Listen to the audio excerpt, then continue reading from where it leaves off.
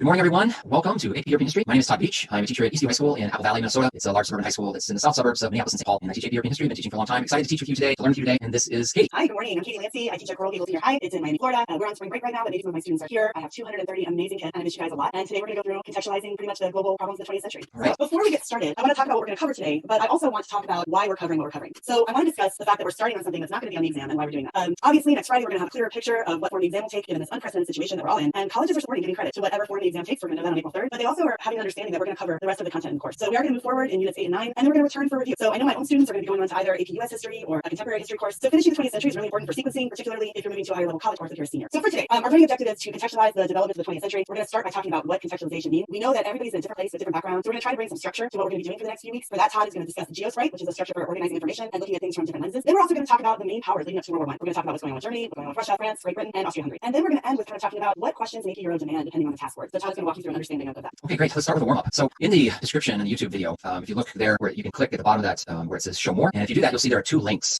to two pieces of text that we're going to be working on today. And so I'm going to give you a minute because I'd like you to open both those links. And the first one that we're going to work on is the source I have listed up there is Barbara Tuchman. It's from her book, The Guns of August. And we're going to do this kind of as a read aloud, and that's why I want the text in front of you. So if you have that in front of you, that'd be great. We originally had it up here on the screen, but then we were told that because of some copyright issues or restrictions, we can't necessarily print that up on our screen. So this is our workaround for now. So if you have the Tuchman text in front of you, that'd be great. And I invite you to follow along as we do this read aloud and as our warm up today. Ever since 1892, when France and Russia had joined in military lines, it was clear that 4 of the 5 signatories of the Belgian Treaty would be automatically engaged, 2 against 2, in the war for which Schlieffen had to plan. Europe was a heap of swords piled as delicately as jackstraws. One could not be pulled out without moving the others. Under the terms of the Austro-German alliance, Germany was obliged to support Austria in any conflict with Russia. Under the terms of the alliance between France and Russia, both parties were obliged to move against Germany if either became involved in a defensive war with Germany. These arrangements made it inevitable that in any war in which she engaged, Germany would have to fight on 2 fronts against both Russia and France. Okay, and so today, the skill that we're going to be developing as we go through this presentation is going to be contextualization. It's going to be really clear. We're going to be super explicit about that. So if you were to have this passage in front of you, here's a thing for you. If you were given this prompt A, explain one factor that led to the historical development described in the passage. Take a moment, think, and if you have something to write with or to write on, this would be a good chance to just jot down how would I respond? What would my first ideas be about one factor that led to the historical development described in the passage from Barbara Tuchman? Give you a moment. And if we're in the classroom with my students, this would be the place where they would say, let's turn and talk, let's share our thinking right here. And so because this is a different format, one of the factors that you may have been talking about or thinking about would have been that system of alliances, the Bismarckian system of alliances could be a factor, and you would describe those. Perhaps your understanding of this history is a little deeper, and you know that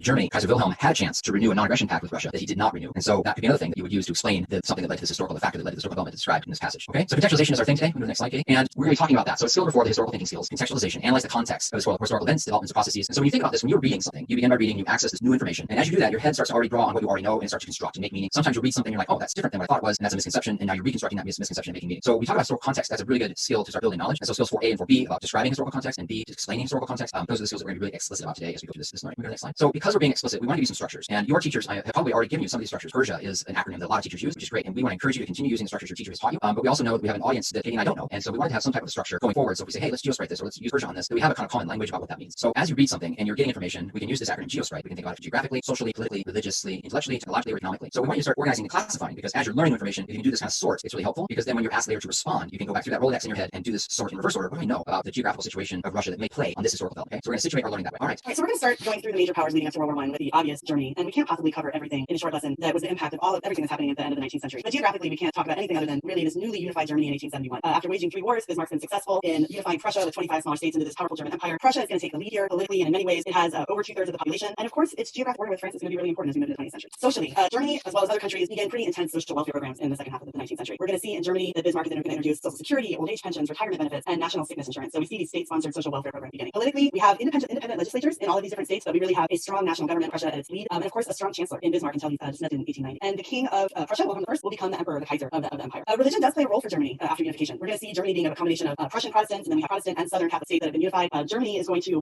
Bismarck is going to attempt sort of an attack on the Catholic Church, his struggle for culture. And while that's going to be ultimately unsuccessful, he will later on go ahead and glue an alliance with the Catholic Party. And then German Jews also play an important role, and they're going to make significant intellectual contributions and also provoke anti-Semitism. And Todd is going to talk a little bit more about that. As far as intellectuals, I just mentioned, we're going to see a really huge emphasis on education. Elementary and secondary schools will be expanded. They'll be open to all classes, and these secondary schools are both higher education as well as technical education, which is going to be really important. We're going to see an overlap of intellectual, technological, economic, different lenses here. We'll also see new ideas in physics and philosophy, the work of people like Planck and Einstein and Nietzsche. We're going to see all of that kind of come to the forefront. And technologically, Germany becomes this incredible industrial powerhouse. We're going to see large infrastructure of railroads. We're going to see telephone networks built, and that's all going to have economic ramifications, as they're going to have massive growth, huge increases in steel and iron production, even surpassing Great Britain, which is a huge deal, and tariffs put in place initially to protect those German manufacturers. So Germany enters into the 20th century very powerfully, and with the dismissal of Bismarck, we'll see it change there. Okay, thanks, Katie. So we're going to look at that other piece of source material. Again, you're kind of joining late in the description for the YouTube video. If you can do click show more, there's going to be 2 links in there. And so please open both those links. We've already read the excerpt from Barbara Tuchman, but we want to begin with some context of Russia. And the source I want to do is this source from Adam Hochschild. And it's from his book To End All Wars, A Story of Loyalty and Rebellion in 1914 to 1918. This particular excerpt is regarding Russian readiness for war. So again, please have that out in front of you, and we'll do a quick read aloud of that. This is a longer excerpt, so for the sake of time, I'm just going to do the first paragraph and the final paragraph, and we'll start now. Unfortunately for the Allies, though Russia's army was the largest on earth, it was also one of the most in-depth. There were, for example, example, a little more than half as many rifles available as soldiers who needed them, a matter to which no one seemed to have given much thought. The army had only one battery of anti-aircraft guns, which were protecting the Tsar's summer palace. Many Russian generals were elderly and overweight. The nerves of one corps commander proved incapable of withstanding the sound of rifle fire. Into the last paragraph, Russia was a peasant country, and roughly one-third of its millions of conscripts were illiterate. Unfamiliar with modern technology and in need of cooking fuel, soldiers sometimes chopped down telegraph poles for firewood. Exasperated commanders then resorted to the radio, but as code books had not been properly distributed, the Germans could simply listen in. In these early days, Russian soldiers tended to fire on any airplane, including their own. Not having seen one before, they assumed such an exotic invention must be German. So, with those pieces of context that Hochschild has provided for us, think, how does this excerpt help you contextualize Russia's readiness for war? And again, if we're in the classroom setting, this would be a good chance to turn talk, share the thinking with that. Okay? All right, next slide. So with Russia, again, very explicit today with contextualization and geosprite. So with Russia, it's the largest country on Earth still today. It spans 11 time zones. So to give you some context of that, the contiguous United States spans 4. Socially, at the turn of the century, Russia's social classes are experiencing changes. They're moving from an agrarian to an industrial economy, although this is a slow move. Serfdom officially was emancipated in 1861. And unlike a lot of Western European countries, women do play significant roles in agricultural life, working side by side with men. Politically, it's the Romanov family in rule. They've ruled Russia for over 300 years. You should also understand that Russia, because it's such a vast empire, is also multi-ethnic. The Duma is a parliament that was kind of comprised after the revolutions in 1905, and it is popularly elected, but they don't have much influence on the Tsar at this time. In fact, that's part of the frustration and the tension that's building up in Russia at this time. Religiously, the vast majority of the subjects follow Christian, Eastern Orthodox, or Russian Orthodox practices. Again, because it's such a multi-ethnic empire, there will be Muslims and Buddhists and Jews to experience anti-Semitism through a series of pogroms beginning in the 1880s. Next slide, please. Intellectually, Russians are not formally educated, but there is a growing middle class that is, and they're becoming a lot more intellectual. Dissidents such as Vladimir Lenin become a lot more vocal about the old regime as Marxist ideas become attractive to workers, not just in Russia, but all over Europe this time. And technologically, they're behind. But in 1892, the minister is appointed to Sergei Vitae, and he uses the West to catch up with the West, is the phrase that he likes to use. He's inviting Western industrialists and capitalists into the country to try and quickly modernize Russia's backward economy.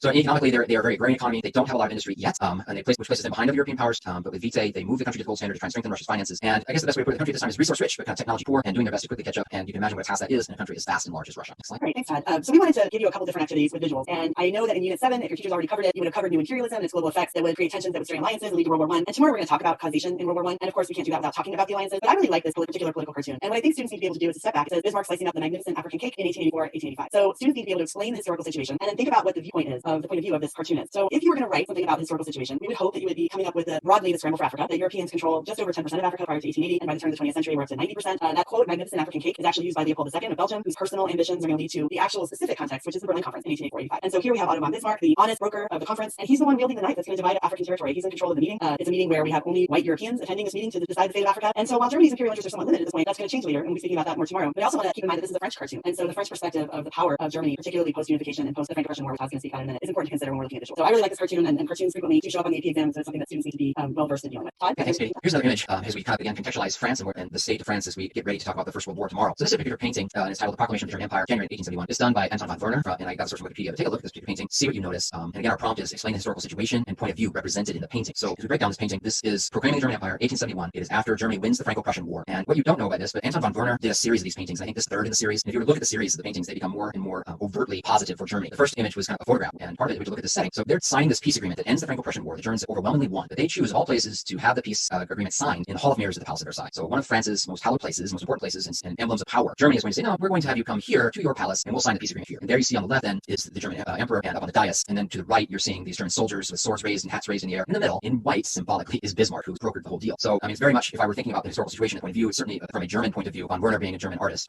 projecting this particular image inside the Treaty of Versailles, or not Treaty of Versailles, but the Palace of Versailles. France. So we do again a geosprite. France geographically, they have what's important to know as we get into World War I tomorrow is that they have a series of fortifications along the border with Germany. There are French colonial holdings in Africa in the late 1800s that result in minor disputes with European powers. We'll talk tomorrow about the Moroccan crisis, a minor dispute which gets bigger. Socially, after 1871, the French government creates free compulsory elementary schooling for boys and girls, leading a more secular Republican education. Politically, after defeat to the Franco-Prussian War, France will now declare its third republic, and they restore kind of republicanism. But socialism is on the rise in France as it is throughout Europe at this time. Religiously, you probably already are very aware that the majority of French citizens are Catholic, although there's an event called the Dreyfus Affair that creates a lot of distrust because Captain Alfred Dreyfus is captain of the French army. He's Jewish, and he is falsely accused of some actions. He's stripped of his rank and sent to prison. And it comes out later, the realist writer Emile Zola and others do these investigations. It comes out later that these were all trumped up charges against him in an effort by the Catholic Church, a very anti-Semitic effort. So this incident creates a lot of distrust between the church and state, and then as a result, Catholic schools lose about a third of their students to state secular schools. So we see this shift going from rather conservative Catholic-held institutions of power to distrust to more secular. Next slide. Intellectually, people in France are very well educated. There are two big movements that are happening place at this point: the literary movement, artistic movement, realist impressionist movements, post-impressionist movements, also known as expressionist movement, taking place during this time. Technologically, France is industrialized at a bit of a slower pace than Great Britain and Germany, but their industry is a bit more mixed. They still have these artisan industries and luxury goods. Also, something really interesting, at least I find really interesting, the French military is going to purchase designs from the Wright brothers for airplanes, as did the Germans, as did the Italians, and we will soon learn, if you don't already know, that airplanes in World War I the first time that is used as a weapon. Economically, France's economy is strong, has a mix of agriculture, industry, luxury goods. There is commercial competition, but not at the same scale that the commercial competition is taking place between Great Britain and Germany at this time. Right. So speaking of Great Britain, the largest empire in the world at this time, with the famous "the sun never sets" on the British Empire, Great Britain has holdings all over the world, strategic territory in South Africa, Egypt, India. So it's the largest empire in the world. Socially, like other countries, there's very deep reform going on. We have bills that have extended the vote to almost all adult males, and by the beginning of the 20th century, we'll have seen Parliament, like you just mentioned in France, we have free compulsory education for all children, as well as welfare reforms such as old age pensions. We also have a very strong women's suffrage movement with Pankhurst and her Women's Social and Political Union organizing to promote the vote for women as well as the vote for men. Politically, there's a picture there of Queen Victoria. She reigns from 1837 to 1901, but Britain is a parliamentary democracy with two competing mass political parties. We have the Conservatives and the Liberals, and we would have covered those in a previous unit and move on. So religiously, predominantly Anglican in Great Britain, although there will be religious problems still between Catholics and Protestants here with the parts of Catholic Ireland that are demanding home rule. This gets particularly intense after the famines in the middle of the 19th century, and they would actually implement home rule just after World War I. Intellectually, I think it's really important to talk about some of the intellectual ideologies that come out of the end of the 19th century, because they're going to have a lot to do with what we're going to talk about tomorrow and the beginnings of World War I. We're going to see Herbert Spencer, the British sociologist who takes Darwin's ideas and applies them to society and the inequities of class and race struggle and in the survival of the fittest and social Darwinism. And we're going to see Rudyard Kipling's poem come out at the end of the century that will be sort of grabbed by nationalists who that idea of a civilizing mission appeals to them as they go forward and do a lot of imperialism during that time period.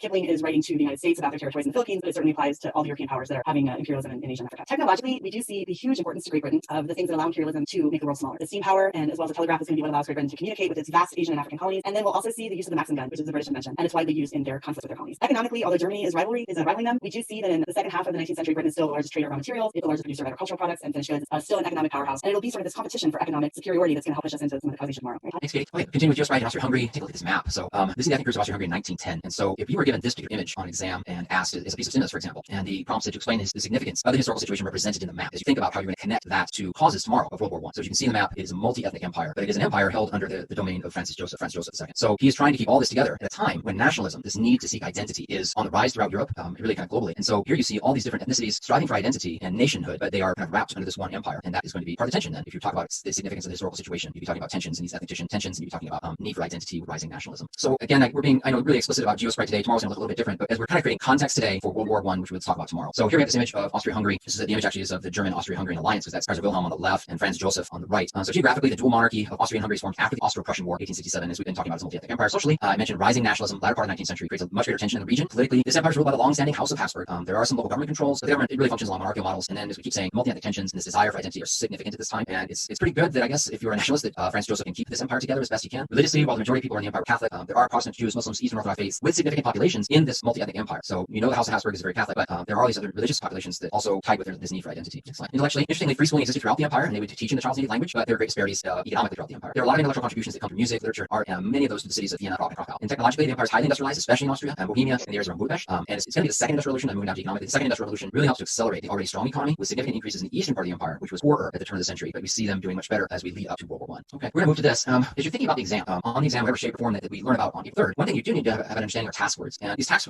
words are structured from accessible or entry level to more complex. So if you understand what the task word is and what the demand of that task is, then your chances of eliciting a response that gets at what they're looking for are much better. So the entry level task word is to identify or describe. In European history, we see the word describe used a lot. So, and this is the most successful task. And if we ask for a student to describe something, we just want you to tell us about it. Give us a narrative response. Describe the events that led to World War I. Just tell us about it. Okay. The next task word then would be to analyze or explain. And then as we've written up here, this is a more challenging task because we want a deeper, more connected response. So you would tell us about something, but then you also need to tell us the how, why, or because. So what were the events that led to World War I? This happened, this happened, this happened, and this is important because. And you should also include an example. So how, why, because, and an example. So describe and to explain is more challenging. The third task word you'll see a lot, and you'll see this primarily with long essay questions or document-based questions. That task word is to evaluate. When we use this task word, it requires the writers to first of all have a preponderance of evidence they can think about. I have to know some history before I can evaluate. So they'll phrase the prompt with the word evaluate, and they'll want you to take a position. So it could be this or this, and you're looking at the evidence, you're thinking about the evidence, but we want you to choose a side, take a position, and then use the evidence that you have to strengthen your position, to substantiate your position. So it also then requires these explanations and examples. So you're going to take a position, you're going to discuss the how, why, and because, and you're also going to include an example. Okay, so really quickly, some key takeaways from today. You can certainly use GeoSprite to create structure. Perhaps you've already spent the whole year with a different acronym. I know Todd mentioned Persia. I think most teachers kind of give some structure for learning material and thinking about material from different lenses. And so we just wanted to start off with a very explicit way that you can do that, both for what we're going to cover moving forward, and then to remind you, we are absolutely going to go back and do reviews of content from the beginning of the course through Unit 7 that's going to be included on the exam. Be able to contextualize the characteristics of these powers, the 5 main countries we mentioned, to talk about causation for tomorrow, which is what we're going to cover as World War I. Develop your historical thinking skills. We're going to give you practice. I feel a little bad that we're going to give quote homework during these lessons, but perhaps your teachers can use it since they're probably giving you work already, and we're all learning online at this point. And then we will go over at the beginning of the lesson whatever question we gave. And I promise, as we find out the structure of the exam a week from Friday, we will be gauging our practice towards whatever information we find out. And also, as Todd just said, whatever questions we have on this test, since we know they're going to be for response, they are going to have task work. So understanding what the question demands is really quite important. So for that, we're going to leave you with a short answer question for today. I'm going to go over it and we'll talk about the answers as we start our lesson tomorrow. As you are looking at the different tasks, I want you to consider what historical information do you need to address each part of the short answer question. The SAQ is sort of the least complicated, but it is a fact-based answer, so you want to make sure that you're including historical information. And then what is the level of the task word? And short answer questions often move from describe in one part to explanation in a later part. So the first thing you're going to do is you're going to describe one factor contributing to tension between European powers at the end of the 20th century, sorry, the early 20th century. And of course, we're looking at tension because we're thinking about that causation for the global problems we're going to have starting World War I. For B, you're going to explain one similarity of the domestic concerns within Russia and the Austro-Hungarian empires in the early 20th century. And then for C, explain one difference in the foreign policies of Germany and Great Britain in the same time period, the early 20th century. So start to look back at what you may have already covered and think about how you would answer that. And Todd and I will go over the answers that we could hopefully expect for you to have tomorrow. Okay, everybody.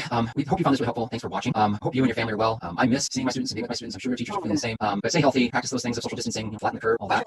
Yes, wash your hands. Sorry so much. You have no idea. Yeah. I also want to just, Katie and I want to thank College Board. There have been a lot of people since these new restrictions came in place who have worked really, really hard to set all this up, and they're doing the very best they can under these very hard circumstances. And we are going to review. That's coming. Yes, very soon. Yeah. We will be reviewing as well. But thank you, College Board, for helping get this set up. We appreciate it very much. And we look forward to seeing you guys tomorrow. This is AP European History. Today we're going to be talking about World War I. And my name is Todd Beach. I teach at Eastview High School in Apple Valley, Minnesota. It's a suburb of Minneapolis, St. Paul. I miss my students. We're on spring break right now, but I hope they're watching. Hope they're doing well. Hope everyone's healthy. And this is Kate. Hi, good morning. We are also on spring break, but maybe some of my students are watching also. If so, I miss you. I'm a teacher at Coral Gables Senior High in Miami, Florida. And the first thing I want to start off with saying is kind of talk again about why we're covering some of the material that we're covering this morning. We know it's not going to be tested on the exam. We know we're all waiting to see what that exam is going to look like a week from Friday, but colleges are going to accept this different version of the exam, and in exchange for that, they're expecting certain content to be covered. So we are going to spend some time covering that, and then we're going to get quickly to review because we know a lot of you are really concerned about that. So stay tuned. That's coming soon. We're going to plan through next week to move through units 8 and 9 and then come back to unit 27 and get several weeks of reviewing before 10. All right, so we get started with our lesson overview today. I hope you're all doing well. And our learning objective today is we're doing World War I. So explain the causes and effects of World War I. And our discussion is going to today include these long and short-term factors that lead to war. There's also going to be an examination of the effects of mobilization, military stalemate, and the total war on the global populace. There'll be a couple of moments today when we're really going to look at development of these historical thinking skills. Skill number 2 was sourcing and situation, and skill number 5 about making connections. But the overriding reasoning that we're working on today is causation. Okay, so yesterday we left you with a short answer question, and we're going to go over the different parts of that and some answers that would have gotten credit for these 3 different parts. And then we also want to let you know that moving forward, we are going to ask for you to send in your answers, and then we'll feature answers at the beginning. That's sort of the model we're going to take. At the end of every lesson, we're going to give you a piece of the exam. Of course, after April 3rd, we'll be practicing whatever skills we know we're going to be on test. But for now, we're looking at some responses that would have earned credit. So let's first look at part A. If you could move forward real quick. Thank you. So the first part said describe one factor contributing to tension between European powers in the early 20th century. And there's a couple of different responses we have here that would have received credit. The first one factor contributing to tension between European powers would be the rise of military. They're going to go on to describe what that is. European powers would expand the size of their military as well as increase the manufacturing of war materials and weapons. So they did in fact describe one of the factors. And all of this is leading to causation for the First World War. The second example is one factor contributing to tension between European powers in the early 20th century was nationalistic rivalry. The naval race between Britain and France heated up, leading Britain to seek better relations with France. Again, not particularly complicated, just description, and both of these responses would be credit. One thing too, can I jump in here, Katie, that I really like with these responses and that we talk about with my students is we want to use the stem of this prompt, one factor contributing to tension, to respond to the prompt. So use the stem, and that really directs the student, really directs your thinking. This is what I need to answer. Okay. And so both of these responses and all of the sample responses we have today do a really good job with that. And I actually think that that's a really good practice with all of the prompts that students will see on the written portion of the exam. Yeah, I agree. Using the language in the question to answer, not to simply restate the question, but to actually answer it, keeps the student focused on what they're actually trying to do. Yeah, so the second part said explain one similarity of the domestic concerns within Russian and the Austro-Hungarian empires in the early 20th century. And you did see that we moved from description to explanation, so we're seeing a little bit more specific examples here.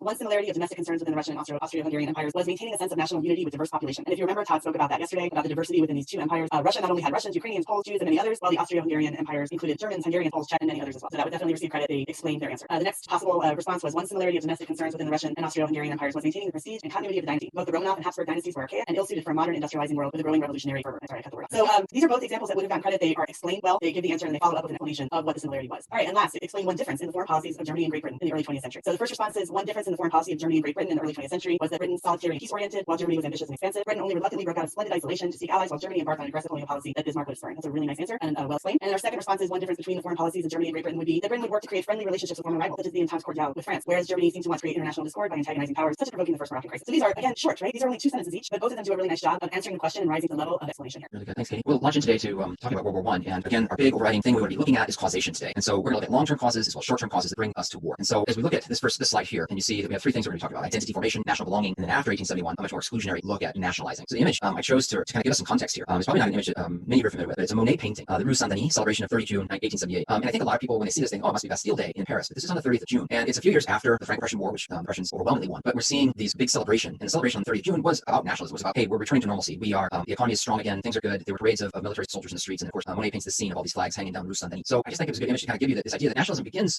with this idea that, hey, we're about commonality and this is a good thing. But if you take it to its extreme, it can lead to war. So identity formation, the unifying characteristics of nationalism. We have similar customs. We speak a similar language. Our traditions are similar. We may have similar religions. The idea of national belonging. At this time, we're seeing an extension of voting rights to working men, not to women. We're seeing an extension of social welfare programs to working people and universal military conscription.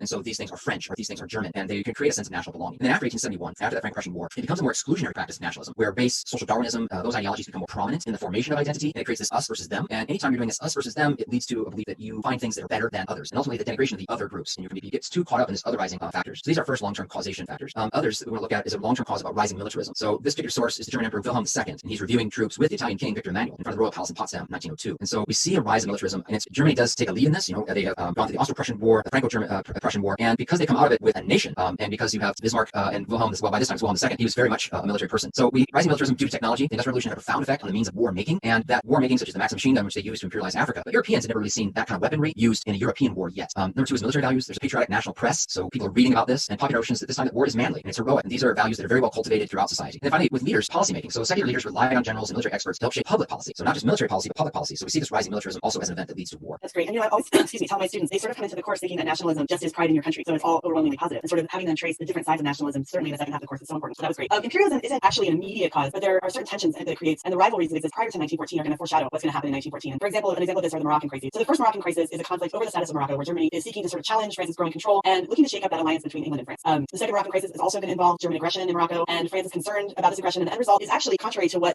we're trying to accomplish in Germany's case, and that is they're seeking to drive a wedge between France and England, when in fact they actually bring England and France closer together. So we're going to see sort of imperialistic rivalries as foreshadowing what's going to happen in 1914. Okay. So alliances. So let's look briefly. It's kind of funny we can't do all of World War I in 30 minutes, but we won't cover everything. But some of the major alliances that are in place before the outbreak of World War I are, the first one is this Three Emperors League. So in 1873, Bismarck is so savvy in his foreign policy, working to prevent war and to maintain a balance of power aimed at keeping France isolated. So this first Three Emperors League is Germany, Austria-Hungary, and Russia. And they will pledge to come to, they will pledge to come to one another's aid in time of war, and then Russia withdraws from this, which leaves us moving forward with this dual alliance. The dual alliance is Germany and Austria-Hungary, and this alliance is actually going to promise to come to one another's aid if Russia attacks them or if Russia assists a nation that one of the others is at war with. And so finally, in 1882, we're going to see the cartoon that you see there on the right is a cartoon of the Triple Alliance, and we have Germany, Austria-Hungary, and then Italy is portrayed as our short individual in the middle, because Italy is sort of the weakest of these three nations. Italy only agrees to sign after there's a clause added that voids the alliance if one of the other three of them is the aggressor, and then they'll also sign a deal with France, promising support if Germany attacks them. There's another cartoon I should have included here that I love that has the Triple Alliance with Italy standing with its declaration of war hidden behind its back. We'll see moving forward. It's a really interesting image. I really like this image too. We'll get to it in a minute, but we're going to kind of go through and talk about the other side of the war, and that is starting with the dismissal of Bismarck. So I know I just mentioned him, but Bismarck was so savvy, and many of the alliances that are accomplished when he's dismissed in 1890 are going to be undone. The alliance between Germany and Russia, Bismarck's reinsurance treaty, was allowed to lapse, and this is a huge deal because then that's going to allow for an alliance between Russia and France. So, and then because Britain fears German naval strength, they're going to sign the Entente Cordiale, which is sort of a warm understanding between these two nations and the beginning of a nice alliance there. And it will resolve colonial disputes, but it's also going to pave the way for diplomacy that's moving forward in World War I. This was followed by a loose agreement between England and Russia, and then the three we'll see as the Triple Entente. And if you look to the right, this is the image of the three of them. We have Russia in the middle holding the Orthodox cross, and on the right we have England, and you can see that England's holding the anchor, symbolizing British naval strength, and then we have the personification of France on the left, Marianne, and they're the three of them together. So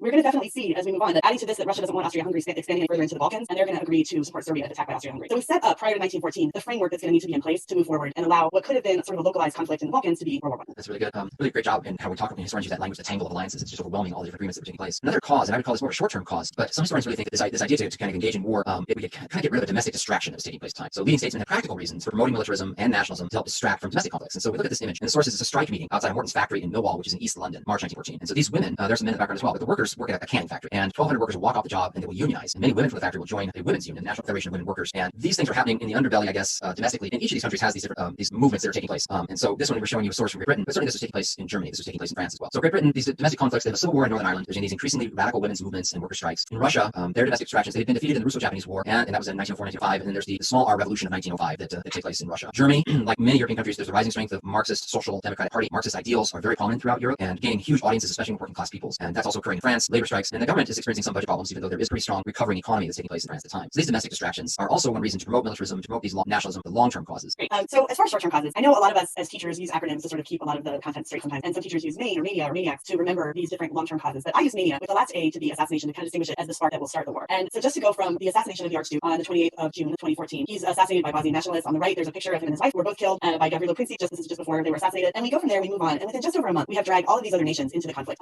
Just after this happens on July 5th, Germany extends their blank check. I laugh sometimes that my students don't know what that means because I guess we're just so moving away from writing checks. But the idea of a blank check just being an open assurance of whatever Austria may need during this time. And from there, we quickly move from that to Austria issuing an ultimatum to Serbia, an ultimatum being you have to adhere to our demands or else, and not getting an answer that they want. They quickly declare war by July 28th. And this really now starts to drag those alliances in to make this a conflict that could have been localized into a worldwide conflict. So Russia will begin mobilization. Germany will give an ultimatum also to Russia to stop that. When they don't, they will declare war on Russia. And now we have definitely triggered these other alliances that come in place. Germany declares war on France by August 3rd. The German troops invade Belgium, which then brings in Great Britain by August 4th. And so within just a few weeks, we have taken this localized conflict and we have turned the assassination of this one Austrian person that frankly not everybody really even liked into a conflict that is going to be worldwide and include all of the major powers at this moment. Okay, we'll have some guided practice and some skill development. And our skill that we're working on right now is sourcing a situation, and I'm kind of describing this as the mood of 1914 because of the rising nationalism, because of rising militarism. When the call goes to go to war, there is this mood in every country that it's going to be fast, we're going to overwhelmingly win. And so if you were to examine a lot of newspaper articles and a lot of just the press at the time, it's a very pro-war environment. So I selected a source that is different. So this source is from British philosopher Bertrand Russell, and this is an excerpt that he published in The Nation, which is a British political periodical in August of 1914. Should also mention that Russell was later dismissed from his post at Cambridge University and sent to prison for his views about the war.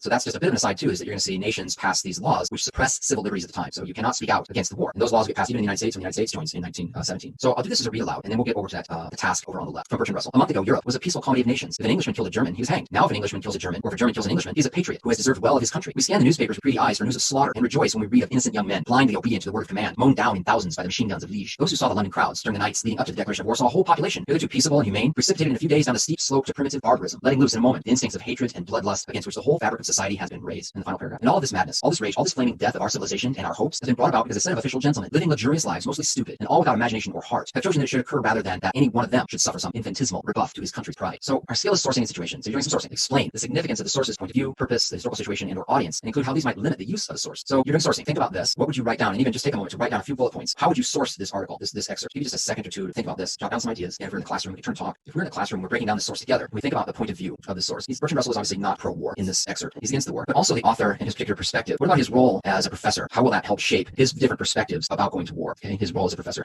We can think too about the audience of this. So he's publishing it in a British political periodical. This is not published in the newspapers that are sold on the streets. It's a very different audience, a more intellectual audience. audience that he's telling this to, and knowing that if he does speak out against the war, that he could go to prison, which he ultimately does. So the historical situation of suppressing civil liberties, the fact that they're going to war, all those things are part of the sourcing of this particular document. And his purpose, he's speaking, because it's to a political periodical, he's speaking to peers, right? He's only speaking to a really smaller audience that are going to be like-minded, because he's putting it in a periodical. So this is an intellectual audience, and his purpose is to maybe get his own views out there, to maybe take a stand against the war, to have history recorded as that. But as we look at that second part of the explain, how these might limit the use of the source. So we can speculate, did Bertrand Russell decide not to write something like this in a daily newspaper for fear of getting arrested because of the suppression of civil liberties that was also taking place this time? It's a really interesting source to talk about, especially at a time when he's choosing a position that is definitely in the minority as the move in 1914 was shaping. Awesome. I'm going to use that with my conversation. Okay. So it's almost impossible to talk about the Western Front in a couple of minutes and in one slide. So instead, we're going to focus, if we think about what we did yesterday with Geosprite, we're going to talk really about sort of technology here, because there's new technology that comes out. The Schlieffen Plan, which was the German plan to offensively go through Belgium and quickly defeat France, was a failure. So Germany is now facing a war on two fronts, and the Western Front is a 400-mile stretch of land. It's weaving through Belgium and France. It stretches from pretty much the border of Switzerland all the way up to the North Sea. You can't talk about the Western Front without talking about trench warfare. And trench warfare is characterized by just horrific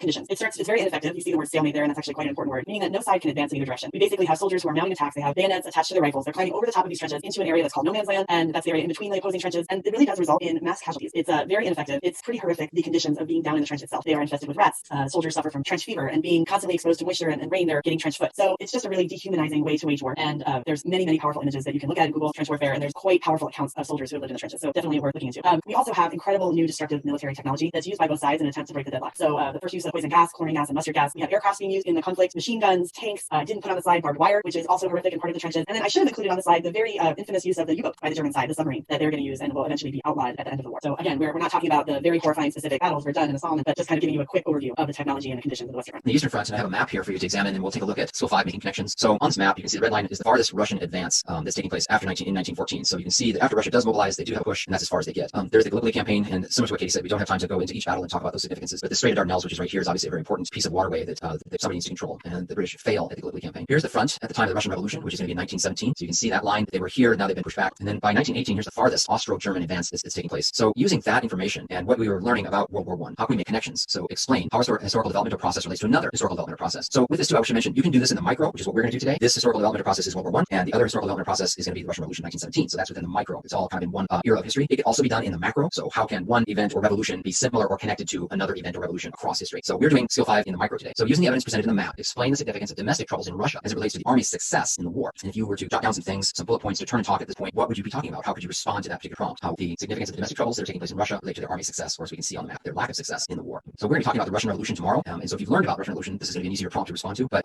for today, we certainly talk about how, you remember the context from yesterday where half the army didn't have rifles, and we see the German army pushing them back, and you can certainly formulate a response that's in the micro that connects how their domestic troubles, revolutionary aspects that are taking place back home are weighing on their lack of success on the front. And then also on the Eastern Front, just a quick breakdown of what happened. So on the Eastern Front, the Germans turned back the initial Russian attacks, and at Russian attacks, they're going to win victories at Tannenberg and Masurian Lakes in August and September of 1914. So Russia has success early and then doesn't have any anymore. By 1915, staggering 2.5 million Russian soldiers had been killed, wounded, or captured. German army occupied huge swaths of the Russian Empire, yet Russia continues to fight on. So I'm going to stop there and just take a look at that image on the left. It's a really interesting piece of propaganda. It's a pro-Russian piece of propaganda. You see the white Russian bear over on the right, the bear representing the country of Russia. You see the symbol of Russia here as well. Interesting that the bear is portrayed as white, being purity and innocence and goodness. And then we see Franz Joseph climbing the tree, Kaiser Wilhelm climbing the tree, afraid of the bear. So definitely a piece of propaganda that's Russian at the time to promote this idea that we're doing good things. Looking at C, about a third of the civilian population was killed or became refugees under this brutal occupation characterized by a very anti-Slavic prejudice. The war widens. The entry of the Ottoman Turks on the side of the Central Powers brings the war to the Middle East. And then there were other atrocities as well as the Armenian genocide, an example of modern ethnic cleansing carried out by the Ottoman government, where over 1 million Armenians died from murder, starvation, and disease. And so we're going to talk about this construct of total war, but there's no one that is not touched by what's going on in some way, shape, or form. Yeah, we've had total war at the top of the screen, but it is a war that involves a country's citizens and resources, everyone. So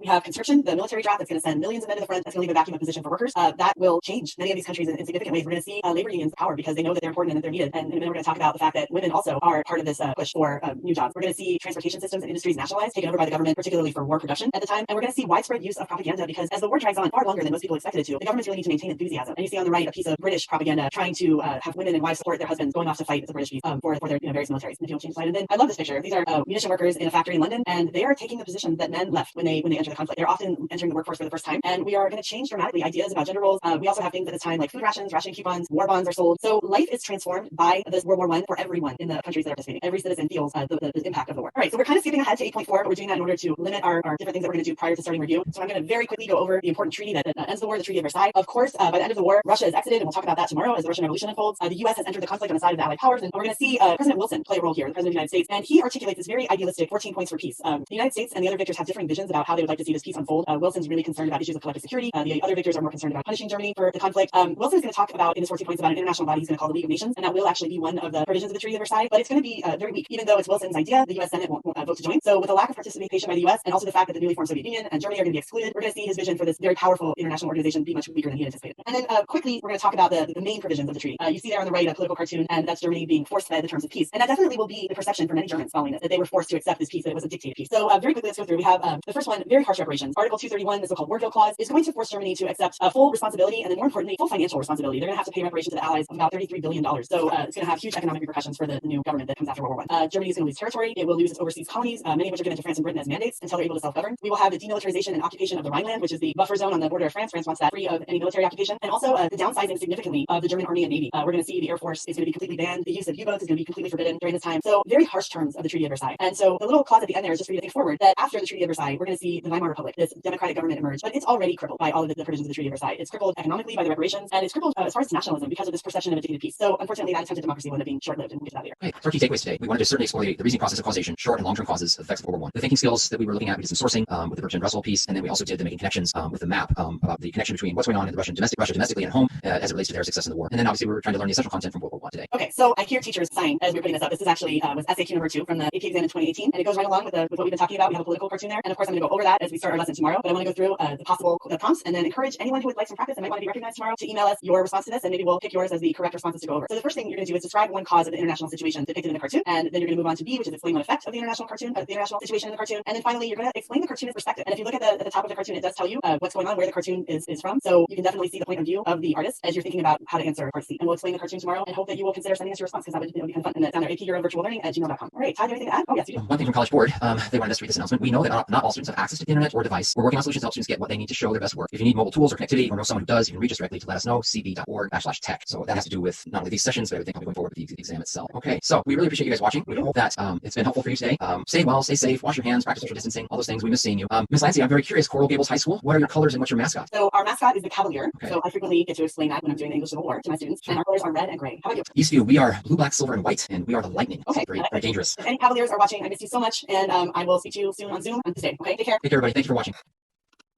Everyone, good morning. Hope you're well. Hope you're healthy. Thanks for joining us today. We're going to talk about 8.3, which is the Russian Revolution and its effects. My name is Todd Beach. I'm a teacher. I teach AP European History at Eastview High School in Apple Valley, Minnesota. That is a suburb of Minneapolis and St. Paul. And this is Katie. Hi, good morning. I'm Katie Lacy. I teach AP Euro at Coral Gables Senior High School in Miami, Florida. Welcome. Still spring break for me. Last day of spring break, so I think I'll have a lot more of my students here next week. And it's a weekend, if there's such a thing anymore, really. Exactly. So today you're going to get to lesson overview, but before we do that, I want to again address why we are continuing through units 8 and 9. This is content that is not going to be covered on the exam. I know it's only going to be units 1 through 7, but we are waiting to see what the exam is going to look like. And when we find that out next Friday, and we'll be talking about that, we will be moving quickly after that to review. We're going to get through the rest of the course so that we have some fidelity to the content and what colleges are expecting you to know when you move on to the sequence course. All right, Todd. Okay, our learning objectives today, we're going to talk about the causes and the effects of the Russian Revolution. So this lesson is going to include a discussion of the events that facilitated change of government in Russia. When we talk about revolution with a capital R, we are talking about large change in government. So we'll unpack that today. There are going to be a couple points where we're going to pause and make sure that we're developing these historical thinking skills. The two that we're going to be working on today are skill 2, sourcing and situation, and skill 3, claims and evidence and sources. And so when we do get to those two skill development areas, if you have pencil paper out, that'd be a great place for you to jot down some ideas and some thinking for that skill development. And then the overriding reasoning skill that we're working on today or development is causation, cause effects of Russian Revolution. Okay, so for our warm-up, we left you last time, just yesterday, with this practice. So this was from the 2018 exam. And so it is from the cartoon is December 1921, a cartoon from a British magazine showing British Prime Minister Lloyd George and French Prime Minister Aristide Briand and a figure representing Germany kneeling in the water. And there's a caption on the cartoon, a transparent dodge. Germany saying, help, help, I drown, throw me the lifebelt. And then Lloyd George and Briand saying, try standing up on your feet. Aristide Briand and Lloyd George taunt the drowning Germany is what we have captioned under the cartoon. So your task was, the A task is to describe one cause of the international situation depicted in the cartoon. The B task is to explain one effect of the international situation depicted in the cartoon. And the C task is to explain the cartoonist's perspective on the international situation depicted in the cartoon. And we gave you this email address to turn in your responses, and we received well over 100 responses from students. That was really cool to see your thinking. And so we selected a few of those, and I'm going to go through those now. For the A task, again, it's to describe one cause of the international situation. So describe a cause. This was a response from Yashan. One cause of the international situation depicted in the cartoon is. I'm going to stop there because, again, what we want you to do is use the stem of the prompt to begin your response to the prompt. So Yashan does that. One cause of the international situation depicted in the cartoon is the reparations that Germany had to pay to the Allied countries in response to the damages and losses that they suffered from World War I. No actual fighting took place on German soil, but other countries suffered extensive damage, like bombing of their cities. As a result of the Treaty of Versailles, Germany was ordered to pay reparations to the countries, specifically Britain and France, as depicted in the cartoon. So we have a description of a cause that's led to that international situation. It's really well done, Yashan. This response is from Catherine, and here it begins. One cause of the international situation depicted in the cartoon is. So again, really like that you've used the stem of the prompt to respond to the prompt. So one cause of the international situation depicted in the cartoon is the contents of the Treaty of Versailles. This treaty ended World War I and was signed on by many European powers. In this treaty, there was a section titled the War Guilt Clause that dealt with providing reparations for the war. In this clause, Germany was blamed for the war and was demanded to pay a large amount of reparations that was impossible for any country to pay, let alone a country that had just been defeated in war. These reparations are the cause of this cartoon, as the Germans are seen drowning in debt with their only lifesaver being loans from Britain or France, or watching them drown and unwilling to help. So that response, Catherine, that's a really nice response to prompt A. The next one is prompt B. The task is an explain task. Explain an effect of the international situation depicted in the cartoon. So here's our first one that does would earn the point. So one effect of the international situation depicted in the cartoon was, again, I'm going to keep saying this, but great job of using the stem of the prompt to respond to the prompt. Depicted in the cartoon was that France and England enforced strict punishments on Germany with the Treaty of Versailles, the peace agreement of World War I. Not only did it enforce harsh reparations, $5 billion, but it also limited its chances of regaining strength as a militaristic force, with its army and navy sizes decreased, as well as their power as a nation being reduced with the loss of some of their outside territories. That's responses from Iantu. So has Iantu given us an effect, and has it been explained? That is the how, why, because, and yes, Iantu has done a really good job. This response is from Eliza, handwritten response. A lot of you did handwritten responses, which is cool. One effect of the international situation depicted in the cartoon is, and she's using the stem of the prompt to respond to the prompt, political instability and the rise of the Nazi Party. Because the Weimar Republic was weakened by the treaty and associated with the loss of World War I, political chaos allowed for the Nazi Party to gain support from German citizens who crave financial and political stability. The rise of the Nazis, specifically the rise of Adolf Hitler, the Weimar Republic finally collapsed. Really great response. You can see the explanation of the effect because we got the word cause in there. Really prompted Eliza to really explain it really thoroughly. So great job. That one's going to earn the point. And then the C prompt, explain the cartoonist's perspective on the international situation depicted in the cartoon. And we had a couple of really good ones here. Before I get to the responses, we did read every response, even though there were well over 100. And where I saw errors, if there were errors, it was primarily on the C prompt, because what a lot of you were doing is you were telling me more about what was happening in the international situation, but this prompt is asking for the cartoonist's perspective. So make sure that we're reading the prompt carefully. What is the task that we're being asked to do? So here is from Ashwatha. The cartoonist's perspective on the international situation is one that believes that Britain succeeded in the war effort and significantly weakened Germany. As this was a cartoon in the British magazine, the cartoonist might show Germany's powerlessness as a way to generate nationalism within Britain by showing that Britain's war efforts were crucial. The cartoonist obviously believes that Germany should be held responsible for the war. That is such a nice response because we really focus on the cartoonist's perspective in the international situation. So well done, Ashwatha. And then one more. This one is from Patrick. The cartoon depicts a figure representing Germany who is appearing to drown in water, but is actually only kneeling in a shallow pond. Because this cartoon was drawn for a British newspaper by a British cartoonist, the artist is trying to portray Germany as liars who are faking financial troubles in order to receive help paying off their war debt. Furthermore, the transparent water and the skeptical expressions of our side Brand and Lloyd George ridicule Germany by suggesting that their attempt to fake financial troubles is a very obvious one. The artist chose to portray Germany in this way because nationalistic feelings and destruction during World War I caused the Allies to distrust Germany. So again, really nice response, Patrick. We have the cartoonist perspective explained really well. So I really enjoyed reading through your responses. We were excited that so many of you responded. Really excited that I saw so many. You're obviously taking notes and you're handwriting out your responses and taking pictures. And we're going to leave you with another homework task again at the end today. But please trust that we read everything and really appreciate that you guys are working really hard at this. Okay. All right, yeah, I was really so impressed with all the responses and just the intrinsic motivation you guys have to practice these skills. And I do promise again that when we have more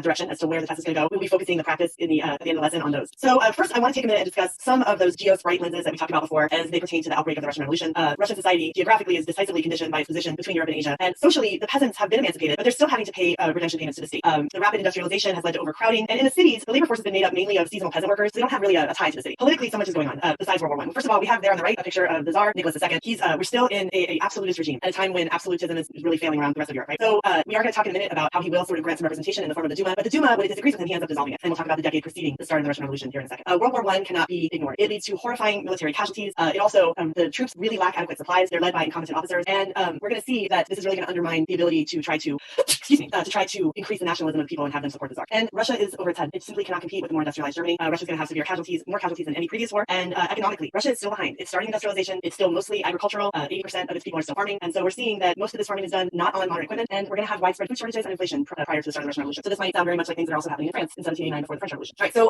contextually, the decade prior is just filled with controversy. The loss of Russia in the Russo-Japanese War really stirs up a lot of discontent about the government, and we have the very infamous Bloody Sunday moment. And Bloody Sunday is going to be when riots break out and the Tsar fires on the crowd or orders the crowd to be fired on, and that will cause strikes and uprisings to flee throughout the country. And it's in response to that that Nicholas II agrees to create the Duma. He said he promises reform. He's going to have this popularly elected government. And yet what we're going to see in the next decade or so is that he's not going to change their oppressive ways. There's a speech, and please forgive me if I sort of butcher the quote, but the year after Bloody Sunday, after he's agreed to create the Duma, there's a quote to the Duma where he basically affirms that it's going to be an autocracy like his deceased father, and he kind of militantly says that this is not going to be a representational government. And that's really going to allow these radical groups that are wanting change to gain strength. Okay, great. Thank you, Katie. We're going to pause here now. If you have something to write with and write on, this is a chance to do some of this sourcing. So skill number 2 is sourcing the situation, and I'm sure that your teachers work with you on sourcing the HAP, or sometimes CAP, sometimes teachers call it. That is, we're looking at the historical situation, the audience, the purpose, point of view. So this is an excerpt of minutes from the Tsar's Council of Ministers. It was taken on August 24th, 1915. So let's think about that a second. 1914 in August is when Russia mobilized for war. So it's been almost a year that they have been mobilized and have been at war. And these are minutes of the Tsar's Council of Ministers. I'm going to do my best with these Russian names. I have a Russian speaker in one of my classes, and she cringes sometimes at my Russian pronunciation, but I'll do my best. And so it's a dialogue of these minutes that's going on. Shurbatov, the Council of Ministers, knows that there were disturbances in Moscow, which ended in bloodshed. There were even more serious disorders at Ivanovo-Voznesensk, when it was necessary to fire on the crowd, with the result that 16 were killed and 30 wounded. There was a critical moment when it was uncertain what the garrison would do. Shakovskoy. I have information that the workmen are quite agitated. Any kind of spark may start a fire. Gormikin. I should like to ask the Minister of the Interior what measures he is taking to put an end to the lawlessness going on everywhere. His principal function is to protect the state from disorder and danger. And this is Shurbatov. So I'm going to pause for a second here. This is kind of a complex text because of how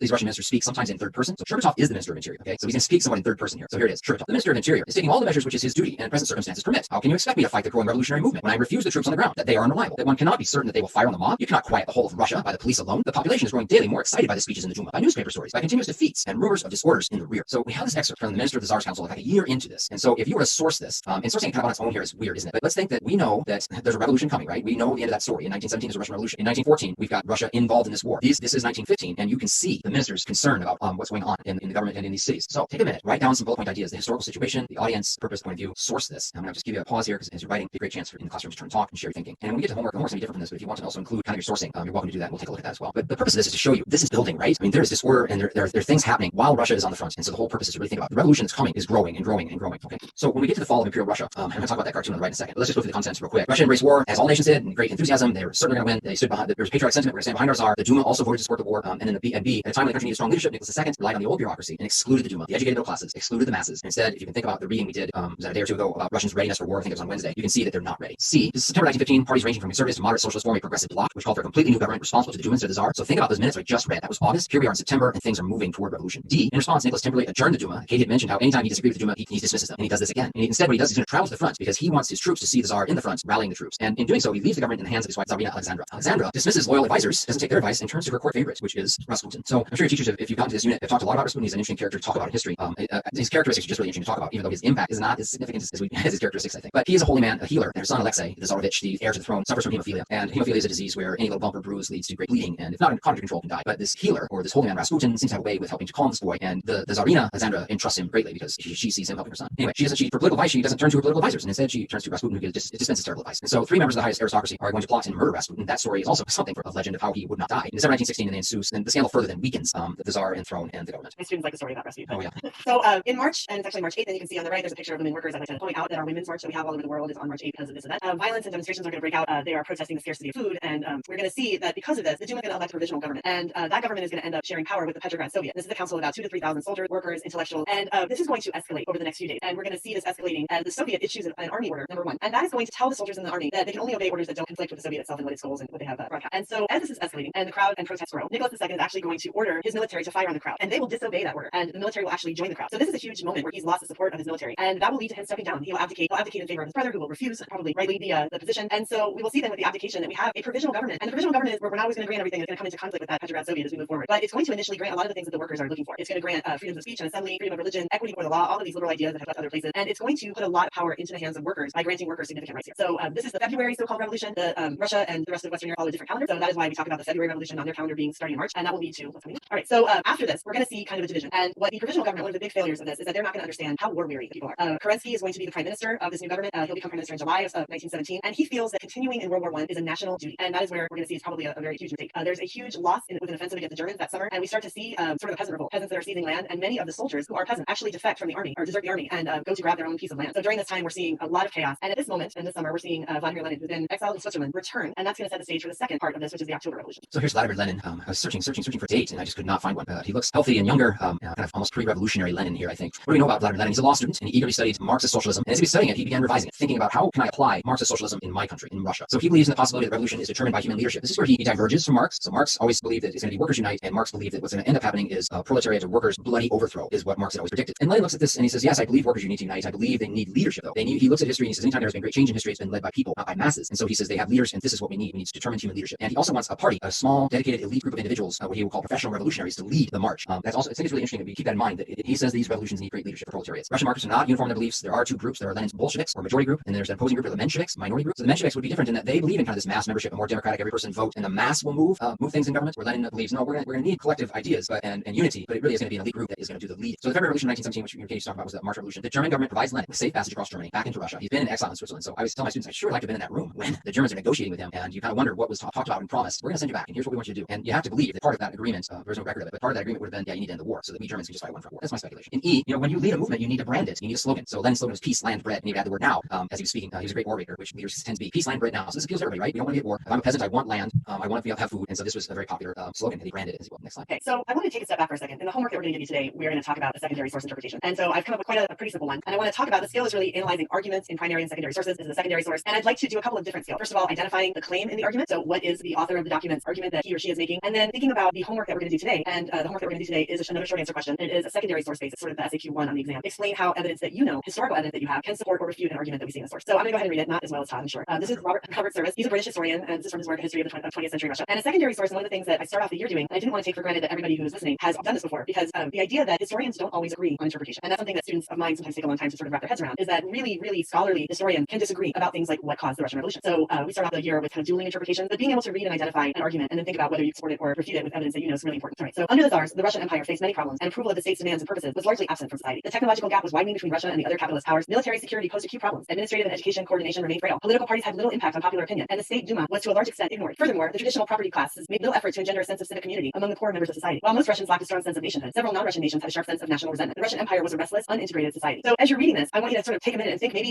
even go back to that framework of geosprite and look at the different causations that are in here by Robert Service about why the Russian Empire at the start of the revolution is in disarray. We have technology mentioned, we have political things mentioned, we have social things mentioned. And then I'd like you to think about what information you have that you could use to either support something that Service says or to go against it. And that's what we're going to talk about when we talk about the homework, is understanding what the argument is in a secondary source and then being able to add your own information to either a support or a refute side of the argument. So I think this is a pretty straightforward one. If you'd like to try that with your homework, we'll absolutely take a look at it. If you want to throw in something that supports something that Service says or throw in something that refutes, we'd be happy to look at that too. Okay, thanks, Katie. I already talked about Leon Trotsky. So Trotsky is often referred to as kind of Lenin's right-hand man, and he's also deeply involved in the revolution. So we're continuing on our revolutionary path here. Popular support for the Bolsheviks continued to increase throughout the summer into October, and they gained a fragile majority in the Petrograd Soviet. So you probably have seen that word Petrograd show up in your text, and you're like, what is this? What is that? So when World War I began, St. Petersburg was renamed Petrograd because St. Petersburg sounded too German. Berg is a German suffix of city. So what they did is they renamed the city, and Peter City is what it is, Petrograd. So when you see that, that's what that is. B, claiming danger from Germany in the counter-revolutionary plots, Trotsky convinced the Petrograd Soviets to form a special military revolutionary committee and make him the leader. So he's now the leader of the strongest group that's burgeoning up as far as revolutionary group. And again, please know that they're still fighting the war, right? So you have a group at the front and all these things going on back at home in the city. November 6, 1917, militants from Trotsky's committee joined the Bolshevik soldiers to seize government buildings and arrest members of the provisional government. So that was the government that Katie talked about, led by Kerensky. Kerensky, by the way, when this is all over, will exile to the United States, and he lives the rest of his life, just as an FYI. The Bolsheviks declared that all power had passed to the Soviets. The Soviets are these local governing councils, and they were named Lenin the head of the new government. So we moved from provisional government to now Bolshevik Soviet government, and so revolution is continuing, right? Change of government. D, Lenin and Trotsky succeed in bringing the Bolsheviks to power because they recognized that power was there for the taking, and they used it to determine leadership to appeal to ordinary Russians who are exhausted by war, who are weary of the Tsar's autocracy, and who just want change, something radical. Next slide. Okay, so Kerensky over to the United States and Trotsky over to Mexico.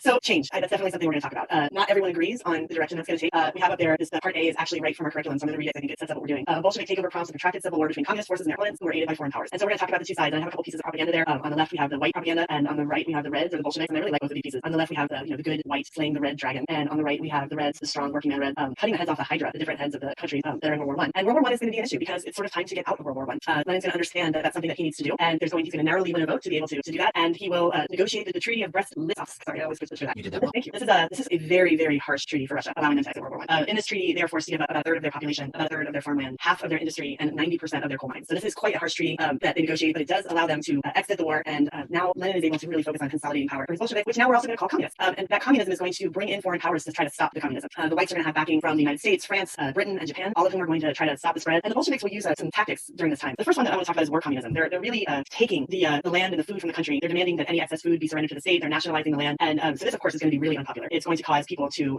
farm only for themselves and decrease their own production. So we have a lot of unemployment during this time. We have industry really declining. And so they're also going to use the Cheka or the secret police, and we'll see that continue moving forward in other forms. But by 1921, the Bolsheviks are successful, and the Civil War will end, and we will end up with moving forward, the Soviet Union. This is the formation of the USSR. With the end of these civil wars with Lenin and the Bolsheviks, or communists now in power, by 1922 they want to establish the Union of Soviet Socialist Republics, USSR. And there's a principle, or federalism principle, in the USSR, in the government itself. So Russia's enormous, as we talked about. But part of what they want to do is in the structuring of the government, they want to do something to answer the problem of nationalism, because they know, similar to what we saw when we talked about Austria-Hungary, Russia, in C there you see 100 different languages spoken in the Soviet Union, 50 distinct nationalities were recognized, and so they want to create a federal structure that allows for cultural autonomy, at least in theory, in all these different places. So in theory, you have these separate areas that are not simply Russian, they could be Georgian, they could be Ukrainian, and they're going to have their own cultural autonomy, but in practice, the Russian Republic predominates over all the others. All political and economic rights are going to be limited by the one-party central government in Moscow. And then as the years passed, communists, they were the ones who were the big revolutionaries, right? The ones that wanted this huge change. But remember, though Lenin said it's going to be an elite that really lead this, and those elite in the Communist Party represent more privileged and satisfied as the years go on, not they put down and dissatisfied that were the revolutionaries to begin with. So take a look at this image too. This is a poster representing the 5th anniversary of the Great Proletarian Revolution by Ivan Simikov. And we have these symbols here. So we have, the strong arm holding the sickle, representing the agricultural workers, the hammer representing the industrial workers, and the red star is representing the Communist Party that is overseeing or leading this charge, is the formation of the poster. All right, Todd. So the last really content-based thing we're going to do today is to talk about Lenin's NEP, or his new economic policy. And during the Civil War, as I was saying, with war communism, the Bolsheviks had seized grain and other produce without paying the peasants. And so now we're relaxing that, and we're going to include a free market and capitalism, although both are pretty much subject to state control. Because peasants would only grow crops for themselves and excess would be seized, now they're going to start to be able to sell some of that excess. So that's going to be really important. We're even going to see that there's some that are going to profit and even become moderately wealthy. We're going to see from here a mix of private enterprises, small enterprises that are privately owned, and yet the state is going to control the large enterprises, things like banks and large industries. At the same time, Lenin is going to relax this sort of restriction where this very diverse nation had not allowed people to have their own language and customs, and they're going to relax restrictions on religion. And this is all going to be really successful because war communism was a disaster. And we're going to see that by 1926, the industrial output will surpass what it was in 1914. But that took a really long time for them to get back there because of the war and the subsequent revolutions and civil war. So the NEP is successful, and then we're going to see what happens next with that, and that'll be after the weekend. All right. All right, our summary. So our takeaways, we want to explore causes and effects of the Russian Revolution, and we walked you through 2 of the historical thinking skills, a lot of sourcing today, and with both of those, skill 2, skill 3, if you want to include any of that work in your homework that you're submitting, you're very welcome to do that, and we'll look at that as well. And then again, our reasoning skill that we're working on was causation. Okay, so the exam practice that we're going to do today is from last year's test. So this is a really new, relevant question, and it is the type of question that I just sort of talked about in talking about the secondary source. And we're going to look at the task scores are pretty entry level, so it's not really complicated, but you do want to kind of give it a try as we go through and read the passage. So it was the weakness of Russia's democratic culture which enabled Bolshevism to take root. The Russian people were trapped by the tyranny of their own history. For while the people could destroy the old system, they could not build a new one of their own. By 1921, if not earlier, the revolution had come full circle, and a new autocracy had been imposed on Russia, which in many ways resembled the old. All right, so this is from A People's Tragedy, the Russian Revolution, published in 1997. So this is a secondary source, a historian's look at an event from the past, and now we're looking at the prompts. So for A, you want to describe one piece of evidence that would support the author's characterization of Russian political culture prior to the Bolshevik Revolution. For B, describe one piece of evidence that would support the author's interpretation of Russia's new autocracy in the 1920s and 30s. And C, you're going to describe one piece of evidence that would undermine the author's argument in the passage that the new autocracy in Russia resembled the old. So you're taking your content knowledge and what you know about previous and the Russian Revolution and applying it to each of these interpretations of what the author's saying. So give that a try. This is a very typical, what we call SAQ1 on the exam, and we'll talk next week about how that's going to play out and what's going to happen in May. But if you take a look, APEurovirtuallearning@gmail.com, and we'll feature some examples on Monday. And then just a note from College Board, we know that not all students have access to the internet or a device. We're working on solutions to help students get what they need to show their best work. If you need mobile tools or connectivity, or know someone who does, you can reach directly to College Board at cb.org/tech. Okay. Katie, I hope you have a great weekend. Thank you. I have some advice for everybody out there. All right. Keep calm and scholar on. How's that? That's great. That's great. Okay. Listen, I have a Zarbucks mug. If I had known you were going to do that, I would have a Zarbucks mug today. Anyway, have a good weekend. All right. See you. Bye-bye. Bye. Welcome. Safety European History. And my name is Todd Beach. And that's Katie. We'll introduce ourselves in a minute. Today our topics are topic 8.4. We're just going to do this one really quickly because we did this a little bit on Friday at the Versailles conference and the peace element. We want to revisit that because we're going to go into the global economic crisis in 85, and that ends up causing fascism and rise of totalitarianism. We've had a lot of questions from especially teachers wanting to know a little bit about our schedule. We do have a schedule. Can you work that through up and through May 1st? And that will be published by College Board coming out pretty soon. But if you've been following our pacing, you have a pretty good idea of where we're going. So good morning. My name is Todd Beach. I'm an AP European History teacher at Eastview High School in Apple Valley, Minnesota. It is a suburb of Minneapolis and St. Paul. And good morning. I'm Katie Lindsay. I teach at Coral Gables Senior High School, which is in Coral Gables. It's a suburb of Miami. 230 amazing kids who are back to school today. So I hope some of you are here. I miss you if you are watching. So go on. All right. So for today, we are going to start with first discussing quickly again overview of the rise of fascism and totalitarianism. We are going to talk about the events and decisions that facilitate that. We're going to go into historical skill 3, which is claims and evidence and sources, and then we're also going to develop historical reasoning skills. We're going to talk about comparison and contextualization. All right. Before we get started here, we just want to speak really quickly again about why we are continuing to move forward through the rest of the content in the course. We are going to start review by next week. By the end of next week, we'll be on review. And like Todd said, we're going to publish that schedule. But just to remind everybody how important the end of the course is for understanding the sequence of what comes next. Some students like mine are going into English or going into a contemporary history class, and the colleges have been so generous in understanding that we're going to find out about this exam on Friday. And whatever that exam form takes, they've been really generous and flexible about taking what's going to be a 45-minute test. And so part of our trade-off for that is making sure that we have fidelity to finish the content of the course. So we're going to go through that. We're going through a lot today very quickly. All right, Todd? Yeah. So last week on Friday, we left you with this SAQ as part of your practice. And so again, so many of you, we had well over 100 submissions of work. So we broke down this passage about people from the people's strategy of the Russian Revolution. Fegis is the historian. There was task A to describe one piece of evidence that would support the author's characterization prior to the Bolshevik Revolution. Task B, describe one piece of evidence to support the author's interpretation of Russia's new autocracy. And then task C, a piece of evidence that would undermine the author's argument in the passage. So we asked you to submit those to that particular email. And again, we had well over 100 of you do that. So we selected the following here. So for task A, next slide, there we go. Describe one piece of evidence that would support the author's characterization of Russia's political culture prior to the Bolshevik Revolution. This is from Gabriel at Cypress Ranch High School in Houston. And he wrote, prior to the revolution, Russians lived in highly stratified society due to remaining vestiges of serfdom. Although the serfs were now free, they still remained in debt to the rich landowners who they rented their farmland from, similar to the sharecropping system in America during the late 1800s. Consequently, there was a sharp divide in Russia between the landowning aristocracy, which wielded all the power, and the peasants and few middle-class citizens who had no real power in government. As a result, Russians had never experienced democracy before and had almost no democratic tradition. Because of this, when the Bolsheviks seized power and toppled the aristocracy, the lower classes had no way to fight for their rights or representation in government because they had never experienced any representation before. This is a great response. The statement that really kind of brings it together is this idea that they've never experienced democracy. So Gabriel does a great job. He gives us a lot of context getting into that, but that's a really nice response. Next response, please. This is from Maggie of Schaller Area High School in Pennsylvania. Again, this is for task A. One piece of evidence that supports the author's characterization of Russia's political culture prior to the Bolshevik Revolution is. So again, I keep saying this, but I really like that when a student uses the stem of the prompt to respond to the prompt is Tsar Nicholas II's refusal to work with the Duma, Russia's parliament. The author claims that Tsar's political culture was one of tyranny and autocracy. Nicholas II was the sole ruler of Russia. He would dissolve the Duma when it did not comply to his demands, leading an autocracy. So Maggie has a really good response. Implied in the response, because we're talking about the Duma and the dismissal of the Duma, is the idea of a lack of democratic culture. So it's a response to a point, and a way to make it even better is to be explicit by saying they did not have this democratic culture before because of this. So really nice response, Maggie. Next one, please. This is B, the B task. Describe one piece of evidence that would support the author's interpretation of Russia's new autocracy in the 20s and 30s. This is from Gia at Alameda High School in California, and she writes, one piece of evidence that would support the author's interpretation of Russia's new autocracy in the 20s and 30s is the Cheka or secret police. Both communist Cheka and the Tsarist secret police arrested people for opposing the regime, which indicates the lack of freedom of expression present throughout European autocracies. That is really, really well done. Really solid piece of evidence there, and to the point, right? It's a very well done response, Gia. And then one more for response B. This is from Rose at Park High School in Livingston, Montana. One piece of evidence that would support the author's interpretation of Russia's new autocracy in the 20s and 30s is that the new USSR government was limited to the one-party central government. That alone made all the communist laws. This, like the Tsarist rule of Nicholas II, where the people had no representation in the Duma, was a new autocracy, but it resembled the Tsarist government. The new communist control did resemble the old Tsarist rule, excluding the people, just like Fegis states in the people's strategy. So this is a really nice response. There's one thing about the the no representation in the Duma. The Duma is a representative group, but I think the implicit idea here is that Nicholas is not paying attention to the Duma. So it looks like it's kind of a minor misinterpretation. It still would earn points, so it's actually really well done, Rose. Well done. And then response C, one piece of evidence that would undermine the author's argument in the passage. So this is from Seinfeld and Novi High School in Michigan. One piece of evidence that would undermine the author's argument in the passage that the new autocracy in Russia resembled the old could be difference in the growth that the two political systems had brought. The NEP brought useful and thorough economic reform, leading Russia towards the future and the rest of Europe, whereas Russian economy was backwards and dull under Tsar Nicholas I, therefore showing a difference undermining the argument provided. And I think Seinfeld probably intended to write Nicholas II, but even Nicholas I would work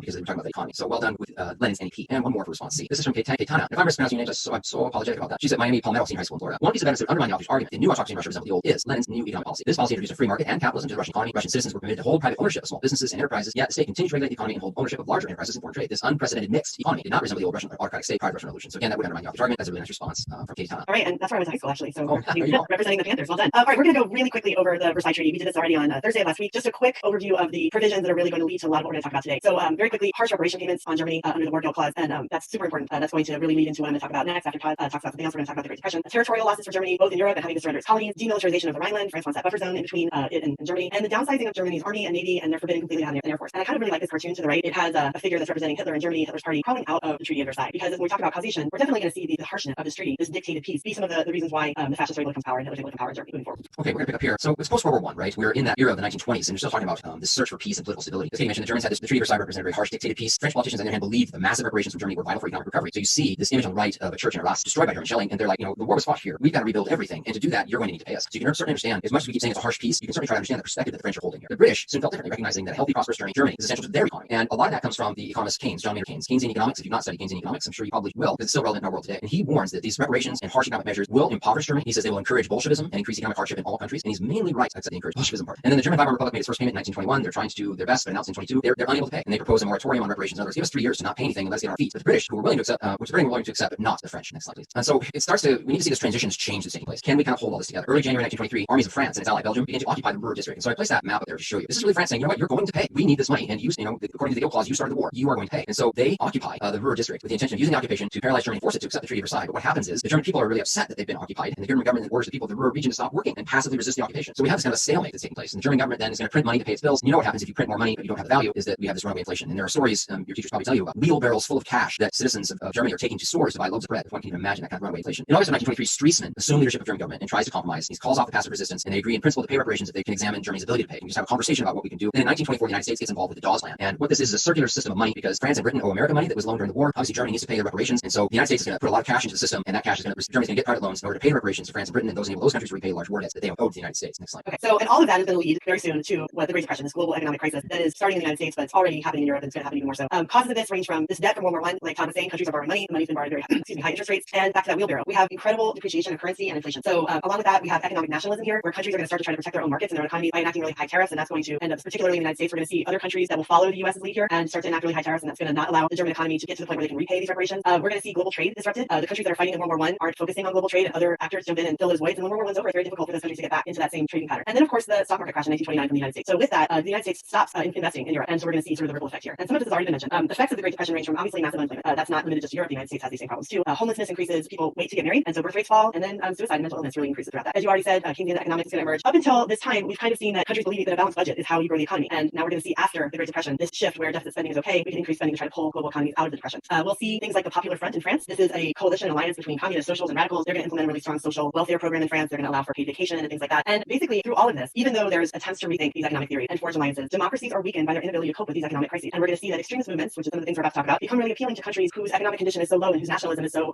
in the dumps that people will look for a way to regain that feeling of nationalism and try to increase the economy. Okay, so we're going to go through an activity right now. This is going to address claims and evidence and sources. So, and it's going to kind of set up a little bit of what we're going to be talking about the second half here. So I have two sources. Source A is from Guida Deal, and she wrote this in the German Woman and National Socialism Nazism in 1933. And then source B is from Alexander Kollontai, Communism and the Family. And so we have two sources that are kind of opposed to each other. We're supposed to compare the arguments of main ideas of two sources. So in source A, we've got what is the ideal German woman and ideal German family. And source B is kind of what is the vision of the ideal communist woman and communist family. And so if we were to give this as a task, and this could be part of the homework as well, if some of you want to do this for homework, the A task is just to read source A and what's the claim being made. The B task is similar, read source B, what's the claim being made. And then the C task would be, okay, what's the difference between these two sources? So I'll do it quickly as a read aloud because we want to make sure that we pace along, but see if you can understand the two differences in these sources. Source A, this tumultuous age, with all its difficulties and challenges, must create a new type of woman capable of partaking in the achievements of the Third Reich and of fulfilling the womanly task that awaits her. Let us not forget that this new woman holds her honor high above all else. A man's honor rests on fulfilling the tasks of public life entrusted to him. He safeguards his honor by doing his work honorably and with firmness of character and pride. A woman's honor rests on the province specifically entrusted to her, for which she is responsible. The province where new light is to grow, love, marriage, family, motherhood. German women and German fidelity go hand in hand, and that is worthwhile to live and die for such German womanhood. So I think if you follow along carefully there, you can probably complete task A. What is the main idea in the claim being made in source A? Now let's contrast that with source B by Alexander Kollontai. Will the family continue to exist under communism? Will the family remain in the same form? These questions are troubling many women of the working class and are worrying their menfolk as well. Life is changing before our very eyes. Old habits and customs are dying out, and the whole life of the proletarian family is developing in a way that is new and unfamiliar. The workers' state needs new relations between the sexes, just as the narrow and exclusive affection of the mother for her own children must expand until it extends to all the children of the great proletarian family. The indissoluble marriage based on the servitude of women is replaced by a free union of two equal members of the workers' state who are united by love and mutual respect. In place of the individual and egotistic family, a great universal family of workers will develop, in which all the workers, men and women, will above all be comrades. This is what relations between men and women in the communist society will be like. These new relations will ensure for humanity all the joys of love unknown in the commercial society, of a love that is free and based on the true social equality of the partners. So the B task would be what is the idea being presented there, and then the C task would be for you to what is the difference being made between those two. Really great sources there. I hope that you saw and can see the two very different ideologies in place. Okay. So very quickly, we're going to go over Stalin, Mussolini, and Hitler. Please note, we are just giving you a quick brushstroke of this. This is stuff that takes a much longer time in class, so we're just trying to hit some highlights. And so after Lenin dies in 1924, he doesn't really leave a clear successor, and there's a power struggle between Stalin and Trotsky. And when Stalin is able to consolidate his power, he will do away with what we talked about on Friday, the NEP, and he will undertake this program of rapid economic modernization. And those will have very severe repercussions for Russian people. He's going to start his 5-year plans. These are aimed at creating increased output, industrial and agricultural output. He's looking to increase industrial output by 250% and agricultural output by 150%. So these are very lofty goals. And he wants to create a modern infrastructure. They're still behind the rest of Western Europe. And he wants to put in electricity, really increase the number of factories, and put in roads. He will do this by collectivizing agriculture. And this is really going to upset the peasants, many of whom who've really waited a long time to be able to own land. And he's going to create collective farms. There's a lot of resistance to this. Millions of people will be killed by deciding to sort of man-make a famine. They don't want to work. And millions will be also killed for resisting and be put into prisons and labor camps. And last, he really imposes totalitarianism. And so before we talk about Stalin and Hitler and Mussolini, I think it's important for students to recognize that we're total there, where he's really wanting to implement total control over all aspects of society. And he does this through a series of purges, these great purges, where he's arresting and he's imprisoning and executing millions of people who he perceives to be his rivals. So we will see people die in prison, we'll see them die in these forced labor camps, and people are also executed. So this is millions of people that Stalin kind of focuses on that are his perceived enemies. Okay, thank you. So I really like that you hit on the idea of totalitarianism as a governmental style. One of the things in class that we're always I pose the question to students is, what is the difference between an absolutist government and the absolutist monarchies that we see in the past and the totalitarian governments of the 20th century? And the real short, quick answer is that technology enables dictators in the 20th century to have more total type of control over a populace than was available to them to absolutist monarchs. And so that's just the real quick answer. It's really a question that could be explored a lot further, but as Katie mentioned, we have a lot to get at, and so we'll keep moving today. This is Benito Mussolini in Italy, and his supporters were the first to call themselves fascists. These are revolutionaries determined to create a new totalitarian state based on extreme nationalism, extreme militarism. One of the things that you're going to see between the three leaders that we're talking about today, between Hitler, between Stalin, between Mussolini, is that all three fought in the First World War. All three felt that their governments in some way, shape, or form abandoned them in the First World War. And so you're going to see, if we were to do a similarity and difference between these three, if you reconstruct these Venn diagrams, that would certainly be a similarity between all three of these men. So in paragraph B there, in the early 20th century, Italy was a constitutional monarchy with civil rights and a parliament elected by universal male suffrage. They appear to be moving toward democracy. However, the papacy, conservatives, and landowners remain strongly opposed to liberal institutions. Relations between the church and state were often tense. Much of the, if we're doing some context of Italy at this time, much of the Italian population is poor. There are class differences that are extreme, and it leads to the development of powerful revolutionary socialist movements. Next slide, please. So here we see in this image Benito Mussolini saluting the crowd. And I've been trying to place where I believe this image is taken in Rome. I searched to try and get the exact spot. I mean, it looks like the Arch of Constantine in the background there, but the thing that's throwing me a bit, if you've been to Rome anywhere recently, it's all these buildings around that. So that's throwing me a little bit. But here we see Mussolini saluting the crowd in 1938. So into these cross currents of unrest and fear stepped Mussolini. He came home after World War I and began organizing a bitter war veterans like himself into what he called a band of fascists. And it's the Italian word for union forces. And this quickly grew into something very militant. So he has these ideas of better government, but he does what he knows best, and that is a military movement. He and his private militia of black shirts get increasingly violent. They destroy Socialist Party newspapers, local headquarters, union halls. They push socialists out of city governments in northern Italy, much of it just by brute force. And then in October 1922, a band of these armed fascists come to Rome. They threaten the king, who's Victor Emmanuel III, and force the king to appoint Mussolini prime minister of Italy. And then Mussolini will trumpet his famous slogan, everything in the state, nothing outside the state, nothing against the state. By 1926, there was no more a king. Italy was a one-party dictatorship headed up by Mussolini. Right, and following in his footsteps, we have Hitler. And again, this is just super brief that we're going over this. Like Todd said, Hitler was a World War I veteran, and he was deeply angry at the end of World War I, shattered by the German defeat, believed that Germany had been stabbed in the back. After World War I, he joins the Socialist or the Nazi Party. He will attempt a coup, the very failed Bierholputsch in 1923, and for that he's in prison. He's attacking the Treaty of Versailles, Jews, the Weimar Republic as being responsible for everything that Germany is going through. And while he's in prison, he writes Mein Kampf, which is my struggle, and there's sort of his blueprint for where he's going to go forward. He lays out his ideas about racial superiority, about how he believes that there needs to be territorial expansion. And then the Great Depression hits, and the Great Depression really opens the door for this party that previously had just received very, very little percentage of the vote. And he's promising an economic rebirth. He's appealing now to not just the workers, but also the middle class. And his message is going to be really appealing. So in 1932, the Nazis are going to win 37% of the vote, which is going to really change the direction that things are going. He's appointed chancellor in 1933, and he works really quickly to consolidate his power, as we see in other totalitarian regimes as well. Other political parties are going to be declared illegal. The SS will be used as a weapon of terror to try to discourage any sort of political dissent. And he moves very quickly to put organizations under the umbrella of the Nazi Party. And there are lots of propaganda in all of these regimes. Propaganda plays such an important role. We could spend a whole class just looking at the propaganda of totalitarian states. But different organizations, charities, civics groups are all going to be kind of put under Nazi control. And they're going to ban anything that's socialist. They're going to ban Jewish literature, and that's going to be foreshadowing some of the stuff coming next. And it's going to work. The economy is going to start to improve. Unemployment is going to fall to less than 2% by 1939. So it's going to give him a lot of support. He's going to do a lot of public works to try to improve the economy. And we do see Kristallnacht, which is that night of broken glass, where this is a very state-sponsored, well-organized wave of violence against Jewish businesses and Jewish homes. And we're right on the cusp of what Todd's going to talk about tomorrow with his foreign policy and appeasement. So all of this is sort of laying the foundation for what we're going to talk about tomorrow. Okay. Key takeaways today.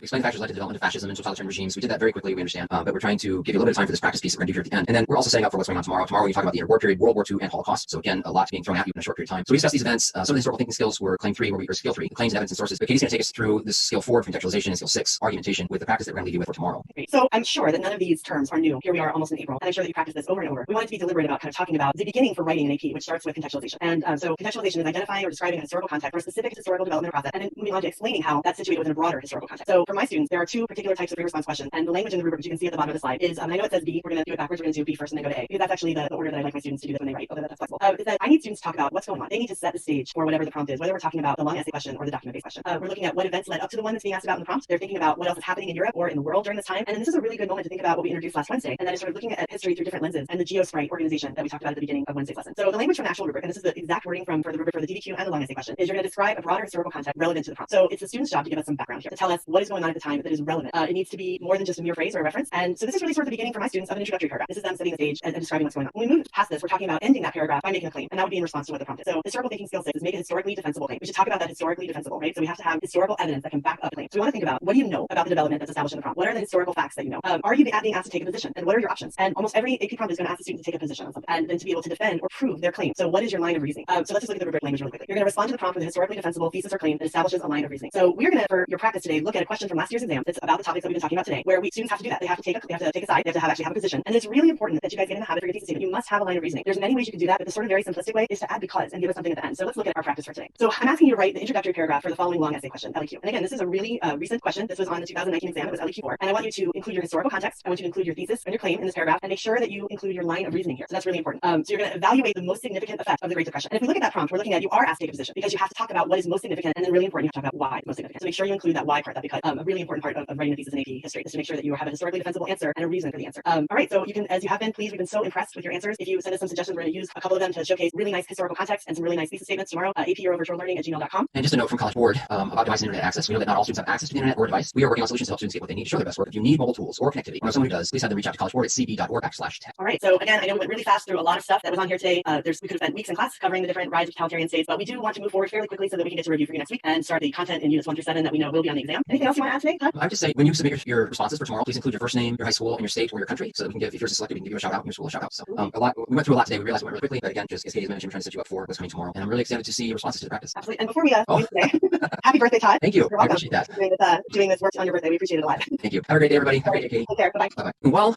this is AP European History, and my name is Todd Beach. Today we're going to be talking about Europe during the interwar period. We're going to talk about World War II. We're going to talk about the Holocaust. We're going to cover a lot of ground, but we think we put together a pretty lesson for you. So, since I said my name is Todd Beach, I'm a teacher at Eastview High School in Apple Valley, Minnesota. This is a suburb of Minneapolis and St. Paul, and we are back off of spring break at Eastview. Yesterday was our first day of distance learning, and Schoology was down, and everything was great. So, and this is Kate. Hi, I'm Katie Lancey. I teach at Coral Gables Senior High. We are also back from spring break. We had 1 week of kind of trial distance learning before the break, and now everybody's back. And so, good morning to my 230 wonderful students that I think are watching today. And I miss you a lot. Right? I'm sorry, I switched that too quickly, Kate. That's okay. Here's our lesson overview and objective today. So we want to explain how and why various political and ideological factors resulted in the catastrophe of World War II. So this lesson is going to include a discussion of the events, decisions during the interwar period. World War II will include discussion of the Holocaust. The skill development, we're going to be talking about skill 1, developments and processes. So that will be an implicit skill that we're going to be doing throughout. We'll be really explicit about skill 2, sourcing and situation today, and skill 3, claims and evidence and sources. Our reasoning development today will be causation, and that will also be implicitly put through as we go through the lesson slides today. All right. Well, first of all, thank you to all the students who continue to keep sending us your responses to the exam practice. Another quick reminder that on Friday, we will be starting to gear our exam practice towards whatever we find out the exam is going to look like. I know you guys are as anxious as we are to find out what the format is going to be, and we will be finishing up the course and moving on to review next week. So please be ready for that. We know there's a lot of people who are anxious to begin that. But I was so impressed at all of the responses that I read yesterday, including many of you who submitted full long essay questions, which was way above and beyond. Wow. Yeah, it was not just long essays, but really outstanding long essays. So it gives me a lot of hope for how you guys are going to perform. But let's take a look at a couple of nice examples of people who did what I asked you to do. What I asked you to do was to start what would look like a long essay. To start off with some historical context and make that relevant to the topic of the prompt, which was the Great Depression, and then to have a thesis or claim that included a line of reasoning as to what you believe was the most significant effect of the Great Depression. So a couple examples just to share with you of students who did a really lovely job. And this first response is from Mark, and I'll read it if you want to follow along with me. After the First World War, many countries fell into debt or weakened economic states due to the destruction caused by the war and the need to pay to rebuild. The unstable economy was furthered by countries paying more money to pay reparations, etc., which caused runaway inflation. The American stock market crash was the final force that launched most of the world into the Great Depression. The most significant effect of the Great Depression was the mass unemployment that resulted, as this created huge amounts of social problems and allowed for radical groups such as Nazism to take advantage of the situation and build up their regimes, which ultimately led to the Second World War. So this is a really nice first paragraph that gives historical background to the Great Depression with facts, which is what we're looking for, and then leads up to an answer with a line of reasoning as to why that answer was chosen. So it's a really good example. I know I put in the instructions that the because statement, and this doesn't have because, it's not required. I certainly never meant to imply that. This is a really nice example. Mark from Sidosted High School in New York. All right, and one other example, Mia from Woodside High School in California. And a quick little comment from my California schools. You guys, I think, maybe watch this a little bit later because of the time change. Todd and I are on Eastern and Central time. So I happened to see this morning some amazing responses that were sent like at midnight Eastern time. I'm sorry, I was already in bed at that point. So if you send them a little earlier, we'll definitely try to include some of the California schools. So here was one, and if you want to follow along with me. Prior to the Great Depression, Europe and the rest of the world was engaged in World War I. Many countries implemented total war tactics, which meant all political, social, and economic potential was directed to the war effort. This completely wore down Europe, but nevertheless they continued until 1919. The Treaty of Versailles effectively ended the war, but per the War Guild Clause, Germany was forced to pay massive reparations. Additionally, there were disrupted global trade, tariffs creating economic nationalism, and the U.S. stock market crash, all leading up to the Great Depression. Ultimately, the most significant effect of the Depression was the growth of extremely nationalistic totalitarian regime, because the Depression had destroyed the economy and subsequently all nationalism, which made extremist governments that promised economic recovery sound appealing. So again, a lot of facts in that contextualization, and I appreciated they brought stuff in from the lesson yesterday, and then a really nice thesis statement with a line of reasoning that is historically defensible. And again, I'm sure that was going to go on to be a great essay. So thank you. Those are great examples, both of them. And I had a chance just to sift through a few yesterday.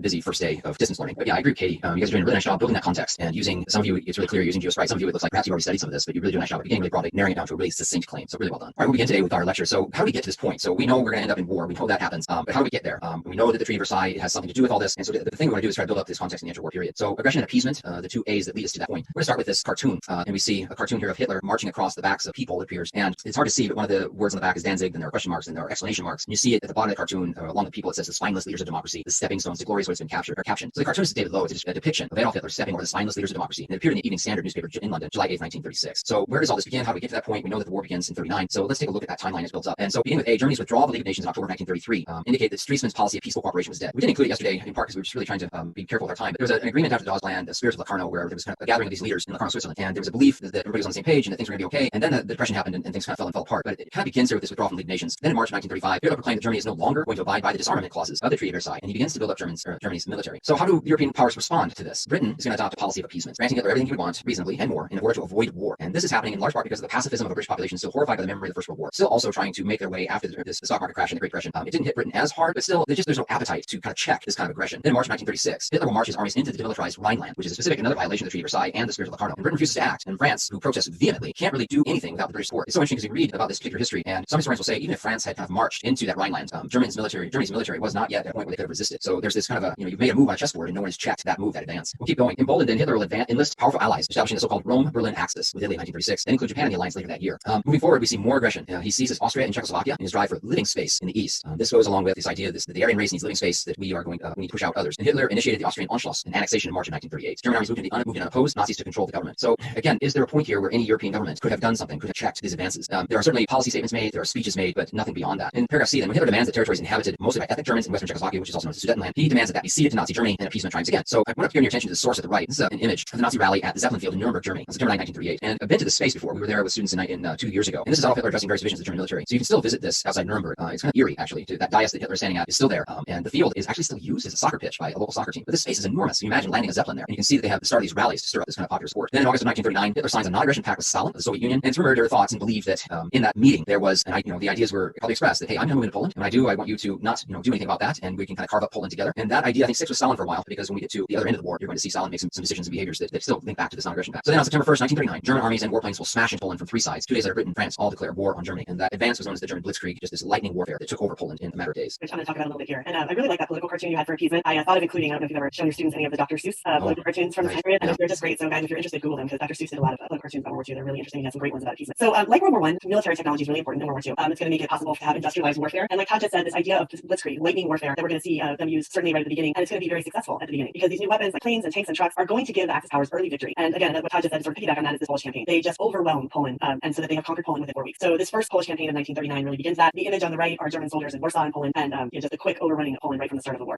Again, we are doing World War II kind of in a very quick way. So we're just a paintbrush over the top of it. Very quickly, by the next spring, Germany's occupied Denmark, Norway, Holland, and then France. And we're going to see Hitler then turn to try to conquer Britain. And this is going to be him really starting with strategic military targets. We see Hitler beginning with airfields and factories, and then he's really looking to sort of wear down the British spirit, and he begins the indiscriminate bombing of civilian targets. So this really changes sort of the type of warfare that we're having in World War II. And then, as Todd was telling you about the non-aggression pact, we will see Hitler's aggression have him break that pact with Stalin and march his troops into the Soviet Union, where he's initially very successful. He conquers Ukraine. He is poised to take over both Leningrad and Moscow when the famous Russian winter, Soviet winter, will force a retreat, because the German soldiers have their summer uniforms. They're not prepared to weather a Russian winter. So we see that kind of force a quick retreat out of the territory. So again, just a quick overview of early things in the Western Front. So they invaded Poland in 1939, and this is this map you see by November of 1942, all these areas that are under German control, in either through alliance or through conquering. And so very, very quickly, this is just taken over Europe. So we'll start with, what is Europe like under Nazi occupation then? And so beginning with Hitler's new order, based firmly on the Nazis' guiding principle of racial imperialism. Occupied peoples were subject to harsh policies dedicated to ethnic cleansing and the plunder of resources for the Nazi war effort. The idea that they need to gather resources from all these different conquered territories, and they're going to use prisoners of war to do a lot of that labor. And in some of the labor is done either willingly, passively, aggressively, but it's also, you see a citizen populace that either by want or by no choice are going to be helping the Nazi economy by contributing to the resources to this war effort. In B, Germany divides France into 2 parts. The German army will occupy the north, and the southeast remain nominally independent under the aging Marshal Henry Philippe Pétain, who's going to form the Vichy regime, which adopted many aspects of National Socialist ideology. The French take this position of really not really resisting, because they've seen what the Nazi war effort is like, and their ideas are, if we resist, we could end up destroying our country, as happened in World War I. We actually don't believe that we have the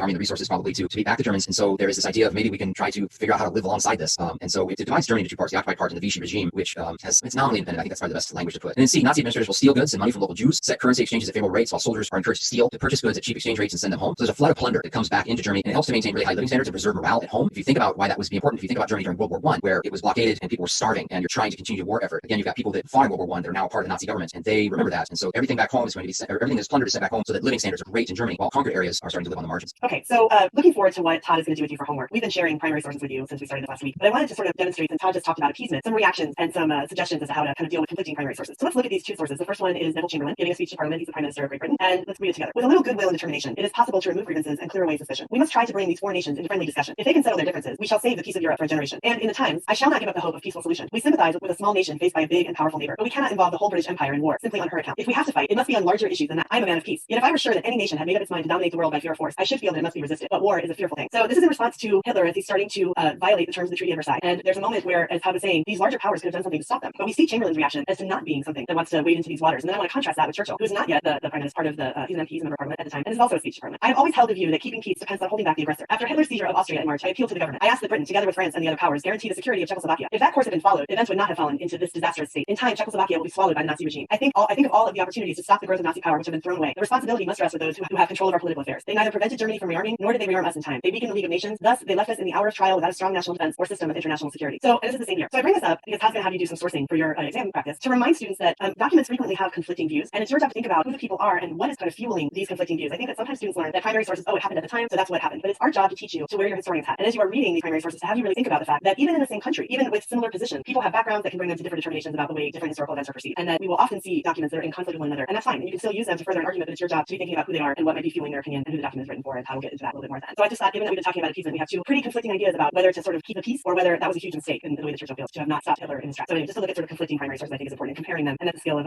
skill number 3, claims and evidence. Yeah, those are great selections, Katie. And it's also so interesting if students are looking at this because they're both of the same political party. They are, right. So, but they have different viewpoints. And so that's actually a really great contrasting set of sources to look at. All right, we'll continue with our narrative here. We're going to move to the Holocaust. I'm going to take a look at the image first. These are Jewish people wearing Star of David badges in the Lodz ghetto in Poland in 1940. The Nazis would force Jews into these overcrowded ghettos. Ghettos are neighborhoods or areas in cities where minority groups would live together, in which thousands were deported to these death camps. So they crowd them into these different ghettos. And all of this is very much by design. There will be some of the Jews who just don't survive the ghettos alone due to starvation and disease. And then the Nazis would deport them to different death camps in different parts of Europe. So we begin with the ultimate abomination of Nazi racism was the condemnation of all European Jews and of other peoples considered racially inferior to extreme racial persecution and then annihilation in an event we know as the Holocaust. Between 1938 and 40, as Germany began the war, some 70,000 people with physical or mental disabilities, whom the Nazis deemed as unworthy lives, who might pollute the German race, were murdered in cold blood. So this type of genocide that's taking place against disabled peoples fit the Nazi ideology of these are racial traits that we do not want to continue into our bloodlines, and so we see extermination of peoples. And then C, the German victory over Poland in 1939 brought over Nazi control some 3 million Jews who were forced to move into these urban districts or the ghettos. They lived in these highly crowded, unsanitary conditions without real work, without adequate sustenance, and over 500,000 people died just as a result of the conditions in the ghettos. In 1941, then Hitler and the Nazi leadership will order the SS to implement the final solution of the Jewish question, which means the mass murder of all Jews in Europe. So our source here is a group of Polish women and children rounded up by Nazi stormtroopers in Warsaw in 1943, and they would be sent, put on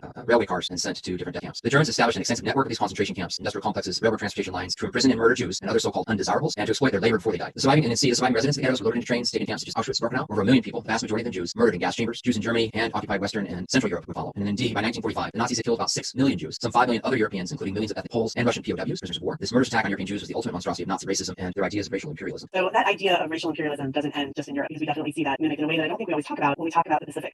Like Germany and Italy, there's a fascist government, incredibly nationalistic and materialistic, and it is also committed to expanding its territory. And we have going on at this time sort of this idea of Asia for Asians that they're going to push forward. We have a definite Western bias that they're pushing in all of their propaganda, and we didn't even really get to touch on the incredible just depth of propaganda the fascist governments use. But we are going to see that they have imperialistic goals. They're going to start early by invading Manchuria, and by the time we started really into World War II, they're going to have conquered most of Eastern China in 1939. They will form an alliance with Italy and Germany, and then they could push forward this Asia for Asian by invading territory that is in control by Western European countries like French Indochina. And they do that sort of in the guise of being liberators. They're going to liberate this Asian territory from their Western oppressors. Of course, this is the picture that's on the right, the pretty iconic bombing of Pearl Harbor on December 7th that brings the Americans into the war. It's important to note that Americans were involved in the war far before this.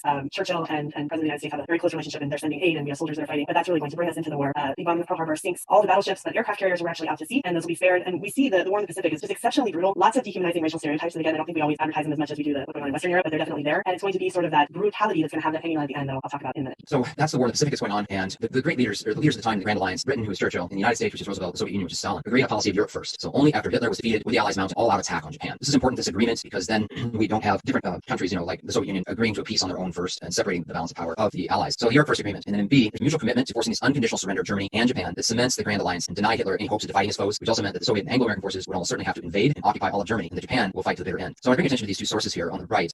These are pictures of my students back in 2011 of the American cemetery in Florence, in Italy. So liberating Italy and getting the Germans out of North Africa was kind of what Churchill called the hinge of fate, the ability to start moving into the continent. There'd been a lot of pressure as well from Stalin, pressuring both Churchill and Roosevelt that, hey, right now, the Soviet Union is the only one fighting the war in Europe, and we need to start fighting them on two fronts if we're going to really make any headway. Initially, Churchill and Roosevelt had kind of held this off, but it came to a point where they could no longer do that. And so in the C prompt, the C paragraph, after driving the Axis powers out of North Africa, the United States and British forces will invade Sicily in the summer of 1943, and then mainland Italy. And it's during that time that Mussolini is overthrown by coup d'etat, and the new Italian government publicly accepts unconditional surrender. But the thing is, German forces had come into Italy and were trying to hold on to Italy as well as they could and hold back this idea as best they could as some type of invasion of the European continent. And so certainly the D-Day invasion that we will talk about in a little bit is important, and the cemetery at Normandy is often visited and referred to as well. But there are also a American cemetery in Naples and this one here in Florence, which don't get as much attention. But these are all these grave sites are of American soldiers who died in the liberation of Italy. A lot of them are paratroopers. And so I just felt anytime that we have a chance that we're in those areas, that we should always try to stop by and pay our respects in these areas to the men that did this. So we'll go to the D paragraph. Facing stiff German resistance, the Allies battled their way up the Italian peninsula and through the Germans. Though the Germans still held northern Italy, they were clearly on the defensive. And E, by the spring of 1943, brought crucial Allied victories at sea and in the air. New anti-submarine technologies allowed hundreds of ships to bring much needed troops and supplies from the United States to Britain. And we really start to see the war changing and shifting in favor of the Allies. The other path that's going on the Europe First piece is Operation Barbarossa.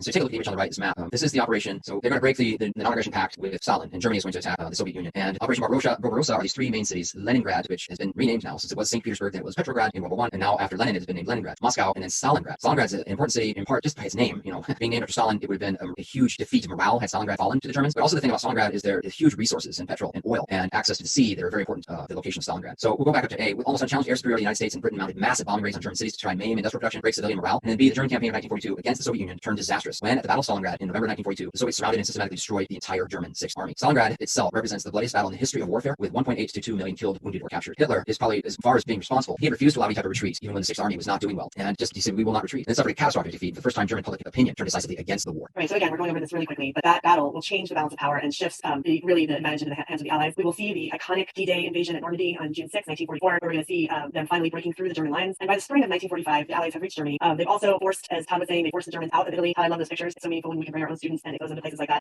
And Mussolini will be captured and he'll be executed for his crimes. The Soviets on the other side will advance to Poland, and then they'll go south and into Romania, Yugoslavia, and Hungary. And of course, that's going to set up some of what we're going to do tomorrow and talking about the context of the Cold War. And they'll also get as far into Berlin by April 1945. At this point, we're going to see at the end of April, Hitler commits suicide on April 30th, and on May 7th, the German commanders will surrender, ending the war in Europe. And so on the other side, as U.S. victories particularly are significant, Japan is not stopping the fight. They are exhibiting a fierce determination to die for their cause. And so even though we're going to see the Americans sort of play this island hopping that they're going to do to keep defeating the Japanese, they're going to capture Iwo Jima on March 27, 1945, also Okinawa, that's not on there. We're going to see that the U.S. is very close to Japan. Long-range bombers will bomb Tokyo, and they destroy 40% of the buildings in Tokyo. But an actual invasion of Japan seems clear, based on their tenacity and the kamikaze fighters that are willing to die, that the invasion of Japan would have such a significant loss of life. And so it's at this point that the United States makes the decision to drop atomic bombs on Hiroshima and Nagasaki on August 6 and 9 respectively in 1945. Massive casualties, obviously, from the 70,000 building flattened and 140,000 people killed in Hiroshima, and another 50,000 that died by 1950 from radiation. So within just days after that, we will see the formal Japanese surrender on August 14, 1945, ending the war there. And then tomorrow, we're going to talk about the post-war kind of conferences. Part of what we're doing tomorrow is contextualizing the Cold War. So we're ending the war, but the war's not over at this moment. Okay, I think this is you, isn't it? I can be, sure. Yeah, So today we talked about the political and ideological factors this is the wrong slide. That's my fault. I'm so sorry. We've talked about basically the major events in the interwar period. We have talked about the major events, just a quick rush of World War II, and of course that's going to lead to what we're doing tomorrow is contextualizing World War II. And then Todd went over briefly the Holocaust. Again, it's almost impossible to discuss all of this in just one 40-minute period, but we definitely went into the skills of sourcing and situation, talking about claims and evidence and sources, and the reasoning process for causation. And causation is also going to continue to be what we're going to talk about in our lessons tomorrow as we're contextualizing the Cold War and moving forward to artistic developments in contemporary Europe. Okay, so we're going to do this today, our exam practice. We're going to work on sourcing. So this particular source, let's go through this, is Alfred Rosenberg. He's a theorist and influential ideologue of the Nazi Party. And this is excerpt from his book, The Myth of the 20th Century, which was published in 1930. This is an excerpt. Nameless sacrifices were demanded and made by all. We soon discovered that the demonic forces had triumphed over the godlike by striking the army in the back. But at the same time, in the bowed souls of the surviving kin of the dead warriors, that mythos of the blood for which the heroes died was renewed, deepened, comprehended, and experienced. Volk and personality, blood and honor. These virtues must triumph alone and uncompromisingly. The German people demands that the 2 million dead heroes have not fallen in vain. So your homework then is to do this sourcing activity. And I'm sure your teachers have worked with you on how to source a document. And the acronym that many teachers use is HAPPY. So we're using you source by the historical situation, the audience, the purpose, the point of view. And then when you do one of those, either historical situation, audience, purpose, point of view, not only do you tell us about it, but then you say, why is that important? Why is that important? So make sure that you're paying attention to when this source took place in 1930. If you're doing historical situation, that is going to have a lot to do with it. I've given you a little bit in the source line for the authorial point of view. And what we're asking you to do is to do one of the HAPP. And then you tell us why that is important. And so we're looking at, just a brief paragraph. Explain means to explain the point of the how, why, because, right? The point of view, purpose, historical situation, and or audience of the source. Okay? So that's your homework for today. When you submit your homework, there's the email link there, the apeurovirtuallearning@gmail.com. Please include your first name, your school, your state, or your country. We do have viewers from other countries that have been submitting work, and so we do appreciate that. I think that's everything. Last thing I want to say just a couple things. So yesterday we had a slide where there was an image of Mussolini, and I saw the arch in the background, and I just could not place where that was taken, that particular image. And we had a teacher from East Aurora High School let us know that that was in Genoa, and the Arch of Victory in Genoa. So appreciate that. Thank you so much. There were a number of you students that in your homework you also said wish me happy birthday. So that's very gracious, and I thank you for that. And finally, Katie, I just want to make sure that we give a shout out to our producer Sarah. So she is with us every day. She's in New Jersey. Katie's in Miami. I'm in Minneapolis, and we're working to bring all this to you each day. But we want to make sure we say thank you to Sarah for all her work too. Absolutely. Okay. All right. I hope you guys had a good day. I hope you have a great rest of your day. I hope distance learning is going well. We appreciate you turning in. I'm going to get to go Zoom with all 230 of my students right now. So I'm excited about that. Yeah. That'll be something. No, I have their faces, so I'm excited to see Good to see faces. Anyway, have a good day. We'll see you tomorrow. All right. Take care.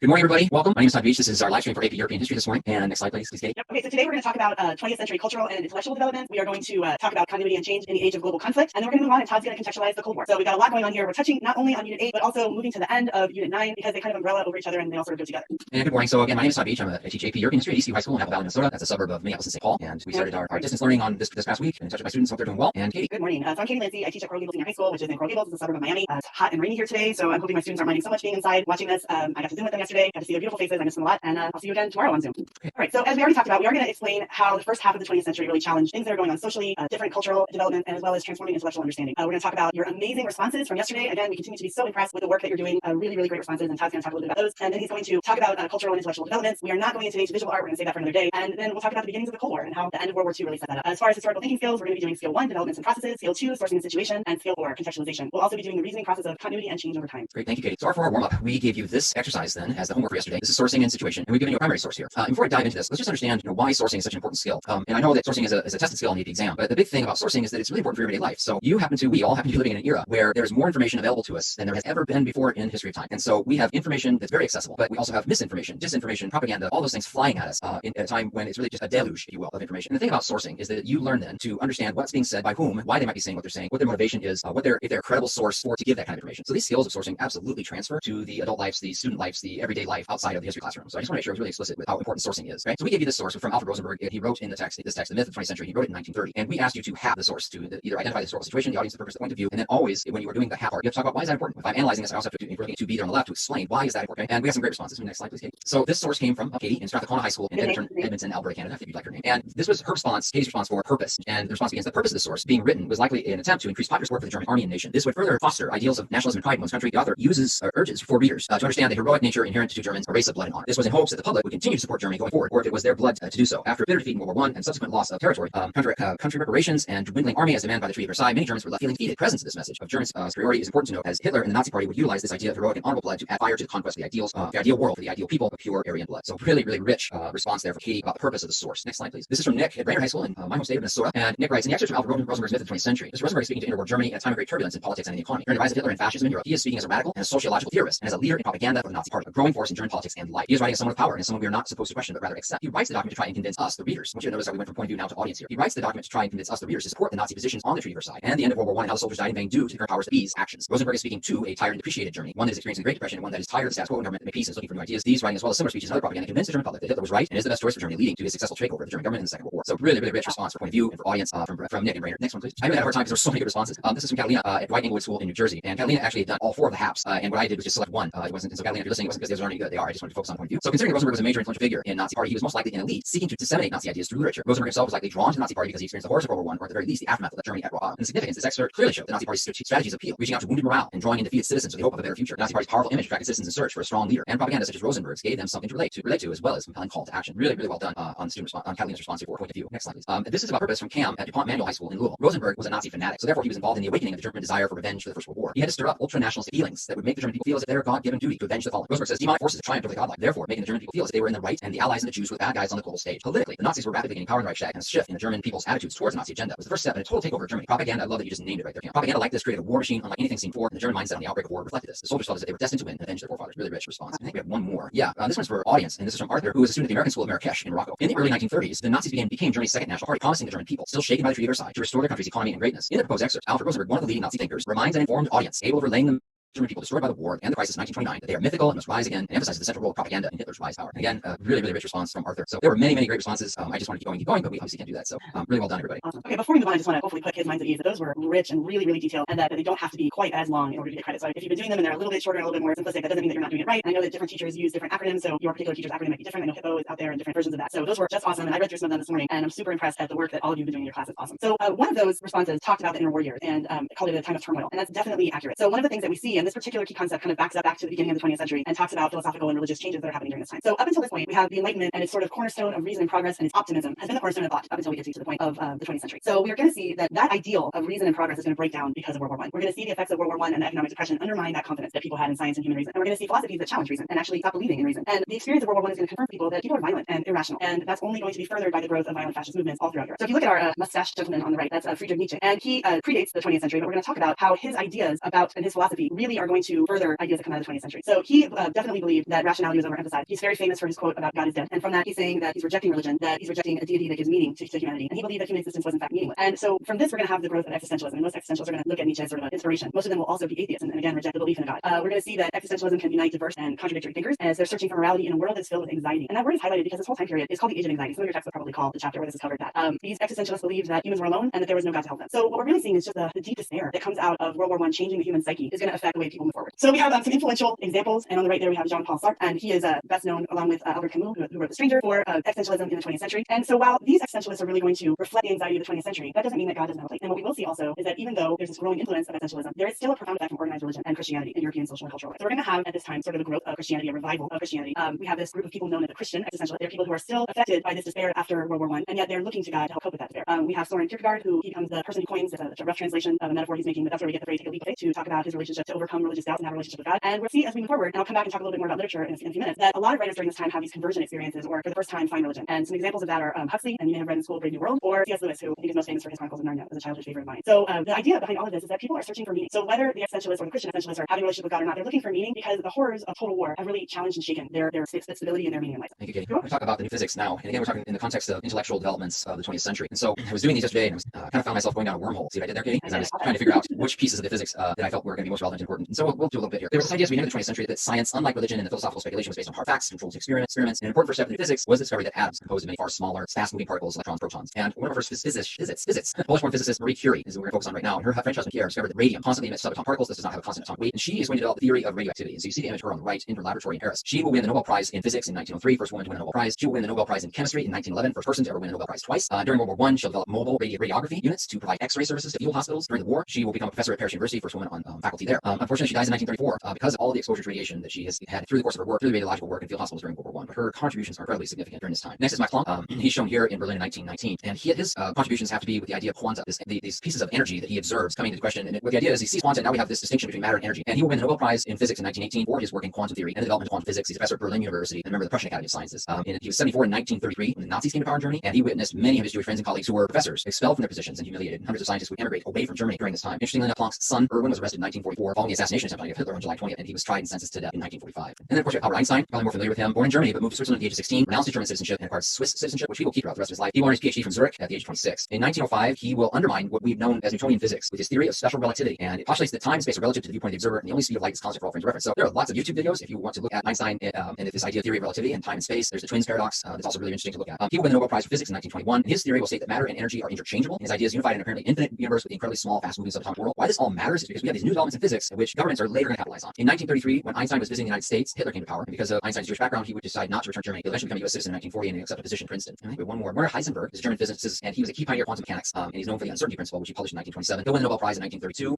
In 1942, and you see him here at the source on the right. The picture is he's served at a number of universities, and this is when he's at the University of Copenhagen in 1925. This is the photograph. But in 1942, obviously the Nazis are in power, and he is told to report to Albert Speer, who is Germany's Minister of Armaments, on the prospects of research in developing nuclear weapons. During the meeting, it was reported that Heisenberg told Speer that a bomb could not be built before 1945. The project was going to require significant money and significant personnel. And it's believed that after that meeting, then they kind of took a different direction and didn't necessarily pursue the bomb. It wasn't super clear, and the United States suspected because a number of physicists in the United States, including Einstein, knew Heisenberg and knew of his work, and so the U.S. suspected that Heisenberg was actually actively working to develop a nuclear weapon for Germany. They had sent an agent to a lecture that Heisenberg was giving in Switzerland, and the agent's name was Moberg, and the agent had orders to shoot and kill Heisenberg if the lecture indicated that Germany was close to completing an atomic bomb. Just that information alone gives you some context of how serious the nature of this work was when we've got governments involved in these kind of plans here. Heisenberg will be captured on May 3rd, 1945. Germany's going to surrender World War II May 7th, and Heisenberg and other prominent German scientists were held and interrogated by Britain's MI6 in England for 8 months before being allowed to return to their families. And some of the interrogation and the records of that were only just released in 1992 about what they learned from Heisenberg and others. So this activity is just contextualization, and we were talking yesterday, or Katie mentioned yesterday, about the dropping of the atomic weapon that ended the war in Japan on Hiroshima and Nagasaki, and that took place in much later in the war, toward the end of the war, 1945. But this source was written by Albert Einstein, and a letter he wrote to President FDR, Franklin Delano Roosevelt, on August 2nd, 1939. And keep in mind, the United States didn't enter the war until 1941. This is just page 1 of the letter. The letter is easily Googleable, and you can look it up and see the second page if you wish. But Einstein writes to Roosevelt, "Sir, some recent work by E. Fermi and L. Szilard, which have been communicated to me in manuscript, leads me to expect that the element uranium may be turned into a new and important source of energy in the immediate future. Certain aspects of the situation which have arisen seem to call for watchfulness and, if necessary, quick action on the part of the administration. I believe, therefore, it is my duty to bring to your attention the following facts and recommendations. In the course of the last 4 months, it has been made probable that the work of Joliot in France, as well as Fermi and Szilard in America, that it may be possible to set up a nuclear chain reaction in a large mass of uranium, by which vast amounts of power and large quantities of new radium-like elements would be generated. Now it appears that almost certain that this could be achieved in the immediate future. This new phenomenon would also lead to the construction of bombs, and it is conceivable, but much less certain, that extremely powerful bombs of a new type may thus be constructed. A single bomb of this type, carried by boat and exploding in a port, might very well destroy the whole port together with some of the surrounding territory. However, such bombs might very well prove to be too heavy to be for transportation by air. So if you were to do this as a contextualization exercise, how could you explain this letter in the context of World War II and in the context it sets up what we're going to be talking about for the Cold War? Next slide. So I ended that last little bit talking about C.S. Lewis and Huxley, and so literature and music also get really profound changes. They're tied into that same philosophical changes I was talking about, changes that have to do with a sense of hopelessness and a sense of absurdity. And so the soldiers that are fighting, they come home as a generation themselves that's filled with hopelessness. We also have a group of writers, intellects, philosophers that are collectively known as the lost generation. They're characterized by a deep intellectual pessimism. They're alienated, and these themes come out quite a bit in their work. Many of them are American, but they'll end up being expats that live in Europe during different parts of their lives. And we end up also with the rise of modernism. And we're definitely not going to get into everything about modernism today, including the art, but we'll talk a little bit about the writing. And I know my students all read The Metamorphosis by Kafka, and writers like him are trying to demonstrate the themes in their books about the world being unable to be controlled and understood. They're demonstrating an incomprehensible world characterized by a lack of control over events, and this highlights that same decline of reason that we see in philosophy at the time. We have novels like All Quiet on the Western Front that talks about how war rips away young people's innocence, it takes away hope, and we're going to see also modernist literature that will start to use our interior dialogues and monologue as a stream of consciousness, and we're going to see that appear in a lot of different writings. So an example of this would be Virginia Woolf, and this is Dalloway. She has this inner monologue that reveals the character's worlds, but she has sort of a feminist take on this. Woolf herself believed really strongly that a woman needed to be able to make her own money, and that financial security would allow her to liberate herself from traditional female roles of wife and mother, and we'll talk a little bit also about the transformation of women's roles during this time also. James Joyce's very famous Ulysses is also sort of an inner monologue, and he's telling the story of one day of ordinary people in Dublin, and so we definitely see this sort of disconnection of getting into people's head through the stream of consciousness. Music also during this time is going to parallel sort of the experimentation that comes from this modern era. And a couple examples of this are Stravinsky's Rites of Spring, as well as Schoenberg's,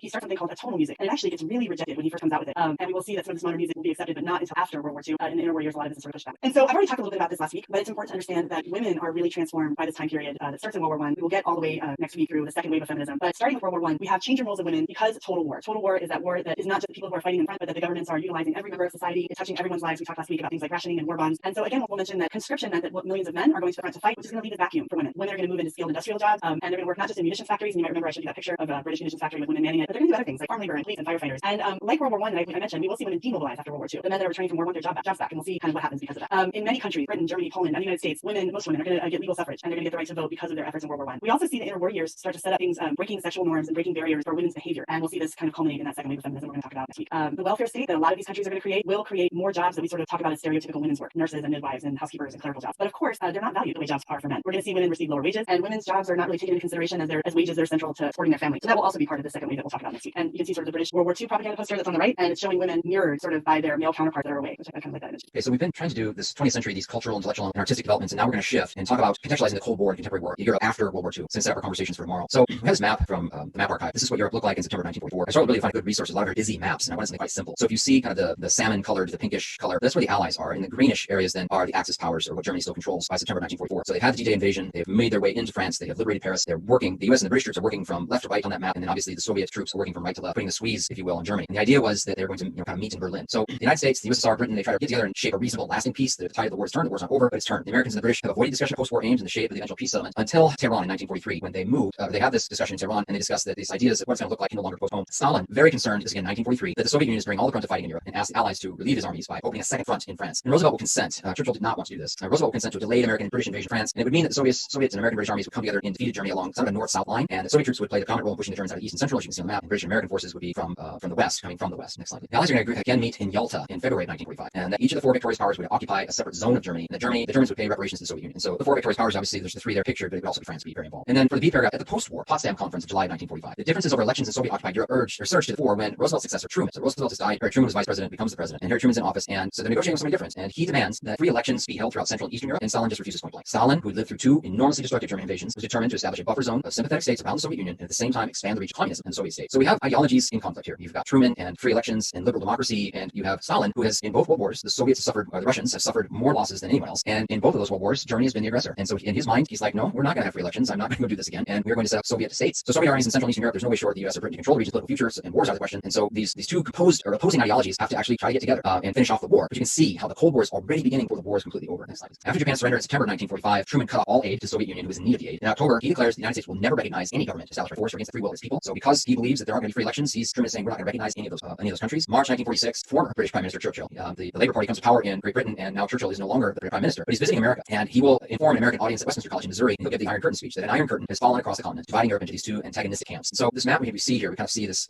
divide between East and West. You can also see the different zones of occupation. There's an American zone, a French zone, a German zone of occupation on the western side, and this is kind of establishing this Cold War. Communists quickly realized they could not take power in free elections, and so they purged non-communists from the coalition governments. They were set up after the war, and they established Soviet-style one-party communist dictatorships, which many will characterize as puppet states of the Soviet Union. In early 1947, it appeared to many Americans that the Soviet Union was determined to export communism by subversion around the world. The United States will respond with the Truman Doctrine, aimed at containing communism to areas already under communist governments. And then the American determination to enforce containment became a lot more difficult when the Soviets exploded their own atomic weapon in 1945. Okay, so and of course we are going to get into what happens because of this two-sided world that gets created at the end of World War II tomorrow, and move on a little bit to Monday. So for today, we definitely went over the events of the first half of the 20th century and how they challenged cultural and intellectual understanding. Todd went over the discussion of yesterday's lesson, and we have this also discussion of developments, and we'll move on to the actual visual art developments later in the week, and a discussion of the beginning of the Cold War. We went over the scales for developments and processes, for sourcing and situation, and for contextualization, as well as talking about continuity and change. So speaking about continuity and change, I'm going to come back to something similar to what we did last week with the long essay question, and I wanted to talk about the skills that go along with the long essay question and talk about today continuity and change over time. You guys did such a great job doing contextualization and thesis. I think that writing a thesis is definitely something we can practice over and over again. I know we're all waiting for Friday to see what form the exam is going to take, but even if there isn't a thesis on it, which would surprise me, we will definitely have this idea that you need to be able to make arguments in your writing throughout many different classes in high school and certainly throughout your university career. So it's something we're going to practice today. So we have, if you look at the bottom of the slide, the prompt, evaluate the extent to which World War I transformed European thought and culture. And we talked about some of those things today. It was not in any way exhaustive of the things that you can include. But what I'd like you to do for today is practice your thesis writing and write a thesis claim in a paragraph that will include your line of reasoning statement. But then I want you to go beyond that and let's talk about continuity and change. So this is one of the historical thinking skills that I think students have the most angst over. But if you think about World War I as sort of a turning point for intellectual and thought and culture, and think about the evidence that you would use to support an argument, and you can certainly argue things that do not change, but I tend to think that students like to take a position that this is a transformative event, and to think about the evidence that you would use to demonstrate how it changed, and to be mindful of the fact that we're looking at continuity and change over time as a skill that you will use to frame an argument. So I want you to think about what existed before World War I, and you're going to talk about that in your evidence, and you're going to bring it forward and explain how what evidence evidence you might use is different. So I'm not actually asking you for today to write an entire long essay question, but perhaps you could write your thesis statement and give us a couple bullets of evidence that you might use if you were writing this long essay question. We might practice some full long essay questions as we get closer to the exam. But for today, just think about your thesis, making sure that you have a line of reasoning that is historically defensible. And I want you to really think about your evidence and how that relates to the skill of that word in the prompt transform. So you can, as you have been, submit your responses to the email that's below, apeurovirtuallearning@gmail.com. And we have really, really enjoyed reading your responses. We've been so impressed at this community of scholars that's out there. You've been pretty awesome. So thank you. This is a message from College Board about device and internet access. We know that not all students have access to the internet or device. We're working on solutions to help students get what they need to show their best work. If you need mobile tools or connectivity or know someone who does, you reach out directly to College Board at cb.org/tech. Okay, well, thank you guys. All right. Hello. Hey, it's good to see you. Well, there we go. There you are. Hey, I'm going to let you know a secret. It got to 60 degrees here in Minneapolis yesterday. Wow. We're quiet about that, because it's Minnesota and it's spring and Mother Nature has a sense of humor. So we Right. want to make sure that we're gracious. The rain that we're having today is a cold front. Okay. So we're going to have a high of 78 tomorrow. Okay. So, We won't see that for a while here. I know, I'm sorry. And we won't see 60 for a while. We'll get in the 60s at night, but we won't get all the way down to 60 probably until well into next fall. So we're living in different worlds, my friend. For sure. All right. Hey, thank you everybody for watching. Shout out to our producer, Sarah. Thank you, Sarah, for all your work. Always wonderful. We'll see you guys tomorrow. Bye-bye. My name is Todd Beach. This is AP European History. And that's me. Hi, everybody. So today we're going to get into Unit 9 a lot more thoroughly than Todd did started last lesson. We're going to talk about the rebuilding of Europe economically, politically, at the beginning of the Cold War. We're going to talk about causes of the Cold War and get into a little bit more of early events so we can finish it up tomorrow. And we're going to talk about the bipolarization that two superpowers emerged. So that's pretty much what we're covering today. My name is Todd Beach. I teach AP European History at Eastview High School, which is in Apple Valley, Minnesota. It's a suburb of Minneapolis and St. Paul. We are on our first full week now of distance learning. So just a shout out to my students. Hi, hope you're doing well. Miss you guys. I miss my guys too. I hope they're watching today. We're going to have a little lesson when this is done. I'm Katie Lindsay. I teach at Coral Gables Senior High School in Coral Gables, Florida. It's a suburb of Miami. And I have 7 classes. I'm amazing AP Euro kids. So I think they know that I miss them very much and I hope everybody's well. Okay, so today, as Katie talked about, these are going to be our learning objectives. First, to explain how economic developments resulted in economic, political, cultural change in the period after World War II, and explain causes, events, and effects of the Cold War in the period following World War II. So we want to make sure we go through that. Some skill development we're going to do today. Skill 1, developments and processes. Skill 4, contextualization. Skill 5, making connections. The reasoning development, we're going to look at causation through the lesson, and then your practice, the AP exam practice homework tonight or today will be continuity and change. Awesome. So again, we continue to be so impressed at the work that you guys are doing. We know how hard you're working, and it's very obvious in the time and care that you're putting into these assignments and the practice that we're doing. A quick talk about moving forward. We do expect tomorrow to be giving you information about the format that you're going to see on the AP exam that's being released by the College Board tomorrow, and we're going to take you through that as part of our lesson. So that's something you can expect. We are going to spend about another 5 days, another week going through the content of Unit 9, and a week from today we have to start review for the content that you're going to see on this new format of exam. So remember, the colleges are being so flexible by letting us have this 45-minute exam, kind of unprecedented, and so we are giving fidelity to the end of course by finishing up the content. So yesterday I asked you to look at a prompt for a long essay question for the purpose of practicing writing a thesis or a claim. Yesterday we were talking about thought and culture after World War I, and so I asked you to evaluate the extent to which World War I transformed European thought and culture. And we have some really good examples, and I do want to take a moment and talk about some of the examples that we're showing are not just really good, they're fantastic. And so I don't want anyone to feel intimidated that your writing needs to be quite as fantastic as some of the really excellent responses that we're showcasing. This is a skill that you need to be able to master, but it doesn't have to be overly complicated. So let's go take a look at some of your submissions and things that would have gotten credit. This is John from Mountain View High School in Virginia, and his response to the prompt is: World War I had completely transformed European thought and culture into a more cynical view of the world. They had lost faith in humanity's rationality, the existence of God entirely, and no longer saw war as a wonderful and nationalistic endeavor. So there we have an answer to the question, and absolutely a line of reasoning with reasons as to why John thought that. So good job, John. That's a great thesis for this one. This is a pretty, by the way, some of you wrote again full long essay questions. I'm so impressed that you're wanting to do the practice, and some people sort of merged some contextualization into their thesis. So we've been really blown away by the thought and care that you guys are putting into some of these responses. So this is Abdiat from Moorpark High School, and the response that Abdiat gave is: in the aftermath of World War I, there were many significant changes to European thought culture as well as philosophy. The most important thing being the shift of an enlightened view on humans, which typically focused on logic and reason, to a more pessimistic and existentialist view on society, in which humans are seen as violent and impulsive and anxiety rampant, and typical Enlightenment ideals were shunned, which is mostly due in part to the brutality and societal chaos that World War I brought along. So a lot in this very excellent response. Thank you so much for your submission. That's lovely. And then this is Eliza from Fullerton Union High School in California, and I love that some of you are practicing handwritten exams. That's awesome. That's what we do in my class as well. World War I extensively transformed European thought and culture, demonstrated by a new lack of confidence in science and reason, the emergence of writers questioning the world around them, and the new place in society for women. So again, a very straightforward and simple thesis that absolutely get the task done. I thought this was a great example to show you at the end of someone who is not quite as long, but is perfectly on task for what that point requires. So thank you so much, Eliza. Hey, thank you, Katie. Thank you guys for those responses. Really well done. And I can just echo what Katie said. It's been super impressive what we're seeing. We're getting lots of emails from you. We do read through all of them. So please feel free to keep submitting and doing your homework this way. It's really great to see that work. We're going to start today with pick up kind of the narrative where we were yesterday and talk about the aftermath of the Second World War. So we talked about how the war was kind of ending and the peace was being shaped by the Allies. The Cold War was already kind of in place because of how this quote unquote peace was being shaped. But we didn't get a chance to talk about that was kind of the diplomatic aspect. I think we didn't talk about people. We didn't talk about the social aspects of history that are taking place this time. We want to focus just a little bit on that. So in the summer of 1945, most of Europe, especially Western Europe, lay in ruins, fighting destroyed cities, landscapes, obliterated buildings, factories, farms, rail tracks, roads, bridges. So think about this. We're not growing food. We're not transporting food.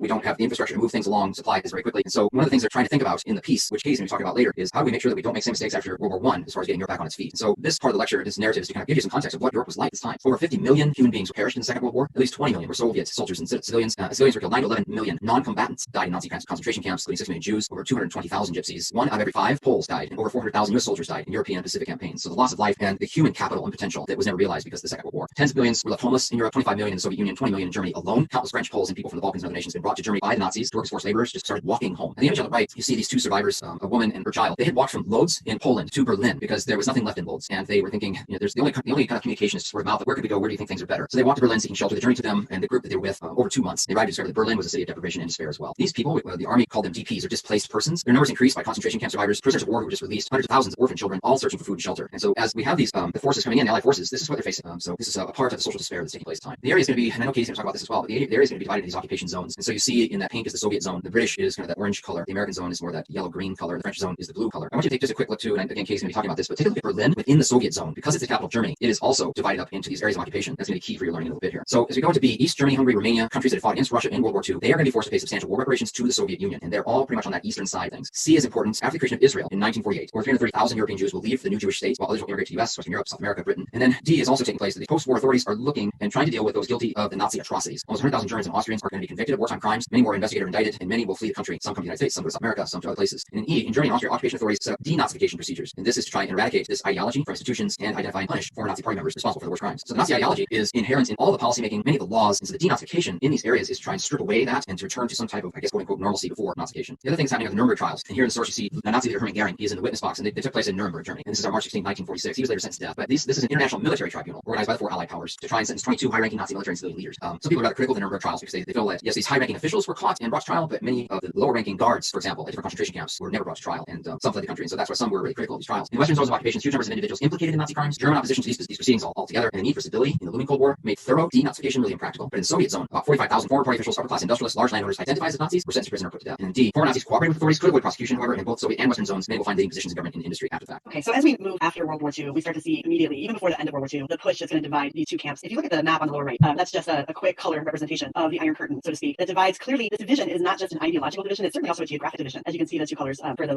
Western and Eastern Europe. So after World War II, Truman stops aid to the Soviet Union and declares that any government that's established by force, the US is not going to recognize or support. And I know Todd mentioned yesterday Churchill's famous Iron Curtain speech, the metaphor for the division of the communist and non-communist states that you see on that map. And we have these two ideologically antagonistic camps that will emerge. We see the Eastern European countries, Romania, Bulgaria, Poland, Hungary, communist politicians will be backed by Moscow. They're going to push liberal opponents out and create elections that endorse communist regimes. So we're going to quickly see Stalin move to consolidate communism and Soviet control over these so-called puppet states that are going to be here. We have some things that come out of the US that are really important at this time. The Truman Doctrine is going to be introduced, and we talk about the policy of containment that's going to bring with it this idea that the US is going to move to keep communism at its current borders. And in order to do that, that's sometimes going to require help. And we're going to see that help in the form of the Marshall Plan. So the Marshall Plan is going to be a massive infusion of financial aid to Europe. It's not meant, so to speak, to have ideological implications. It's offered to all of Europe to combat things like hunger and chaos. However, it'll be Western Europe that really benefits. The Eastern Bloc countries will be afraid of the democratic influence that might have to offer all of this aid, and they will actually decline and reject the Marshall Plan's $13 billion that the US pumps into Western Europe for rebuilding. And so it will definitely help to combat the poor economic conditions that exist in Western Europe. At the end of World War II, we still have food scarcity, we still have really high inflation. So the Marshall Plan will further divide these two spheres by bringing this huge influx of cash into Western Europe, and we're going to see the difference that will make on these two sides. All right, so furthering this divide, we'll see that in 1949, the Soviets are going to create Comecon. It's sort of an economic organization that will seek to rebuild Eastern European economies. However, it cannot compete with the Marshall Plan. We will see huge gains made in the West compared to very little gains made in the East. And we'll talk a little bit about what life is like in the East in a minute. And then I really like that map, Todd, that you showed with the little sea of color there in Berlin. I have a map that's similar to that has the Western part, the Western three sections in green, and the Soviet side in pink, with a little green dot in the middle of Berlin, and like almost like a little island surrounded. And so that focus point will become sort of the first major tension of the Cold War. And my students sometimes will say, well, why did they do that? We will see that Stalin will probably ask himself that as well, and he will look to try to get the Western powers back to the negotiating table by cutting off access. He'll start with cutting off rail access and cutting off canal access. And so Berlin, the western part of Berlin, will be isolated, and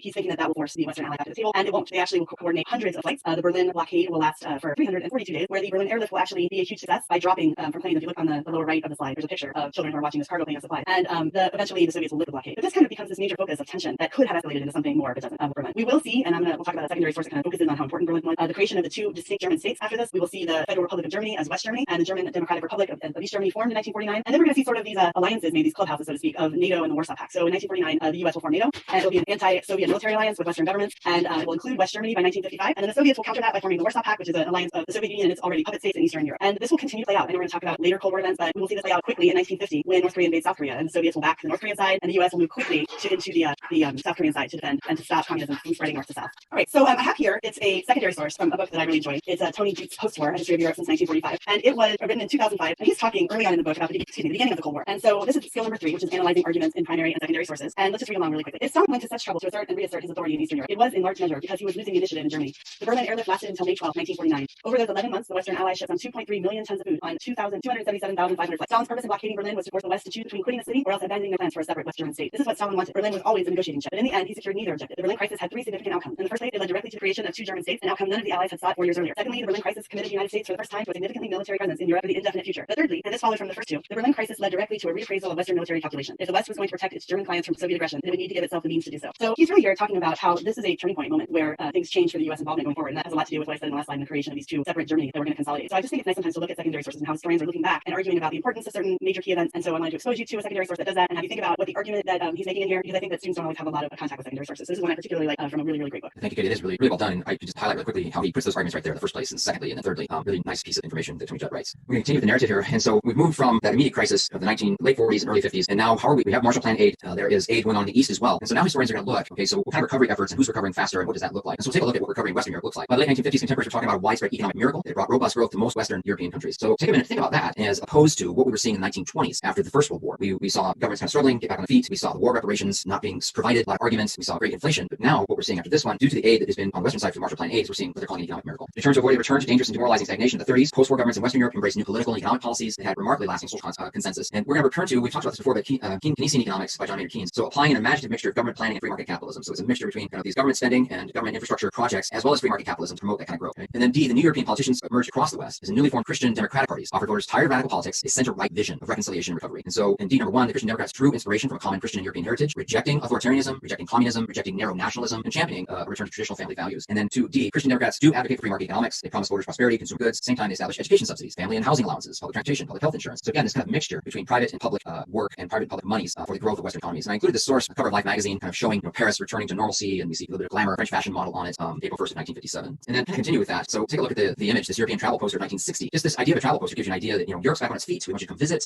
Things are returning to normal, and so we have European travel posters become really big, especially in the United States, because the United States citizens would have had money to do that kind of travel, and then also within Europe itself. So continuing with recovery in France, state-controlled banks funded industrial development, while in West Germany, Christian Democrats promoted a social market economy based on that combination, as we've been talking about, of free market liberalism, some state intervention, and then the social benefits network. Other places in the West, Portugal, Spain, and Greece, generally support NATO, and the U.S. and authoritarian governments of various stripes held power in all three of these until the 1970s. So Francisco Franco, for example, is in Spain, but they generally support NATO, and they, even though he is more of an authoritarian type of governing presence. See, in Scandinavian countries, Norway, Denmark, Sweden, they're going to earn reputations for these long-term social democratic governance, generous state-sponsored welfare benefits, independent attitudes toward Cold War politics, very tolerant lifestyles. And in Britain, after the war, the Social Democratic Labour Party will be the party of choice, and they take power, and they ambitiously establish a cradle-to-grave welfare state, giving citizens free medical, hospital care, retirement pensions, nationalize many industries. We're using the term free there, but they're obviously subsidized, taxpayer subsidized. And then E, economic growth and state-sponsored welfare measures meant that by the early 1960s, Western European living standards were much higher than ever before, and in comparison to what we're going to see in the East, they're higher as well, at least in the 1960s. This is an image of French President Charles de Gaulle greeting a crowd after visiting Paris City Hall, May 15, 1966. We're going to talk a little bit about de Gaulle in this, as we finish up this narrative about Western recovery. Many European intellectuals believe that only a new European nation could effectively rebuild the continent and reassert its influence in world affairs. So this is kind of a different shift, because we've been talking about nationalism by nation, right? What does it mean to be French? What does it mean to be British? What does it mean to be Italian? But now they're talking about Europe as a whole, European nation, or kind of transnationalism. So in B, the Bretton Woods Agreement of 1944 had already linked Western currencies to the US dollar and establishes the IMF, the International Monetary Fund, and the World Bank to facilitate free markets and world trade. And then C, what we're going to do is, the idea is that they're thinking if we can tie these European states together economically, then the chance of these European states breaking out in war will be lessened. So close cooperation among European states is required by the Americans to receive Marshall Plan aid will lead to the OEEC, the Organization for European Economic Cooperation, and the Council of Europe in 1948, both of which promote international commerce and cooperation. This is followed up in 1957 by the Six Nations Coal and Steel Community and the Treaty of Rome, and the EEC, or the Common Market. So hopes of rapid progress toward, and again, the idea is we're going to tie you together economically so that we won't have these kind of radical nationalist tendencies. And so the hopes of rapid progress toward political as well as the economic union are frustrated by a resurgence of more traditional nationalism in the 1960s. So E, number one, France will take the lead when President Charles de Gaulle will withdraw all French military forces from what he called an American-controlled NATO in 1966. De Gaulle, a very proud man, does not like that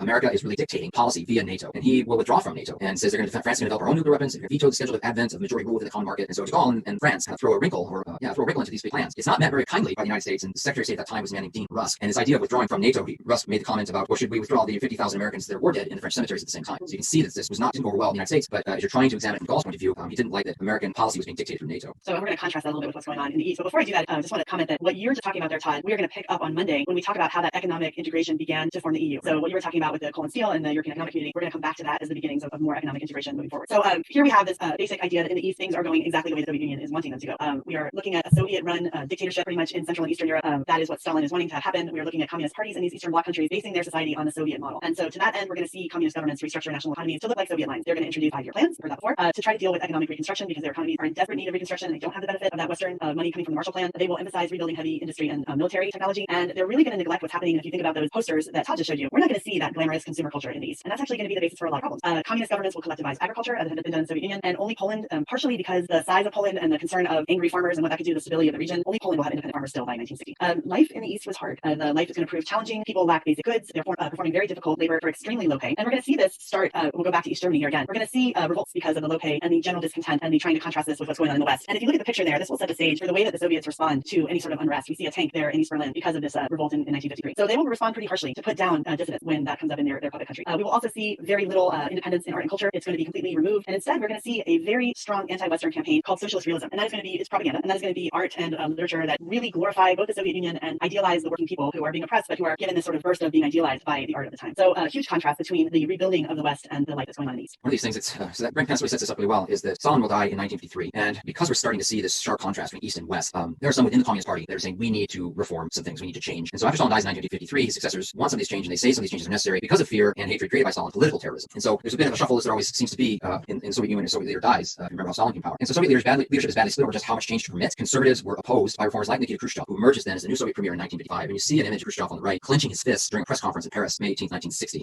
This particular press conference, he was angry because American spy planes were going over Russia, and they had kind of been caught in the act of doing it. And so he's at a press conference here, people are asking about it, and he's sort of agitated about that. And see, as state planners in the Soviet Union and East Bloc shifted resources from heavy industry and the military for consumer goods and agriculture, then the standard of living began to improve, and a limited consumer revolution ensued. So the Soviet Union's been really famous for their 5-year plans, right? And those 5-year plans always involve heavy industry and military goods, especially around World War II. But now they're starting to shift this state planning to bring about better things for the everyday person, and they have a limited consumer revolution. Indeed, de-Stalinization all creates great ferment among writers and intellectuals who are seeking freedom from the constraints of social realism. And then E. Khrushchev will also de-Stalinize Soviet foreign policy, and he'll start saying that we need to have peaceful coexistence with capitalism, and agree in 1955 to independence for a neutral Austria after 10 years of Allied occupation. So we see this kind of de-Stalinization taking place, and it's starting to look promising. What else is going on in the East in 1956? Popular demonstrations in Poland, and OK talked about Poland brings about new government, and they argued there were many roads to socialism. It doesn't have to be just this Russian or Soviet way. And they managed to wrestle a bit more autonomy away from Soviet control temporarily. And B, a student and worker-led uprising in Budapest will install Emir Nagy, a liberal communist reformer. So think about that, liberal communist reformer, as the new Hungarian prime minister, October 1956. And when Nagy will announce that Hungary is going to leave the Warsaw Pact, the Soviet leaders invade, tanks come into Budapest, they crush the revolution. About 2,700 Hungarians will die in the crackdown. A new, more conservative communist regime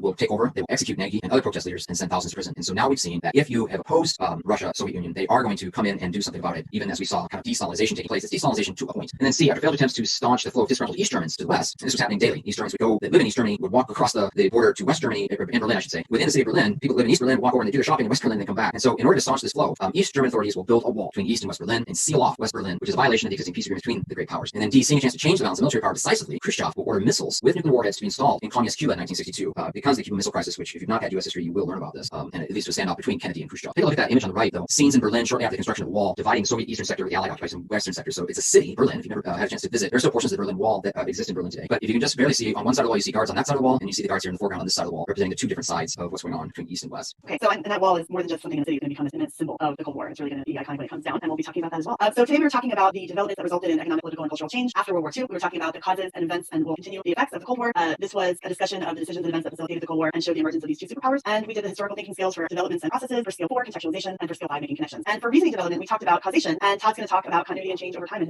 So homework for tomorrow is the scale 5, these making connections. We're going to do an SAQ. And so task A, the described task, is going to be connected to these identified patterns or connections among historical developments, as well as task B is the 5A to identify. And the C task will be connected here to explaining. So again, it's about continuity and change. So take a look at task A to describe one significant continuity in the role of organized religion in European life in the 20th century. Task B, describe one significant change in the role of organized religion in European life in the 20th century. And then task C is to explain, remember when we explain, we have to do how, why, or because. Explain how one political development affected the role of organized religion in European life in the 20th century. So a political development connected to the role of organized religion at some point in the 20th century. So please, as you have been doing, submit your responses following email, apeurovirtuallearning@gmail.com. Please include your first name, school, and state or country if you're an international school or Canadian school. We'd love to see the responses. They've been really great so far. And we'll feature some of those tomorrow. Just one more note from College Board. We know that not all students have access to the internet or device. We're working on solutions to help students get what they need to show their best work. If you need mobile tools or connectivity or know someone who does, please reach out to College Board directly and let us know at cb.org/tech. Okay. So as we've said, tomorrow we are going to be featuring some of what we've learned about for the new exam. So we have a 45-minute exam. We're going to spend time first half tomorrow talking about that, talking about how that will be scored, what that format of the exam is like. So yeah, my students are really excited to hear about that, and I'm sure you all are too. And I think actually, if you're watching, you'll get it before the College Board actually sends you the email and releases it to students. So we're excited to share that with you, and I think you're going to be really happy with the work that's gone into creating the format. I think everyone's done a really great job. Yeah, I'm excited to share that with you guys. Until tomorrow then. Katie, it's great seeing you. Great seeing you too, Todd. Bye everybody. Have a great day. Hey everybody, how are you? I hope this video message finds you doing well today. My name is Todd Beach, and this is AP European History. So our discussions for today are going to cover a variety of things. I know that you're very excited to hear. But first, before we cover any of the actual topics that you see up there, we're going to cover the rubric and format of the new test that is just coming for this one administration. We're going to cover post-war nationalism, ethnic conflict, and atrocities from Unit 9.5, a quick overview of contemporary Western democracies, and the fall of communism. And we'll get into most of the fall of communism up through 1989, and we'll hit the collapse of the Soviet Union on Monday. And my name is Todd Beach, as I said before. I teach AP European History at Eastview High School in Apple Valley, Minnesota, and it's a suburb of Minneapolis and St. Paul. Happy Friday, everybody. Yeah, I'm Katie Lancey. I teach at Coral Gables Senior High. It's a suburb of Miami, Florida, and I'm glad it's Friday too. And I hope that everyone, even though we're not going very many places, everyone's going to have a relaxing weekend away from school, or maybe you're going to start preparing for this new format we're going to go over. So for this year only, just a couple of general things, and I know that this information is already out there. Just for the 2020 exam, the format of the exam is going to change. Students are going to be taking an at-home 45-minute exam that will be free response only. For AP Euro, we're going to have a DBQ, and that DBQ can be typed or it can be submitted handwritten, and that goes for any exam this year. And so again, we're going to have a document-based question, and that document-based question is going to have 5 documents, and it's going to be scored using a modified rubric that's going to go from 0 to 10 points. So start going over that time. So the A point for the rubric for 2020 is the same as the A point in the original rubric, and that is for thesis or claim. So you have to respond to a prompt with a historically defensible thesis or claim that establishes a line of reasoning. The B point is contextualization, and that is to describe a broader historical context relevant to the prompt. So for 2020, there are no changes to the rubric for parts A and B. DBQ will still require both a thesis and a claim that is historically defensible, has a line of reasoning, and contextualization that relates the topic of the prompt to relevant broader historical events. All right, so here we do have some changes, and there are 5 possible points that can be earned for part C this year for use of evidence, and that evidence comes from both the document and outside information. 3 of the 5 points can be earned using documents. So the first point in this rubric for evidence can be earned by using the content of at least 2 documents to address the topic of the prompt. And this sort of mirrors the old rubric in the fact that there's a low bar point and there are higher expectations for points as well. So this is sort of like that first point for evidence in the old rubric for the DBQ. And moving forward, we're also looking for a second point that will be earned by supporting your argument in response to the prompt using at least 2 documents. So, and that is of course a higher bar. Supporting an argument is an explicit task where students are using the content of the document to further what their argument is in their essay. There's a third point now this year for using documents, and that can be that if a student uses 4 of the 5 documents that they're given to support an argument in response to the prompt. So 3 of these points come from the documents. Okay, and then the other 2 points are evidence beyond the documents. And so what they've really done here in the C category is that they've tried to create different ways or different avenues for students to earn points. Because the exam is 45 minutes, that is a tight time window. And so they are looking for constructing ways that you can earn points. So you've been before in the original rubric, you earned a point for using evidence beyond the document. And now they've expanded that to a point and a second point. So 1 point is earned by using at least 1 additional piece of specific historical evidence relevant to an argument about the prompt that is not from the documents. But you can also earn a second point if you use a second piece of specific historical evidence relevant to an argument beyond the prompt. And so we think about that in relation to sourcing and using the documents. This is really great that they've given you a chance to earn additional points in this manner. And just a quick note that also, if you can, obviously the scoring guidelines for these are the same as the DBQS in the past. That information that you bring in as evidence beyond the documents must be separate from the contextualization, and it must be more than just a mere phrase or a reference. So yes. For part D, analysis and reasoning, there are 3 points that can be earned here. And for that first D point, which is something students have done, and I'm sure you practiced, and Todd and I are going to have you practice this both in our lesson today and in our homework, there's a point for explaining how or why the document's point of view, purpose, historical situation, and or audience is relevant to an argument. And that is what, guys, we have been doing since last week when we've been bringing up the acronym HAPPY, and I know that your teachers use other acronyms like HIPPO or other possible acronyms, but this is what we call sourcing. It's really where we put our historian's cap on, so to speak, and think about the documents in a critical way. And you're expected to do that this year to get 1 point on 1 document, and a second point can be earned for doing the same task correctly on a second document. Again, thinking about the fact that time is going to go very quickly here. There's still quite a few things students are expected to do. So 2 possible points here for doing sourcing in the DBQ. And the final point on the rubric is the complexity point, and nothing on that part of the rubric has changed. So the last point on the rubric remains unchanged. Students can earn 1 point for demonstrating a complex understanding of the historical development that is the focus of the prompt, using evidence to corroborate, qualify, or modify an argument that addresses the question. And so in the coming days that we have in doing these video lessons, Katie and I are going to be super explicit about working in these skills into the lesson, into the review, and doing that as skill development. And like I said, just super explicit to help prepare you for your exam date. Absolutely. And we will be providing homework that mimics using the documents, using the skills of contextualization and thesis. And I want to remind everybody that we will be starting review next Thursday. And so all of the practice that we do starting next week will be on topics that we can see covered on this exam. That's going to be on May 13th. So I'm going to go into our lesson overview, and then Katie, I'm going to ask you to make sure that we are explicit about why we're still doing this before we get to review. So for our learning objective, explain the causes and effects of mass atrocities in the period following World War II to the present, explain state-based economic developments following World War II and the response to these developments, and explain the cause effects of the end of the Cold War. The skills that we're working on today are skill 1, developments and processes, skill 2, sourcing and situation, skill 5, making connections, and our reasoning development as really stated clearly in objectives will be causation today. Great. And so Todd, I think that there's a lot of people that are saying, why are we continuing through the content of the course? We're almost finished. We're in Unit 9. We're towards the end. And it's just a reminder that given these really unprecedented circumstances, colleges and universities have agreed to be flexible. And they're accepting this modified version of the exam taken at home, only 45 minutes. I think this is a wonderful opportunity here for students to be able to exhibit all of the skills that they've learned all year and weave it in with sources and with content. But because of that, there definitely needs to be the clear message that the history of the course is important and the entirety of the scope of the course is important. So obviously now we're starting in period 4, which is World War I on, but there was definitely a push that we need to cover this material for the sequencing of the course, be it a senior who might be going on to a higher course in college, or be it my own students, for example, who are going to move from this course to AP US history and need that background of the Cold War moving on to that class. So that's why we're almost done and we're close to starting review. Super, thank you, Katie. Okay, so this is what we left you with as far as exam practice yesterday, and it's a short answer question, and it deals with skill 5, making connections. So task A is to describe one significant continuity in the role of organized religion in European life in the 20th century. Task B, describe one significant change in the role of organized religion in European life in the 20th century. And task C, explain how one political development affected the role of organized religion in European life in the 20th century. And so I selected 3 responses. Here's a response for task A, and we're looking for a significant continuity in the role of organized religion throughout the 20th century. This is from Anna at Central Bucks East High School in Pennsylvania. And Anna writes, one significant continuity in the role of organized religion in European life in the 20th century. And again, I'm going to pause because what Anna has done is use the standard prompt to respond to the prompt. That's excellent because it creates a top sentence for your paragraph. So once again, continuity in the role of organized religion in European life in the 20th century was that despite the devastating results of World War I and the growing existentialist movement, religion remained a vital resource and a means of guidance for many Europeans through confusing and difficult times. Although most existentialists were atheists, the fundamental beliefs of Christianity were revitalized in this post-war period by thinkers known as Christian existentialists who argued for overcoming religious doubts. So that was a really nice response. One of the things that, because it's described, would probably be okay, but if we're looking to even beef up a response like this, we would want to list a name of a Christian existentialist, a thinker, and that would help that response as well. So really well done, Anna. Here's task B. Again, task B is describe one significant change in the role of organized religion in European life in the 20th century. This is from Shreya at Campbell High School in Georgia. One significant change in the role of organized religion in European life during the 20th century was that before the formation of the USSR, people in most of these European nations could worship freely. But after the USSR was formed, religious beliefs were undermined by socialist beliefs, and therefore religion lost its importance among countries of the USSR. Religious beliefs lost importance, socialist beliefs gained importance as people like Stalin came to power in the Soviet Union. So the use of the word countries of the USSR, it's completely understanding that she's trying to talk about the republics in the USSR. But this is a really good response because we do see this is a change. We change from Tsarist government where Orthodox Christianity is part of it, and now that is no longer as big a part of people's lives as Shreya has stayed there. So really well done there. And task C. Now this we have an explain task. So that means that's more difficult. We have to be specific to how, why, or because. So explain how one political development affected the role of organized religion in European life in the 20th century. This is a response from Rachel at Brandon High School in Florida. One significant political development that affected the role of organized religion in European life in the 20th century was the period of Nazi persecution of Jews and Catholics during World War II. The hatred of Catholics and the anti-Semitism by the Nazi political party broke the assembly of both groups for years, including direct physical harm to synagogues and the Jewish population in Germany on Kristallnacht in 1938, when Nazi soldiers burned, ravaged, and destroyed Semitic communities. So that is definitely a political development, Nazi political party affecting the role of organized religion. So that's a really, really well done response. Now with task C, as I was looking, and I want to make sure I'm telling you, being really clear, we read all these responses. So please don't think, oh, he didn't select mine, he didn't care. That's not the case at all. But we did see some errors with task C because what task A was what's the change in organized religion? What's the continuity in organized religion? Those are the first 2. But task C said what's a political development that affects the role of organized religion? And so many of you didn't talk about a political development in task C, and you just talked about the role of organized religion changing. So we're making sure that we're reading really carefully the prompt. Okay? But this response from Rachel is really well done. And that advice of making sure that you read the prompt, it doesn't matter what kind of question and what exam you're talking about, being really clear and taking a few minutes or just a moment to think about what the task is in any prompt and what they're asking is really, really important. I've had students with the pressure of the exam walk out and realize that they misread the question because of the adrenaline and knowing it was time. So please be mindful of that as we're moving forward and for what you're going to encounter on any AP exam in May. All right, so we're going to pick up in the second half of the 20th century and talking about Western Europe and the crisis that they're facing, starting particularly in the 70s. The post-World War II era has this economic boom, and it comes to an end in the early 70s, started in part by Nixon, the president of the United States, taking the US off the gold standard. And we see a chaos and a change where countries are abandoning fixed rates of currency. This is affecting exchange rates. There's all this uncertainty both in trade and finance. And this confusion and chaos is compounded by an energy crisis and oil crisis. So the complicated beginning that has to do with the Middle East and the Six-Day War, but it's furthered by OPEC, the Organization of Petroleum Exporting Countries, declaring an embargo against the U.S. because after that, the U.S. supports Israel in the fourth Arab-Israeli War, and they raise oil prices, and there's scarcity, and the price of oil quadruples, which of course has international effects. We're going to see unemployment rising, we're going to see inflation skyrocketing, and yet at the same time, because on Monday we're going to talk a little bit more about the EU. That common market that's going to grow into the EU is expanding. There are several expansions that happen, and in 1973, Great Britain is going to join that common market, and then we will see Greece, Portugal, and Spain all in the 80s, early and then later 80s. Once they have governments that are not dictatorships, once we have democratic governments in place, we will see those countries join the common market. So that's kind of a little bit about what we're going to talk about on Monday. At the same time, we're going to start to see the Asian tiger, the East Asian countries that are having high-tech manufacturing happening in East Asia, and we will see Asia shift to be the manufacturing center. And Western Europe is not going to be able to create enough jobs for the jobs they lose to East Asia. So that's going to compound that unemployment. And we're going to see factories close. Heavy industries such as steel and mining are going to be in a decline. That's going to happen in the United States as well. And we're going to see unemployment rise to the highest level since it had been in the Great Depression. And I kind of like that picture that's on the right.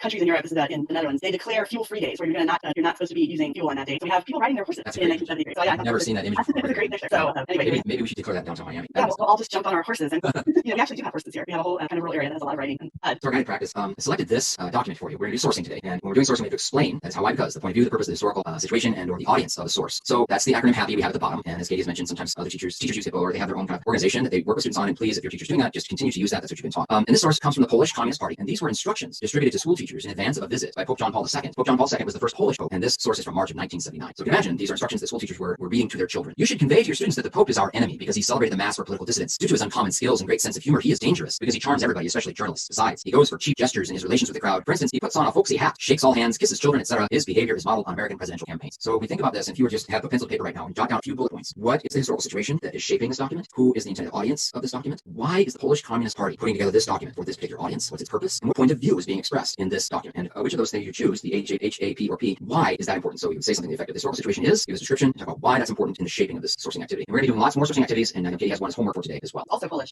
All right, so back to sort of the content. In response to those issues I was just talking about in the 70s, we will see a shift in the 80s, and we're going to see leaders in the 80s in many Western European countries, England and Germany, not so much France, but we're going to see this shift to neoliberalism. And this is a philosophy that sort of piggybacks on Adam Smith's ideas of laissez-faire, and it contradicts this idea that had been happening where governments have been really supporting through social welfare programs. So we're going to see countries start to adopt this neoliberalism. We will see countries call for privatization of industries. These are industries that have been in the hands of the state, large industries like transportation and communication, with the idea that putting them in the hands of private industry would create more profits, and that profit would stimulate economic growth. So Margaret Thatcher, who's our picture there on the right, is a perfect example of leader. She's elected prime minister in 1979, and she's in charge of England throughout that decade, and is going to see a lot of really important things happen during that decade. But she will definitely enact policies that replace that welfare state model. She pushes for free market and private investment, and it doesn't have really good results. It results in a huge rise in unemployment, increases in poverty and crime. And West Germany at the same time does a lot of the same things. Their Chancellor Kohl is going to implement many of the same policies, and there will be unemployment also in West Germany, but they're going to stimulate growth in the economy, and that growth in the economy is going to be really important as we move towards the end of that decade for it to be the economic powerhouse that's going to be to reunite the two sides of Germany. So we'll get that in a moment. Let's switch towards the east and talk about what's going on in the Soviet Union. And I have the title slide Gorbachev. But before we talk about Gorbachev, we had yesterday left off talking about Nikita Khrushchev, and Nikita Khrushchev will be replaced especially after the Cuban Missile Crisis, with this person on the right that you see who is Leonid Brezhnev. And so this very kind of a painting, I guess, of Brezhnev from 1981. So shortly after the invasion of Czechoslovakia, which is an event known as Prague Spring that we're not going to go into detail with, Soviet Premier Leonid Brezhnev will declare the so-called Brezhnev Doctrine. So we have the Truman Doctrine, right, that Harry Truman issued, which basically said we're going to contain communism. But now we have Brezhnev issuing this doctrine saying that it's the right of the Soviet Union and its allies to intervene militarily in any East Bloc country where they thought it necessary to preserve communist rule. So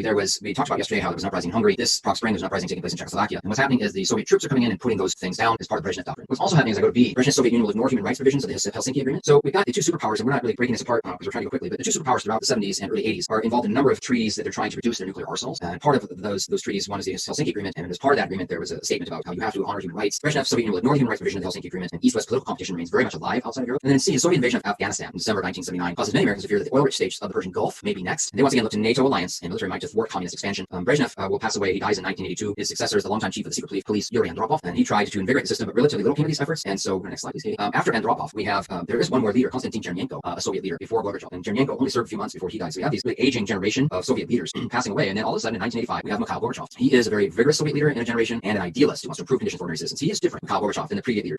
He's of a different generation, and he is university educated, and he wants to see the different things happen for his country. He realizes the different problems they're having, especially economically, and he's trying to meet those needs. So in paragraph B, in order to meet the real needs of the Soviet population, some of Gorbachev's first reform policies have this ambitious program of economic restructurings. Okay, so keep in mind, the Soviet Union has always had very much state-controlled economy, and he wants to restructure that, which he calls perestroika, and allow an easing of government price controls on goods, more independence for state enterprises, creation of profit-seeking private cooperatives. So this is similar to, if you can think back to Lenin's new economic policy, Lenin's NEP, which he used to kind of generate the economy after the trials of the First World War and the Russian Revolution, and then Stalin put that down, and they've had these state controls for so long, these 5-year plans, but now here's Gorbachev instigating perestroika, trying to get more private enterprises going on. In paragraph C, after a few initial improvements, however, the economy stalls. By late 1988, widespread consumer dissatisfaction poses another serious threat to Gorbachev's leadership and reform. Gorbachev has another policy, and it's bold, and this is called openness, or glasnost, which is much more successful, meaning because the state has controlled and censored so much information to try and keep everyone in line, now we're going to allow some openness, where there's less censorship and more of public discourse, more discussion. For the first time on television, some of the Soviet parliament is being televised, so people for the first time could see their leaders just debating in parliament and having these discussions, and that is part of Gorbachev's glasnost. With Gorbachev, we also see more, I don't know, historians call it more democratization. I struggle a little bit with that word because it's not like people are going in free elections and everything else, but they're using it because there's a shift that's taking place with Glasnost, with Perestroika. And now because of this, those non-Russian minorities in those satellite states want greater autonomy. And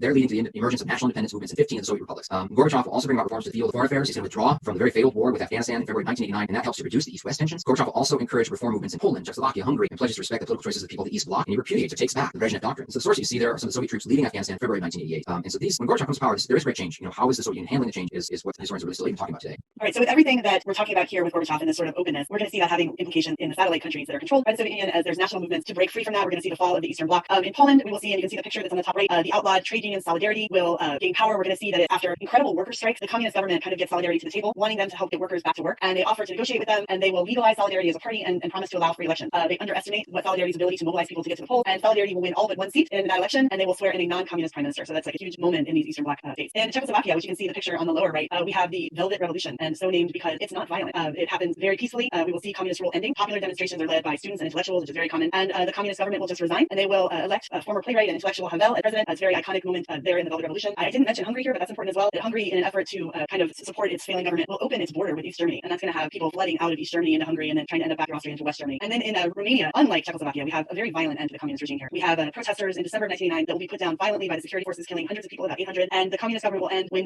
the very nasty dictator Ceausescu is captured and executed along with his wife, and they will put into place a democratic coalition government.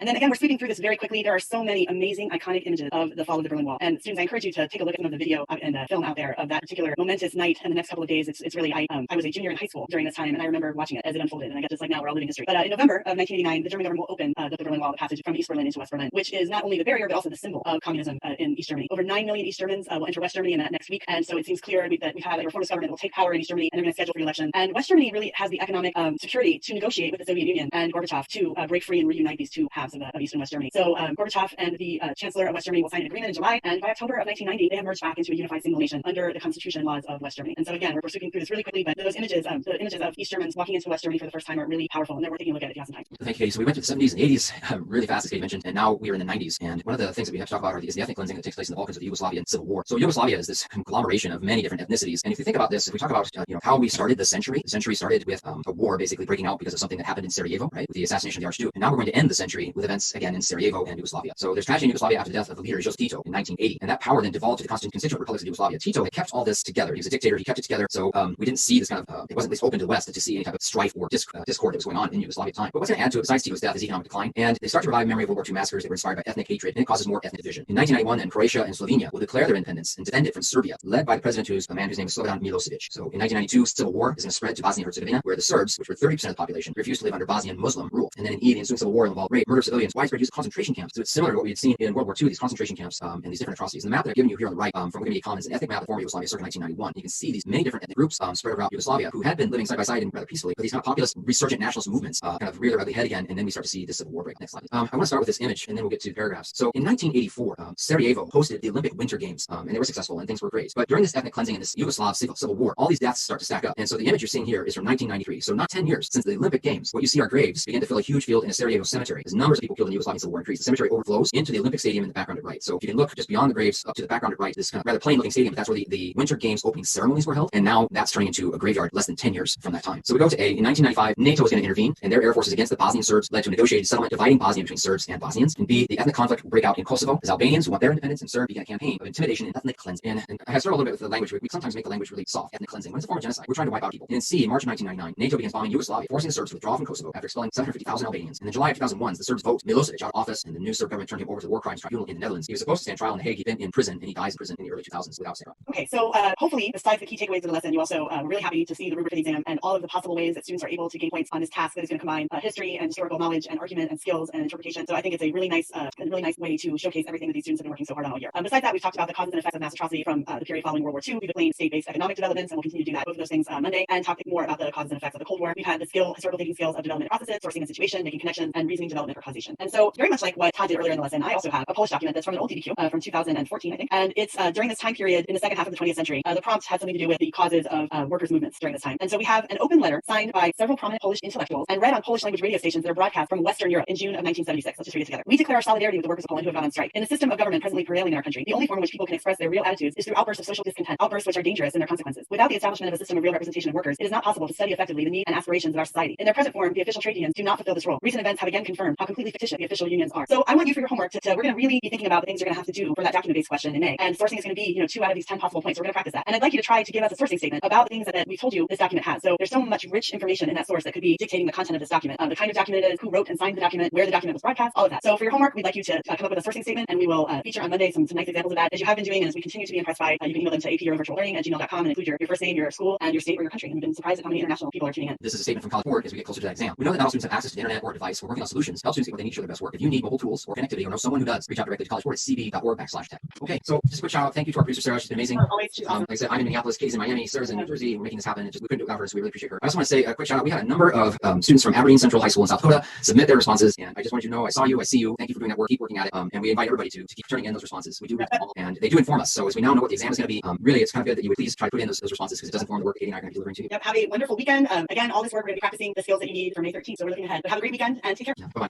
We've had a great weekend. My name is Todd Beach. Today's the live stream for AP European History. Good morning. So today we're going to cover 3 topics. Just a quick reminder that we are still finishing Unit 9 of the course, that we're getting towards the end. We are anxious to start review, as I'm sure you're anxious for us to start, and we'll be starting that on Thursday. So for today, we are looking at discussing topic 9.8, which is 20th century feminism, topic 9.9, which is decolonization, and topic 9.10, which is the European Union. And as I said before, my name is Todd Beach. I teach AP European History at Eastview High School in Apple Valley, Minnesota. That's a suburb of Minneapolis and St. Paul. Good morning to my students, and good morning to everybody out there. And I'm Katie Lancey. I teach at Coral Gables Senior High. It's in Miami, Florida. And good morning to my students. I miss you a lot. Looking forward to having a lesson tomorrow. And hope everybody is well. I hope everybody had a good weekend. It actually felt like a weekend. I know these days are all running together a bit. So anyway, happy Monday. Okay, beginning with our lesson overview. Here's what we're expected to look at today. So we're going to talk about, just kind of outline, explain how women's roles and status developed and changed throughout the 20th and 21st century. The next one is to explain the various ways in which colonial groups around the world sought independence from colonizers in the 20th and 21st centuries, the decolonization. And then explain how the formation and existence of the European Union influenced economic developments throughout the period on World War II to the present. The skills that we're focusing on today: skill 4, contextualization; skill 6, argumentation; and then also your homework dealt with skill 2, sourcing and situation. And our reasoning development today that we're kind of weaving throughout is continuity and change over time. That's great. So Todd and I continue to be so impressed with the work that you're turning in. We are going to try to gear most of that work towards, actually all of the work towards what you're going to see on this exam on May 13th. And of course, now that we know it's DBQ, we'll be looking at primary sources. I'm super excited, and Todd will tell you a little bit about this at the end, that on Fridays, we are going to have full modified DBQs for you to practice with, hoping that you'll do them under time situations so that you can get a real feel for what the exam is going to look like in May. So again, we're super impressed with all the work that you've been turning in. And on Friday, I left you with a document that you can see on the screen now. And it was an open letter for Polish intellectuals that had been read on Polish language radio, broadcast from Western Europe. And I asked you to talk a little bit about the sourcing for the skill that you need to do on the DBQ. So look at some great examples that you guys turned in. Again, these are really, really nice examples, and we're super impressed. So from Delaney from Franklin High School in Tennessee, David Delaney did purpose and wrote, "This letter is intended to encourage the participation of Poles in social activism during a time of strife and political turmoil in Poland. After the sharp increase in price of food and other goods, demonstrators of protest broke out among workers in the country who believed that they were being unfairly treated and that the official trade unions were not working to benefit the working people. This open letter was created by Poles for broadcasting to a large audience of Poles in an attempt to gain more support for the protest." So really nice example of purpose and well laid throughout the whole letter. All right, can you go next slide? Perfect. So audience.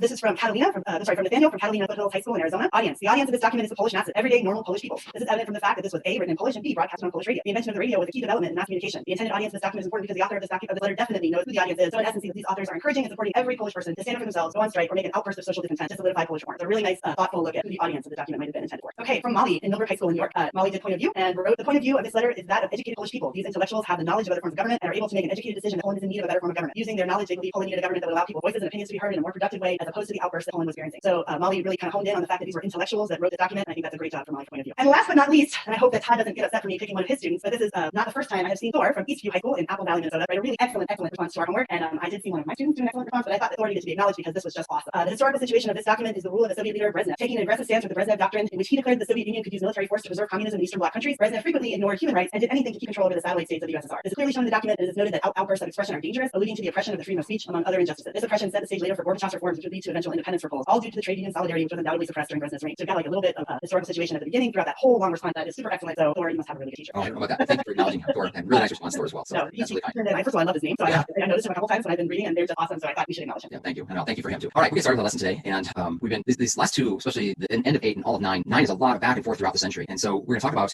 challenges and victories for women. And Katie had done some stuff on women in the first half of the century and the changes they were going through up through the war, and now we're going to kind of pick up that narrative a bit here. And so you take a look at the image first. This is Simone de Beauvoir. She's a French writer, existentialist philosopher, feminist, social theorist, and this is her picture at her home in Paris in 1976. So we'll talk about this feminist movement. The arrival of adverse and widespread feminist movement devoted to securing gender equality, genuine gender equality, and promoting the general interests of women arose out of changing patterns of motherhood and paid work. And so we're seeing reactions after the Second World War, after displaced peoples have come back to where they belong. You're also looking at a population, especially European population, where the male population is much less because of the war than the female population. It has something to do then with females really experiencing, I wouldn't say for the first time, but definitely capture this idea that they are breadwinner, they are also mother, they are taking care of everything and keeping it together. And so we have feminists such as Simone de Beauvoir who are trying to capture this idea of what it means to be a woman now after the war and to really push these ideas of gender equity. So B, feminists were inspired by works such as the foundational book of The Second Sex, published in 1949 by Simone de Beauvoir, which argued that women have to take courageous, self-assertive action to become a completely free person, escape the role of the inferior other that men have constructed. So she just names it the social construction of gender and these separate spheres that have been created by men. And C, the United States writer and organizer Betty Friedan, her path-breaking study called The Feminine Mystique was published in 1963, called attention to the stifling aspects of women's domestic life and their exclusion from professional jobs. And D, in 1966, Friedan helped found the National Organization for Women, now to press for women's rights. So advocates for women's rights, we're going to push for new statutes in the workplace. And I'm speaking, I just talked about Betty Friedan in the United States, but I want to make sure we're still focused here on European women. Advocates for these women's rights push for new statutes in the workplace, laws against discrimination, equal pay for equal work, measures such as maternity leave, for daycare, these things designed to help women combine careers and their family responsibilities. The movement also addresses gender and family questions, including the right to divorce. And that happened even in some Catholic countries. Legalizing abortion, the needs of single mothers, protections from rape and physical violence. And see, the women's movement of the 1970s will win new rights for women, but subsequently became more diffuse, a victim of both its successes and the resurgence of its anti-feminist opposition. So I'm focusing right now in this discussion right here. I want to make sure we're talking about Western Europe. And you do see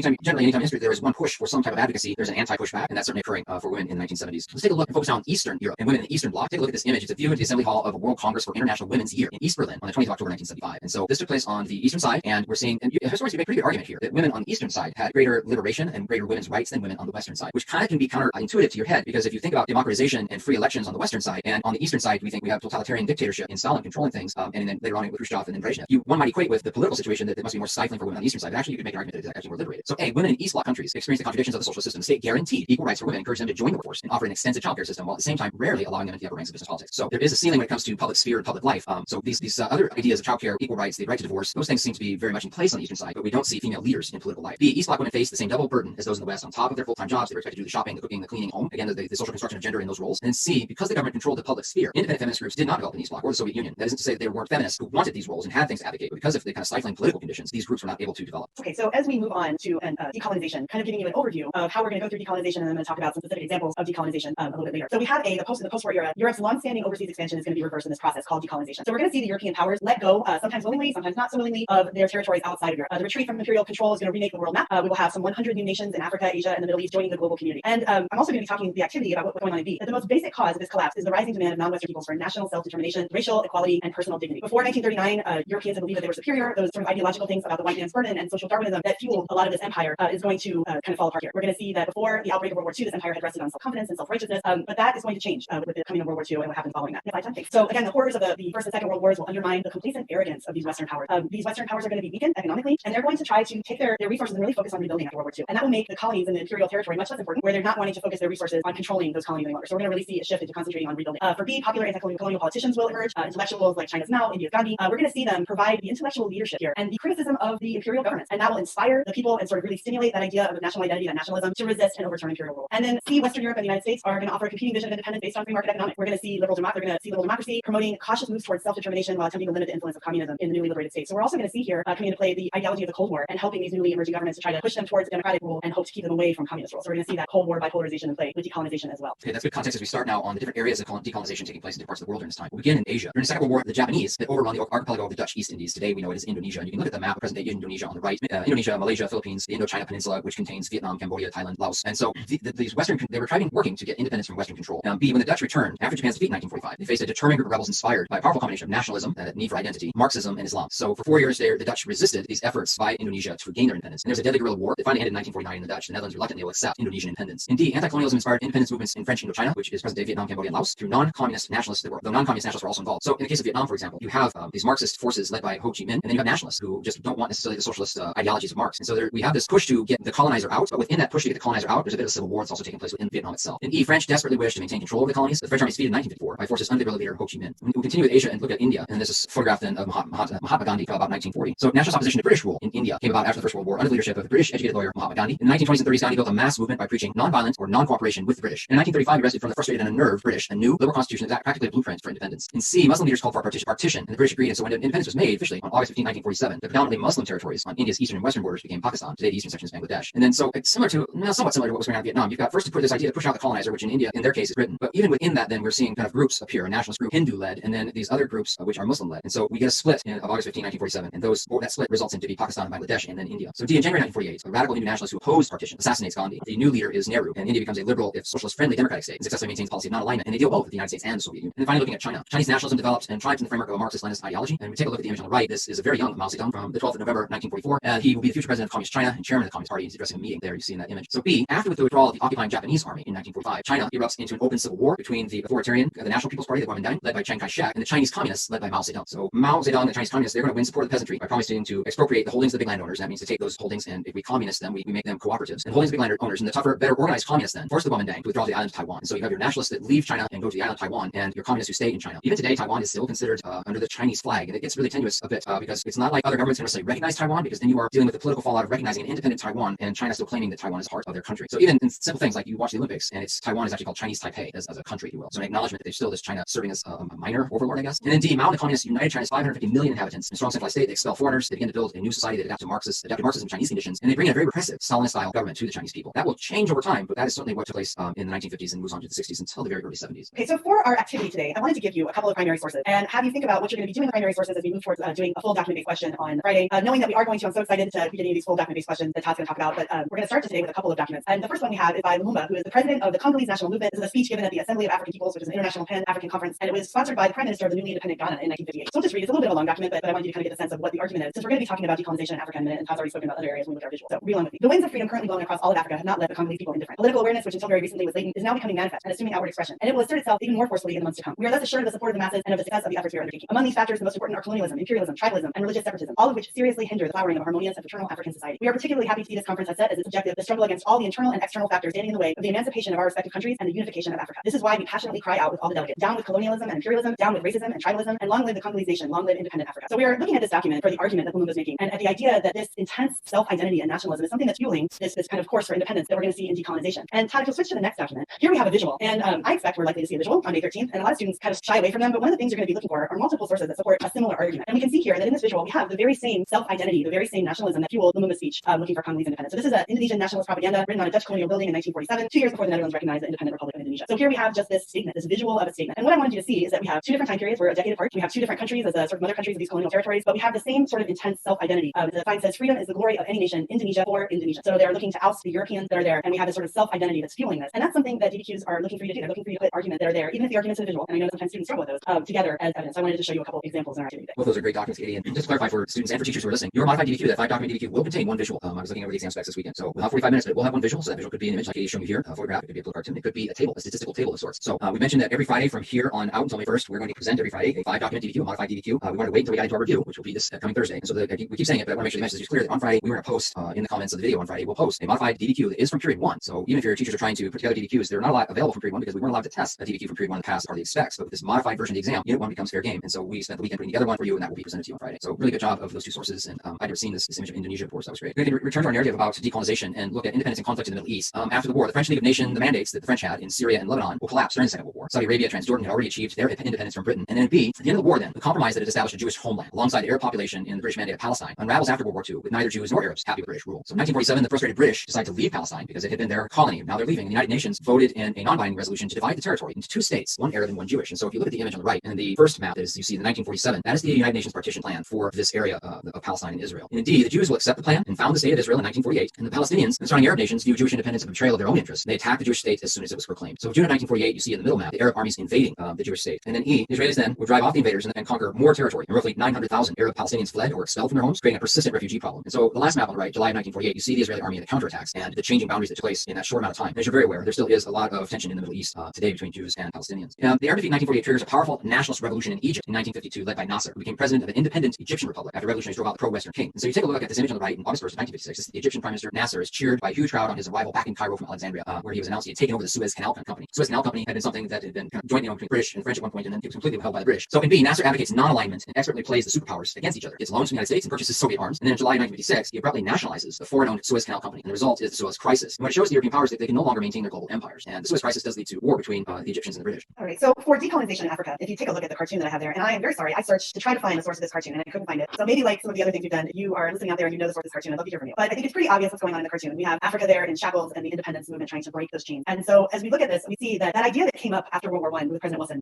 in his 14 points really talked about national self-determination. And that raises the expectations of the non-European world for new freedom. And after World War II, as we already said, because of the need to focus on rebuilding their own territory in Europe, the struggles of the war had crippled many of these European states. And then political parties that had existed before World War II actually become formal political parties with independence as their stated goal from their European colonizers. This is not going to be without challenges. There's going to be severe challenges, particularly because if you remember back to last week when we had that political cartoon of Bismarck carving up the European cake, some of the boundaries that were created by these European powers were completely arbitrary and didn't take into consideration at all the different religious and ethnic considerations that were there. So having newly independent countries with lines on a map that had been arbitrarily drawn are going to present challenges during decolonization. We also have that in many places the struggle for independence will be led by intellectuals. In Egypt, even though Egypt had formally gained independence in 1922, it had remained under British control. That's kind of what Todd were talking about. We're going to see a coup in 1952 to set up an independent government, as we gave you just a few examples of decolonization in Africa. And do you want to move to the next slide? In Algeria, we have this nationalist group known as the NLF, the National Liberation Front, and it is going to begin a pretty horrific guerrilla war that will last 8 years, starting in 1954. It will really have a lot of atrocities and deaths on both sides. It will very negatively affect the presidency of Charles de Gaulle, who will eventually grant independence to Algeria in 1962. If you look at the picture on the right, that is Nelson Mandela, and he is revisiting his jail cell on Robben Island, which is just off of the coast of Cape Town in South Africa. And so in South Africa, we're going to have somewhat of a different situation because the European settlers themselves had really dominated control over the political system. The ANC, the African National Congress, had been formed before World War I, and while it wasn't particularly successful, Mandela would present being the president of that organization. We will see him making really amazing strides that will lead to his arrest, and he will spend 27 years in prison, jailed by these European settlers that controlled the political system. In the 50s, the South African whites in government will create a system known as apartheid, and this is a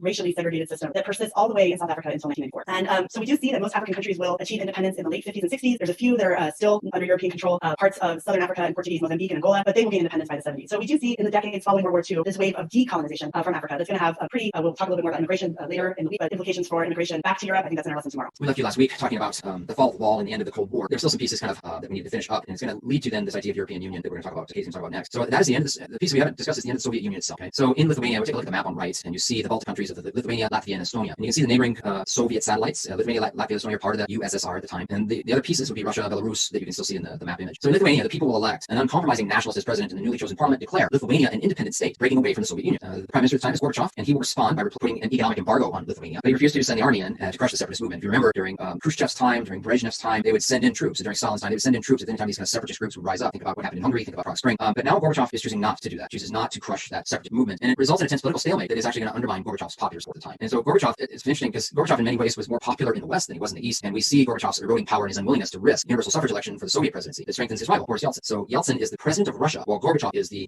leader of the entire Soviet Union. But obviously Russia is the largest, most populated area of the Soviet Union. And so now Boris Yeltsin is seeing great political strength. He's going to embrace the democratic movement, and after he is elected the parliamentary leader of the Russian Soviet Republic in May of 1990, he will boldly announce that Russia will put its interests first and declare itself independent from the Soviet Union. Now, when Russia leaves, you're going to see the other satellite states go, well, he's going to go, we can all go. Gorbachev tries to save the Soviet Union with a new treaty, linking the member republics in a looser and more freely accepted confederation, but 6 of the 15 Soviet republics reject his plan, and everything is starting to crumble now. And then in August of 1991, there are some communist hardliners that are trying to put this all back together. They are of the mind that, we should have just crushed these rebellious states to begin with. We didn't do it. It's because of Gorbachev. And so Gorbachev is going to be kidnapped. I mean, he's in his home, a dacha in the Crimea, and so he's put under house arrest. And his family in the Caucasus, and they try to seize Soviet government, but the attempted coup will collapse in the face of massive popular resistance that rallies around Yeltsin. It's so interesting because I remember those days, and the news would come on and they'd say, we're hearing that Gorbachev is ill. That was kind of the first thing that was coming out of Russia at the time. Everybody's like, what are you talking about ill? Because you saw him on TV and he was healthy and he's really young. And then over the next hour to half hour, the information leaks that it's actually a coup, that he's actually under house arrest. Yeltsin then finally denounced the rebels, and he stands on top of a tank that was in central Moscow. He climbs up on top of this tank and he declares the rebirth of Russia, and he gets the support of the army. Gorbachev is then rescued and returned to power as head of the Soviet Union. But what is the Soviet Union at this point? Because clearly you can see from the image, the coup has failed, and that was going to be whatever the Soviet Union was. Yeltsin and Russian nationalists are prevailing. And then in C, we get an anti-communist revolution that swept Russia as Yeltsin and his supporters outlaw the Communist Party and confiscate the Communist Party property. So indeed, Yeltsin and his democratic allies declared Russia independent. They withdraw from the Soviet Union, as did all the other Soviet republics, and it's renamed the Russian Soviet Republic, the Russian Federation. One of Gorbachev's last acts, he does officially resign, which then marks the end of the Soviet Union. But on Christmas Day, December 25th, 1991, one of his very last acts as a leader, he makes a phone call to then the U.S. president, who was George H.W. Bush, basically announcing the end of his resignation and the dissolution of the Soviet Union. And then at the independent republics, the old Soviet Union then will hold a loose confederation, Commonwealth of Independent States, which plays a minor role in the 1990s. I remember the 1992 Olympic Games.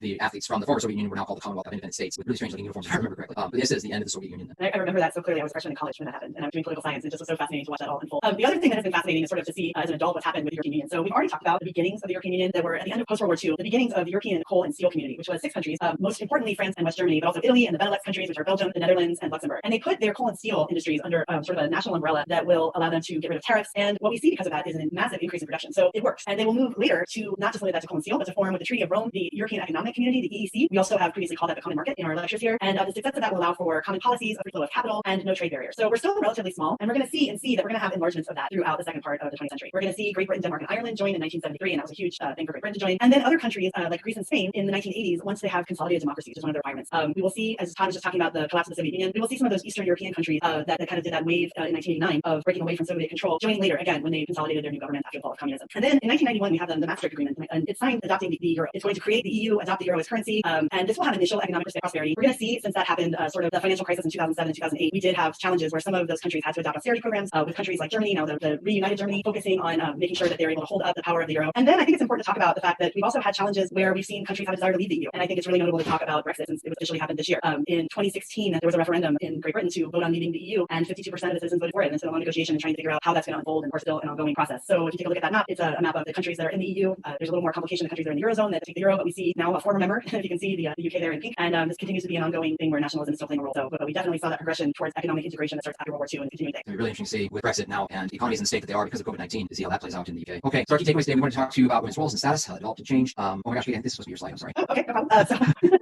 So we're also talking about colonial groups and how those groups sought independence from their colonizers in the 20th and 21st centuries, and then talk about the formation of the EU and how that process happened and how it influences developments through the period of World War II, and of course it's still influencing things today. And we talked about the skills of contextualization, or argumentation, as well as with the activity we talked about sourcing and primary sources. And the reasoning development throughout all of this is continuity and change, kind of with a focus on change during the second half of the 20th century and beginning of the 21st. So for our AP exam practice, before I get into this, I just want to one more time say that every Friday from here on out, we're going to give as exam practice a full 5-document DDQ, the modified DDQ, and we will encourage you on Friday to, if you want to do that, to sit down, time yourself, work on it, send it into the email address we have here. We'll feature some of that work. But during the week, what we're going to do are skills practice of different parts of DDQ. And so for today's skills practice, we want you to write an introductory paragraph that includes contextualization and a claim or thesis that addresses the following prompt. So your prompt would be to evaluate the most significant effects of European decolonization after the Second World War. Notice that the word effects is plural, so we have to have more than one. So choose, look at your different effects of European decolonization, the number that we covered today, and evaluate the most significant effects of European decolonization after the Second World War. Write an introductory contextualization paragraph, and then have the end of that paragraph should be your claim or thesis. You can turn that into us at this email, aperovirtuallearning@gmail.com. When you do, please include your first name, your school, and your state where your country, because we want to make sure we acknowledge your work when we come to this tomorrow. So one more thing, we know, sort of an announcement from College Board, we know that not all students have access to the internet or device. We're working on solutions to help students get what they need to show their best work. If you need mobile tools or connectivity or know someone who does, reach out direct to College Board at cb.org/tech. And then finally, Katie, I just want to make sure I give a shout out to our mutual friend that you and I have, Colin Baker. He teaches in Blacksburg,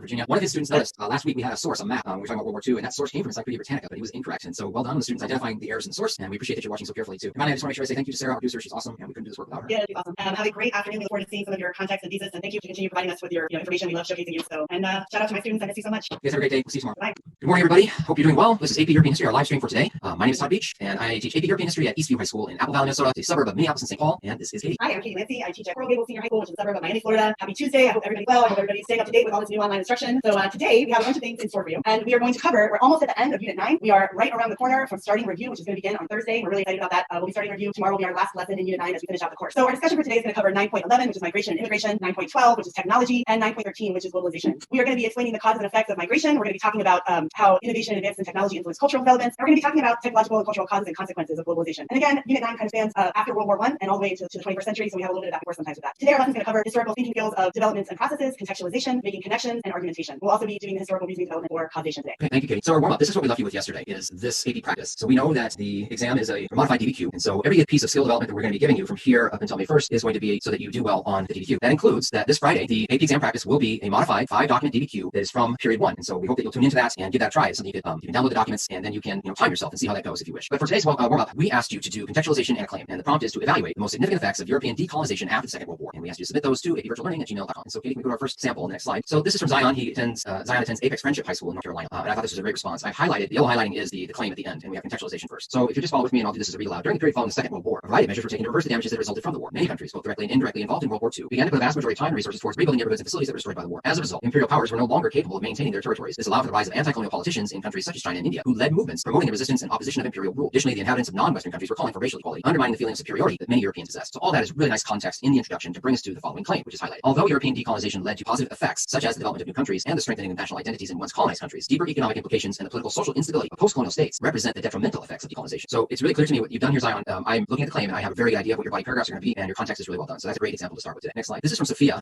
Our Lady of Lourdes Academy in Miami, Florida. And by the way, Katie, she had written a nice long note saying that her school, or where she lives, is very close to Coral Gables. So just FYI. Yes, I know many students that attend school, so that's great. Okay. She's also, Sophia was really honest, and she just said, it's my first AP course. It'll be my first AP exam. I'm really nervous, but we're here to help you out, Sophia. So I hope that today's lesson and what we're going to do with your response here gives you some feedback that helps you. So Sophia writes, and please follow along again. In the early 20th century, many countries were involved in World War II. After the war ended, the land that had been taken over had been restored, and these countries were trying to get back on their feet. Throughout the years that followed the war, Europe's overseas expansion was reversed as a result, many new nations were created. The most significant effects, and so this next sentence here is her claim. The most significant effects of European decolonization after the Second World War were the Asian countries gaining independence, Middle Eastern nations being divided, and Europeans giving Africa back previously acquired lands. So Sophia, I think your claim is really clear. You've identified what you think the effects are. You developed a line of reasoning. I know what you're going to be talking about in your body paragraphs. Your contextualization is pretty good. It's probably, Katie is going to be our question leader for our DDQ this year. And this is the contextualization piece that if I were to give you any advice, I would say we need a sentence or two more here because we have a little bit, but it's kind of generic. And so one thing to help you to think about is using that acronym GEOSPRITE. Can I talk about anything geographically through my context? Can I talk about something socially? Can I talk about something politically, religiously, intellectually, technologically, economically? If I can draw from anything in my Rolodex of memory about to build this context, use GeoSprite, use that tool to help you in the contextualization. I think your claim is excellent. I think you would probably write a really nice essay there. So thank you, Sophia. In our next one, this is from Moana, and Moana attends high school at Ernest Manning High School in Alberta, Canada. She also wrote a nice note to us, and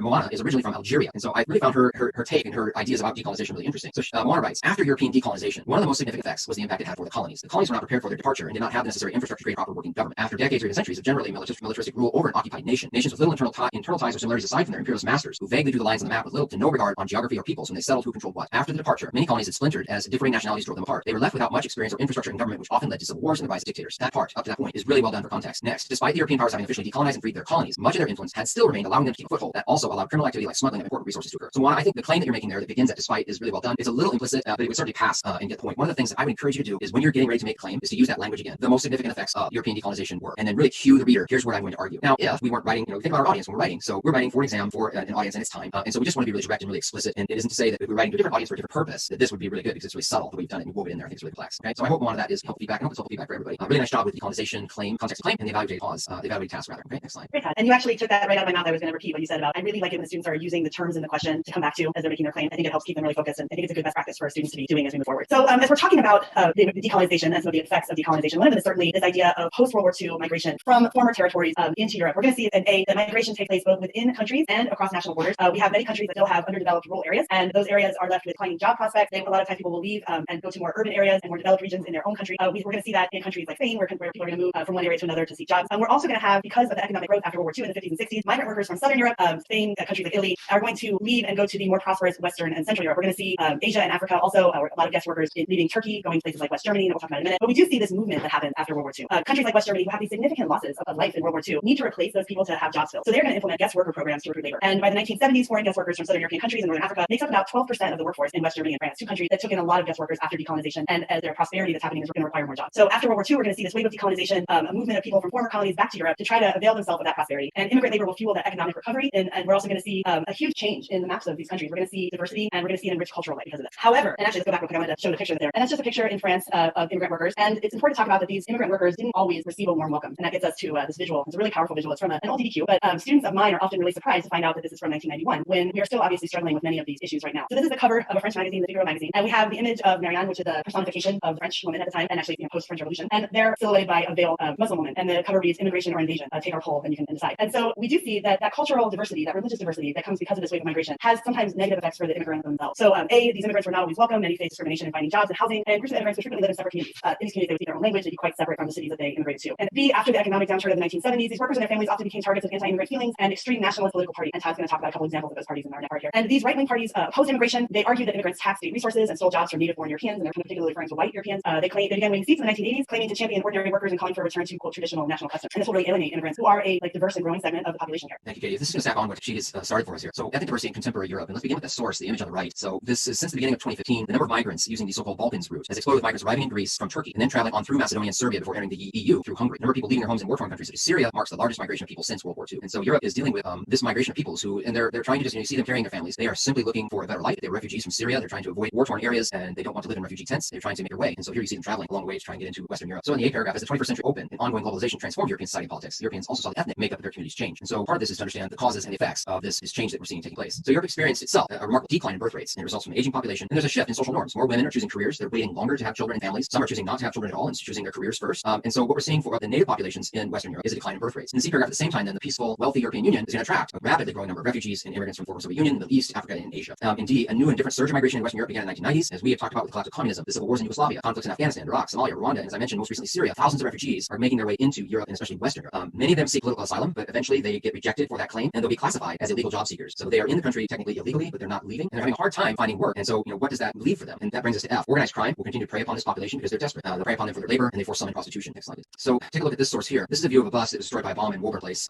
It's near Russell Square in London. This took place on July 7th, 2005. Up to 50 people were killed, 700 injured during morning rush hour terrorist attacks that took place. So I was in London on this day. I was very near that bus because I was studying at a library called the Education Library at the University of London. And it was a strange day, eerie day in London that day. But let's get to why these things are occurring. So in the A paragraph, for centuries, the number of foreigners living in Europe had been relatively small. Now, permanently displaced ethnic groups or diasporas brought ethnic diversity to the continent. I will say that I believe London to be one of the most diverse cities in the world, no question. So B, the multiculturalism and ethnic diversity associated with globalization have contributed to the cultures through food, literature, film, fine arts, and it's enriched European culture. And in C, Europe's Muslim residents have been living under a cloak of suspicion that accelerated with the rise of Islamic extremists, especially after Al-Qaeda attacks in the US on September 11th. There was a train bombing in Madrid carried out by Moroccan Muslims that were living in Spain in 2004, and the attack by Pakistan. These are British citizens of Pakistani descent, and that attack took place in London on July 7th, 2005. Took place in the London Underground and in this bus explosion that you see there. Next slide. So let's take a look at the source now. The image you see. These are three school-age friends that take a selfie. They're young women of second-generation North Africans. They live in Paris in 2017, and they look very much like young people you'd be going to school with today. There's no question. And so, A, the vast majority of Europe's Muslims clearly support democracy, reject violent extremism. The attacks that sharpen the European debate on immigration. So B, secular Europeans at times struggle to understand the depths of Muslim spirituality. In France, there are attempts to enforce a ban on wearing a hijab in public schools, and that just creates more tension between Western secularism and Islamic religiosity. C, immigration is a highly charged political issue that has given rise to far-right populist politics and parties. Some of those parties are like the National Front in France, the Danish People's Party, Austria's Freedom Party. And so we're seeing this, and it still exists today, the great tension that's taking place about what does French culture look like today. And indeed, many second and third generation Muslim immigrants argue that they're outcasts in their adopted countries. To them, economics, inadequate job training, and discrimination have a lot more influence on their attitudes than did religious or extremist teachings. And so if these groups continue to feel marginalized, it's going to continue to add to the tension that's taking place in Europe this time. Okay, so I want you to remember that this particular unit sort of spans the whole of the 20th century. So in some of the issues from immigration, we just brought that pretty much almost to current. But now we step back for some of the stuff that we're going to do moving forward in this lesson, and we're going back to post-World War II. And so there's this idea of big science. And as part of the arms race of the Cold War, this competition that the two sides are going to have to continue to outdo each other,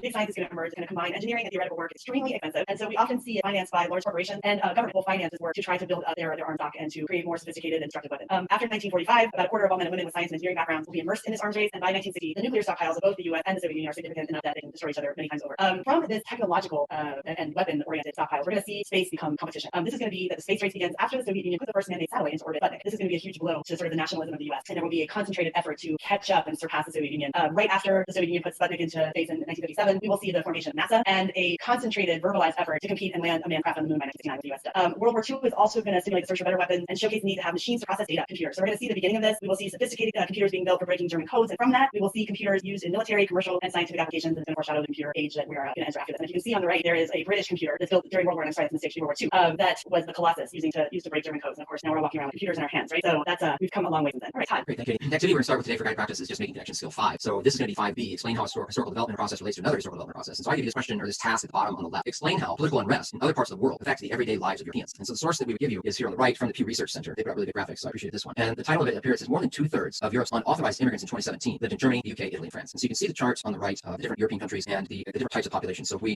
headline has told us that Germany, UK, Italy, and France. So let's look over on the right and find Germany, UK, Italy, France, and you see the numbers there to help you orientate you to the numbers. Okay? Those means that there's more than 2/3 of the ones that are a positive number in those countries. And then they also give you the coloring that helps as well. You can see those countries in blue have the heaviest population of unauthorized immigrants. And so what your task would be is, why are these immigrants coming here? What are the effects of something else that's taking place in other parts of the world that connects them to going to these areas in Europe? Why those areas and where did they come from? So give you a minute just to jot down some ideas you have about what caused that connection, the causal aspect, how are they connected, and thinking about, just brought you through refugees, just brought you through the idea of no jobs and a better life. So civil wars that were taking place, forcing these migrations here. But why then? What's the connection to Italy, France, Germany, UK? And that part about the why those places probably has to do more with what are the laws in these countries, that are they more friendly toward immigrants, or the immigrants that are coming in, these refugees are coming in, may know someone that is already in one of these countries. So that would be our connection in that activity. This is the kind of document you would see like on a DBQ. You're going to get one visual on that 5-document DBQ when you have your exam. And so we have to be able to read statistical documents, maps, visuals, and make those connections. Okay, thanks. Next slide.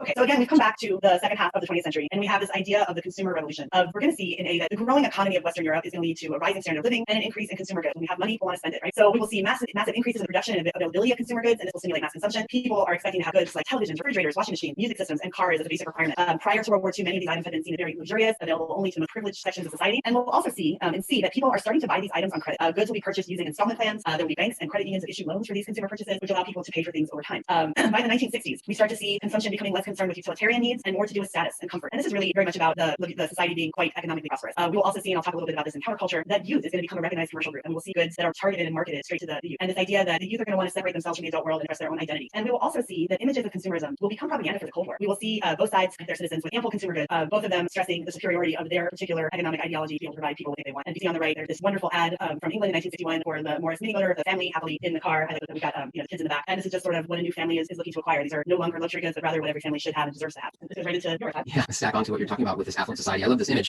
It's from the streets of Rome, and actually it just says this old small red small vintage car, but that's just such a very much a present day image if you travel to Rome.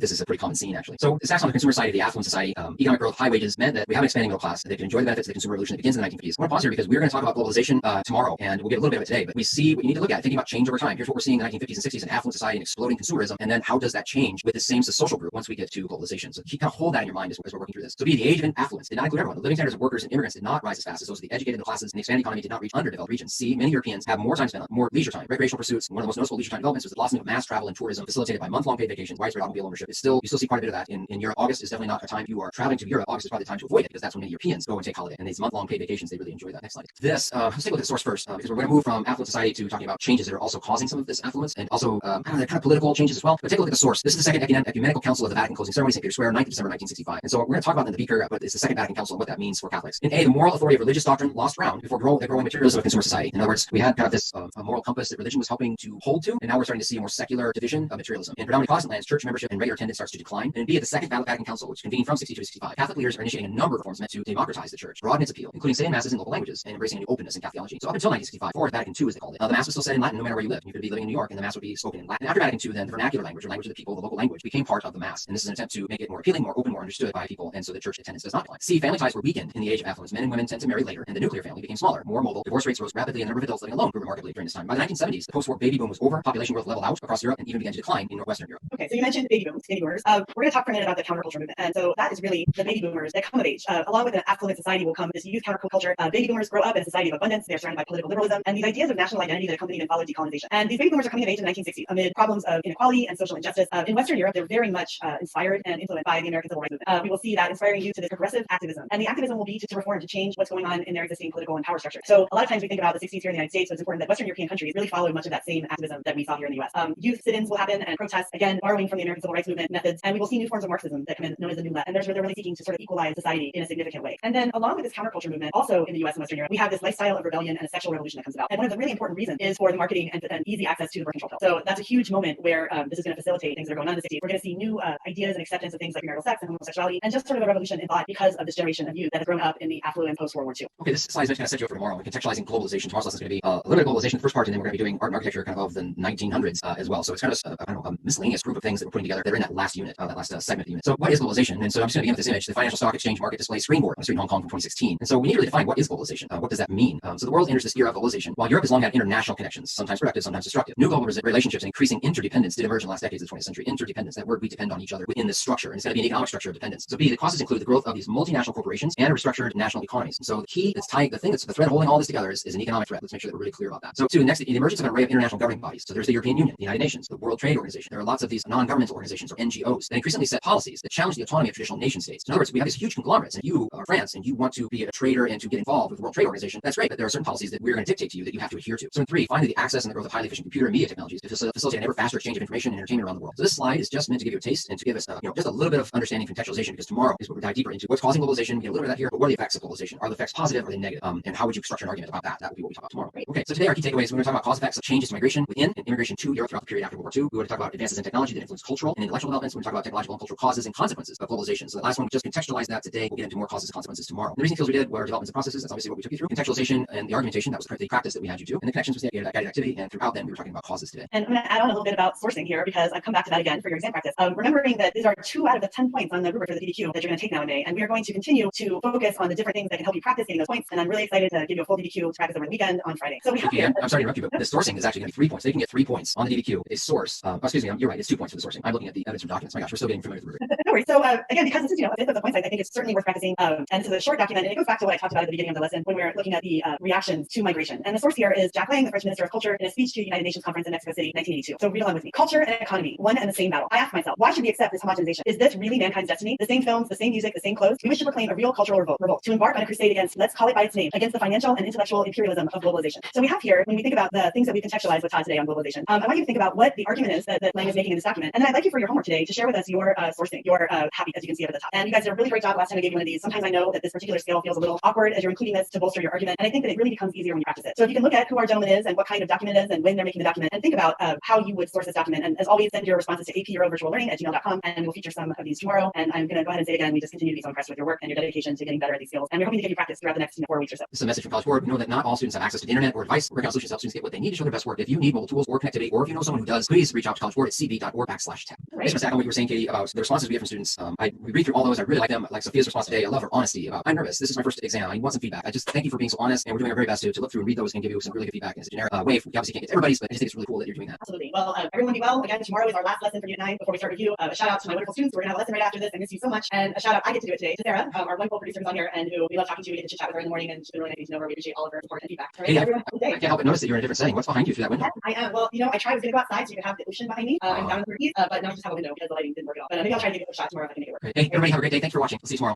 For today, and my name is Todd Beach. I'm a teacher at Eastview High School in Apple Valley, Minnesota. That's a suburb of Minneapolis and St. Paul. And this is Katie. Hi, good morning. I'm Katie Lancey. I'm a teacher at Coral Gables High School. That's in Coral Gables, Florida, which is a suburb of Miami. Happy hump day, middle of the week. Tomorrow we start review. We're really excited for that. And today we have kind of a hodgepodge of things to go over with you. So welcome. So for our discussions today, as Katie mentioned, it's kind of a hodgepodge. We've got the 20th and 21st century culture, arts, and demographic trends, and then continuity and change in the 20th and 21st century. And I'm not saying hodgepodge in a negative sense. It's just that you're going to feel like we're doing a little bit of a yo-yo here, especially when we get to topic 9.15. But as Katie also mentioned, today is the final day of the 20th century content and 20th and some 21st century. And tomorrow then, Thursday, we will begin review. And so we'll be swinging all the way back to the Renaissance on Thursday. So our objective today to explain how and why European culture changed from the period following World War II to the present, explain how the challenges of the 20th century influenced what it means to be European. Some skill development working on today. Skill 1 is development and processes. Skill 2 is sourcing and situation. Skill 4, contextualization. Our reasoning development is continuity and change over time. And so today is actually a very good example of that, because we're going to go back and then come forward and we're going to ask what did change and what stayed the same. So, and then before we kind of get into the warm-up, Katie usually does this, but it's my turn to do the objectives. The reason we need to make really clear that part of the reason that we're doing all the 20th century stuff and to finish the course was a kind of agreement that College Board reached with schools. So when you take your exam, you can still, there's an assurance to these schools that we did finish the course, even though the exam is going to come from earlier in the course. Okay, so here we start with the warm-up. That's great, Todd. And I know that everyone's looking forward to review. We are going to have 3.5 weeks of review, and then hopefully you're going to have another 2 weeks to review on your own or with your own teacher. So I think we have a lot of time for you guys to really practice these skills and get ready for the DBQ that we are going to see on May 13th. And also we're going to have a practice DBQ that Todd's going to tell you about at the end. So yesterday I gave you a document, a short document from Jack Lang, the French Minister of Culture, and I asked you to look at this and to think about the sourcing of the document, the HAPI, the historical situation, audience, purpose, point of view, and then the why. I just want to take a minute and talk about the fact that relating whatever you say in the HAPP or whatever acronym your teacher might use to talk about sourcing in primary sources, to make sure that you're doing some level of why and explanation as to why this is important, why this matters, why this changes or promotes the argument that you're making as you're using these sources as support and evidence for an argument. So we have a lot of just amazing submissions with some really heartfelt messages. I cannot say enough about the students who have reached out and are looking for feedback, and we're trying to get it. We get a lot of responses, but we don't always get to pick every student. I had a wonderful young lady who had already kind of picked someone else, Ceci at Lewiston High School, which I think was the name if I remember correctly, and she's just her first AP class. And so I can understand how challenging and scary it might be to lose your face-to-face with your teacher, although she said wonderful things about her teacher as well. But I hope that this practice over the next almost month will help you feel more confident as we move into that exam. So Todd, if you'll switch to the first example. This was from Priya at Scripps Ranch High School in California, and Priya talks about historical context, and I'll read along with you. In the excerpts from Jack Lang's speech, Mr. Lang speaks against globalization and homogenization, or in other words, against the harmonization and embodiment of foreigners to European culture. During the 1980s, rapid change was occurring with respect to gender and family norms, but also Europe's ethnic makeup, which was evolving with the immigration of refugees and domestic workers from foreign countries. As a result of this seemingly uncomfortable change in many countries such as France, from which Mr. Lang holds a government position, conservative outlooks on globalization developed. So very nice job is giving us what's going on at the time that is affecting the content of the speech and explaining how that leads to Lang outlook. So that's a really nice job. And this is from Nick at Brainerd High School in Minnesota, and Nick talks about audience, and I really like, and this is just a preference and certainly not a requirement, but I think that Todd would tell you that using those words in your response, I think is always a good best practice. So I like to see the words purpose and audience and historical situation. I really do like to see those in the answer. I think it just signals to the person reading that this is the skill that you're looking at doing. Speaking to an audience of dignitaries and elites, Lang complains and criticizes the system of modern homogenization of product. His audience probably benefits from the production of the content and product he creates, but the audience also has power and wealth and could affect the change he desires. And Mr. Lang complains about how similar culture has pervaded the globe, but also speaks of how this is connected to the globalism of the modern world that makes profitable. This connects to the overarching global shift away from the American-led global order, which continues up to the present day. Lang speaks as someone who hopes to convince the world to back off from globalization, but also someone who cannot change the world himself. So I think that's a really nice job of talking about the audience and how the audience of that document, the speech he's giving, affects the content of the document. So very nice job, Nick. And this is from Cameron in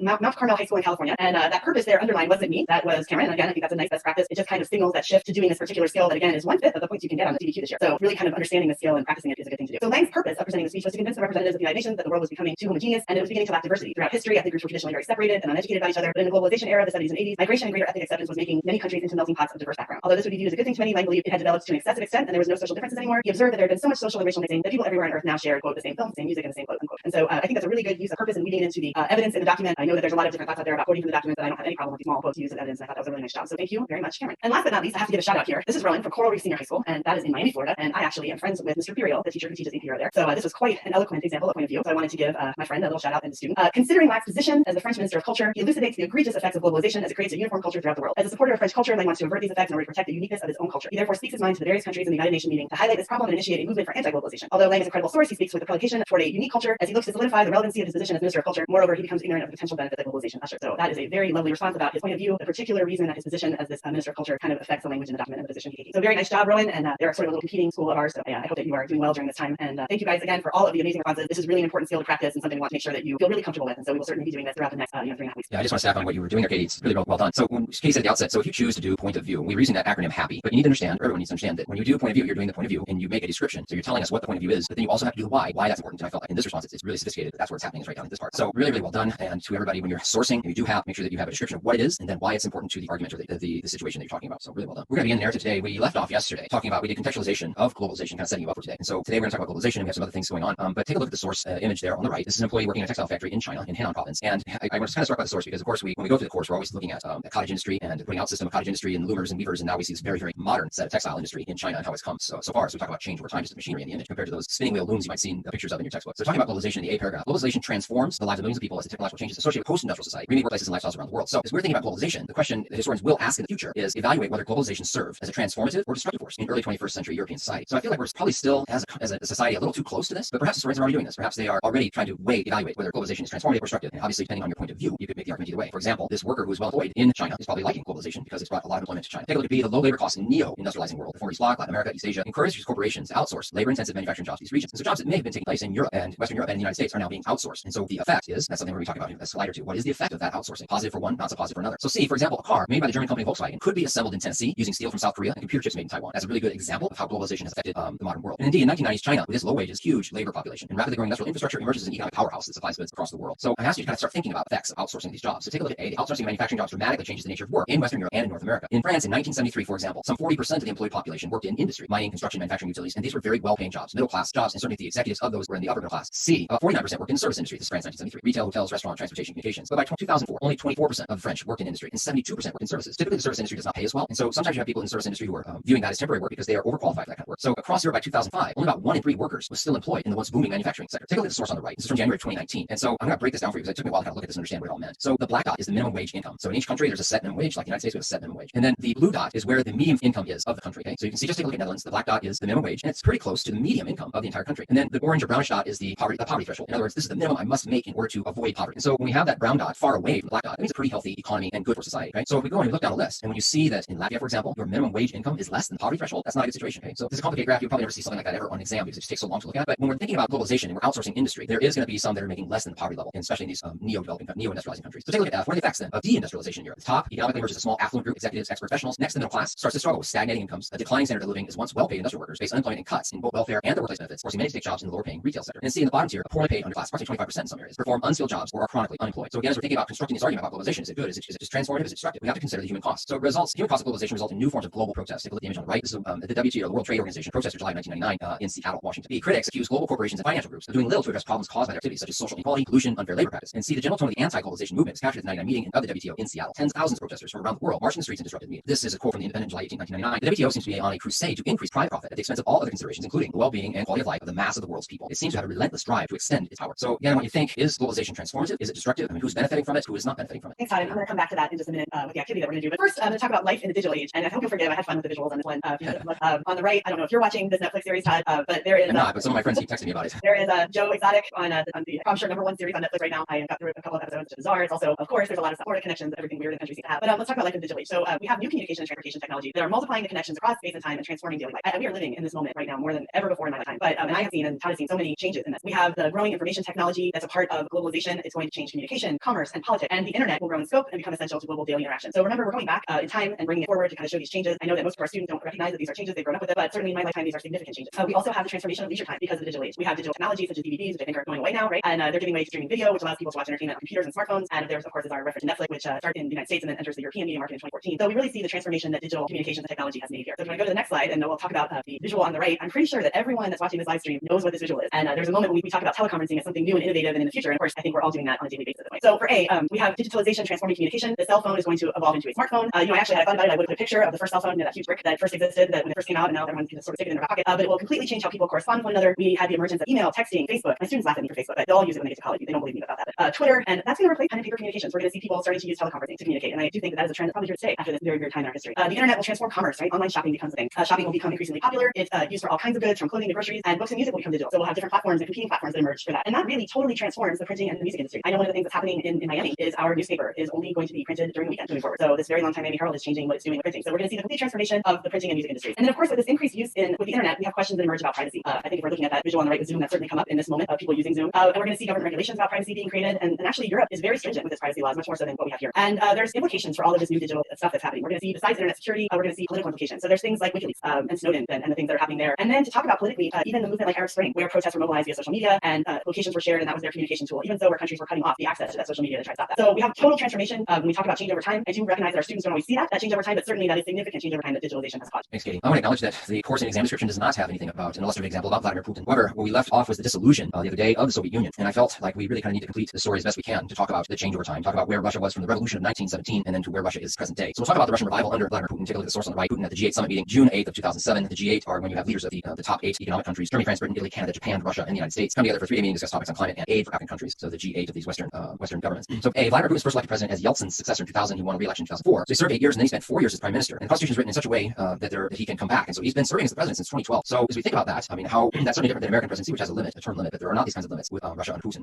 Putin is a former officer in the secret police from the communist era. He's maintained relatively liberal economic policies because he's recognized that was one of the failures of the communist rule. But he's reestablished semi-authoritarian rule. And see the combination of autocratic policies and economic reform aided greatly by high world oil prices for oil and natural gas. Those are two of Russia's leading exports. In 2008, then Russia, like many countries, went through recession. There was stock market collapse. They initiated a $2,000 billion rescue plan. The government and the economy starts to return to modest growth in 2010. A similar story occurred in the United States at the time. But his domestic policies have been pretty popular. Housing, education, healthcare, significantly improved living standards for everyday Russians. And then take a look at the source on the right. So one of the criticisms about this is that Putin's Russia is that it starts to look a lot like what Russia felt like under Soviet rule. So we could do some what are similar, what are different from Soviet rule to Putin rule. That would be a neat essay, actually, a good comparison. The source on the right. Russian human rights activists placed flowers at a portrait of slain Russian journalist Anna Politkovskaya, I think, in Moscow, October 7, 2009, during a rally on the 3rd anniversary of her death at the hands of an unknown gunman. 3 years after killing a journalist, her supporters held a demonstration in her memory with the assassin mastermind of the murders of the large. The sign reads, Putin, we remember your cynicism. So journalists have been rather critical of Putin, but journalists also mysteriously gotten ill, and in this case, this journalist that didn't seem to have any enemies other than Putin was murdered. So in A, Putin has championed anti-Western form of Russian nationalism. He regularly challenges the US and NATO's foreign policy goals. The Russian president centralized power in the Kremlin, increased military spending, and expanded secretly. So we're doing a similarity between Putin's Russia and Soviet Russia. B is a similarity for sure. And C, Putin's government moved decisively to limit political opposition. Although Russia's constitution guarantees freedom of the press, the government cracked down on the independent media, and so that could also be considered a similarity. D, Putin's government has used a variety of tactics to promote its pro-business agenda while also intimidating journalists who are critical of his rule. I mentioned the murder of Anna, the prominent critic of that. There are also human rights abuses, and its war against Chechnya have reinforced Western worries that the country is returning to its Soviet-style press censorship. And then finally, E, most recently, Russia has been explicitly tied to interference in U.S. elections in 2016, corroborated by several foreign intelligence sources as well as U.S. intelligence sources. So this has been Russia's survival, and Putin economically has been very, very strong. But we're looking at some of these other aspects of Putin's Russia rather, that seem eerily similar, I guess, if I can use that language, to what Soviet-style tactics were. I would use that language. Okay, so back to what we were talking about at the beginning of the lesson with globalization. I have a couple sources here, and I want to talk about scale 3C, which is comparing the arguments or main ideas of two sources. Something, of course, you're going to be doing when you do the document-based question. And this time, I'm kind of looking at two somewhat different sources, and this is all going to tie in at the end to what you're going to do for your homework today. So let's just read this. This is from the Associated Press, June 20th, 2001. When an American calls a toll-free number in the United States to report a broken appliance or complain about the wrong sweater ordered from a catalog, the call is often routed through fast fiber optic cables to a call center in India. International call centers based in India will generate $8 billion in revenue by 2008, says NASCOM, a technology industry trader in India. Growth is accelerating as globalization and government deregulation expand telecommunications in India and lower its costs. The potential is unlimited, says the founder and chief executive of 24/7customer.com, a customer service center in Bangalore whose American clients include websites AltaVista and Shutterfly.com. Anticipating more business, the company's supermarket-sized call center is filled with dark screen PCs and dwarfs its 300 employees. So here we're looking at globalization, and they're talking about the argument that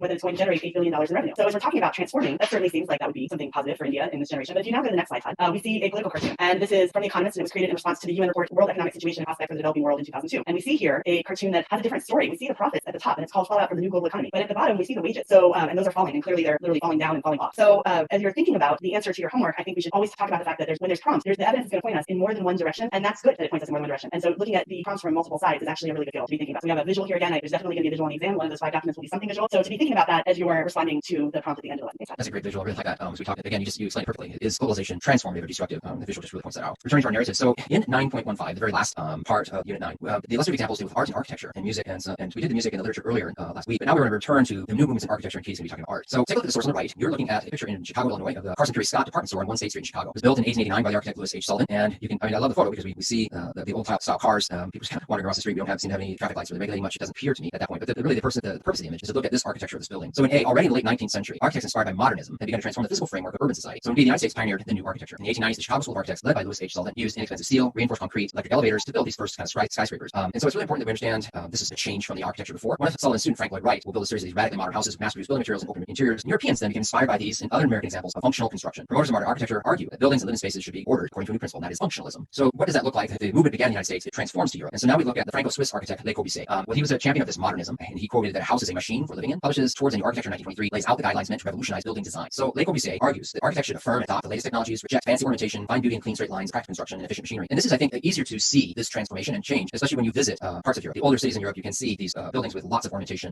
We don't have as many of those types of buildings in the United States, but you just think of the Gothic cathedrals and that transformation, and you can think about the change from Gothic to Romanesque architecture. The image on right is Le Corbusier. He's the man on the left. And in this image, they are actually the architects who designed the United Nations headquarters, which is in New York. It's easily Googleable, but that building is very much clean, straight lines. It's a big rectangle. So see, the resulting buildings fashioned according to what was soon called the international style, were typically symmetrical, rectangles made of concrete, glass, and steel. And then we move in the European architecture in Europe. Leadership centered in these German-speaking countries. And in 1911, Gropius broke sharply with the past with his design of a shoe factory in Alfeld, Germany. In 1919, Gropius will merge the schools of fine and applied arts at Weimar into a single interdisciplinary school called the Bauhaus. And so the building you see it right is the Bauhaus School of Applied Arts at Dessau, designed by architect Walter Gropius in 1926. The Bauhaus brought together many leading modern architects, designers, and theatrical innovators. They would work in teams, combine the study of fine art, painting, sculpture with the study of applied art, printing, weaving, furniture making. So there's this big synthesis or meshing of these design ideas in teams. In 1933, however, Adolf Hitler and the Nazi Party, who absolutely opposed modern art of all kinds, shut down the Bauhaus, and many of the teachers and students, flee persecution, moved to the United States. So as you were saying there, we're going to kind of go through a hodgepodge of art included in modern art in this particular section, and I'm sure we'll hit other art movements as we go through the review. Impressionism and expressionism were not here. So we're going to start with the first illustrative example that's in our Unit 9, and that's Cubism. We most closely associate Cubism with Pablo Picasso. Many different examples I included on the right. An early example, the girl with the mandolin.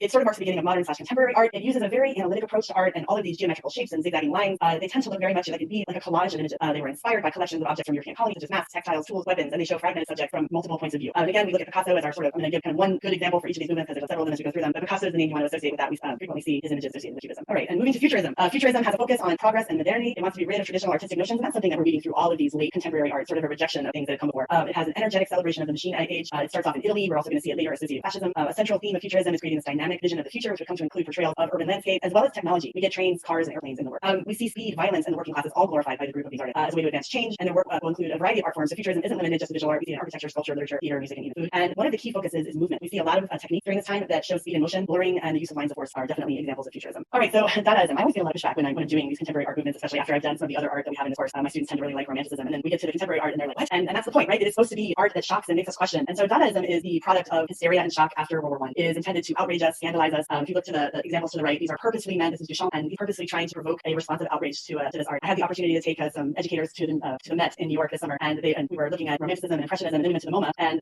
there's a Duchamp there. It's not the one that's on the upper right, that's actually in the MoMA in California, but the one that's in New York is a shovel, and it's hanging from the ceiling with a sign that says it's not the original shovel. And everyone's just sort of shaking their head going, I don't understand. And that's the point. It's supposed to be meaningless. It's supposed to sort of mirror this idea that we've been talking about the psychological impacts of World War I, and World War I really took away a sense of hopefulness from people, and the art of Dadaism really reflects that. People call it the anti-art, and it will become an international movement. It's spread to Paris, New York, and then very much in Berlin. We see Dadaism there. And then surrealism, and we're very fortunate in Florida. We have a pretty amazing Salvador Dali museum on the West Coast. And so it emerges in the 1920s. It's fantastic and uncomfortable symbols. Salvador Dali in the upper image, his persistence of memory, or I think you see it referred to as the melting clocks or the melting watches. It's supposed to be unnerving. It's supposed to be illogical, and hopefully you're seeing some continuity with these ideas that art is changed when it's contemporary. We have strange creatures emerging from everyday objects, and we have the psychological influence in surrealism of Freud and this idea of looking into your unconscious mind to express yourself. So these are supposed to be uncomfortable images that we're looking at as we're looking at surrealism. And abstract expressionism. Abstract expressionism is really an American art movement. It isn't supposed to actually portray anything, but it's supposed to express an emotion or a mood. And we definitely look to Jackson Pollock for this style. He was known for a drip technique of just splashing paint onto immense canvases that were placed on the floor. And you can see an example of this on the right. It definitely achieves international influence. And because of that, we do see a bit of a shift from Paris being the center of everything art-oriented to New York City. So this is where the Americans really come in and influence things that are happening elsewhere. So this is abstract expressionism. Okay, thank you, Katie. We're going to wrap up today, kind of bring you back from away from architecture, art, and then back just this 21st century to end our travel through the 20th and 21st century. I want to begin with this image on the right because I just found it so dizzying. This is a map that displays the gas distribution, natural gas distribution information in the Central Operations and Dispatch Department, the headquarters of Gazprom in Moscow, Russia. And that was just from 2012. And it's really just meant to impress upon you the reach that Russia has with energy production. So one of the most significant long-term challenges facing Europe and the world in the 21st century is the need for adequate energy resources. The global struggle for ample energy has placed Russia, which in 2011 became the world's #1 oil producer, surpassing Saudi Arabia, and the #2 natural gas producer, and has placed Russia in a position of power. So Russian leaders readily use their control over energy to assert political influence. The Russian corporation Gazprom sells Europe 28% of its natural gas, and the EU then treads very softly with Russia and domestically, politically to maintain that supply. And Russia will often demonstrate hardball tactics with their energy supplies. In January 2009, Russia shut off natural gas supplies to Ukraine. Keep in mind, this is in January for 3 weeks, resulting in closed factories and no heat for hundreds of thousands of people. So their influence in the energy market for that, not only the European continent, the Asian continent, is enormous. Take a look at the image on the right. This was taken just last month, and you see the alternative sources of energy. You see the wind turbine, you see the solar panels, and this is near a port on the Rhine River. So the continued use of fossil fuels has led to serious environmental problems, specifically the release of CO2, and it's the leading cause of climate change. Since the 1990s, the EU has worked to control energy consumption and tried their best to contain climate change. EU leaders have imposed tight restrictions on CO2 emissions. Germany, Denmark, and Netherlands have been world leaders in harnessing alternative sources of power. But environmental degradation encompasses a number of problems beyond climate change. Environmental degradation includes overfishing, includes toxic waste that threatens the world's oceans and freshwater lakes. European governments are quite active in this, and so are the NGOs, the non-government organizations, and citizens. They take a number of steps trying to limit environmental degradation and regulate energy use. Or the overall effort to control energy consumption has been especially difficult. And so as we are looking at going forward in our 21st century, climate change and environmental degradation is certainly one of our greatest challenges. How will we manage this change? In part, it's going to be technological change, also change in our behaviors. Okay, and so I think the last thing that we're going to cover today before the homework is the idea of changing, looking at the way states and the European Union as a whole deals with human rights issues. So the EU has enjoyed extremely high standards of living, and along with that, many intellectuals believe that they have a mandate to promote and maintain peace and secure human rights. So we see this mandate in effect. We see that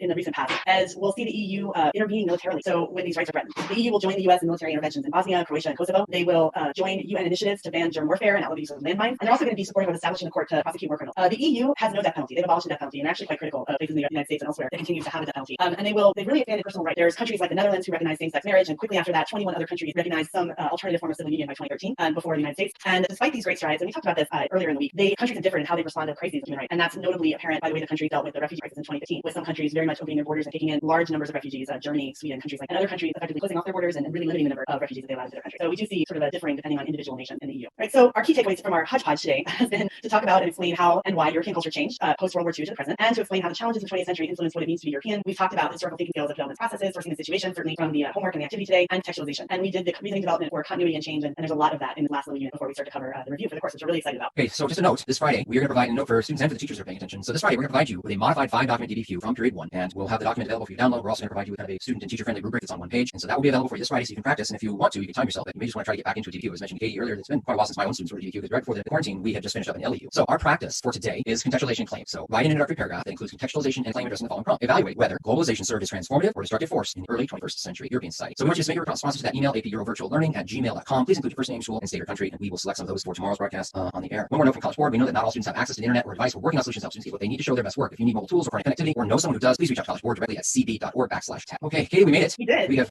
gotten through the 20th century. We're ready for review. Renaissance tomorrow. Knuckle bump to you. Good job. Right. I also want to mention that besides giving you the homework, we're going to spend a fair bit of time tomorrow, not just giving you a friendly rubric, but talking about the format of what we would like you to be creating as you write the DDQ. We don't want to take for granted. I know there are some teachers out there that they kind of work with primary sources all year, but they throw students into DDQ in April, and they never got to do that. So we're going to kind of talk about the model for the structure for that for students who maybe haven't gotten there. So we'll spend a lot of time with that tomorrow. So, yeah, that 45-minute time limit, we're going to need to have a plan for sure. And so we're going to help you. And every Friday from here on out, we're going to give you a DDQ. So we'll you have a period 1 DDQ coming on Friday, and so we hope that you'll be with us. See you guys. Thanks for watching today. Take care. Bye-bye. This is AP European History, our live stream for today, for Thursday, April 9th, I think it is. My name is Todd Beach. We teach AP European History at Eastview High School, Appleton, Minnesota. That's a suburb of Minneapolis and St. Paul. And this morning, I was just telling Katie before we went on air that during my morning run this morning in Minneapolis, it started out the door and it was sunny. In the middle of my run, it was snowing, and now it's sunny again. So welcome to spring. snowing in Minneapolis? So I'm Katie Lancey. I teach in a suburb of Miami, Florida, at Coral Gables Senior High, and it is decidedly not snowing in South Florida now. It is very warm and really in the 80s. Today's actually a really beautiful day, and we're really excited today to start our review with you guys. So I know you've been waiting for it. A lot of teachers have been waiting for it, and so we're happy for that. So today we are going to cover a variety of things. We are, of course, going back to the beginning of the course to start the Renaissance. We'll be contextualizing the Renaissance and discovery, and do some of the discovery portion later in our lessons. We'll be talking about the Italian Renaissance, the Northern Renaissance, and then some brief information about the advent of printing and the printing press.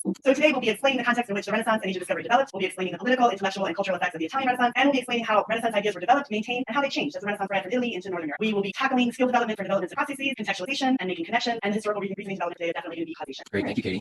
We left you yesterday with this activity for your homework, and that was to write an introductory paragraph that includes contextualization and a claim or thesis addressing the following prompt. So evaluate whether globalization served as a transformative or destructive force in early 21st century European society. We had lots of responses. Katie and I continue to be so impressed with the work that you're doing, and I was texting her last night, so, oh my gosh, you gotta read this one, it's so good. So this first response is from Delia from Massabesic High School in Maine, and there are lots of layers to this response, and I kind of color-coded that to talk through it. But the uncolored part is definitely the contextualization that Delia, I'm going to pronounce your name incorrectly, I'm really sorry. The first part is going to be this contextualization, so we'll do that as we love. Leading up to the 21st century, there were numerous advances in technology and communication. These all led to more interdependence among nations all over the world. This globalization of trade and industry has impacted every country and region in a unique way. Beginning around 1945, many countries began to decolonize their empires and focus their efforts of improving the economy closer to home. This left many countries that had been under foreign rule for many years independent and figuring out how to manage their government and their economy. And then, so we have pretty good contextualization there. And then we start getting into this green highlighted area that just builds on to what the writers already got given to us. For countries that entered the 21st century in a powerful economic position, globalization served as a transformative force that improved the economy for some, while for countries that entered in a weaker economic position, it served as a destructive force. So definitely address the prompt right there. And it's not necessarily a claim, but they're certainly beginning to position themselves. Then we get to this light blue. It did this by creating a system that separated classes. More developed countries supported more educated professionals and business owners and outsourced the manufacturing labor to the less economically and technologically developed countries. So we definitely built to that. This led to, in the yellow, to increase wages in these highly developed countries for the elite professionals while increasing poverty and unemployment rates of middle and lower classes of the countries it was outsourced to. It's really complex. And you're definitely at the point for contextualization, and you're going to get the point for thesis here. The green is really the statement, the thesis statement. It served as a transformative force, it improved the economy for some, while countries that entered a weaker economic position, it served as a destructive force. So you've definitely given us, a statement. One of the things we want to caution everybody on is that when we see the task word evaluate,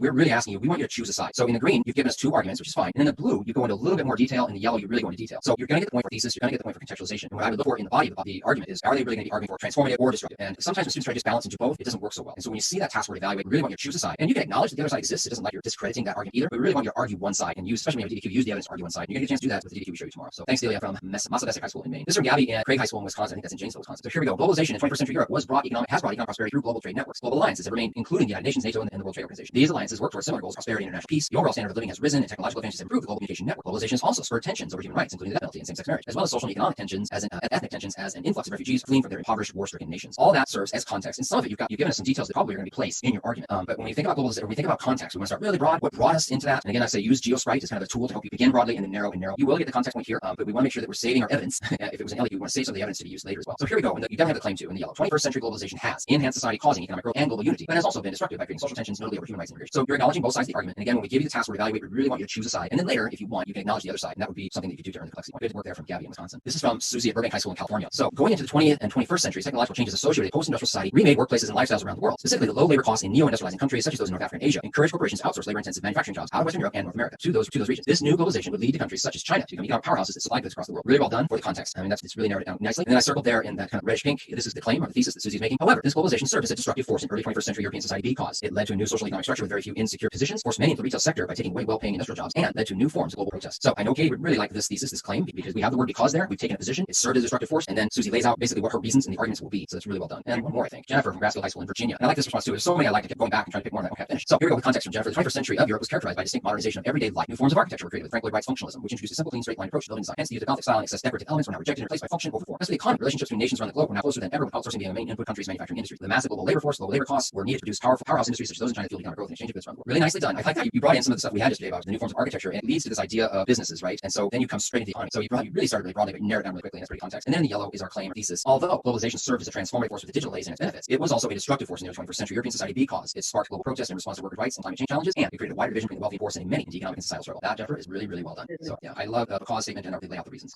Okay, so we've come all the way back to the Renaissance, and Todd mentioned GeoSprite, so I was a little bit deliberate about contextualizing today using some of those letters. I didn't go through all of them, but I have a really nice mix of them here. I want to point out the visual on the right-hand side as we're talking about change from the medieval time period into the Renaissance, and that is a very typical piece of art from the late Middle Ages after the Black Death has swept through Europe, and this is the dance of death being carried out by the skeleton, and so we see that a lot in late Middle Age art. So let's just go through geographically and economically. Italy is at the center of the Med. It's the center of the Mediterranean Sea, which makes that an ideal location. It will be central for trade. This will have economic prosperity for many of these Italian city-states, and particularly Florence will be affluent enough to support the Renaissance that will begin in Italy, and then I'll talk a little bit about how that moves north from Italy. Socially, as I mentioned, we have Western Europe recovering from the Black Plague. It will have killed about 40% of the population. Italy often had wealthy elites, and we would see the blending of the aristocracy with wealthy merchants. The family was definitely patriarchal. We had arranged marriages, and because frequently one spouse would die, we often had remarriages and step parents and blended families socially. Politically, and I know Todd's going to go into a little bit more about this. Italy is a collection of small and large city-states. It doesn't have a real centralized authority. Religiously, basically life is centered, of course, around the Catholic Church, which is still here. We're going to start to foreshadow some of the decline, but it had withstood the Great Schism in the 14th century. And intellectually, this is, of course, what so much of today's lesson is going to be about. The cities would attract trade, and then ideas and culture would follow it. Artists could imitate classical ideas, which would allow for that rebirth, which is what that word Renaissance means. That some historians, and we'll talk a little bit about that at the end, would argue defines this period that we're talking about today. Thank you, Katie. So let's dive into this, and we begin with wealth and power in Renaissance Italy. And I'm going to present you with this question: how did politics and economics shape the Renaissance? So I think generally,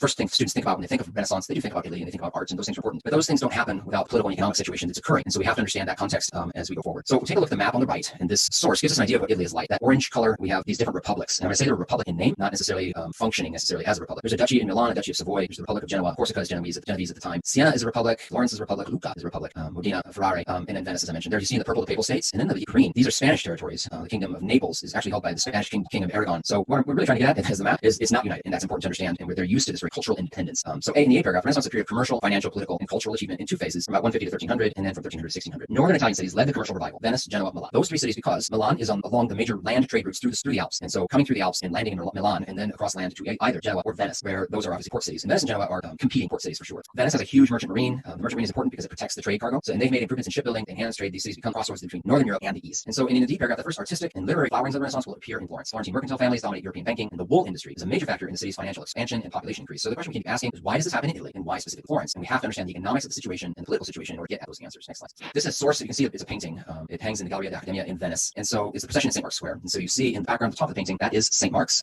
It's a kind of a Byzantine type architecture, and it really kind of represents that mixture of East and West, this Byzantine look, as well as some the Romanesque arches. So we have that kind of, I just think it's really a great building to kind of demonstrate the mixture of the two cultures. In the northern Italian cities were communes, associations of free men seeking independence from the local lords. The nobles, attracted by opportunities in the cities, would often settle there and marry members of the mercantile class, forming an urban nobility. So the social aspect of this is that we have nobles coming into the cities. And at this time, sometimes some of these nobles are not as wealthy as they had been in the past, but the mercantile class is growing wealthier and wealthier. And so some of these nobles will marry into that class and they form this new urban nobility. We're definitely looking at social hierarchy here. So in C, the popolo, these are known as the common people. They're disenfranchised. In other words, they don't have much say or power in government. They're heavily taxed, and they're excluded from holding any type of political office. So frequently, we will see throughout especially these northern Italian cities, the popolo will rise up and they'll revolt from time to time. And these occasional popolo-led Republican governments often will fail, in part because the local rulers, the signori, they will hire mercenary soldiers to take back. And so these kind of struggles take place a lot. So when we get these different rulers, either signori, which is a despot, a one-man despot, or some of these oligarchies, we see these types of rules under the name of republicans. And then indeed, in the 15th century, courts of the rulers were centers of wealth and art, and that afforded signori and oligarchs the opportunity to display and assert their wealth and power. And that kind of brings us a little bit to the painting. So it's a procession in St. Mark's Square. It's really about kind of showing off courtly art, or court favors, and showing off wealth and extravagance, and making sure that we're seen. In this one is in Venice, obviously. And finally, again, kind of contextualizing wealth and power. As I showed you on that first map, Italy doesn't have any political unity. It's divided into the city-states: Milan, Venice, Florence, Papal States, the Kingdom of Naples, and the South. And so because of that, it's often open to and susceptible to invasion. So talking just about the political aspects of these areas, Venice is a republican name. An oligarchy, however, merchant aristocrats run the city, and they elect a doge or duke from among themselves that serves for life. And kind of typical of the time period, especially in Venice, is that they don't like the doge. Sometimes the doge would become ill all of a sudden, or maybe they would just outright kill the doge. So doge for life, but with an asterisk with it. And number two, Milan is also called a republic, but in fact it's ruled by the Sforza family. Likewise, in number three, in Florence, though a republican name, for the most part it is ruled by the Medici family. Number four, then the Papal States are ruled by the Pope, and the Kingdom of Naples is controlled by the Spanish Kingdom of Aragon. And so other major Italian powers are smaller city-states, such as Siena, Mantua, Ferrara, and Modena, and they compete fiercely among themselves for territory. There's lots of stories of Siena and Florence fighting against each other and rivaling each other, and part of that rivaling of each other brings us amazing art and architecture. And B, the political and economic competition among the city-states prevents, as I mentioned, the centralization of power, and after 1494, divided Italy becomes a European battleground. So the most famous of those are the Habsburg-Valois wars between the German House of Habsburg, French House of Valois. Italy will not achieve any type of political unification until 1870, it's actually 1860-61. We have some political unification of Italy. The source I just want to point out is the Battle of Pavia. I love this ancient look, but that's the French king kind of bowing to the Habsburg ruler at that point. And yeah, the Habsburgs come out the winners in the war. All right, Todd. So we have so much that's going on intellectually during this time period. This idea that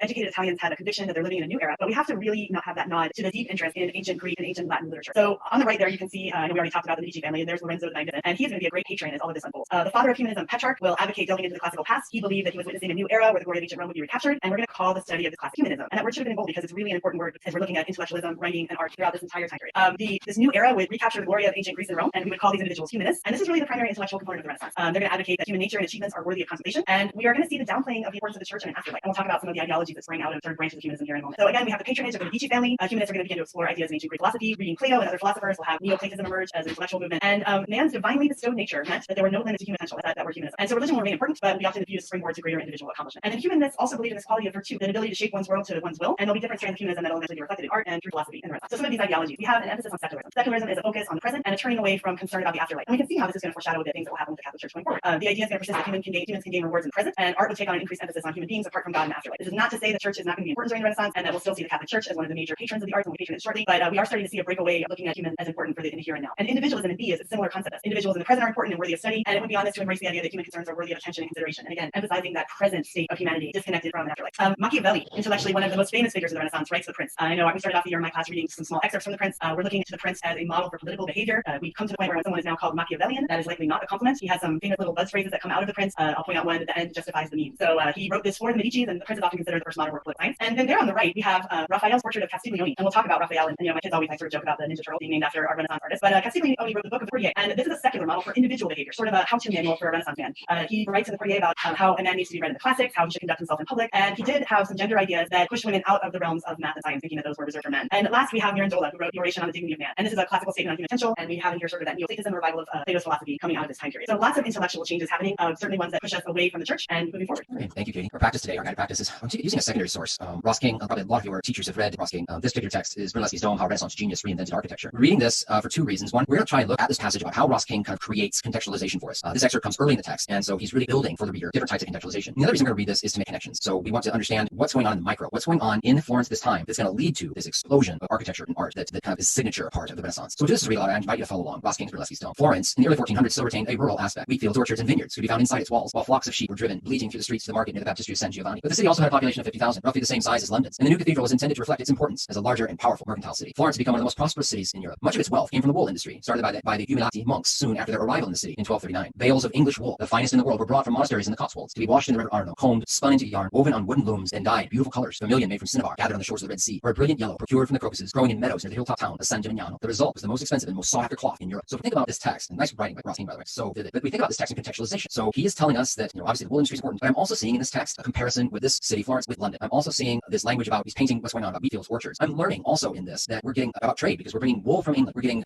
dyes and colors from the Red Sea. So that's kind of the context that Ross King is building. So if you're thinking about building and writing your own context leading into a claim, we're really kind of set the scene for the reader, and Ross King does that really well here. Now, the next thing I want you to do is think about the connections piece that are in this, because he's obviously setting us up for something. He's going to talk in here about a cathedral, the new cathedral. And so if we're building and making these big projects, obviously money is a big part of that. And where is that money coming from? Let's connect the idea of the economic driver and machine that's going on is the wool trade. And because they've got these brilliant colors, it makes it the most sought after cloth in Europe. So that is going to help drive and connect to the art flourishings that we're going to see. Okay? So the economic connection, the micro connection right there is one thing that I want you to be really seeing and thinking about. And it kind of sets us up for what he's going to talk about next. It does. So we're going to get into the art, and I'm going to go through this fairly quickly because this can be days and days in the classroom if you want it to be. But my first A starts off with exactly where you left off. And I actually really love Brunelleschi's Dome and his other works, Michelangelo and the Ceiling, because of his vivid descriptions and sort of the soap opera that Renaissance art often was in the competition. So during the Renaissance, works were often commissioned by large urban groups, and that's exactly what we're talking about with the Duomo in Florence, the Dome on the Cathedral in Florence. And that was the Florentine cloth merchant, the very, very wealthy cloth merchant, because of how coveted the wool trade was in Florence. So these large urban groups would showcase their power and influence by commissioning works of art. And on the right is a picture of Brunelleschi, and I'll show you his Duomo in just a moment. As the Renaissance moved forward, we start to see wealthy individuals and rulers sponsor art. So we will see merchants and bankers and popes and princes all spend a great deal of money, again, trying to showcase their status. During the Middle Ages, artists were really considered to be tradesmen, and the art was typically unsigned and anonymous. But we are going to see a huge shift during the Renaissance where artists are going to be regarded as creative geniuses, and they'll be sought after for their personal reputation. So we start to see this shift to the artist as celebrity. And then during this time period, we're going to see innovations in art. We're going to see new techniques. We're going to see new mediums in art emerge. Oil paints will be used. The idea of naturalism emerges as painters and sculptors want to emphasize anatomy and show the movement of the human body. And then we're going to have really the use of linear perspective as we are able to see things in a realistic and three-dimensional way. So before I move on to talk about some of those so-called Ninja Turtles, I just wanted to give you a quick look at this photograph that was taken just a couple of years ago of the city of Florence with this just overwhelming dome that Brunelleschi created as sort of the highlight of the church in the center of the city. And if you're ever lucky enough to go to Florence, it takes your breath away as you walk around a corner and see this, and the rest of the city is definitely dwarfed by this incredible dome. And this is exactly what they wanted to do, is to show Florence, because of its wealth and its status, to create something just so incredible and monumental. So I thought it was worth taking a minute and looking at that incredible picture. So I'm going to go through a couple of the artists from the Renaissance. We have, first of all, Leonardo da Vinci, our quintessential Renaissance man. That term still is used today to talk about someone who is well-rounded and multi-talented. He was certainly well-rounded. He was a painter and a sculptor and a scientist and engineer. He was very interested in human anatomy. He was known for looking at corpses in order to get an idea of what human anatomy was all about. And through this, he produced hundreds of drawings, and we have pages and pages of his notebook. I wish I had time to show you some of just the interesting things that he planned and created. He did city planning, and he planned hundreds of inventions that would be invented centuries later, things like the helicopter, tank, and machine gun. And so I'm showing you a couple of his sort of quintessential paintings and famous paintings. Obviously, the Mona Lisa, which hangs in the Louvre. We have there painted in 1503. Lots of controversy about who the subject of that painting might have been, with her mysterious smile. And then at the bottom, his Last Supper, which he considered an unfinished work. So just a couple of our Leonardo da Vinci works. Michelangelo, similar. There's so many things we can talk about with him. He's also from Florence. He travels to Rome at the beginning of the 16th century, and he's best known probably for his frescoes in the ceiling and on the altar wall of the Sistine Chapel. Popes wanted to showcase the power of the church, and Julius II, the Pope, commissioned him to do these frescoes on the ceiling. The altar wall with the Last Judgment is actually done in the style of mannerism, where artists will use exaggerated muscle, distorted figures, and heightened color to express emotion and drama. And then in the upper right-hand corner, we have his very famous statue of David, and this is just such a perfect look. It is obviously from the story of David and Goliath in the Bible, but it is a very secular look and realistic look at the glorification of the human form and realistic human anatomy as we're looking at David. So a couple from Michelangelo. And then I'm going to stop in Italy today with Raphael. Raphael, another one of our artists. He was the youngest of the great masters, also from Florence. He was commissioned to do work in Rome, and the art in Florence really shifted as we started in the 16th century to Rome being the center of the art. He painted hundreds of portraits and devotional images, and he became highly sought after for his work. Also commissioned by Julius II to paint the picture that you see there, which is the School of Athens. And the School of Athens is hanging in the papal apartments. It's in the Vatican, and we have here this amazing secular painting that looks back to ancient Greece and ancient Rome for its architecture, for the individuals that are in the painting. So we have so many things going on here that are indicative of the time. He also honors his contemporaries. He paints himself in the picture. Michelangelo's there in the front, resting on his elbow, and Da Vinci's in the center. So again, I could show you many other images. He has numerous images of the Madonna, the Mother of Jesus, that he also is famous for. And so now we're going to move north, and I'm just going to give you a little bit about Northern art, and then Tom will talk to you about the Northern Renaissance. So Northern art tends to be more religious. We often talk about the Northern Renaissance being the Christian Renaissance. We have famous painters that were considered equal of Italian masters. They used different mediums.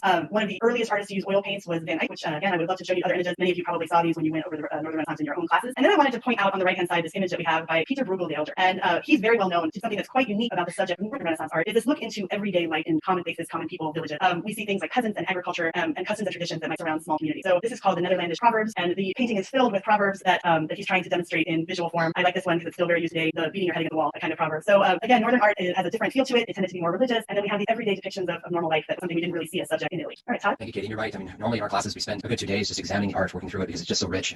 So to try and do that in just a few minutes is really difficult, but you did a nice job. This is about the Renaissance outside of Italy. So these ideas that are taking place in Italy in the late 15th century, students from Northern Europe will study in Italy, and they'll bring back the new learning to their own countries. And as Katie alluded to, these are Christian humanists that they're thinking about the best elements of classical and Christian cultures and how they should be combined. So part of the Renaissance is this unearthing of ancient scrolls, ancient Greek scrolls, ancient Latin scrolls, this transcribing of what was learned from the ancients. And so what Christian humanists are trying to do is some type of a synthesis, if you will. The classical ideals of calmness, stoic patience, broad-mindedness, and should be joined in human conduct with Christian virtues of love, faith, hope. And so that's kind of this synthesis constructs this idea of Christian humanism. One of the most famous humanists was Sir Thomas More, and his portrait is at right. And so it shows Sir Thomas More, an English humanist wearing glasses reading a book from Flemish school. But Thomas More of England argued that reform of social institutions could reduce or eliminate corruption and war. And he writes in his famous book, Utopia, where he describes a community on an island somewhere beyond Europe where all children receive a good education and adults divide their day by work and intellectual activities. Another famous Christian humanist is the Dutchman Erasmus. He's an expert in Bible and Greek language and then believes that all Christians should read the Bible for themselves. So Erasmus has a long list of publications that includes the education of Christian prince, and probably the one that is used and talked about more often is In Praise Folly. And two fundamental themes run through all of Erasmus's work. Education is the means to reform, and Christianity is an inner attitude of the heart and spirit. So both these humanists talk about education being such an aspect and so important to reform. And then there is humanism in your studies and your scholarly studies. And generally humanist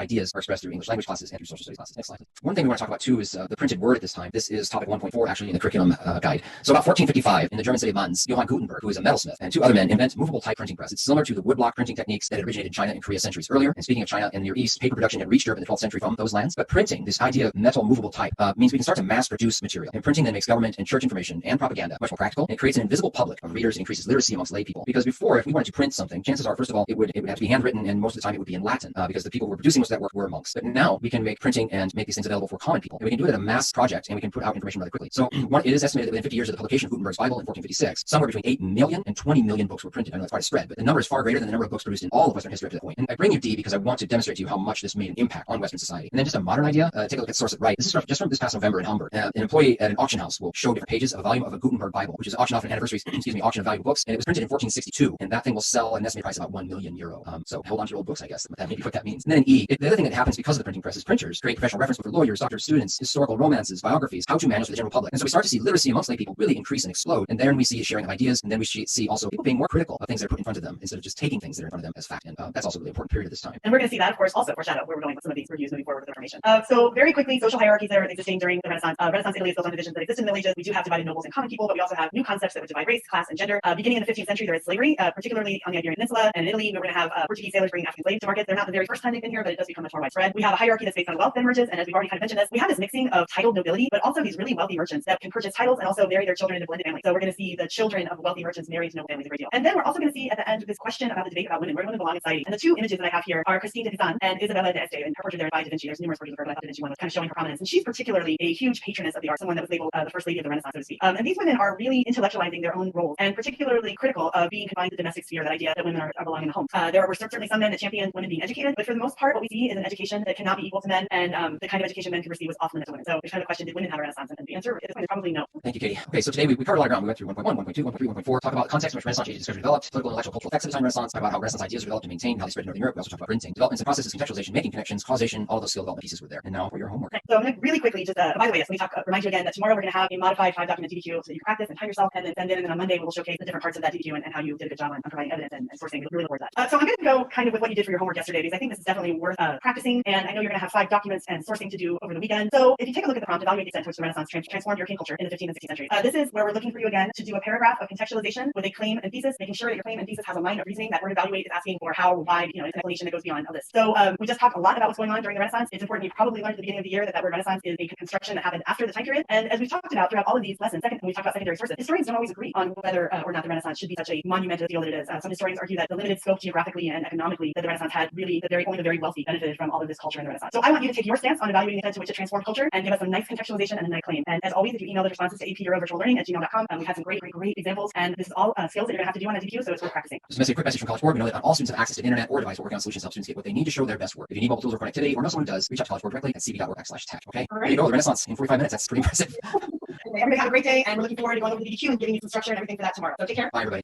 Good morning, everyone. This is AP European History's live stream for today, Friday. Thank goodness it's Friday. My name is Todd Beach, and I'm a teacher at HHAP European History at Eastview High School in Apple Valley, Minnesota. That's a suburb of Minneapolis and St. Paul. And we're glad you're here with us today. This is Katie. Hi, happy Friday. I'm Katie Lancey. I teach at Coral Gables Senior High. It's a suburb of Miami, Coral Gables, Florida. Happy Friday. Your first full DDQ as practice this weekend, so I hope you guys are excited about that, and I hope everyone had a great weekend. Our lesson overview today, we're going to discuss the new monarchies. That's topic 1.5. Technological advances in the age of exploration is topic 1.6. And then rivals on the world stage, that's connected to age of exploration. That's topic 1.7. So our learning objectives today will be to explain causes and effects of the development of political institutions from 1450 to 1648, explain technological factors that facilitate exploration, explain motivations for and effects of European exploration, explain how and why trading networks and colonial expansion affected relations between and among European states. Our thinking skill development today is going to deal with developments and processes and contextualization. Our reasoning development is causation. There will be some comparison, especially with the new monarchs, but really it's going to be a lot of causation today. And Katie has our warm-up for you. I do. So we had asked you to send in some contextualization and thesis for the prompt, evaluate the extent to which the Renaissance transformed European culture in the 15th and 16th centuries. So you gave some really great examples. Again, I know we keep saying this every day, but it's really true. We continue to be so impressed. And yesterday we got more responses than any other day, probably because it was the first day of review. I know some people were jumping in when we started the review, but I was really overwhelmed with how great your responses are. So we have a few examples to show. If Todd, you want to move the slide to the first example, that would be great. So this was submitted by Emma at Lusher Charter School in Louisiana. And if you see, we're starting off with some really nice fact-based contextualization. After the devastation of the Black Death, Europe was recovering its population and way of life. Rising from the ashes of this pandemic came the Renaissance, literally meaning rebirth. Though Italy was divided into city-states, the country's prime location on the Mediterranean resulted in a domination of trade and shipbuilding. Italy's cities were filled with wealthy families, intellectuals, successful merchants, and budding artists. Particularly in Florence, a culture of art and knowledge flourished under patronage from the Medici family, an emphasis on individual potential and classic texts through humanism thrived alongside new developments in painting, sculpture, and architecture. So that's a lot of rich contextualization there, filled with facts, which is what we're looking for. And as we move into the claim or the thesis about whether there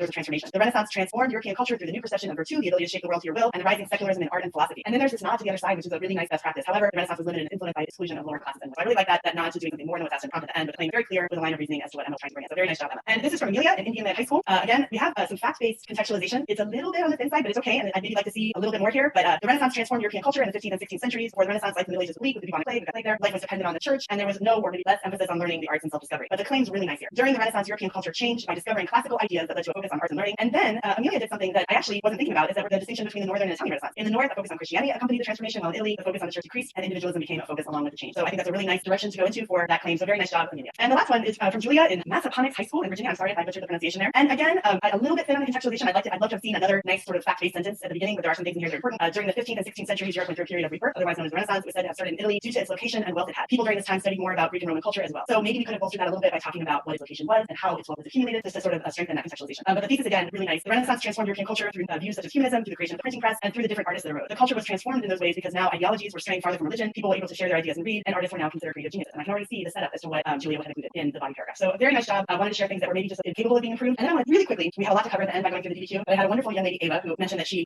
was sending in her first response and she was intimidated by how great the responses are that we're showcasing. And I wanted to remind you that we're showcasing like really nice examples. But Ava, your example was awesome. It was long, and so we took it off because we were afraid of our timing. So you need to know you did a great job. And I think it was Turner Ashley High School. So great job, Ava. Thank you, Katie. We're going to launch into new monarchies this morning, and we're going to kind of go through this rather quickly because we want to leave a lot of time at the end to unpack the DDQ and the rubric that we're going to give you as homework for the weekend. So we begin with new monarchies in France, and just when we have this title itself, new monarchies, we have to be asking ourselves the question, well, we've had monarchies before, how are these new? How are they different? So let's be thinking about that as we kind of unpack this. So in the A paragraph, some scholars have viewed Renaissance kingship as a new form citing the dependence on the monarch, on urban wealth, and the ideology of a strong king. So the idea is that prior to this period of time, kings were a lot more dependent on local nobles, and so we'll kind of unpack that idea a little bit as we keep going. Let's get some context first for France. France emerged from the Hundred Years' War and the Black Death, drastically depopulated, commercially ruined, agriculturally weak, and that's what Charles VII is going to inherit. So he creates the first permanent royal army. So this act alone is one aspect of new kingship, because in the past, if a king needed to raise an army, he would have to go to local nobles, and there would be promises made. If you give me so many men, I will give you this bit of land. And in that exchange, it always felt, at least to many kings, that those who held the high ground of the leverage in the negotiation were the nobles. And so if we're going to kind of centralize power, one thing we need to do is take away that leverage that nobles had. And he's going to do that by creating his own royal army. The thing is, he has to pay for it. So in creating their own permanent royal army, allowing an increased influence in his bureaucracy to lawyers and bankers, they're going to establish new taxes on salt, the bevel, and on land, the tithe. So when we create these taxes, are going to pay for that royal army, and Charles VII now does not need to necessarily go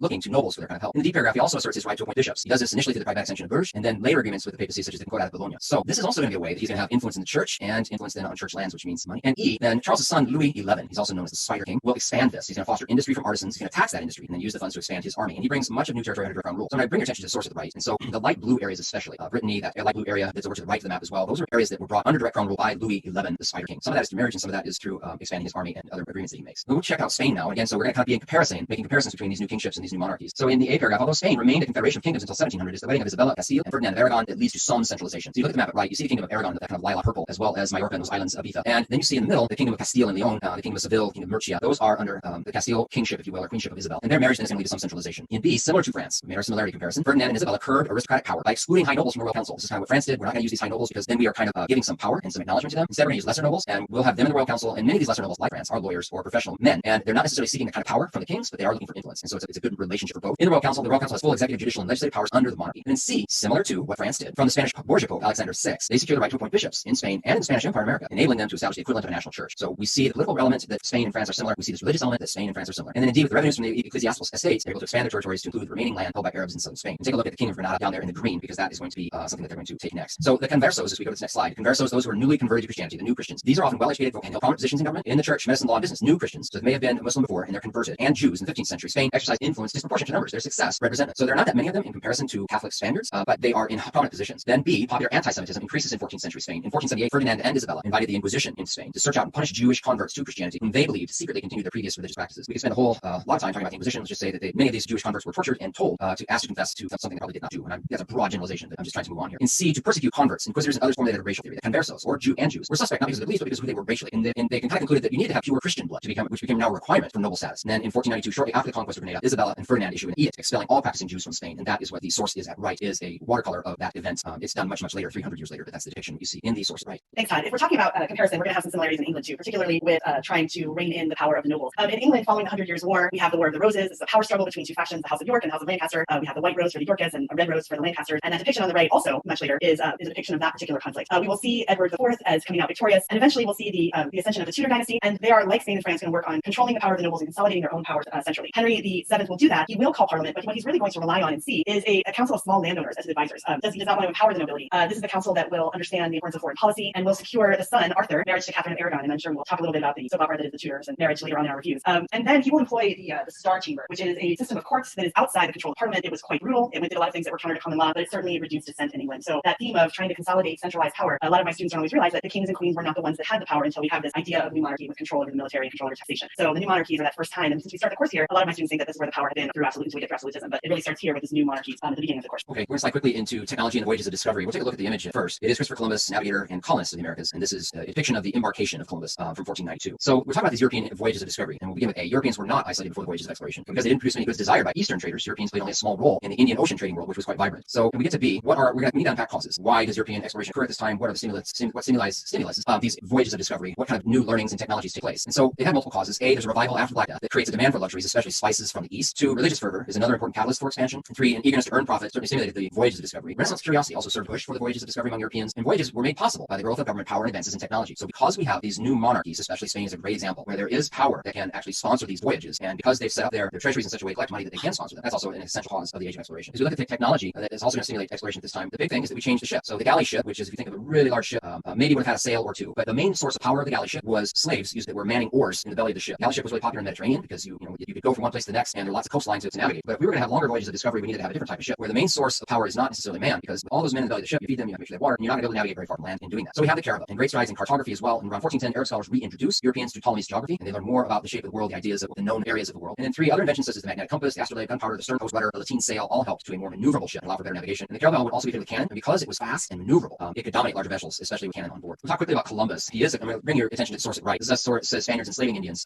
It's a book illustration from 1891, but there is part of its accurate history that Columbus did enslave Indians. He wrote it in his own journals. Columbus is a controversial figure in history, glorified by some as a courageous explorer, vilified by others as a cruel exploiter of Native Americans. Columbus was indeed a deeply religious man who believed he had responsibility to spread Christianity, but make no mistake that he was also searching for glory for himself. He was also searching for wealth for himself. C, he landed in the Bahamas, which he Christian San Salvador in 1492. He thought he found some small islands off East Coast Japan, which gives you some idea of that they didn't have any idea that the continents were in the way on the way to. He thought there was a direct route to Asia. Indeed, Columbus' second voyage, he forcibly subjugated the island of Hispaniola and enslaved its indigenous peoples. Then later, this is going to be the Florentine navigator Amerigo Vespucci, who realized what Columbus had not. Writing on his discoveries off the coast of Venezuela, he called the areas a new world, describing the area which was later named for him America. All right, so I'm going to go very quickly through some of the voyages of exploration, of the early things that are happening. We start with Portugal. If you take a look at the map there, you can see the Portuguese start. They're looking to get to India, to get to those rich spice markets that are there. This starts early with Prince Henry the Navigator. That's a nickname given to him much later, supporting exploration of the African coast by supporting the study of navigation and geography founding a school for seafarers. Todd already talked a little bit about motives, but I want to reiterate. I know a lot of students learn sort of those 3 G's of motivation, and this is definitely here for Portugal as well. They're looking for military glory, converting Muslims. So that's the God G, and then they're looking for wealth. They're looking for gold, slaves, and they definitely are looking to get to those spice markets. The 2 Portuguese that we're going to speak of are Bartholomew Diaz. He begins that voyage around the Cape of Good Hope at the bottom of Africa. There are storms and a potential mutiny, and that forces him to turn back in 1487. And then later on in 1498, Vasco da Gama will make it around the Cape of Good Hope and get all the way to India. So that's a quick Portugal. If we move on, and we'll talk a little bit about Spain after the voyages of Columbus. So Spain will establish colonies in the Americas, the Caribbean, and the Pacific, making it a dominant state in Europe in the 16th century. So the map there is the map of the Treaty of Tordesillas, and this is the treaty that after the voyages of Columbus will settle competing claims between Portugal and Spain. The Pope at the time, Alexander VI, will negotiate this treaty and draw a line on a map that will give everything on one side of the line to Spain and everything on the other side. So you can see, my students are always interested to see how that line goes right through South America, and it makes a lot of sense to them understanding the language that still exists, because the part that is still Portuguese is of course Brazil. We'll talk about Cortez and his conquering of the Aztecs.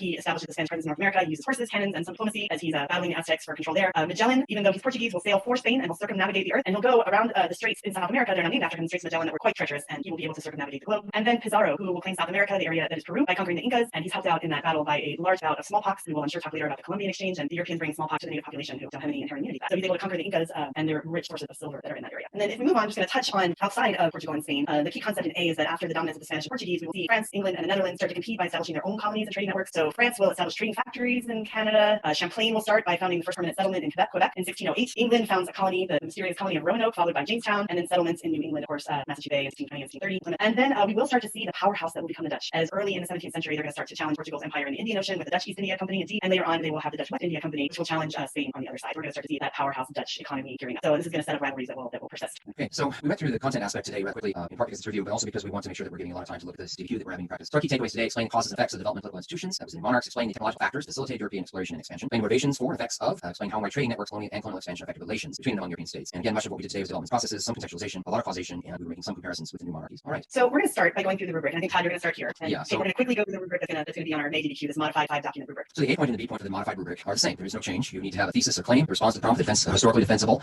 claim that establishes a line of reasoning, and you need to have contextualization describing a broader historical context relative to the prompt, similar to the practice you've had for the last couple days with us. And my hope is that for most of you, none of that's new. These are the A and B points. Even if you haven't really practiced a lot of DDQs, but you've done LEQs, the language on those rubrics have not changed, and they're exactly the same. So let's talk about C. C has a couple of parts, and the first part is evidence that you can get using the actual documents they're going to give you. So again, there's going to be 5 documents. One of those 5 documents will be a visual, and there are 3 potential points here. The low bar first point is using the content of 2 of those 5 documents to talk about the topic of the prompt. We hope you'll do more than that. That you will, for that second point, support an argument with those at least 2 documents. But of course, we really want to try for you to get 3 points for evidence using the documents. So you're going to use 4 out of the 5 documents in your essay to support your argument, and make sure that you're clear about tying that evidence in the document back to what your argument is. So we're looking for 3 points there for that first part of C. And then next part, did you want to do this part? Okay. So C did expand quite a bit to the C category, which is evidence. And so in the previous version of the rubric, you were asked to use at least one additional piece of specific historical evidence beyond that found in documents relevant to an argument about the prompt. So it needs to be included in the body of the paragraph that is tied to or linked to the argument that you're making. And this year, you're going to have the chance. So that's typical, is to give you 1 chance to bring in outside evidence. This year, they're giving you the opportunity to bring in 2 pieces of outside evidence specific beyond that found in the documents relevant to an argument about the prompt, and that will earn you an extra point in the evidence about document beyond the documents category. All right, great. And when we move to D, the analysis and reasoning part of the rubric, again, we've been practicing this in some of our lessons. This sourcing point that you can get in the old rubric, there you had to do 3 documents. And for this particular exam in 2020, there's 1 point for doing at least 1 document explaining how or why the document's point of view, purpose, historical situation, and or audience is relevant to an argument. That's the why part. Why is this important? So that happy practice that we've been doing for many lessons, there's 1 point for doing this for 1 document. And this year only, there's a second point available here for doing it on a second document. So you've got more opportunities to earn points. You have limited time to write this essay. So you got to make sure that you're explaining the why part as you're going through and doing your sourcing. The complexity point still remains on the rubric, and it is unchanged. That is to demonstrate a complex understanding of the historical development. That is the focus of the prompt. Using evidence to corroborate, qualify, or modify an argument that addresses the question. There's a number of ways that you can do that. They've given us 5 bullet points here. There's the same 5 bullet points of ways that you can do that. And one of the things that we're going to look at is if I'm asked to take one position, I'm making an argument, can I give a nod to the alternative position and use alternative views of evidence, and can I corroborate with that alternative position? So we'll look at that today as we're talking about D2, which is complexity. Okay, so here's our prompt. Now, if you look on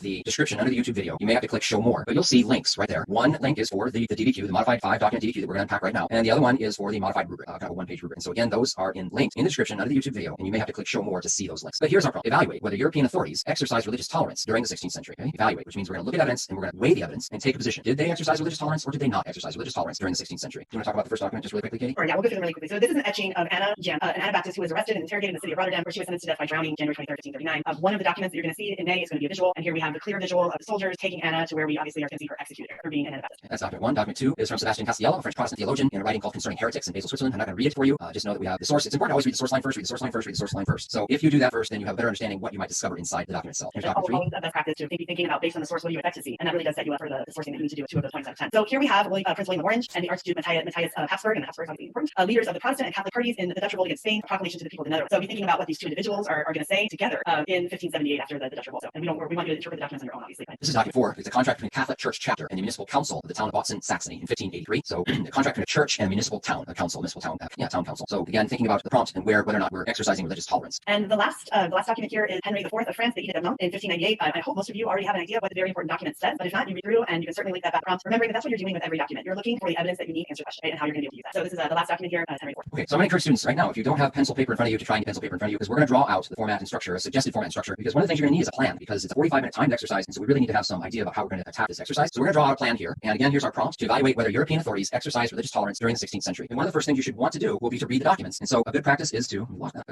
make sure that we do a T-chart and we start thinking exercise tolerance question mark. Okay, so we're going to make a T-chart. Did they yes or did they no? And I'll give you a hint right now. Document 1 definitely belongs no. We're leading Anabaptists to her execution. So you want to go through. That's the first thing, is to read your documents and to put them into a T-chart so you can see where will they fit. Sometimes you might find a document that you probably use and argue on either side. Okay, so we're going to begin our structure with context. We begin very broadly. We want to put our context in the first paragraph, and I'm going to remind you to use geos right as you are starting to unpack and write your context, because this is about religious tolerance and also European authorities. What gets us into the 1600s? What is the state of the church in the 1600s? So definitely we're going to be talking about religion in our context, right? And maybe even political authority. So always pull from Geos right in building your context. And then we want our thesis or claim to occur at the end of that paragraph, and it needs to establish a line of reasoning and be very specific, right? The better this is, the much easier the rest of the essay will flow for you because you have your reasons. So let's just make sure, we've heard Katie say several times, and it's a great thing, is that your reasons, you need to have a cause, and a reason number one, and a reason number two. That needs to be part of your thesis. So that thesis or claim, European authorities did or did not exercise religious tolerance because, reason one and reason two, okay? That sets us up then for our first body paragraph, which is going to be reason number one. And in that body paragraph, we want to use 1 to 2 documents as our evidence, right? In that body paragraph, it'd be helpful if we could have 1 to 2 documents there, at least one. And if we can, we might want to think about bringing our outside evidence here too, if we can. So that's our first plan. Can I interrupt you for 1 second? Please, yeah. One thing on there is right on top of reason number one. Would you please encourage our students to start these paragraphs with topic sentences before they move talking about the individual documents? I think it's a really good best practice for setting up that argument that they're using the documents for it to remind them it's in the very first sentence there. So thank you. Yes, absolutely. Then we move to reason number two, our next body paragraph. As Katie said, we want to do a topic sentence. Reason number two, and in that we want to again use 1 to 2 docs to substantiate that mini argument you're making there. And similar, we want to have at least 1 to 2 there if we can. And if you want that second point for outside evidence, maybe it belongs there. Okay. All right. At that point, then, as we're thinking about this exercise, and because of the timing, and because we have to submit in a certain amount of time, at this point, I think you need to make a decision. Okay. You have to make a decision at this point. And teenagers like choices, Katie, so they get to have a choice here. They can conclude the essay if they want by restating their thesis, claim, and always good measure to talk about context again going forward. What happens after this? Okay. Or do they want to try for that complexity point? So you have a decision. If you want to try for the complexity point, we're looking at another paragraph. And in this paragraph, we want to acknowledge DGE, the opposite argument. So if I chose the argument of no, they didn't do tolerance, and I'm arguing no here and no here, to earn complexity, I could acknowledge the opposing argument and nod to it. In this paragraph, I want to make sure that I use 1 or 2 docs here. I know there's 5 docs, so we want to do that there. And if you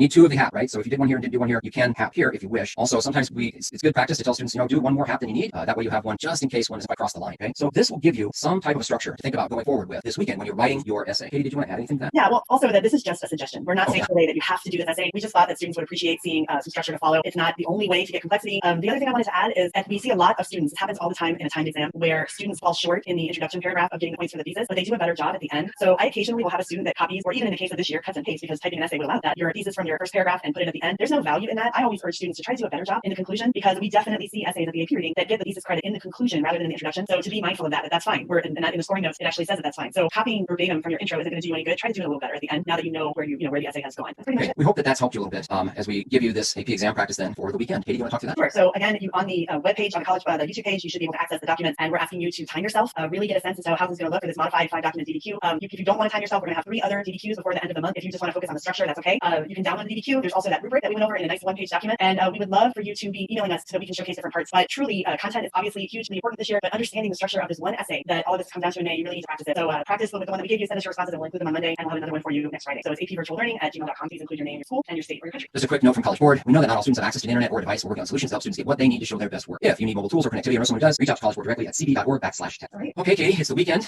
Looking forward to some time away, although we're in quarantine, so I don't know how much time away that is. Everyone have a great weekend. Good luck with your practice. We have about a month now until the AP exam. You got this. Just give it a try. Just to get the structure down, and we'll give you another one next Friday. Everyone has a great weekend. Bye, everybody. Hey, good morning, everyone. Welcome to AP European History Live. It's Monday, start of a fresh week. It's DDQ Feedback Day. That's going to be exciting. My name is Todd Beach. I teach AP European History at Eastview High School in Apple Valley, Minnesota. That's a suburb of Minneapolis and St. Paul. And this is Katie. Good morning. Happy Monday. I'm Katie Lancey. I teach at Coral Gables Senior High, which is in Coral Gables, Florida, also a suburb of Miami. We're really excited to go over some of these excellent document-based questions that you gave us today. Thank you, as always, for all the amazing feedback that you keep giving us. We appreciate it. As we look really quickly today, I just want to share this slide with you. So as we move forward, you're able to take a look and see what we're planning on covering during the course of the week. And want to highlight again that at the end of the week, we will be looking at another full DDQ practice on Friday. So you can always come back to that. So today we are going to cover very quickly the Columbian exchange, the slave trade, and the commercial revolution. And we will be explaining the economic impact for these. We'll be looking at causation for the slave trade and commercial and agricultural developments, doing all of the skills you see here and focusing on the reasoning development for causation today. Okay, this is our warm-up. So we left you on Friday with a DDQ for practice, and we received many submissions. And submissions were still coming in this morning as I was checking. So well over 100 of you have submitted full DDQs and full essays and all asking for feedback. And so if you're tuning in today and you were not with us on Friday, you can go to last Friday's video. And in the video, if you click in the description underneath the video on YouTube page, you can get the DDQ that people wrote and a 1-page rubric. You can still practice that on your own. Good practice. Okay, so we'll get straight into the warm-up then. Oh, also, stay right there. Thank you, Kate. So you're gonna watch video number 13. And if you are interested in how we did the structure, we broke down the structure in this diagram. And so you can fast forward to 34:45 in the video and kind of hear our explanation of that diagram and the essay structure. So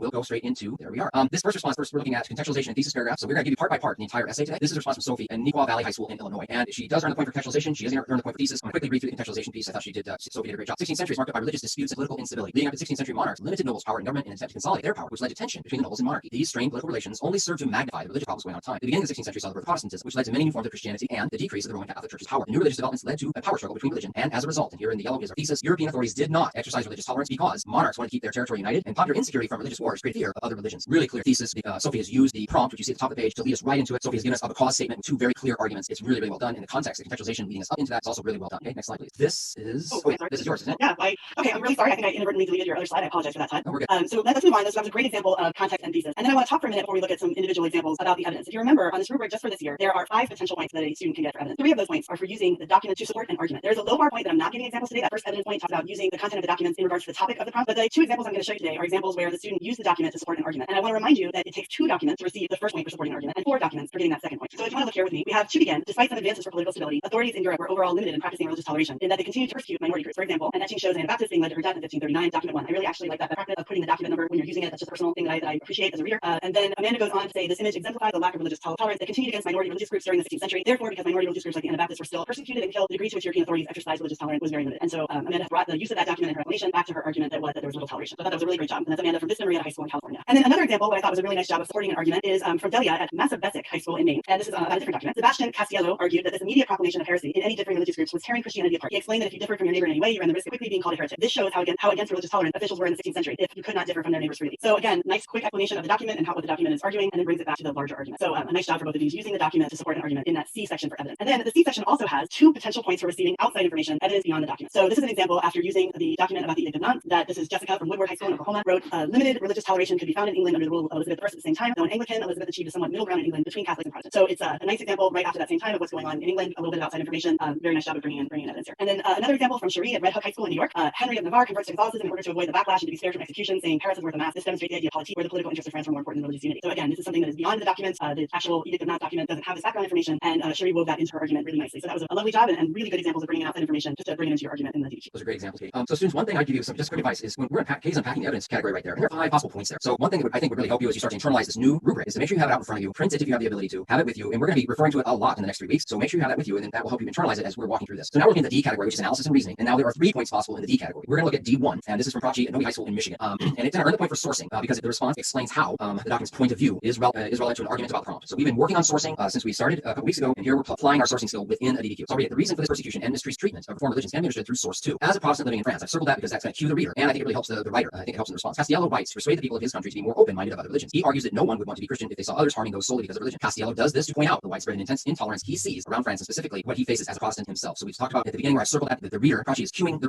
writer rather, cueing us, the Protestant living in France, comes back and really kind of hammers that point home. That's what we call authorial point of view. That would definitely earn the point there. So well done on that example, Prachi. This is from Angela Westview High School in California, and this is an example of audience sourcing. So I was talking about HAP on Friday, and I realized that some of you weren't with us through some of these videos. HAP being historical situation, audience, purpose, point of view. We know that other teachers use different acronyms, and that's fine. Just for our purposes on this video, this is what I use with my students, and that's why we're using that. But it doesn't mean that HIPPO doesn't work or anything else. So here we are, audience. While it may seem that the Catholic Church is tolerant of the Lutherans are under strict binding orders in the contract. The audience of this contract between these 2 groups is obviously the Lutherans, as the tone of the contract is stern and almost one of disgust with the words such as hindrance. And in describing the Catholic Church chapter as well-intentioned, making the Catholic Church seem as if they are doing the Lutherans favor out of the goodness of their hearts. So really well done by Angela because it's explaining. It's not just identifying who the audience is, but it's going further and explaining and talking about why that's relevant to the prompt. Okay, next slide, please. This is from Sophie at Neuqua Valley High School in Illinois, and now we're looking at what would have been known before as the D2 point, but now it's D3 in this 10-point rubric. And this is the complexity point. Okay, one thing I want to point out is I had several students email and say, hey, I usually put my complexity in the concluding paragraph, and you had seen in the structure that we built it as a separate body paragraph. One thing I want to point out in the rubric is the rubric does say that it has the complexity. This understanding must be part of the argument, not merely a phrase of reference. And so it's really hard for a reader if you're putting complexity or your intention to put complexity is after you restate the thesis, because it sends a signal to the reader that I'm done arguing and then I'm just throwing this other thing in here. So we want to think about that part of the rubric where complexity is within the body of the argument and it's got to demonstrate that way. But here's a really good response from Sophie. Although European authorities exercise religious intolerance to keep their states uniform, so that was her main argument, some monarchs create peace by allowing a base form of freedom of religion. In the Edict of Nantes, King Henry IV of France allowed Calvinists to practice their religion after bloody civil war. The Edict of Nantes had the intent of keeping peace and stopping the war. The French Protestants were allowed to live in France without being fired after vexed and molested by this. But this was only true in 150 towns in France, so even this religious tolerance was restricted. Keep in mind, you're not seeing the entire essay. Sophie is explaining the argument she's making is that they were not tolerant, and then in a separate body paragraph, she earns this complexity point because she's giving a nod to the other side, and then even saying even this is restricted. So that is, if you look at the bottom left, this is an alternative view of the evidence. That's how that earns that complexity point. And one more, please. This is from Katie at Lewisburg Area High School in Pennsylvania. This is really well done. It earns complexity in a couple ways. Again, this was a separate paragraph. While many European authorities did not exercise religious toleration, some rulers did choose to allow for religious toleration. For example, document 5 highlights the Edict of Nantes, in which Henry IV provided religious toleration to those residing in France as the king. His audience is his entire country. This is important because it shows how one ruler choosing to allow for religious toleration affects an entire country. So she's going to earn the point right there just with that alone, because that's the alternative view, right? And again, she's making this counter argument. She's also going to earn a sourcing point for audience in there. But then here's another way that you can earn complexity. Lots of ways to get that complexity. And in the blue, she writes, religious toleration was also shown in the Netherlands, where Luther traveled quickly to proclaim Lutheranism. While there was some resentment in the southern portions of the Netherlands, the northern portion quickly adapted to Lutheranism and respected for its notion of predestination. So it's a connection within the time period that also could work. It could also work as a point for outside evidence if we didn't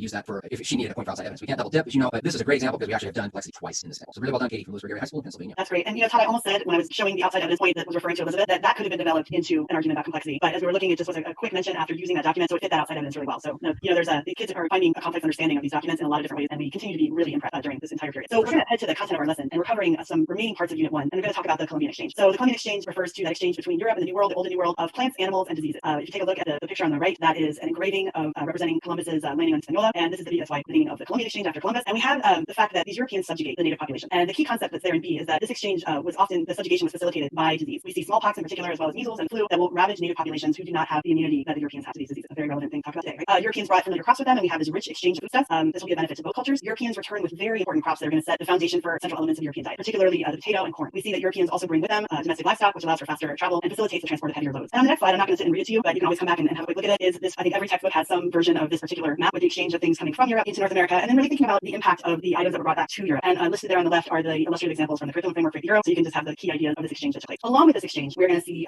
the slave trade brought to the Americas. So in A, Europeans expanded the slave trade because of a plantation economy. It starts really with Charles V, who's the Holy Roman Emperor at the time, authorizing Spanish to bring enslaved Africans to the Americas. That picture that's on the right is one of many horrific representations of the Middle Passage, which is that voyage from across the Atlantic. And there's many depictions of the overcrowding that these slave ships had. We see that about 20% of the slaves died during the voyage due to a lack of sanitation, from dysentery, from contaminated food and water. And the slave traders were trying to maximize their profits, and then hence why hundreds of people are packed onto these ships. And what's really driving this at the beginning is the sugar that's being grown, particularly in the Caribbean. So we see that after Spain, we'll have Portuguese, Dutch, and English all begin the transport of slaves. Most of this is initially to work in the sugar plantations, and by 1875, it's estimated over 12 million enslaved Africans were brought to work not just in sugar, but plantations for cotton, rum, tobacco, wheat, and corn. So we see that map that I showed you of the Columbian exchange. Most of you have probably seen the triangle trade map that adds the slave trade into this equation. Okay, thank you, Katie. For our guided practice, we're going to work on sourcing a situation. So stay with us here, because I know this distance learning is a very different medium for a lot of us, and we can't see you. You're looking at what we're presenting to you, but stay with us and let's think about sourcing, because we've got lots of points available in the rubric if we do sourcing correctly. Now, on 2B, you are to explain the historical situation, audience purpose, and or point of view of a source. That is what traditionally historians will just call sourcing, and we've been using the acronym HAP and adding a Y at the end. The H being for historical situation, the A for audience, the P for purpose, and the other P for point of view. And if we add the Y at the end, it helps remind us why is this important. So if you are doing the historical situation, there's an example. The historical situation depicted in this image is, and you talk about that. This is especially important because that's the why. So if you're doing either the H, the A, the P, or the P, we always have to identify it, but then we have to explain, and that's what the why means. So if we take a look at this image and just think about our DDQ that we just wrote,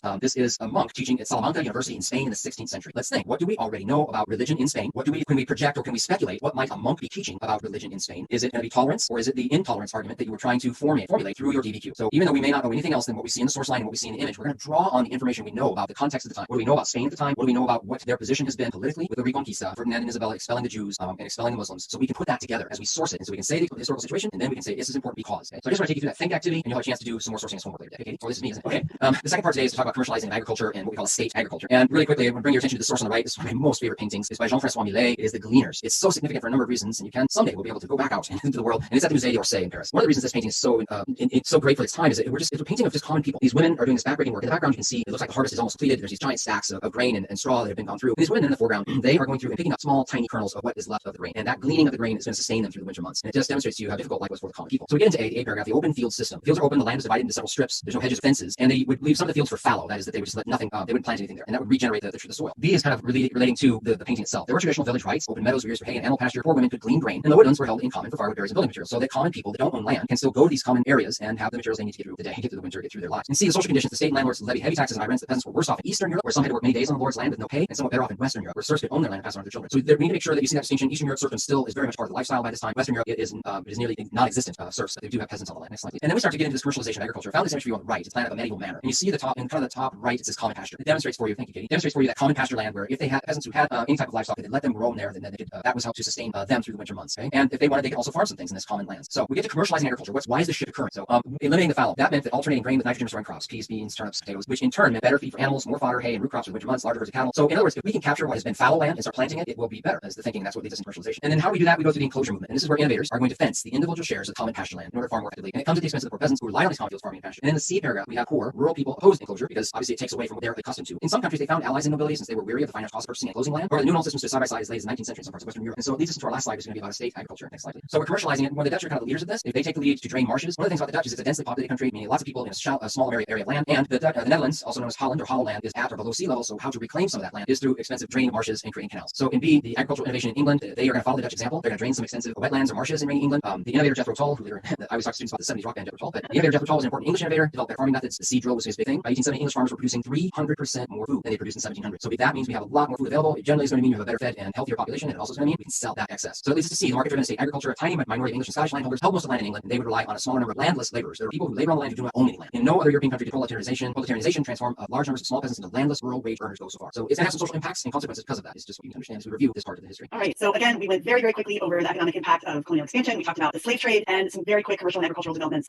Definitely cover development and processes, claims and evidence and sources there with that activity, and then we'll talk about your homework in a moment, and contextualization, also argumentation from the homework that you had. Again, thank you so much for continuing to share all these great examples with us, and I hope that you're appreciating the practice. We also did the development of causation here. So for your exam practice, one thing we want to cue you in on is, we obviously can't, there were well over 100 people that submitted full DQs, and so we obviously can't go over that. But we're showing you different parts, and so as we show you like the A sample for contextual for thesis and the B for contextualization, compare the sample that we're giving you with what you've written. Do you see similarities? Do you see what you think you would be earning points in there? So we'll try to get to as many samples as we can, but part of this is going to be on you to make sure you're looking. Okay, that's what the sample says. How's that looking in comparison to mine? So let's take a look at a little bit of practice. One of the things, and Katie mentioned it in one of her examples, is we really want you to start thinking also about attribution. So what that means is an in-text citation. So in B, this is part of learning to write well. It demonstrates to readers that you are considering the source as you analyze or have the source. So what is attribution? In C, attribution is using the name of the author of a document or something about the source in the response. And so much of the information is provided to you in the source line. So introducing your sourcing or your use of the evidence is D. A sample stem you could use is according to, or the statement issued by, or the author's name shared by his, her, their perspective. So beginning with that, rather than saying source 2 or document 1, let's use the actual source line information to introduce. We call that attribution. And part of that is just learning how to be a good writer. Yes, we're writing to a task in this essay, but we want to transfer those skills and be good writers at whatever we do. So here's your homework. Write a paragraph where you introduce the source using attribution and then explain the historical situation, audience purpose, or point of view of the document. And so the source we've given you is, we've gone back a bit here from the 2008 European history exam. And I picked this source. It was at the time document 10 because I think it kind of relates a little bit to what we were just talking about in this last DDQ. So the source is a Russian official report on an incident in a village in Novgorod province, Russia, late 19th century. I'm not going to read it for you. You have it there. But what we want you to do is E. The homework is to write a paragraph. You introduce the source using attribution, then you source that document. Okay. And you can turn that response into apvirtuallearning@gmail.com. Please include your first name, school, state, or country, and we will show some of those tomorrow as we do our walk tomorrow. Here's just a quick note from College Board. We know that not all students have access to the internet or device. We're working on solutions to help students get what they need to show their best work. If you need mobile tools or connectivity, or know someone who does, reach out to College Board directly at cb.org/tech. Great. Well, thank you so much, Todd. I'm glad you said that at the end about the attribution. It is really a good best practice to get in the habit of using that rich source information to refer to the document. So I thought that was great. Have a great day. And know that the skills you're trying to learn, they need to be transferable, right? We're not just learning this for this task this time. We want to learn these skills for things that we have in front of us for our education later. And so knowing the source, handling the source, that's a good practice to do. Absolutely. Hope everyone has a great day, and we look forward to seeing your responses so we can showcase them tomorrow. Take care. Thanks for watching. Hey, good morning, everybody. My name is Todd Beach. This is the AP Live for AP European History. Welcome today. I'm a teacher at Eastview High School in Apple Valley, Minnesota. That is a suburb of Minneapolis and St. Paul. Really excited you're with us today. This is Katie. Hi, good morning. I'm Katie Lancey. I teach at Coral Gables Senior High, a suburb of Miami, Florida. Welcome. We're really excited to continue to meet with you guys. And let's go through and start the lesson. Go over what we're going to cover today. So today, as you can see, is Tuesday. We're going to just highlight some stuff from the Reformation and the religious wars, as well as I want to focus you on Friday when we're going to give you that full DDQ practice along with feedback as we did this week on Monday. So really quickly, we are going to fly through some of the highlights of Luther and the Protestant Reformation, the spread beyond the German states, a little topics on the wars of religion, and then some information about the response to all this with the Catholic Reformation. And these are our learning objectives. If you would like to read through them, please feel free to pause the video. We're not going to read them to you, but we're going to move forward. But they're there for you if you want to go back and look at the different skills and processes that we're going to be hitting today. Hey, thank you, Katie. Our walk today, this is what we left you with as practice yesterday. So we were focusing on sourcing because that's certainly going to be part of DDQ that you're going to be writing for the exam. And we wanted to add a little bit to it as we were looking at your first full DDQs. Many of you submitted. You're doing a very good job. But we want to look at, can we do a little better on some of the things within the sourcing? So one of the things that we looked at was attribution. That is, how do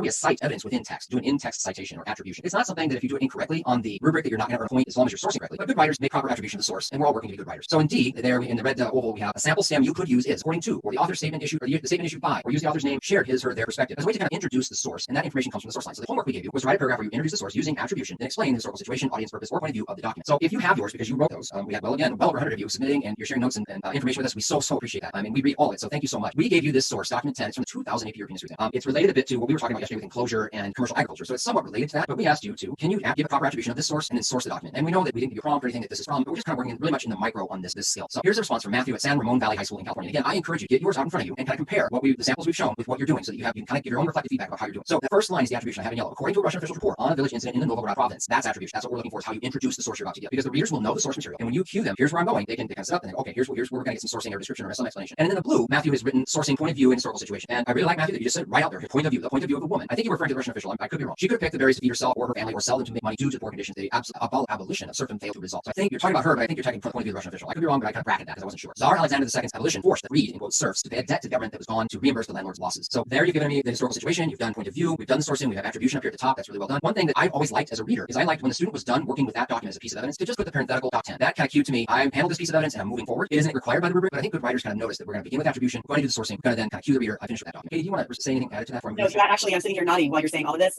There's a combination of what we're looking to do here is starting with the attribution is really modeling good writing when you're using evidence. And then we also want to be practical, that this essay is going to be read by someone who's counting how many documents you use, and the writer needs to count how many documents he or she uses. So that parenthetical at the end, while it's certainly not required, is just a really good best practice. And so I love what you did here. All of this helps keep straight how much evidence we're using and using evidence in a way that will also model good writing for evidence going forward. So I think that's really great. Thanks, Katie. And thank you, Matthew. You provided a really nice sample for all of us to learn from. And again, if you don't have your sample in front of you, those who are listening, if you can, that will really help you kind of reflect on what you wrote versus the samples we're showing. Here's the next sample. This is from Iris at Paul VI High School in New Jersey. And the attribution begins in a report on an incident in a village in Russia. A Russian official explains. So again, we've just done with that. Here's where I'm going. I'm cueing the reader. Here's my attribution line. Then in the blue, this is the sourcing, its purpose, and a nod to point of view. So I'll read it to you in the blue. The sole purpose, again, using that word of this punishment was to humiliate her enough so that she would not want to break the rules again or complain against the offenders. The Russian official wrote this report to inform the people of the village about the purpose of the humiliating rape from the perspective of someone in authority in the village. So that's kind of a nod to point of view who the Russian official is, someone in authority in the village. That's really well done, Iris. And then again, like we did with the last sample, I always liked it as a reader when a student would close out when they're done handling that document in the writing, the parenthetical .10. One more sample. This is from Mallory at Rolla High School in Missouri. Again, really well done with the attribution. This one's shorter, so it doesn't have to be super long. It's certainly going to earn the point for source. Attribution, the report on an incident in the village in Novgorod province, Russia, is written by a Russian official. Okay? And then in the blue, we've got our sourcing here. I've just kind of highlighted two different areas. Purpose being to report what the offender did and how she was punished. This is important because, so I love that you did that, Mallory, because we've been saying do happy. That is, if I'm doing one of the acronyms, historical situation, audience purpose or point of view, you describe here first the purpose, and then you say, this is important because. I just love that it's just right out there, very explicit. This is important because it shows how important community is to village life for peasants in Europe. The community and their opinion has great repercussions on peasants' life, which is shown by this report. Mallory, that's just awesome. And then again, we keep saying, a lot of you don't do this. I've seen some of you do this, but we're going to introduce this to you because I think it will help you as a writer, and it certainly helps us as readers. Add the document number, complete the citation, cue the reader. I'm done handling that document. Okay? It's so simple, and I think you'll really appreciate how it really helps your organization as you're working your way through the essay. Thank you guys so much for these responses. There were more that came in this morning. I was glancing through those. I was trying to get quick replies. We are reading them all, and you know we have a short amount of time, so the best thing to do is to make sure you have your response in front of you. Look at it, compare it with the samples. Where are areas that you think, yes, I'm nailing that, and here's an area where I got to do a little bit better job. You guys can do that part. Okay, so was this helpful? We're kind of introducing something new to you. We want a little feedback because we're trying to tailor to what you need in these lessons. So on Twitter, we have a Twitter account now called @LearningEuro, and so we have some polls up there today, and the first poll is from these samples. So if you have time and you can go there and just let us know, were these samples, this feedback helpful to your learning? That's the first poll for today, and so you can do that at @LearningEuro on Twitter, and we appreciate that kind of feedback. All right, great, Todd. Thank you so much. Todd and I were joking this morning that we frequently spend a couple of weeks covering the content we're going to go through very quickly now, so we hope that we are activating knowledge that you already have. So a quick overview from A is that the Catholic Church is really the center of life as we move into the early 16th century. People of all social classes spend a great deal of their time and their money participating in religious activities. Every small town, every village would have a church at the center of its daily life. But the Catholic Church is being criticized. It's being criticized for things like absenteeism and pluralism, and these are ideas where people are holding offices that they're not actually visiting the territory, and they're holding multiple offices. And although they're criticized, it hasn't led at any point yet to dramatic change until we see and see Martin Luther. And there's his painting on the right there. And Martin Luther is an Augustinian monk, and by studying the New Testament, he comes to his central and core beliefs that salvation is achieved by faith alone. And he believes that the scriptures are important, that they reveal God to people, but that the traditions of the Catholic Church are not required. And so this is obviously very new feelings at this time. He's not the first person to criticize the church, and we'll talk a little bit more about that. And at the same time, we have a new Pope, Pope Leo X, and he is authorizing a special indulgence. An indulgence was a remittance of sin. The theology believed that you had to pay for your sins in purgatory, and this indulgence would be something that could be purchased that would release you from purgatory, or you could buy it on behalf of someone else. And in the German states, there was a sort of used car salesman of indulgences, Johann Tetzel, and these indulgences are being sold throughout the German territory with this little buzz phrase, when a coin in the coffer rings, the soul from purgatory springs. So this was actually deeply troubling to Martin Luther. And Todd, if you go to the next slide, we have the sort of famous painted well after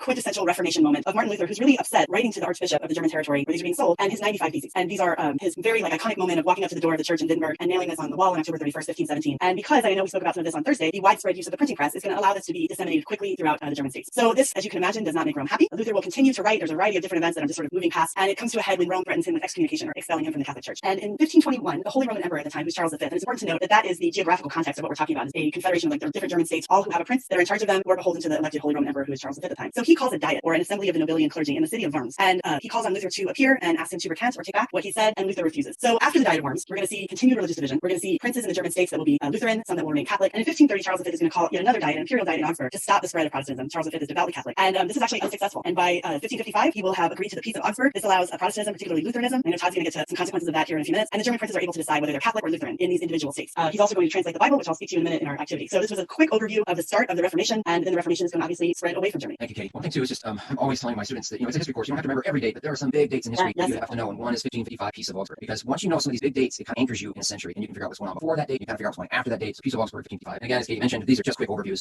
because this is we should be layering on learning that took place earlier in the year. The spread of Protestant ideas, and we're going to ask this big question: how do Protestant ideas and institutions spread? And institutions spread beyond the German-speaking lands. We get the source on the right. This is Henry VIII, the Tudor King of England. I'm sure that your teachers had fun talking about Henry VIII. Maybe you even learned the song about Henry VIII and his 6 wives. But it's going to cause quite the crisis in England. We'll get to that in a minute. How do these ideas spread to other German-speaking lands and other lands that are beyond German-speaking lands? So we begin in Scandinavia. So the first area outside of Germany to officially accept the Reformation was the Kingdom of Denmark, Norway under King Christian III. And then while the process of conversion went smoothly in Denmark, it was initially resisted in Norway and Iceland, but it was gradually imposed after that initial resistance. In Sweden, it was Gustavus Vasa helped bring Protestantism to the region. These things then become kind of state religions in Scandinavia. And that's important to know because once the authority has accepted that as the faith, then it becomes kind of cemented in society. So that's kind of important to pay attention to. Then we get to Henry VIII and the English Reformation. So the Catholic Church, we talk about what was the church like in England before the Reformation. And historians begin with that. Well, you have to begin with context. What was it like? The Catholic Church was healthy in England. The problems that Katie mentioned, absenteeism, clericalism, these other problems that Katie identified with the Catholic Church weren't happening so much in England. It was vigorous in the early 16th century. It's not to say there wasn't some corruption or bad things going on, but for the most part, it's vigorous in the early 16th century England. There were less of a gap between clergy and educated lay people than elsewhere in Europe. So it begs the question, well, if Henry VIII did have the male heir he wanted, would the Catholic Church still remain in England today? But that's a what if history. 1534, in order to legitimize his divorce and subsequent marriage to Anne Boleyn, Henry VIII will convince Parliament to approve the Act of Supremacy, making him the head of the English Church. So if you think about a pyramid with the Catholic Church, that hierarchy, the social hierarchy of the Church, the Catholic Church, and the top of that pyramid is the Pope. What the Act of Supremacy did in England was to remove the Pope from the top of the hierarchy and place Henry VIII right there at the top. He will then seize monasteries throughout England, distribute their lands to the upper classes. In 1536, there is popular opposition in the north due to all these religious changes. It leads to the Pilgrimage of Grace, which is a really soft-sounding name, but it ended up being a massive rebellion that Henry VIII had to try to put down. We'll continue talking about the spread of Protestant ideas upholding Protestantism in England after Henry VIII. His daughter from Anne Boleyn is Elizabeth I, and she will help steer. It's in, I think every textbook kind of uses the same language. Steer the middle course between Catholicism and the Puritans who want a pure church free of Catholic influence. This is going to come with an attempt to try and reinstall Catholicism back in England. So Philip II of Spain will learn a plot by Mary, Queen of Scots, who is cousin and heir of Elizabeth of England. And the plot is to assassinate Elizabeth and assume the English throne and then re-Catholicize England. So Philip gives the plot his full backing. And one of the things that the plot is going to do is to bring England into war against the famed Spanish Armada. Spanish, a great navy or group of ships, the Armada. But on the day of the attack, the English Channel winds were definitely in the English favor, and the English defeat the Spanish badly in the war. And this war in those particular battles, the war between England and Spain was right on for years. But the short answer to the long story is that Protestantism remains in England. Now let's shift to Calvinism, another spread of another different, similar Protestant idea. Protestantism to protest the church. Calvinism is the most important new form of Protestantism, preceding the idea of God's absolute sovereignty and omnipotence. John Calvin concluded that human beings can't do anything to save themselves. This is different from Luther's stand, and he says God has already made the this decision for you at the beginning of time, who will be saved and who will not be saved. And this is the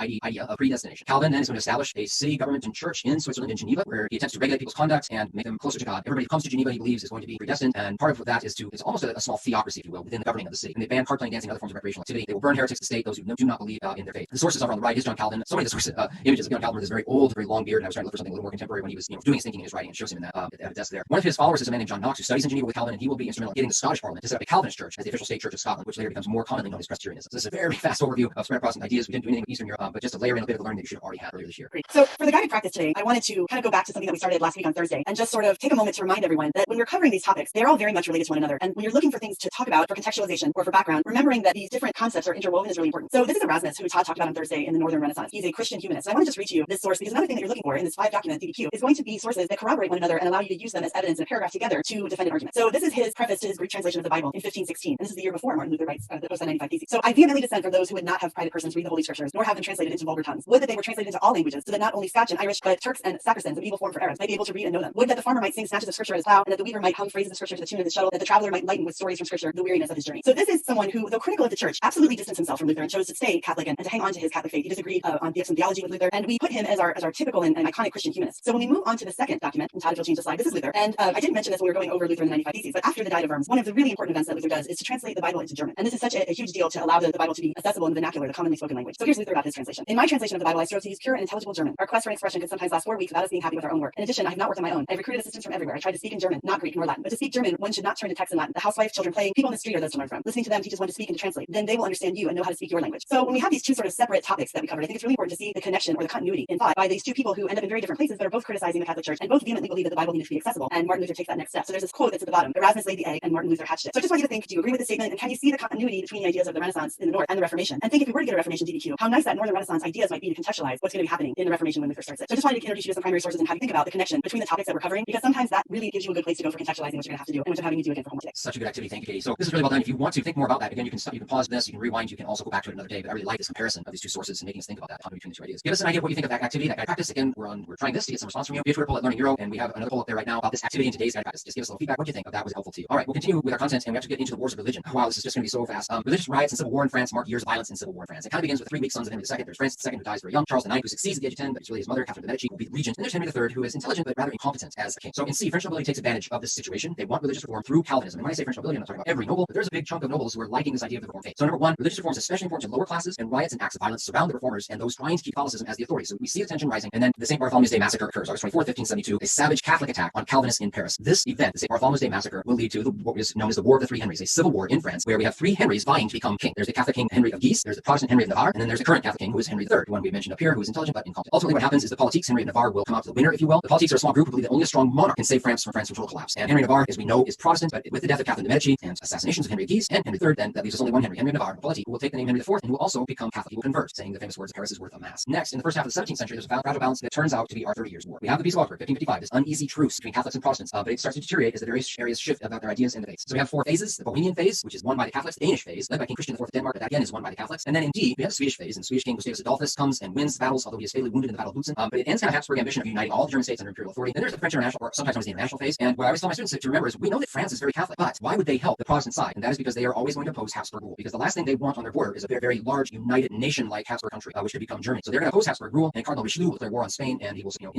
not directly, but indirectly support Protestant side. We have then, how does it end with the Peace of Westphalia? Is the treaty that ends the 30 Years' War. It basically stipulates the Peace of Augsburg. German princes get their independent authority, and it just, in fact, it kind of destroys the Holy Roman Empire. The independence of the United Provinces of the Netherlands is then recognized. And the source, just real quick, is Gustavus Adolphus at the head of his troops before he is fatally battled at Lutzen. So very fast through the wars of religion for you. I'm going to stop and say that I think that that's another date that is sort of a must-know, is the Peace of Westphalia for 1640. I think students should have that on their sort of date list for important turning points in European history. So what happens because of this with the Catholic Church? There is a reaction. The Catholic Church is going to respond internally, and they're going to respond externally, opposing Protestants. The picture there that is actually in the city of Trent is the Council of Trent, the meetings that take place between 1545 and 1563 that are going to lay a basis for renewal and for reform. It will reaffirm a lot of the doctrine, but it does go ahead and reform or change a lot of the practices, and it will address things like absenteeism and pluralism and the buying and selling of church offices, which is simony. New religious orders are founded, and I think the most important of these is the Jesuits, that is founded by Loyola. The Jesuits will be spreading the Catholic faith in different parts of the world, and they will be central to sort of reclaiming southern Germany back for Catholicism. We also see the order of nuns that's going to be established that will look forward and see how they sort of protect Catholicism by teaching young women, and therefore sort of setting up future wives and mothers in the Catholic faith. There's already been an index of prohibited books, but it's certainly revved up with works by Erasmus and Protestants in general, Luther and Calvin, that will be prohibited, and the Inquisition will deal with dissent in a swift manner throughout all the areas that are controlled by the Catholic Church. The other response is one we're going to talk about tomorrow, and that is Baroque art. So we'll get into that a bit tomorrow. That's sort of part of this pushback from the Catholic Church, and I'll show you some images of that in our lesson on Wednesday. Great, thank you, Katie. One more time, we want some feedback. This is the content aspect of the lesson today. Respond to our Twitter poll at Learning Euro, and just tell us what you thought of the different pieces of content. We went very fast through the Reformation, Wars of Religion, Protestant Ideas, and Catholic Reformation. Just give us some feedback. We'd appreciate it very much. Okay, our key takeaways today. We want to talk and bring you through the Reformation period, the Wars of Religion, Catholic Reformation, continuities and changes in the role of the church. We're still going to do a little bit of that coming up with Rocard. It is important that we look at that. The sourcing and situation and contextualization with some of the skills we're working on today. Obviously, still one developments and processes this thing leading to the next. And then causation, continuity over time, and continuity and change over time. Where are the reasoning developments that we worked on? All right, so I know we've done this a fair bit, but this is going to be the beginning of your DBQ, and I think you're really doing a great job. But this is something we can continue to practice, is to look at these skills of contextualization and thesis writing. So I would like you to do what some of you have already done before, is to start an introductory paragraph or response that could be a response of documents followed, but could be a long essay, and that is evaluate the most significant response to the Protestant Reformation. You should have a lot of nice review here to set up some really rich contextualization, and then I want to remind you when you write your thesis statement to make sure that you have a line of reasoning that explains why you are choosing that particular response. And as you have been doing, you can email these responses to aprovirtuallearning@gmail.com, and I will feature some of them at the beginning of our lesson tomorrow. But this is something, and if you're moving forward in other AP classes in history, every essay that you write on the AP exam is going to have this beginning part, this contextualization and thesis. So we're practicing it for our DBQ and A, and then hopefully moving forward if you're taking other AP history classes. Just a quick note from College Board. We know that not all students have access to the internet or device. We're working on solutions to help students get what they need to show their best work. If you need mobile tools or connectivity or know someone who does, please reach out directly to College Board at cb.org/chat. Hey, and one more thing we want to start doing is we want to shout out to a lot of schools that keep sending us responses. This first shout out is going to go to Sheehan High School in Wallingford, Connecticut. I looked you guys up. You're the Titans. Go Titans. You got this. So we're going to start doing that every day. We want to make sure we give shout out to all the different schools as many as we can. And you're getting shout outs as well in some of your responses. But thank you guys for listening and paying attention. And we really believe that the work that we're doing together, we can help you with this. Okay. All right, Katie. Yeah. Thank you guys for watching. We appreciate it very much. Thank you. See ya. Great week. Take care.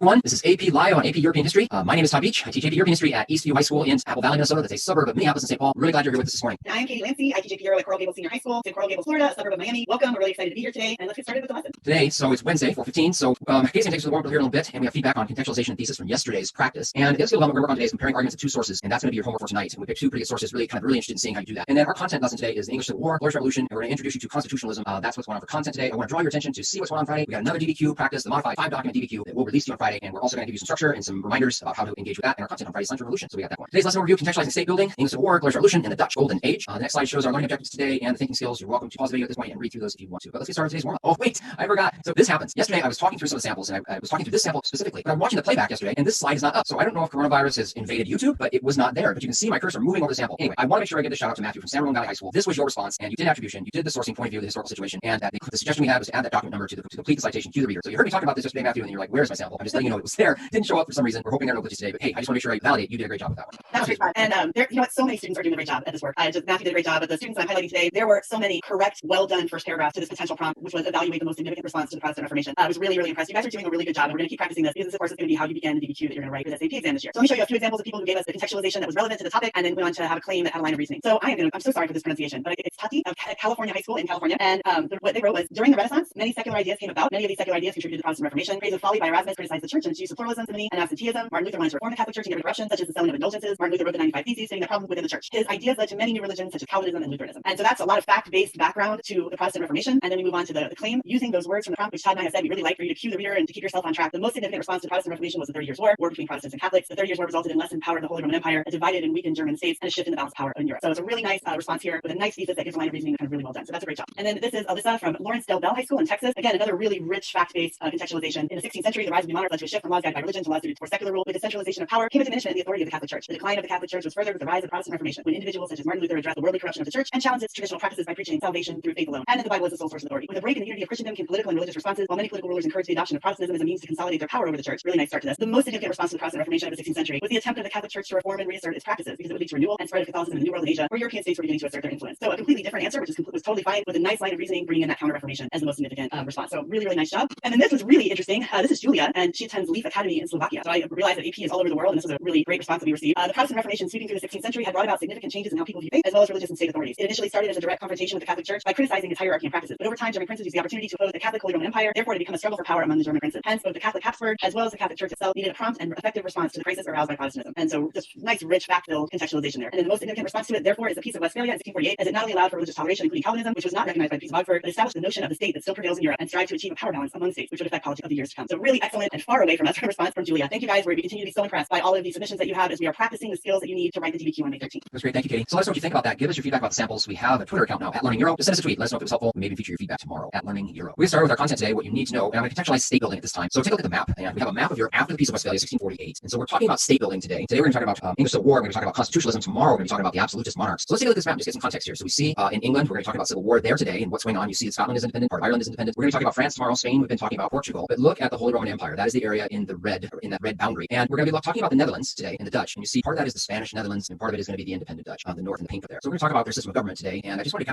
what does Europe look like today on that map in 1648? So that will give us that as well. Take a look at Poland too. The weak kings of Poland we're going to be talking about, and then Russia we'll be talking about. And then one last thing on the map, the spread of the Ottoman Empire, how it's sweeping passed into Budapest. So that's something also to kind of give us context as we dive into these different systems of government from today and tomorrow. So in the context, in the A paragraph, in the context of war and economic oppression, 17th century monarchs began to make new demands on their people. In B paragraph, France, Spain, Central Europe, and Russia attempt to centralize authority through absolute governments. That's what we're going to talk about tomorrow. C paragraph, England and the Dutch Republic utilize constitutional governments to move their societies forward. So we're going to talk about England and the Dutch today. D, both absolutist and constitutional governments face similar obstacles and achieving their goals. E, both absolutist and constitutional governments achieve new levels of central control in 4 areas. So I'm queuing it right now. We're looking at similarities between absolutism and constitutionalism: greater taxation, growth in armed forces, larger and more efficient bureaucracies, that's to collect the taxation, and then 4, compelling obedience from their subjects. So part of what we're going to be doing as we're learning about constitutional governments today is reflecting about tomorrow and the absolutist governments and see what's similar and what's different. Okay, thanks. Right. So we're going to start by focusing on the constitutional government you're talking about and how we get there, particularly after the death of Elizabeth I in England, the last Tudor monarch, and the switch to the Stuart monarchy here. So we're going to talk, kind of give you contextualization for the English Civil War through the Stuarts and to the Glorious Revolution. So in 1603, Elizabeth I, she dies. She has no heir to the throne. She dies childless, the virgin queen, and the Stuart family and James I will come into power in England. He steps into the shoes of a very popular monarch, and those are very big shoes to fill, and there's going to be problems because of that. In B, we are going to see religion playing a role in the English Civil War. We're going to see Calvinist Puritans that are seeking to take that English Reformation, that Anglican Church that we talked about yesterday, and purify it of everything that still looks Catholic in it. James I has this famous quote you see in bold there: "No bishop, no king." He's very much saying that the hierarchy in the church is essential to maintaining royal power. So we're going to see that this also has a religious component in it. And James I, and then furthering Charles I, his son, will have bitter disputes over the power of Parliament. Both of these monarchs see themselves as having divine right of king's power. That's power that comes directly from God and gives them the authority to rule. And they're not going to be happy with the power that the Tudors have allowed Parliament to have up until this point. Parliament has the power to tax, and we're going to see that when Charles I becomes king, he will avoid hearing grievances by simply refusing to call Parliament. During this time, he's going to collect taxes that are going to be seen as illegally collected. The most famous of these is when he levies ship money, and the ship money is that coastal cities are required to provide money to fund ships for defense, and then he will bring those taxes to inland cities as well, and this will really upset Parliament. And then finally, when Calvinists in Scotland revolt, he's going to be forced to call Parliament to obtain funds. So when he does that, we have this period of time, the Long Parliament, that sits from 1640 to 1660, and they're going to see a bit of their power here and require Charles I to pass some legislation that's going to limit the power of the monarchy. The Triennial Act is one of these acts, basically requiring him to call Parliament at least once every 3 years. So things will continue to get worse, and this will come to a head with an attempt of Charles actually entering Parliament and trying to arrest parliamentary leaders, MPs, members of Parliament. And when this fails, he will leave to form his own army. And in response, Parliament's going to form an army, the New Model Army, under Puritan leadership of Oliver Cromwell. He's devoutly Puritan, so we see this religious component coming into play, and that is going to cause the English Civil War. The English Civil War is going to ensue.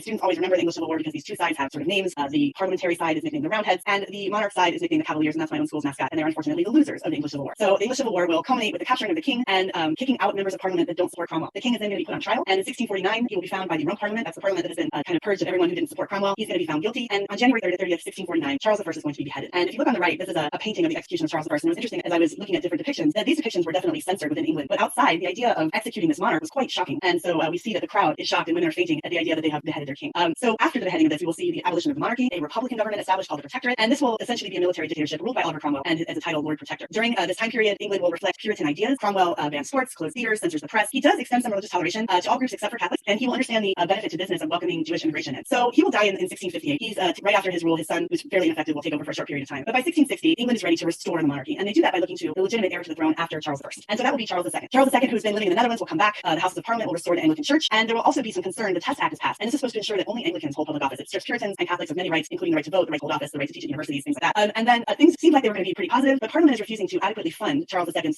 allowances. And Charles II forms a secret alliance with Louis XIV of France. In return for payment, he will promise to gradually re-Catholicize England and convert himself to Catholicism. And when he dies, his brother James II will become king. James was Catholic, and this is going to be a problem. Then, when we see that this is about to provoke what essentially will be another civil war, Parliament will offer the throne to the daughter of James II, who is married, and her husband, who is Dutch, William Orange. James II, a lot of this comes to a head because James II has a son who's going to be raised Catholic, and this is going to be a problem. So he will flee to France. William and Mary are crowned, and this becomes this glorious revolution, which is a change in monarchy without bloodshed in 1688. And then before we move on, I think it's really important and leads into something that Todd's going to talk to you about. Is the next year we have the very important English Bill of Rights, and that really changes the balance of power in England in favor of Parliament. We're going to see laws made that can be made in Parliament only. The idea that Parliament will have to be called at least once every 3 years. This will include an independent judiciary, and we'll also have a provision that only a Protestant can inherit the throne moving forward. Great, thank you, Kate. So here's our activity for today. This is the kind of thing we could, if you have something to write with, just to jot down some ideas. In the classroom, I would give this to my students. I say, hey, let's turn and talk about this. So we've been talking a lot about sourcing because on your exam, you're going to need to do some sourcing for the DBQ. So, and again, I was reminded on Friday when we had students turn in some full DBQs. Many of you had watched the video and you were asking me, what is HAP? We keep talking about HAP. So it is just an acronym that we use. Your teachers may have different acronyms for it, but it just helps us remember when we're doing sourcing that we are going to look at the document and analyze it through its historical situation, its audience, its purpose, its point of view. That is HAP. And then whichever one of those ways to analyze the document we're going to use, we always want to follow up with why is this important? And so we talk about HAP, making it happy.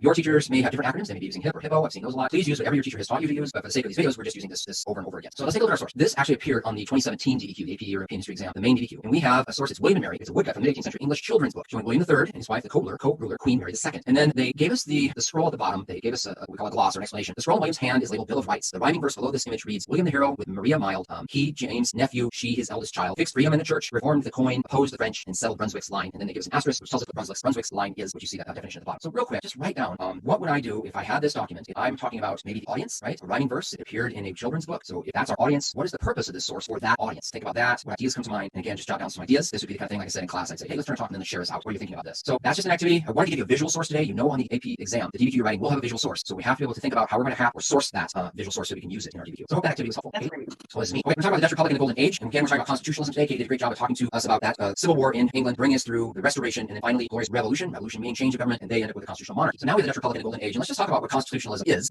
It is the limitation of government by law. So a nation's constitution can be written like ours is in the United States, or it can be unwritten like it is in England. Constitutional government can take a monarchical or a republican form. A monarchical form like we see in England, a republican form like we see here. And the Dutch system of government rested on assemblies of wealthy merchants, which we call oligarchies. In each of the 7 provinces of the Dutch system, we call those estates. So a federal assembly or a states general ran foreign policy, but was responsible to the provincial estates. So we have a states general like a large overseeing government, but we have the provincial estates, which would be more local government. Number 2, the states general appointed a representative or stadtholder in each province. So, and then in 3, the cohesion and power of the Dutch Republic ultimately rests on its immense commercial power and prosperity. It's the golden age of the Dutch, and because it is the Netherlands, they are very much a seafaring country, and they start the Dutch East India Company, the Dutch West India Company, these big commercial companies which specialize in shipping, and they're somewhat privately owned, but they're also so subsidized and sponsored by the government as well. So there are investors, but because they're so important to the country, any type of legislation needed to clear the way for their enterprise is going to be easily done through the Dutch Republic. And see, the Netherlands was the only realm in early modern Europe with almost complete religious toleration. There is scattered evidence of anti-Semitism, but Jews were accepted and assimilated into Dutch business and general culture. And so in 1650, the Dutch owned half of the ships in Europe. Just imagine that. That's an amazing statistic. Half of the ships, all of Europe. Think French, you think about the Spanish, the Portuguese, and they control much of European trade. In the 17th century, the Dutch probably had the highest standard of living in the world. So that's something that tells you about the Dutch Golden Age. A lot of great painters come out to the Dutch Republic at that time. I found an interesting source that I want to share with you because I was trying to look for some sourcing that would show us, a little bit of diversity that the Dutch Republic would have been known for, and that toleration that the Dutch Republic would have been known for. And I came across this source. It's from a play, The Choice Between Young and Old. A simple young woman turns away from a rich old man, and an elegant young man chooses away, pointing mockingly at his rivals. The old man's wearing fur hat, sitting at a table, counting coins. He holds open a money bag. The young man raises his wine glass in his left hand. Represented are probably 4 main characters from the play The Game of the Moor. So I believe that the man with the money bag is supposed to be the Moor, and we have the young upstart Dutch boy or man in the top right with holding the wine glass. But we have, and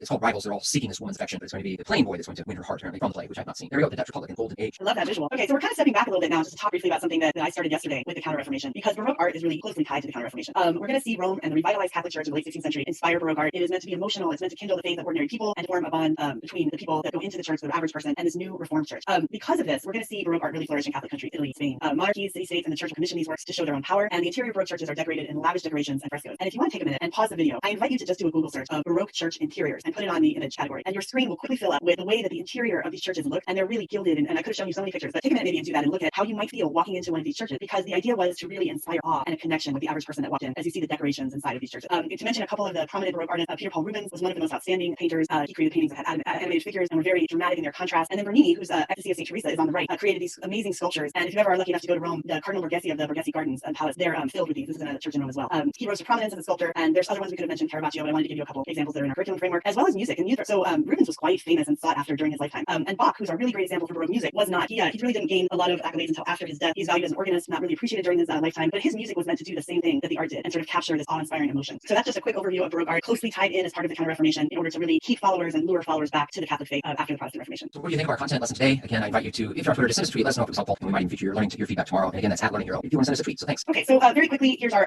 key takeaways that had to do with the artistic expression of Baroque, causes and consequences of the English Civil War, and the Dutch Republic. And as Pat said, we're going to be contrasting that tomorrow with another major form of government that's coming in the form of absolutism, and looking at causation at the bottom in comparison. Okay, for your practice and your homework today, I wanted to give you some sources and I wanted to do some comparisons. So, and I was thinking, how can we do this in such a way that's similar to what you'll be expected to do on the DBQ exam for the AP exam? So the best thing I could do is kind of put it together as a bit of an essay queue, if you will. So I have 2 sources here, source A and source B, and let's just always read the source line first, always read the source line first, always read the source line first. So what do I know about King William III of England and a declaration? Source A. What do I already know about that? And then source B, Frederick William the Great, Elector of Prussia, letter to his son Frederick I, first King of Prussia. So we're going to talk about absolutism tomorrow. We'll be talking about Prussian absolutism, but we're doing reviews, so this should be something that you're pretty familiar with. So source A, source B. Here's your homework. A, describe the main idea as it relates to governing in source A. What is source A saying about governing? B, describe the main idea as it relates to governing in source B. What is the big argument or main idea that is being presented in source B about governing? And then C, explain one difference between the main ideas from the 2 sources as it relates to governing. So please submit your response to the following email. It's apeuro@gmail.com. Please include your first name, school, and state your country. We will go through those and we'll feature some tomorrow. Some that we haven't been able to feature, I'm still trying to write replies to. We do go through them all. We have over 130 from yesterday. So we love that you're doing that. Please keep doing that because we want to feature these examples and samples and show you what works and what may not work. Okay, so that's our AP exam practice. This message from College Board. We know that not all students have access to the internet or device. We're working on solutions to help students get what they need to show the best work. If you need mobile tools or connectivity or know someone who does, reach out to College Board directly at cp.org/tech. Okay. Oh yes, today's shout out. So yesterday I picked one school. I thought, why am I just doing one school? There's so many schools sending stuff into us. So hey, Franklin High School in Franklin, Tennessee, you're the rebels. I looked you up. We're excited you guys are following us. Fullerton Union High School in Fullerton, California. You guys are the Indians. Ball High School in Galveston, Texas. The Golden Tornadoes. Go Tours. So I love these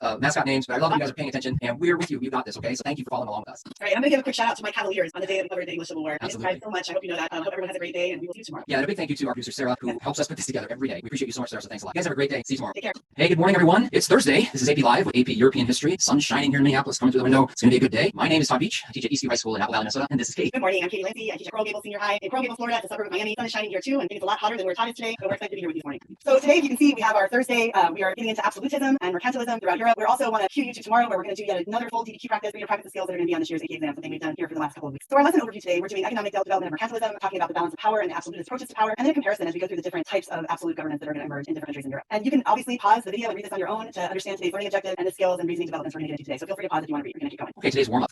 So yesterday we left you with this. I really wanted you to do some comparison and looking at claims and evidence and sources. And so we had talked yesterday about constitutionalism, and today we're going to talk about absolutism. And so it seemed like this would be a good activity to compare the arguments to the main ideas of two different sources. And so when we approach an activity like this, the first thing we mentioned to do is you should read the source line. So I'm reading this. It's King William III of England, a declaration. What do I already know right now? I'm going to pull from my own memory. What do I already know about William III, William and Mary of England? And what do I know as it relates to government? And then source B is Frederick William the Great, Elector of Prussia, letter to his son Frederick I, first King of Prussia. And again, I should draw on my knowledge. What do I already know about what happened in Prussia as far as terms of governing? And so our homework is to describe the main idea in source A as it relates to governing, describe the main idea as it relates to in source B as it relates to governing, and then C is just what's the difference between the two sources. So we had lots of entries come in yesterday, and some even come in this morning, and so we can go through some of those. This first one is from Catherine at Pulaski County High School in Kentucky. Really nice job. In source A, believes strong constitutional monarchy, perfect, and tells us what that is. Source B advises son to limit activities that would limit his power over the country. Yes, absolutely. And then this comparison. Frederick William I of Prussia, King William III of England gives himself much less power than what he has given. He does this by giving Parliament more power than he previously had and ensuring that maintained free and lawful environment for the British. On the other hand, Frederick William of Prussia gave himself as much power as he could by limiting the amount of parliaments he held. This difference shows the priorities of each king. So that's a really nice response, Catherine from Pulaski County High School in Kentucky. This one from Carolyn, and she is at Mountain View High School in Virginia. The main idea in source A as it relates to governing is, first of all, I love that, right? We're using the stem of the prompt to respond to the prompt, is that Parliament should be free to determine the best decisions for the country. King and Parliament exist for the same purpose of preserving Protestantism and guaranteeing rights for their nation's citizens. Absolutely. Source B, the main idea is, as it relates to governing, Parliament should be kept limited and heavily regulated for a free Parliament and would reduce the power of the king. Yes. And then C, one difference between the main ideas of the two sources is, really good job again, Carolyn, just putting the stem of the prompt right there, is the extent of power the authors believe Parliament should hold. While source A, and hey, by the way, some of you did this and you stopped right there. Some of you just said, this is the extent of the authors believe, and something to that effect, and then you stopped. But here's the thing, in C, you were asked to explain, not just describe. So that's a higher level, and we have to give us the how, why, or because, not just state what it is, but how, why, or because. While source A supports a free Parliament, arguing both the king and Parliament simply want what is best for the country and uphold some belief system. Source B supports a limited Parliament, arguing that the power of the king must not be limited by increasing the power of Parliament. So yes, Carolyn, Mountain View High School, Virginia, very well done. This is from Estelle at Godwin High School, also in Virginia. Main ideas of governing source A relies on Parliament. Main ideas of governing source B is the ruler to try and obtain as much power as possible. Yes. And then C, one difference between the main ideas of governing between the two sources is reliance on Parliament or other bodies that hold power. And again, some of you stopped right there, but I'm going to tell you that if it tells you to explain, we have to go further. And so Estelle says, in source A, the monarch receives power under the observation of Parliament, works with Parliament. Source B, ruler should hold Parliaments as less as possible. The Parliament take authority from the ruler. Ruler should not rely on Parliaments or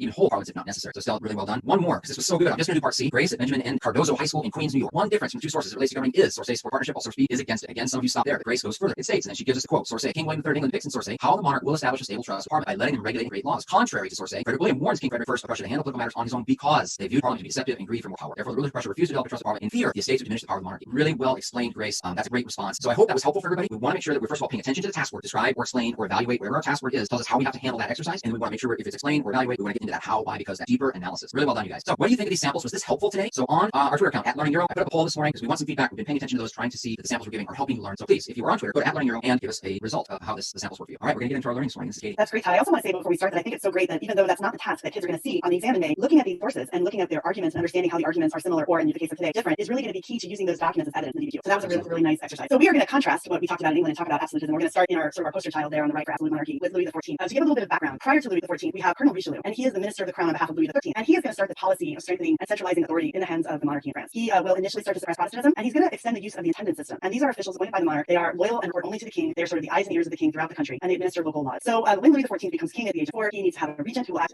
his mother will act as regent, along with Cardinal Mazarin. And he is really going to continue Richelieu's policies of centralizing the power of the monarchy. This is going to lead to some problems and a series of rebellions known as the Fronde. And this is going to play a central role in Louis's desire to keep the nobles under control throughout the length of his reign. So when Mazarin dies, Louis will assume the throne, and absolutism will reach a peak under Louis XIV. We will see that he believes very much, like we talked about yesterday with the monarch, the Stuart monarch, he believes in the divine right of kings, and he's going to acquire the title the Sun King. This comes after his performance in the ballet where he's dressed as the sun. And this will kind of show his belief that he is the central person in this divine order of things. There is a legislative body in France, the Estates General, down in D, and Louis never called this Estates General during his reign. And he's going to revoke, if you remember, we spoke about Henry IV Edict of Nantes, and that was actually one of the documents in the DBQ that you practiced on last Friday. And he will take that back. He will revoke that. And he will demand that Huguenots renounce their faith. He calls for the destruction of Huguenot churches. And because of this, we're going to see over 200,000 Huguenots, many of them who are very skilled artisans, will flee France. If you want to go to the next slide. So here on the right, I have just a couple. There are so many amazing images. And if you wanted to see more, you could certainly do something similar to what I suggested yesterday and Google images of Versailles. But Versailles is sort of going to be the symbol of Louis XIV's absolutism. He will move the government away from the city of Paris in 1682 into the renovated hunting lodge that he has renovated in all of the splendor that you see in some of the pictures. The top picture is the Hall of Mirrors. And he's going to require the nobility to reside at Versailles and compete for his favor. To do this, in B, you're going to see he establishes this elaborate set of rituals, and they encompass the entirety of the day. The waking of the king, the dressing of the king, the king's meals, retiring for bed. All of these are going to require the nobility to wait on him, and that is the way the nobles are able to have access to him. It's the way they're able to get his ear and hopefully get his favor. So this is a really important part of culture that brings the nobility into living at Versailles, and basically their entire day is waiting on the king, which means the king knows what they're up to, and he's not worried about rebellions because they're there actually waiting on him, day and night. Versailles, because of this, really becomes the center of European politics and French culture. It will grow in international prestige. We will see French replace Latin as the language of scholarship and learning, and French has definitely become the language of diplomacy. And then indeed, all of this is accomplished because the economy is flourishing. In large part, the Minister of Finance, Jean-Baptiste Colbert, he's a financial genius, and he believes the economy should serve the state, and he's very much someone who's going to implement the policies of mercantilism in France. So let's go to the next slide and we'll kind of go over what some of those policies are. So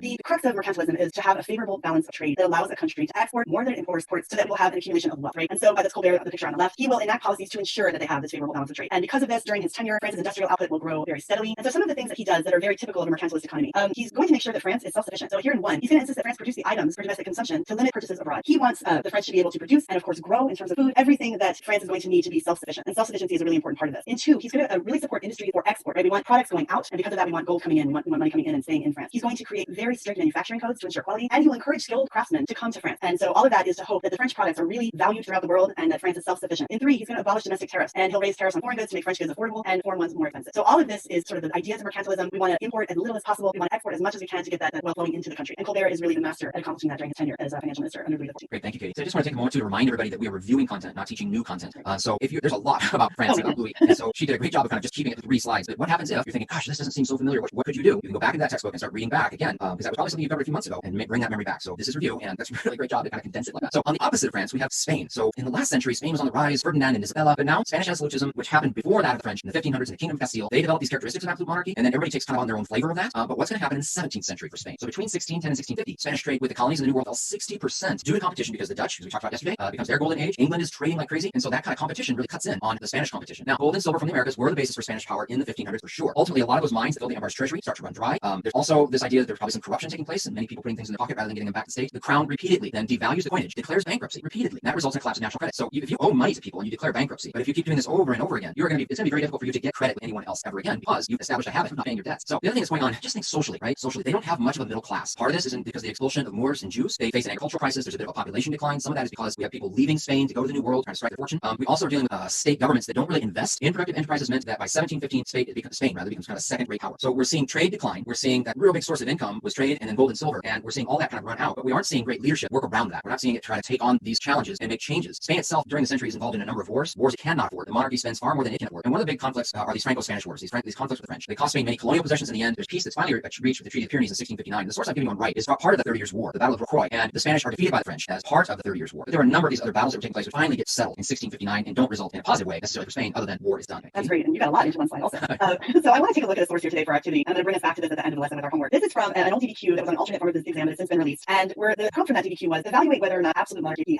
accurately describes the rule of Louis XIV. And so this particular source is a portrait of Louis XIV sitting on the throne of the supreme Roman god Jupiter, and it's commemorating that defeat of that noble rebellion in the front, and it's displayed at the palace of Versailles. And then at the bottom you can see the translation of the Latin that says, Jupiter applauding Louis ceases his thundering, and now the world sees that a new Jupiter has arrived. So this is such a pro Louis XIV power visual here, and I wanted to take a minute for you guys to look at this and think about if you were maybe going to source this, how you would use it. I think if you were going to use it to answer the prompt, it'd be pretty clear that this is showing that he is an absolute monarch by comparing him to the king of the god, and it's such a rich visual that I wanted to take a minute and look at how the argument here would absolutely support the prompt being that he was an absolute monarch. And then for homework, I'm going to have you look at another document from the same DQ that has a bit of a different look at Louis and how you might source that document as well. But I wanted to start by just giving you this rich visual of basically the god Louis XIV and how certainly he thought of himself. We talk about his belief in the divine right of kings, and that really does sort of exemplify what many of these absolute rulers thought. So just giving you this look at this rich visual to think about, and then possibly to compare it at the end with the homework if you choose to do that. Great, it's a good activity because we know there's going to be a visual on the DDQ and the one you're going to see tomorrow as well. All right, back into our content. Let's go east now and look at absolutism in Austria. I'm just going to give a bit of contextualization before I dive into the Austrian Habsburgs. So, and this is a bit of a generalization, but I think it will hold. I think it's something that will help you. 17th century is a struggle between absolutism and constitutionalism. In Eastern Europe, however, absolutism definitely wins the struggle. But what we have to look at is how Eastern Europe absolutism differs from what we see in the West, what Katie just talked about, especially with France. So Prussia, Russia, Austria emerge as absolute powers, and they're going to stay that way until the end of World War I. So that's quite a long time. They're created from the Ottoman Empire, the Holy Roman Empire, and from Poland. So East versus West is about circa 1650. East, the nobles are very powerful, and then in the West, as Katie just described with France, Louis puts limits on the power of the nobility. He makes them come to Versailles, wait on me, put you in your place. In the East, we have a weak middle class. In the West, part of this is because of Colbert and Richelieu, we have a strong middle class, a really strong manufacturing and artisan sector. And then in the East, oppressed peasantry and serfs, and in the West, the peasants are generally free. So this kind of T-charts, back and forth, is a good way to kind of see the differences between these two. It doesn't mean to say that neither is absolutist. They're very absolutist. So I don't want you to look at the nobility piece and go, well, they're not as strong. Okay, Austrian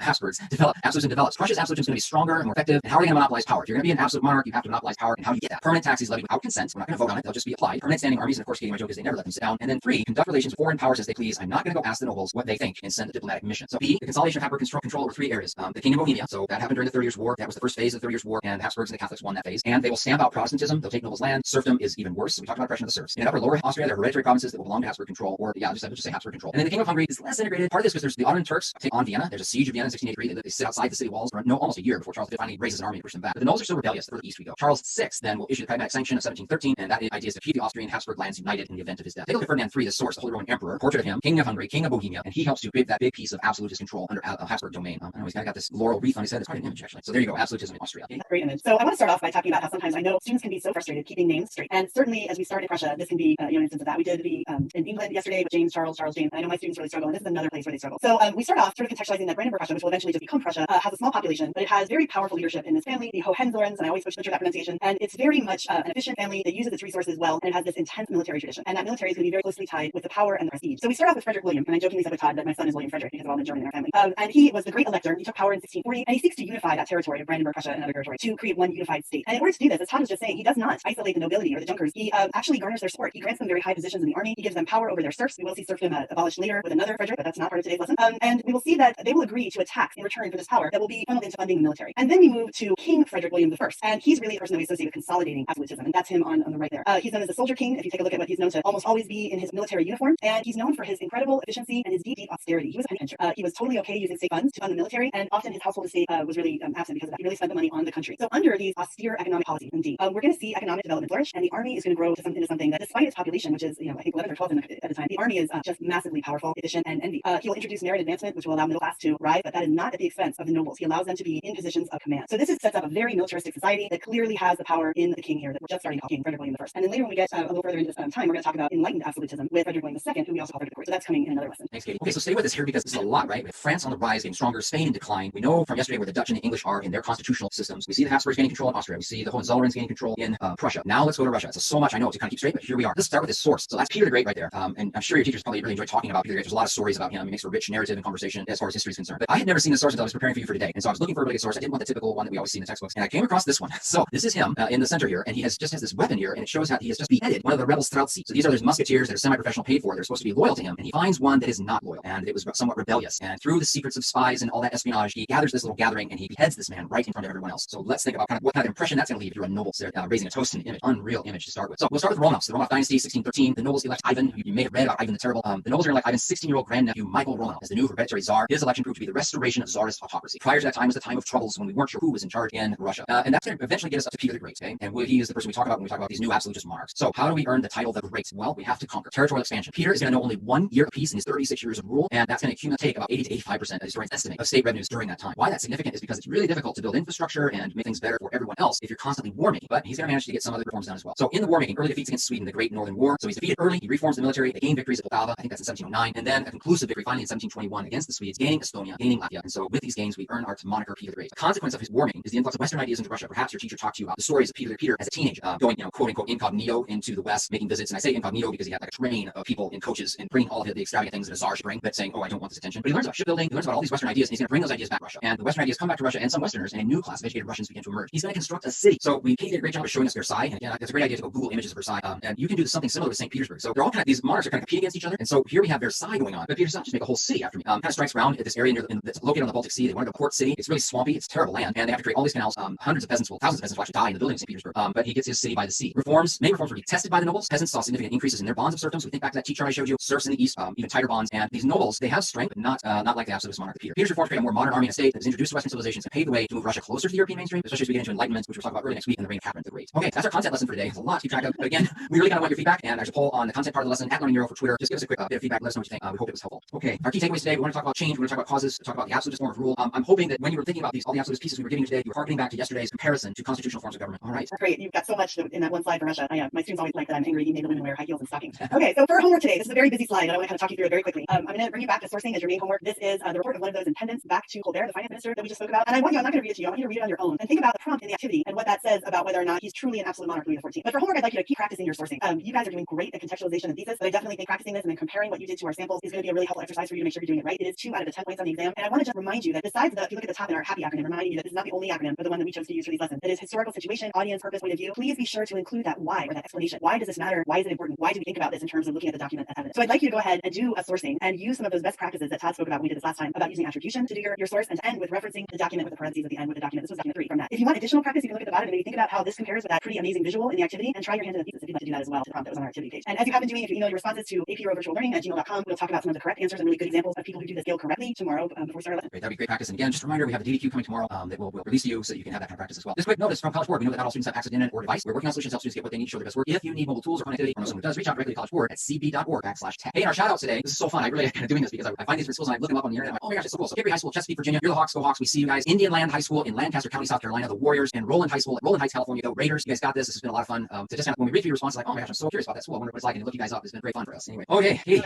it's been we continue to be so impressed with the work you're doing, and I really like that hashtag. You got this, because that's how I want my students to feel. They do. You got this. We've got still time to practice, and I know everyone's going to be really successful when the CBQ comes out in May. So keep on practicing. Thanks for watching. See you guys tomorrow. Bye bye. Hey, good morning, everybody. It's AP Live, AP European History. My name is Todd Beach. The sun is shining again today in Minneapolis. My children have decided it's pajama day, which I'm not sure is really novel anymore for their virtual learning, but here we are. I teach at Eastview High School in Apple Valley, Minnesota. That's a suburb of Minneapolis and St. Paul, and this is Katie. Hi, I'm Katie Lancey. I teach at Coral Gables Senior High, which is in a suburb of Miami, Florida. The sun is kind of shining here. Yeah, I don't think there's anything new or exciting about pajamas anymore these days. But anyway, happy Friday. We're excited to be here and give you yet another practice DBQ to practice the skills that you're going to need for the AP exam in May. So let's go ahead and get started. Great, thank you, Katie. Yes, it's DBQ Friday. We're going to make that a thing. So it's a thing, DBQ Friday. So we will go for skill development. Katie will have some feedback from the practice yesterday, and then we will devote quite a bit of time this morning to unpacking your next DBQ, walking you through that, and giving you practice. And our content today is the scientific revolution. So contextualizing the scientific revolution and the scientific revolution, all trying to do that in just a few minutes. That's going to be something, but that's what we're going to attempt to do today. And these are the lesson objectives and the thinking skills and the reasoning development that we're working on. And you're welcome to pause the video if you want to read through those at this time. But let's go ahead and get into our warm-up. Okay. All right, so yesterday I gave you a document from a former DBQ, and I was really impressed at the number of responses that really picked up more than anything in these responses. I'll give you one other example, but response after response after response that really looked at point of view in this document for that Claude's position as an intendant, having understood what that means and where his loyalty lies. So I'm going to show you a couple examples that did everything that I asked, that you went through, you gave us the actual attribution, and then you followed it up with a nice explanation. So this first one is from Angela at John W. Norton High School in California. And again, we're reminding you, you can handwrite these exams, so people are still practicing this. So Angela wrote, in the attendance report to the French finance minister, Jean-Baptiste Colbert,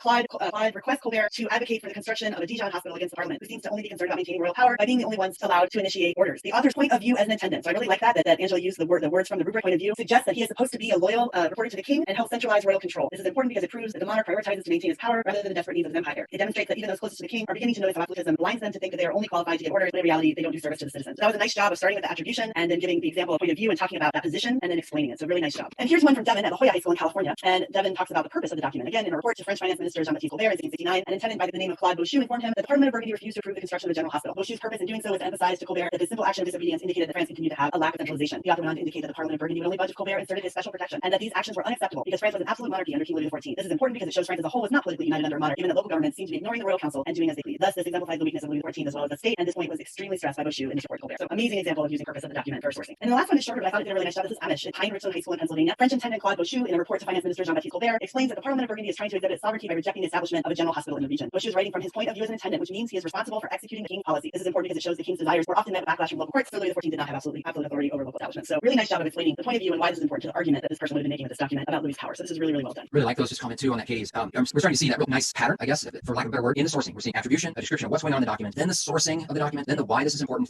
because, and then ending that work with that nice parenthetical. So thank you, students. If you're doing that, you're learning a really good skill. It's going to really help you when you get practice again today. We'll get into our content now, contextualizing the scientific revolution. So what brought us into this period? We'll start with the A paragraph, scientific thought in the early 1500s based on the ancient or medieval ideas. The term science wasn't even used until the beginning of the 19th century. I'm going to slide over to the source. I was looking for a good source or image with Aristotle, and everything you find is a bust of Aristotle, so I thought that's really not that interesting to me. And then I came across this. This is an image that appears in this collection of Aristotle's works. And sometimes when they do these in these really nice old books, they would have artists do these really cool images. And I thought that one's really kind of cool. I really like how it sticks out and gives us that idea, a picture of Aristotle, and we see the starry sky and him contemplating this, I don't know, amoeba-looking thing. I like it. I just thought it was different than the typical bust of Aristotle. So here we go. Back to one of the most important disciplines was natural philosophy. It focused on fundamental questions about nature, universe, its purpose, how it functions, how did we get here, how does this work, why do we have day and night, and these things, the cyclical aspects of things. That's the study of natural philosophy to try and understand how it works. So the European notions about the universe as we head into the 1500s were based on Aristotle's ideas, the Aristotelian principles. And then what happened, and this is really important to kind of remember, medieval theologians such as Thomas Aquinas will bring Aristotle's philosophy. Let's understand that Aristotle was not a Christian, it's pre-Christian. And so Aquinas is going to bring the ideas of the ancient Aristotle into harmony with Christian doctrine. And so Aquinas does this writing. And in that writing, the chief feature of the writing is the view that the belief that the earth is at the center of the universe, that it's motionless, it's static, and everything goes around the earth. Okay? That's kind of how Aquinas brings Aristotle's ideas from the ancient period and tries to force that, I guess, into Christian doctrine and Christian ideology. So that's where the thinking is, and that's important as we get into this today. The development of universities then is going to accord philosophy place alongside law, medicine, theology. That's important because that's seen as an equal study. Something that's really important. And medieval universities will draw on rich traditions of Islamic learning. Lots of learning about, especially the universe and natural philosophy, is going to come from the East and come from the Middle East. And then the Renaissance is really kind of what stimulates the scientific progress because we're becoming this curiosity, and it's because that's when we're studying the ancients. Okay, so that's great, and I think we'll take a minute here to talk about the word revolution. So Todd gave you the background as to how we set a standard for a geocentric universe, and now we're going to talk about the people who upend that geocentric theory. And we start with Copernicus. And so Copernicus is a Polish cleric, and he theorized that the stars and planets, including the Earth, revolve around a fixed sun. And this is going to be the heliocentric theory, or the Copernican hypothesis, that the sun, not the Earth, is the center of the universe. So by doing that, we are upending Aristotle and Ptolemy, and we are contradicting this view that's coming to harmony that the Church is putting forward. He publishes on the revolutions of heavenly spheres in the B paragraph in 1543, the year of his death, because he understood the implication of what he was saying. He's saying that the Earth is not in the center, and also that heaven and Earth are separate. And this idea that there are these crystal spheres being pushed around by angels moving the stars, he's contradicting that. And so in the C category, we're going to see, certainly because it's published in the year of his death, but also because the Church didn't pay considerable attention at that moment. His work is going to be declared false at the beginning of the 17th century, but we will see that not much happens as far as Copernicus is concerned. And then building on the ideas of Copernicus, we're going to have, first in A, we have the Danish astronomer Tycho Brahe, and he will actually get funds from the King of Denmark, where he's going to give him an island off the coast of Denmark, and that island is going to be used for an observatory where he will compile data every night. And that data that that mass amount of data is going to be very important. He actually believed that all the planets except the Earth revolved around the sun, but it would actually be his assistant that will make a lot of sense out of the data and will abandon Ptolemy's view of the world, and that is in being. That is Kepler. So Kepler, using that data, comes up with three really revolutionary ideas as far as planetary motion is concerned. He first comes up with the idea of the elliptical orbit, the not circular orbit that had been put forth, but this rather ellipses as the things are moving. He also realized that as things are moving, they're going in different speeds around the sun, and that the further away something was from the sun, the longer it took to make the journey in the orbit. And then in C, we'll talk about Galileo. Galileo also challenges Aristotle's ideas, particularly about motion on Earth. He will come up with a law of accelerating bodies, which is that 32 feet per second square. There, he improves the telescope, and he will use it to look up, and that is where he's going to get himself into some trouble. He writes a book, Starry Messenger, and it has depictions of the moon that have craters and the sun with sunspots. And so we're going to see that that contradicts the idea of a perfect heavenly body. And then later on, if you take a look at the image on the right, this is a painting that's in the Louvre, Galileo before the Holy Office, and this is Galileo before the Inquisition. Because after he'd been told that he had to teach Copernicus as just a theory, but he later on publishes an actual endorsement of the heliocentric theory, and this will get him in trouble. He's tried by the Inquisition, and he's initially put into prison, and then that later commuted to a house arrest. And he remains in house arrest for the rest of his life. There's a bit of a myth or perhaps story that as he has forced to recant to the Inquisition, he mutters under his breath, "The Earth still moves." So don't know if that's true or not, but that image there is Galileo's trial before the Inquisition. Thanks, Katie. We do that bit on Galileo. I always show students in my classroom. I have a newspaper article from the Minneapolis Star Tribune from 1992, and the title of the article's headline, "That's when the church finally admitted that they were wrong about Galileo." So 1992, and what that tells us is that, my gosh, this authority, the church, is really slow to change, or is really slow to even recognize or acknowledge that it may have been wrong. So keep that in mind as we're talking about this today. This is why Copernicus is slow to, it doesn't even want to publish while he's alive, because there's that authority is so real. Okay, so we're going to talk about Isaac Newton and the Newtonian synthesis, and we'll start with this image. Again, I was kind of looking for a different image of Newton that I'd seen probably in textbooks, and this one I thought kind of caught my eye. We've got the light shining through. He's doing an experiment of light, and he does some work with optics, which we'll talk a little bit about, but he's going to really make his mark in the law of universal gravitation. So he's born into the lower English gentry in A paragraph 1642, enrolled in Cambridge in 1661, and then in B, he unites the experimental and the theoretical mathematical sides of science. So he arrives at some of his most basic ideas about physics. I thought this is really relevant. Between 1664 and 1666, during a break from studies at Cambridge because there's an outbreak of the plague. So because there's an outbreak of the plague and nobody can be at Cambridge, he's off on his own, and that's when he does some of this amazing work. It's during this period he discovers his law of universal gravitation, as well as the concepts of centripetal force, centripetal force, and acceleration. So during this time of plague, he is making all these discoveries. He doesn't even publish it because he doesn't think it's that big a deal. Then he kind of goes back and he's doing some study of optics in 1684, and he returns to physics, and then 3 years later he's going to publish his seminal work, Principia Mathematica, okay, where he takes the astronomy of Copernicus that's corrected by Kepler's laws, as Katie told you about, the physics of Galileo and his predecessors, and he makes this synthesis. He puts these forward into 3 laws of motions and mechanics, and the complexity of this work is going to take scientists and engineers 200 years to work out the implications. It's going to be those 20th century physicists that we talked about, gosh, a couple weeks ago, that are going to be the ones that really kind of work this out and move science on beyond that. Key feature of Newton's synthesis is the law of universal gravitation. Every body in the universe attracts every other body. It cites mathematical relationship. This is how gravity and force works. Right.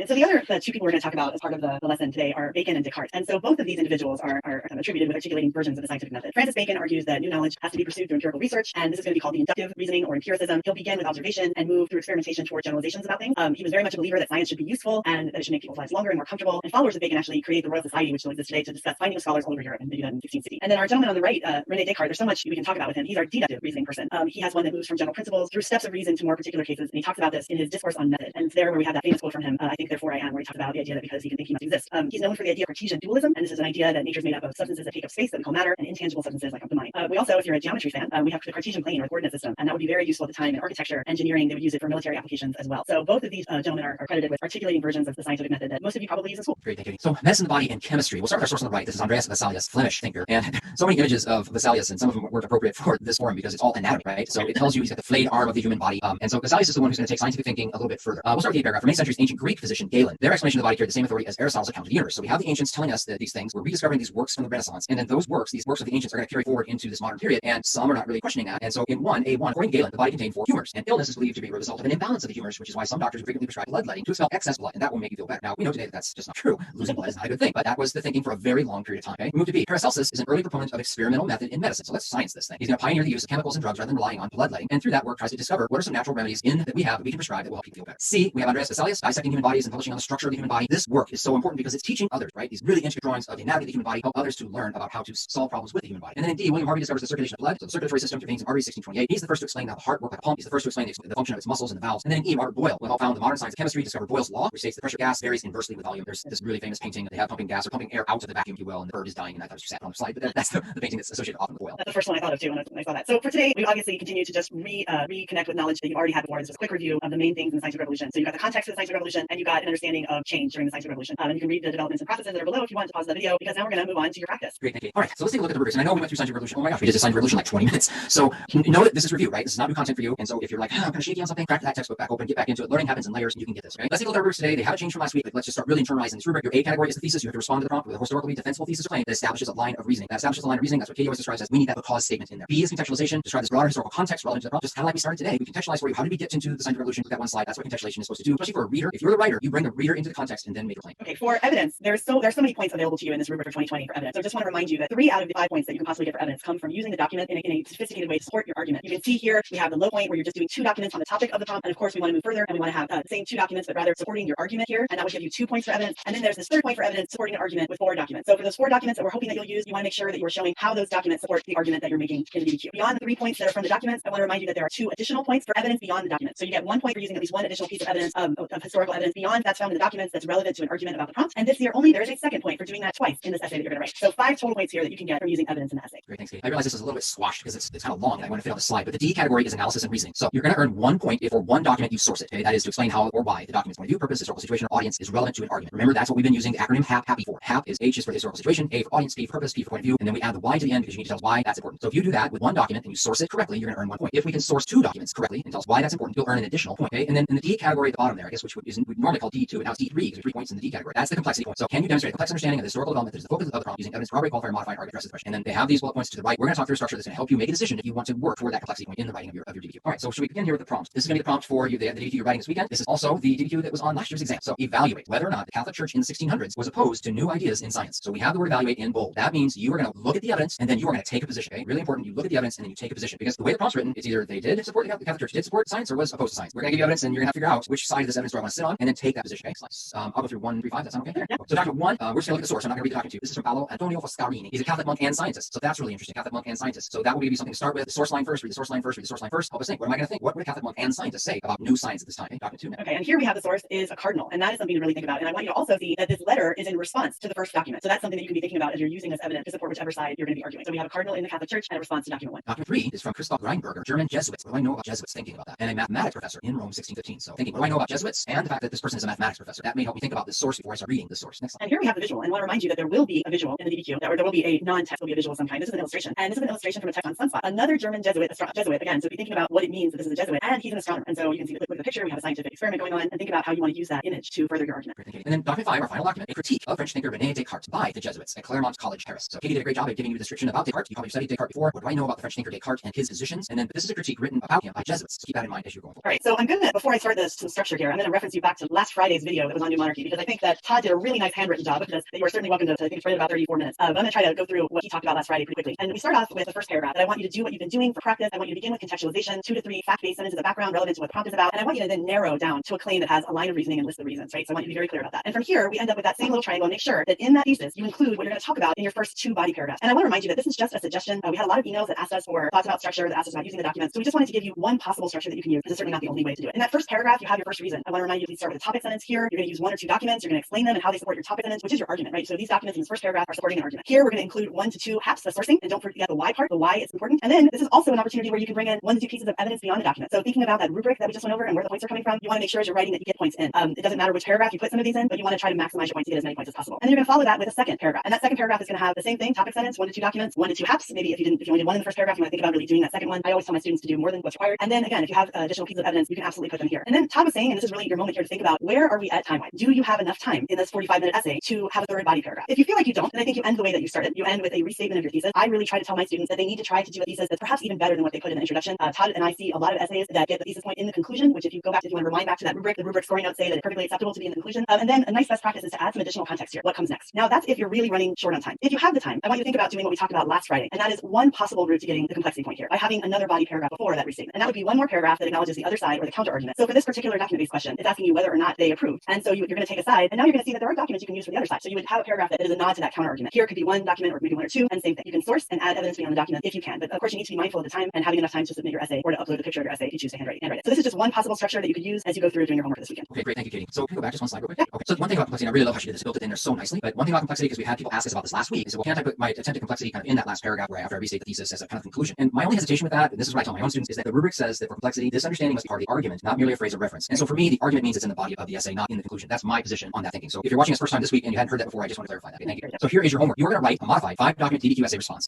You don't necessarily worry about the timing right now. We can focus on applying that structure and the quality of the writing, but maybe, put your phone out there and let's start timing. How long does it take me to do this? But if you have that structure in front of you and that plan after you've kind of gone through the documents, then it's time to kind of do that, right? So you can download the DDQ and we have a 1-page rubric. It's in this video. If you look at the description, and you might have to click show more, and then you'll see there's a link there to this DDQ. There's a link to the rubric. And if you have the ability to print it, I suggest you print it. I always talk to my students about we read things with a pen or pencil in hand and we mark them up, we annotate, we talk to that text. Okay. So if you have the ability to do that, do that. If you don't, then we're going to put it up on our screen. We're going to be starting to think about how I can do this DDQ using that structure that Katie just unpacked for us. We encourage you to use that structure. You can certainly, if your teacher has a way that they prefer, then you should definitely use that. Submit your responses to the following email, apeuro@virtuallearning@gmail.com. Please put your first name, school, state, or country. We're going to give you some samples to look at on Monday with our feedback. Okay, so I have some shout outs today to a group of amazing educators that have incredible students. The first one I want to shout out to is Baton Rouge Magnet School in Baton Rouge, Louisiana. They're the Bulldogs. Go Bulldogs. And then we have Westbrook High School in Beaumont, Texas. Go Bruins. And Chelsea High School in Chelsea, Alabama, which is the home of the Hornets. So these are three amazing educators whose students have all been emailing us with great examples. So I just wanted to get a shout out to their students because I know that they miss you guys so much and they cannot speak highly enough of you. So shout out for our days for these three schools. Just a note from College Board, we know that not all students have access to the internet or device. We're working on solutions to help students get what they need to show their best work. If you need mobile tools or connectivity or know someone who does, reach out directly to College Board at cb.org/10. Great. Well, we want everyone to have a great weekend. Hopefully you are excited about trying this DDQ and trying to do it under maybe looking at starting to think about the time. We're only a few weeks away now. We're going to have several more attempts for you to practice both on Fridays and then during the last week. So we're really excited, but do your best and we'll give you some feedback on that essay on Monday. Okay, look what I got going on here. What do you have going on? It's the DDQ dance right now. The DDQ dance. You guys got this. It's being recorded, right? Have a great weekend, everybody. Okay, take care.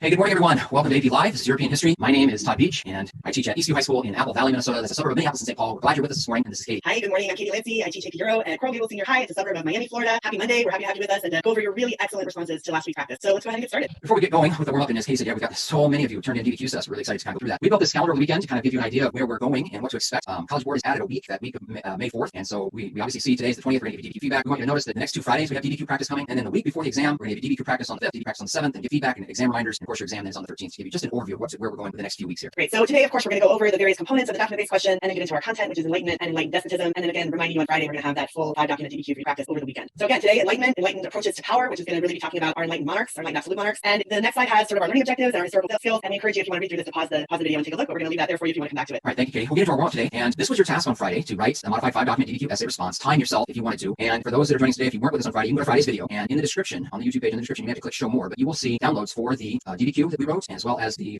modified rubric. So we're going to go through some of those samples we pulled today. Almost 200 samples came into us over the weekend, and some are still coming in this morning. So first of all, thank you for doing this. We're trying to pull samples, give you feedback. What I suggest you do right now is to get your DDQ, if you wrote one, get your DDQ out in front of you and start comparing against the samples that we're going to show you here in just a moment. It'd be also a great idea to have a rubric in front of you so that you can kind of internalize that rubric. Did I do this? Checking against the work that I've done. So that's a good way to go through this. We obviously can't go through 200 samples, but that's a good way for you to kind of see how am I doing in comparison to others. All right, so we'll begin with this one. We're going to start with context and thesis up here. And again, here was our prompt: evaluate whether or not Catholic Church in 1600s was opposed to new ideas in science. So when we get a task word that says evaluate, what we want you to do is to look at the evidence and take a position. Was the Catholic Church opposed to new ideas, or were they not opposed to new ideas? Based on the evidence that you're looking at, evaluate that evidence, take a position, and then make your argument. And this response comes from Jennifer at Benjamin and Cardozo High School in Queens. And Jennifer, you gave us a good response to learn from. I loved reading this because you can see the thinking on the page. It's so good to really look at and diagnose. So in the blue here, she's going to definitely earn the point for contextualization. Begins really broadly, starts with the Renaissance. Remember, we're going into the 1600s and at the entrance of scientific revolution. So Jennifer writes, the Renaissance was a time period where people let their curiosity flourish and questioned past beliefs instead of following tradition and just abiding by them. This evolved in the scientific revolution from the 16th to 18th century, where people intensified their investigations. She's begun broadly and she's narrowing this down, this context, intensified their investigations and began to conduct their own experiments and use mathematics to understand their dilemma. This often led to new discoveries which contradicted traditional ones. That's a preview there. That's really like that. Usually in accordance with the teaching of the Catholic Church. The Catholic Church often opposed new ideas in science that were discovered in the 1600s, though some members of the Catholic Church did not take part in some of these experiments. So this is Jennifer's attempt at claim right here in the introduction. And the Catholic Church opposed new ideas in science. We have a position. And what I was really wondering about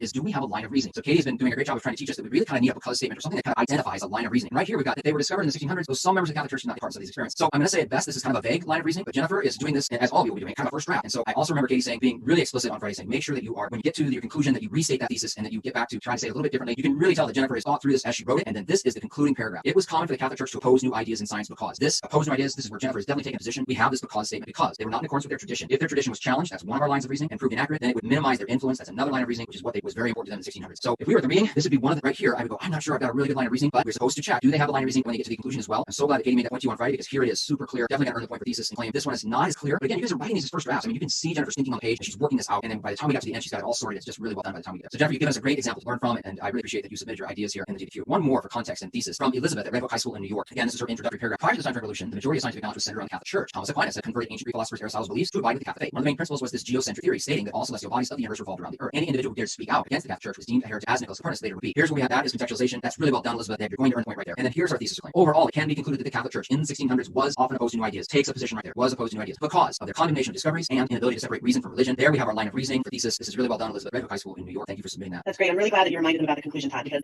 we know that time is going to be such an issue, and we know that students are concerned. And starting off, they kind of jump into it, but they really realize what they were trying to say and argue more articulately by the end. So keeping in mind that piece in the conclusion is really important. So for evidence for our part C in the rubric, I want to remind you there are 5 total points of evidence. 3 of those points come from the document, and what I'm demonstrating a couple examples today are examples of document usage that we could get credit for supporting an argument. And there are 2 possible points that you're going to get, actually 3, because you have done that low bar point 1. But we really want to model supporting an argument rather than just using documents on the topic, which is that first point. So if you do this 2 times with documents supporting an argument, you'll get 2 points for the evidence, and if you do it with 4 of the documents, you're looking for 3 points with the evidence. So this is from Maddie at Somerville High in California, and Maddie starts off: the Catholic Church did not want to prove the scripture to be false, which is why the Church opposed new scientific ideas. That was the topic sentence for this paragraph, and then Maddie goes on to talk about the actual document. The Catholic Cardinal Lehrmein responds to the Catholic monk's claim, reaffirming that the sun is at the center of the universe and that it prohibited to interpret the scripture of the whole of the Catholic Church. The Cardinal completely refutes that any new scientific ideas because they challenge what is said in the Bible. Cardinal Lehrmein does not support new scientific ideas because they prove the scripture false, thus showing the Church opposed new scientific ideas. So here's a really nice job with that document number at the end, where they have taken this document and they are definitely fundamentally supporting an argument about the church not opposing the new ideas in science. So that's a really nice job talking about the content of the document and then bringing the document back to what the argument was. So very nice job, Matt. And then this is a shorter one because there's a lot of students that emailed us and they're really worried about time, and I know that. So I wanted to talk about this one, which is the image. And this is from Sophie in Neuqua Valley High School in Illinois. And Sophie writes, although the church took steps to discredit scientists and their ideas, there were Catholics who supported these studies. Again, a nice topic sense. Christopher Steiner, a German Jesuit astronomer, like the attribution there, is depicted using a telescope to study the positions of planets and stars. Therefore, people's religion did not stop them from pursuing the science of document 4. Again, that little nod to what the argument is. They explained the image very briefly, but it's accurate, and then gave a nod to how they're using that evidence as part of their argument, ending with that nice best practice of putting the document number to keep the reader organized and to keep you organized while you're writing your essay. So I really like that. Sophie, good job with that. And then if you remember, there are 2 points after using the documents that a student can get on this year's DBQ for using evidence beyond the documents. And Galileo was our number one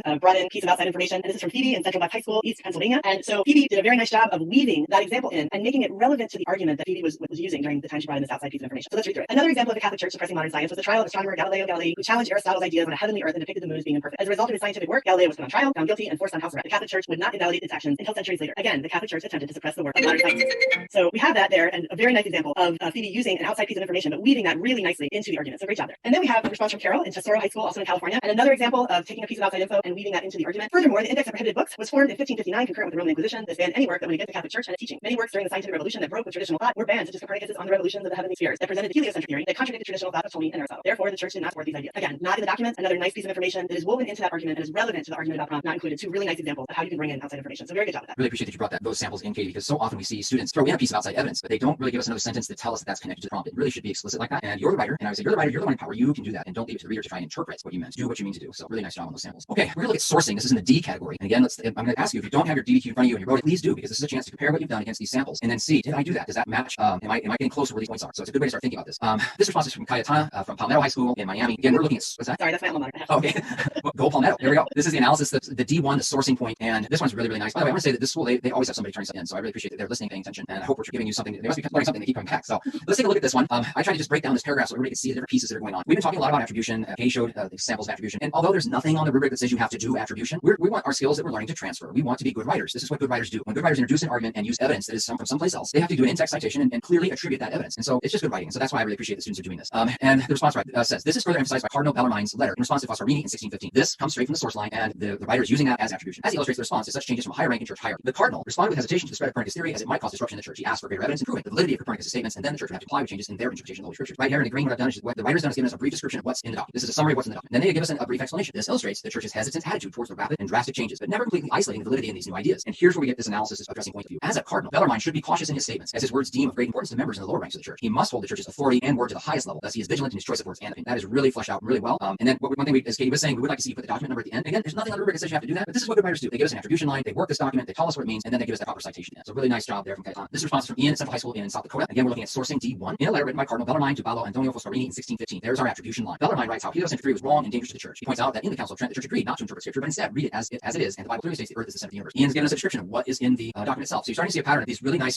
responses. We start with this attribution piece, we have a description, then a brief explanation. This shows that the Catholic Church denied heliocentric theory and fought vigorously to prove it was false. And then we get the analysis. The point of view. I love that we're just using the language and put it right out there for the reader. The point of view of this letter, Cardinal Bellarmine, a high-ranking Catholic Church member. His job was to support the papacy, which denied heliocentric theory. That is important because we keep telling you to do half historical situation, audience point of view, and then we say do the why, make it happy. The why is important. And Ian just put it out there. This is important because his opinion is biased, and even if he thought that heliocentric was real, he would never say at the risk of being tried as a heretic. And then Ian put the document number at the end, closing with that. That is that's structured so well. You can see the pattern in the previous one and this one. We have the attribution line, brief description of what's in the documents, a one-sentence explanation of what the student believes is being said in the document, and then this analysis and this point of view right here and why it's important. That's really structured really well. Ian, I know your teacher, Mr. Hansen, he's taught you well. It's a really nice response. All right, and now we'll get into complexity. I just have one sample for complexity. As Katie said, we're getting a lot of questions with your DBQs because a lot of you timed yourself, and some of you are saying, oh my gosh, it's taking me a lot longer than I thought. Just a couple reminders. We're going to give you some strategies to speed that up, but also we've got 4 more DBQs to practice on coming up, right? So skill-based tasks, you need to practice to get better at them. And so we're going to break down the tasks throughout the week, and then we'll give you the full practice at the end. There's a lot in front of you. We got time, and you're going to get this. I just know it. So here's the complexity point. It would normally be called D2, but on this modified rubric, it's D3. This is a response from Marie at Haynes Academy in Louisiana. This is Marie's third body paragraph. Remember, Katie had given you a structure. It said you can make a choice, make a decision. You're going to try for the complexity point. We recommend, because of the situation you're in, that you try that as a third body paragraph. There are lots of ways to get at it, but this is the one that we structured out for you. So Marie writes, although the main church was against these new scientific discoveries, many individuals within the church supported these ideas and were indeed scientists themselves. So I really highlighted that because now we've got a different argument that's going on. It's relevant, it's insightful connection across the time period, or if you prefer, again, looking at the rubric, we could call this nuance by analyzing multiple variables. Either one will work for this. German Jesuit mathematics professor Christoph Reinberger in Rome said that taking these ideas as true did not mean they were against the church, and he should still study them, even as a Jesuit. Dot 3. Nice job. We gave a description of the document, and we cited the document after we gave that attribution. Another German Jesuit astronomer, Christoph Scheiner, is seen in an illustration studying sunspots, which also supports his belief in these new scientific ideas. Dot 5. So Marie argued the main part of her argument was that the Catholic Church was opposed to these new ideas, and then she's given us she's interpreted these two documents saying, hey, but you got to look at this. Some of these people were scientists themselves. Their role as Jesuits is especially important as they are Catholic purists seen as warriors of God. So they support the scientific studies, and it is likely that many others did as well. Marie also is going to get a point there for point of view for sourcing that document right there. So this is a way to get at complexity, and she did a really great job of doing that right there as well. Okay, thank you. I hope that looking at those samples in comparison to your own, you can pause the video, you can go back and look at it again. We hope that was really helpful. Give us some feedback. On our Twitter account at Learning Hero, we put up a survey this morning. Tell us what you think about the samples. Was it helpful to you for your brain? All right, so we've been saying this over and over, but I want to remind you that we are doing review here. And so the idea of buzzing through the Enlightenment in a couple of minutes is something we would not usually do during our normal classes. So we're just going to try to go through and hit the highlights of things that are in our curriculum framework that you need to know. And we start off with that A paragraph, which is really just a contextualization of the Enlightenment. Todd did some broad things with that when we did the Scientific Revolution the other day. But the idea is for you to see the bridge that the Scientific Revolution contributes to a series of debates in the 18th century known as the Enlightenment, and that intellectuals will begin to apply many of the principles of the Scientific Revolution to society and human institutions. So we're going to see this bridge from the Scientific Revolution to the Enlightenment. And then in B, along with that, we have our sort of early Enlightenment people that are really doing their work in the 17th century, but serve as the foundation and the groundwork for the Enlightenment. And that is particularly John Locke and Thomas Hobbes. They are both had philosophies that are based on the concepts of natural law, and they both articulate ideas regarding a social contract. So if we start with Thomas Hobbes, and I contemplated putting his image of the Leviathan up there, which is a really interesting cover illustration to his work that you can Google if you want to stop and take a look at it. But he's very negative about the nature of man. He believes that humans would compete violently for power and wealth if they were left to themselves. So in his work Leviathan, he outlines his idea of the social contract, in which all members of society are ruled by an absolute monarch, and the absolute monarch is charged with maintaining peace and order. So he thinks that we need that absolute monarch to check the negative impulses that people have. And John Locke will disagree with that negative nature view of man, and he believes that man is basically rational. And that idea of being rational and reason, the Enlightenment is frequently in your textbook called the Age of Reason. So we're going to have reason be the measure of everything going forward. And he articulates these natural rights of life, liberty, equality, and property that come prior to the development of society. So he writes in his second treatise on government, which he's writing after the Glorious Revolution, as a strong defense of the Glorious Revolution. He says that the social contract should be one where the government provides order and arbitrates disputes, but he also talks about how it can be removed if it becomes abusive to these natural rights. So we're going to see that setting up the right of rebellion, and we'll talk about that more later in things like the American Revolution and the French Revolution. And then Locke also wrote an essay concerning human understanding in 1690, and it's there that he's talking about how people are not born with innate ideas, as Descartes says, but rather he's going to talk about human beings learning from experience, being born as a tabula rasa or a blank slate. So, and that's a very optimistic view for him, is how people are going to learn. It will have implications on things like early childhood education and things like that. And there's a picture of John Locke there on the right. And then just on the next slide, to highlight just a few of the major people that are in our curriculum very briefly. I really like the image up on the right. It's I've seen it called the Philosopher's Dinner. I think it actually translates to the Patriarch's Last Supper. And there's Voltaire in the background of the picture there with his arm up presiding over this dinner of philosophes that includes people that we're going to talk about here on our slide. So the philosophes as a group are this idea of intellectuals in France that are bringing the light of reason to their fellow human beings. And we want to talk about France because the center of the Enlightenment is definitely Paris. The philosophes are wanting to reach a larger audience of elites. So let's just talk quickly about some people. We have Montesquieu, and Montesquieu writes his very important work, The Spirit of Laws, in 1748. He in this talks about his favor for government like Britain, where it has a separation of powers and checks and balances. This is not quite the same separation of powers that's going to be adopted in our constitution, but certainly the concept there is going to be brought forward as to try to not let one political interest have too much power. And then Voltaire, who is probably the most famous philosopher. He's known for his sarcastic wit, his commitment to intellectual freedom, which will give him both admiration and resentment. He'll get in trouble for it. He'll end up having to leave France for a while and go and live in Great Britain, where again, like Montesquieu, he very much favors that form of government. He is a fierce proponent for religious toleration, as his famous quote, "Crush the infamous thing." And in that quote, he's really talking about the intolerance and what he saw as really ignorance that organized religion often perpetuated. So he's quite critical of the Catholic Church and believes in religious toleration. Then it's Diderot, and Diderot is along with a co-editor, most famous for putting together the Encyclopedia, the 17-volume work that ambitiously tries to arrange the sum of human knowledge alphabetically. And I frequently joke with my students that they don't really know what those are because everyone walks around with the encyclopedia, in their cell phones. But when I was growing up, it was pretty cool if you had a set of encyclopedias. And we'll touch on him a little bit later in E, the Jean-Jacques Rousseau. And again, trying to see so much we could say about him. He articulates this idea about the noble savage, and this has been exemplified by American Indians who are really living quite simply, that they are using their instinct and emotion rather than reason. So he's a definite later Enlightenment person that we're going to bridge maybe into Romanticism, which we'll be talking about later. And for the Enlightenment, he's known for the social contract. And in the social contract, we already talked about that as a concept, and this is actually a work called the social contract, where he's arguing about the idea of the general will. And this is the idea that the common good needs to be pursued through the government. So the idea of the general will needing to be realized is his main kind of Enlightenment contribution. So this is just obviously a super quick overview. I'm sure in class you probably read some of the works by these individuals, but just to give you a quick reminder of sort of their major works, major ideas. Okay, pick up the narrative now, talk about the international Enlightenment. Really what that means is the Enlightenment outside Paris. So there are many strains of Enlightenment, Protestant, Catholic, Jewish, and they all sought to reconcile reason and faith. We begin with the Scottish Enlightenment, David Hume, Locke, Smith. Hume emphasizes civic morality, religious skepticism. Adam Smith, this is definitely a need to know, wrote Wealth of Nations, where he argued against laws and regulations that prevented commerce from reaching its full capacity. His ideas are like the invisible hand. The market should be monitoring, the market should be the ones regulating the economy, not governments regulating. In C, there's the American Enlightenment, heavily influenced by the ideas of Locke and by Montesquieu. Locke's thinking about social contract, Montesquieu's arguments about checks and balances in government heavily influenced many Americans, such as Franklin and Jefferson, but many others as well. And then after 1760, Enlightenment ideas are debated in German-speaking states, often with Christian theology. Immanuel Kant is a professor in East Prussia who published the pamphlet What is Enlightenment? And answering Dare to Know. Kant had some controversial ideas, some that were just flat out wrong, some incorrect ideas about race, which had long-lasting consequences. And for the image then, I was looking at Adam Smith images, and of course he's rather nondescript. There's nothing really distinctive about him in the images you see. So I thought, well, let's find something a little more interesting. And this was a first edition of the Wealth of Nations. Now today it's displayed in The Hague, the Dutch House of Representatives in Hague. But it was found by surprise in the attic of a building used by the House of Representatives. Well, I'm not even sure how much, but I mean that's what we all have in our attic, our rare books, I'm sure, if we go deep. So and then this, we're on tape. We are. And so again, we're just really briefly going over this. The image there is sort of in every AP textbook, the iconic image of the salon of Madame Geoffrin in Paris. And you can see in the back of that picture, there's the bust of Voltaire, sort of in the rear there. And so salons offered, there are these gatherings, they disseminated Enlightenment culture, and the women who ran them attracted speakers to stimulate conversation on a wide variety of topics, such as philosophy and politics. And Madame Geoffrin was one of those most famous ones that she acted as a patroness and hosted these intellectuals. So this moment of being a salon hostess really gave women an opportunity to participate here during the Enlightenment. And then, despite principles of equality, Rousseau offered a lot of controversial arguments for the exclusion of women from political life. He argued that women and men were radically different by nature and should play different roles, and women should be limited to the domestic sphere. So he advocated for women staying out of politics, and he wrote about this. And so it's important to mention Mary Wollstonecraft, indeed, that in response to this, she rejects Rousseau's view. She first writes thoughts on the education of daughters, and later during the French Revolution, she'll write her really famous work of Vindication of the Rights of Women. And in Vindication of the Rights of Women, she argues that only physical strength separates the sexes, and that the inequity in educational opportunities is the real difference. So she's definitely advocating for women to have access to education the way that men have access to education. So and we'll talk a little bit more about women when we get to the French Revolution as well. So this is women and how they are really being represented in the Enlightenment through hosting these salons and through some writing. Thank you, Katie. We're going really fast, I recognize that. But now let's talk about the enlightened despots or enlightened monarchs and enlightened absolutism. And just some context, many philosophers believe that enlightened reform come the way of enlightened monarchs. The philosophers believe that benevolent absolutism offered the best chance for improving society. And the philosophers distrusted the masses, felt that change had to come from above. Keep in mind, as we think about context, this is a time before there's any type of compulsory education for common people. And so the philosophers hold this idea that the masses cannot be trusted. They won't know what's best for them, and that we have to have a benevolent monarch to do that. We'll begin with Frederick the Great of Prussia used the War of Austrian Succession to expand Prussia into a great power by seizing Silesia. There's the 7 Years' War, which is the American component of that is the French and Indian War. An attempt by Maria Theresa of Austria with the help of France and Russia to regain Silesia, but it fails. Prussia pushes it back. Frederick, as an enlightened despot, allows religious freedom, promotes education, legal reform, and economic growth. Never tries to change Prussia's social structure. What that means, if you were a serf, you were still going to be a serf. But he does bring in these reforms, which would fit the kind of category of an enlightened monarch. And then we'll move to Catherine the Great of Russia. She will work to import Western culture. She's German by birth, by the way, and she supports the philosophes and begins a program of domestic reform. And so she's very friends with Voltaire, and she is all about pushing these reforms. However, there's the Pugachev uprising in 1773, which will lead her to reverse the trend toward the to reforming serfdom. And she'll engage in a policy of territory expansion with Prussia and Austria cover Poland, and that's the partitions Poland that I've given you on this map here. So this goes to Prussia, this to the Austrian Habsburgs. You can see Russia creeping in before you know it, Poland is almost completely gone. Right, and then we're going to move to Austria. And you already mentioned Maria Theresa, and she is the monarch prior to our sort of great enlightened monarch. She does start some reforms to make the state stronger and more efficient. She will strengthen the state's central bureaucracy. She begins taxing the nobles, which is a big deal. But it's really her son, Joseph, that is going to take her reforms further and show concrete enlightenment policies during his rule. So on the right, there's an image, and I know that we have teachers that are watching, so hopefully one of you will reach out to me. I don't know a lot of background for this meeting between Frederick the Great, Frederick II, and Joseph II, but the expression that they have is they're sort of embracing each other's hands. If you know the background to this meeting, I would really love for you to email and share with us. But Joseph II, who's pictured there, is one of the really strong enlightened despots. He does abolish serfdom, and that is a huge thing. He decrees that peasants can pay their landlords in cash rather than forced labor, and he also grants in his edict on toleration, religious toleration to minorities in 1781. He implements liberty of the press and equality before the law. So, and he's only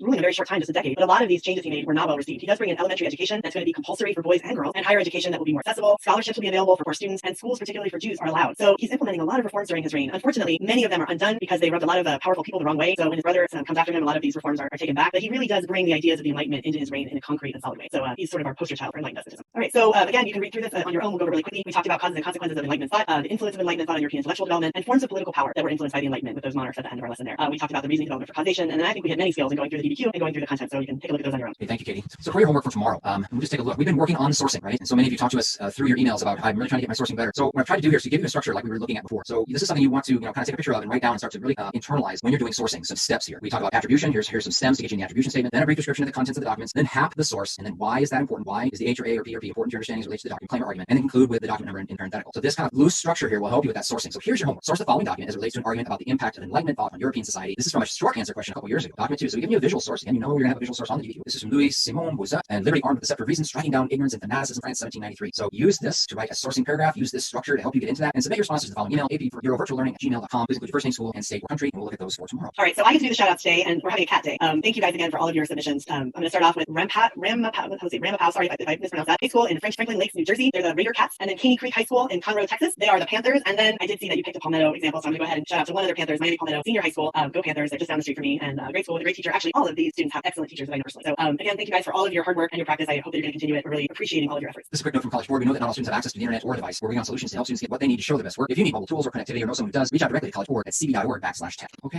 Hey everybody, thank you so much for watching. We're excited to look at samples again tomorrow. Katie, I'm going to tell you, the DBQ dance, people like the DBQ dance. No, I have to say, people did like the DBQ dance. So I'm sorry. I realized I made fun of you at the end of Friday. It was meant to be, I think that's going to be a regular Friday thing for the next couple weeks. We'll have to see.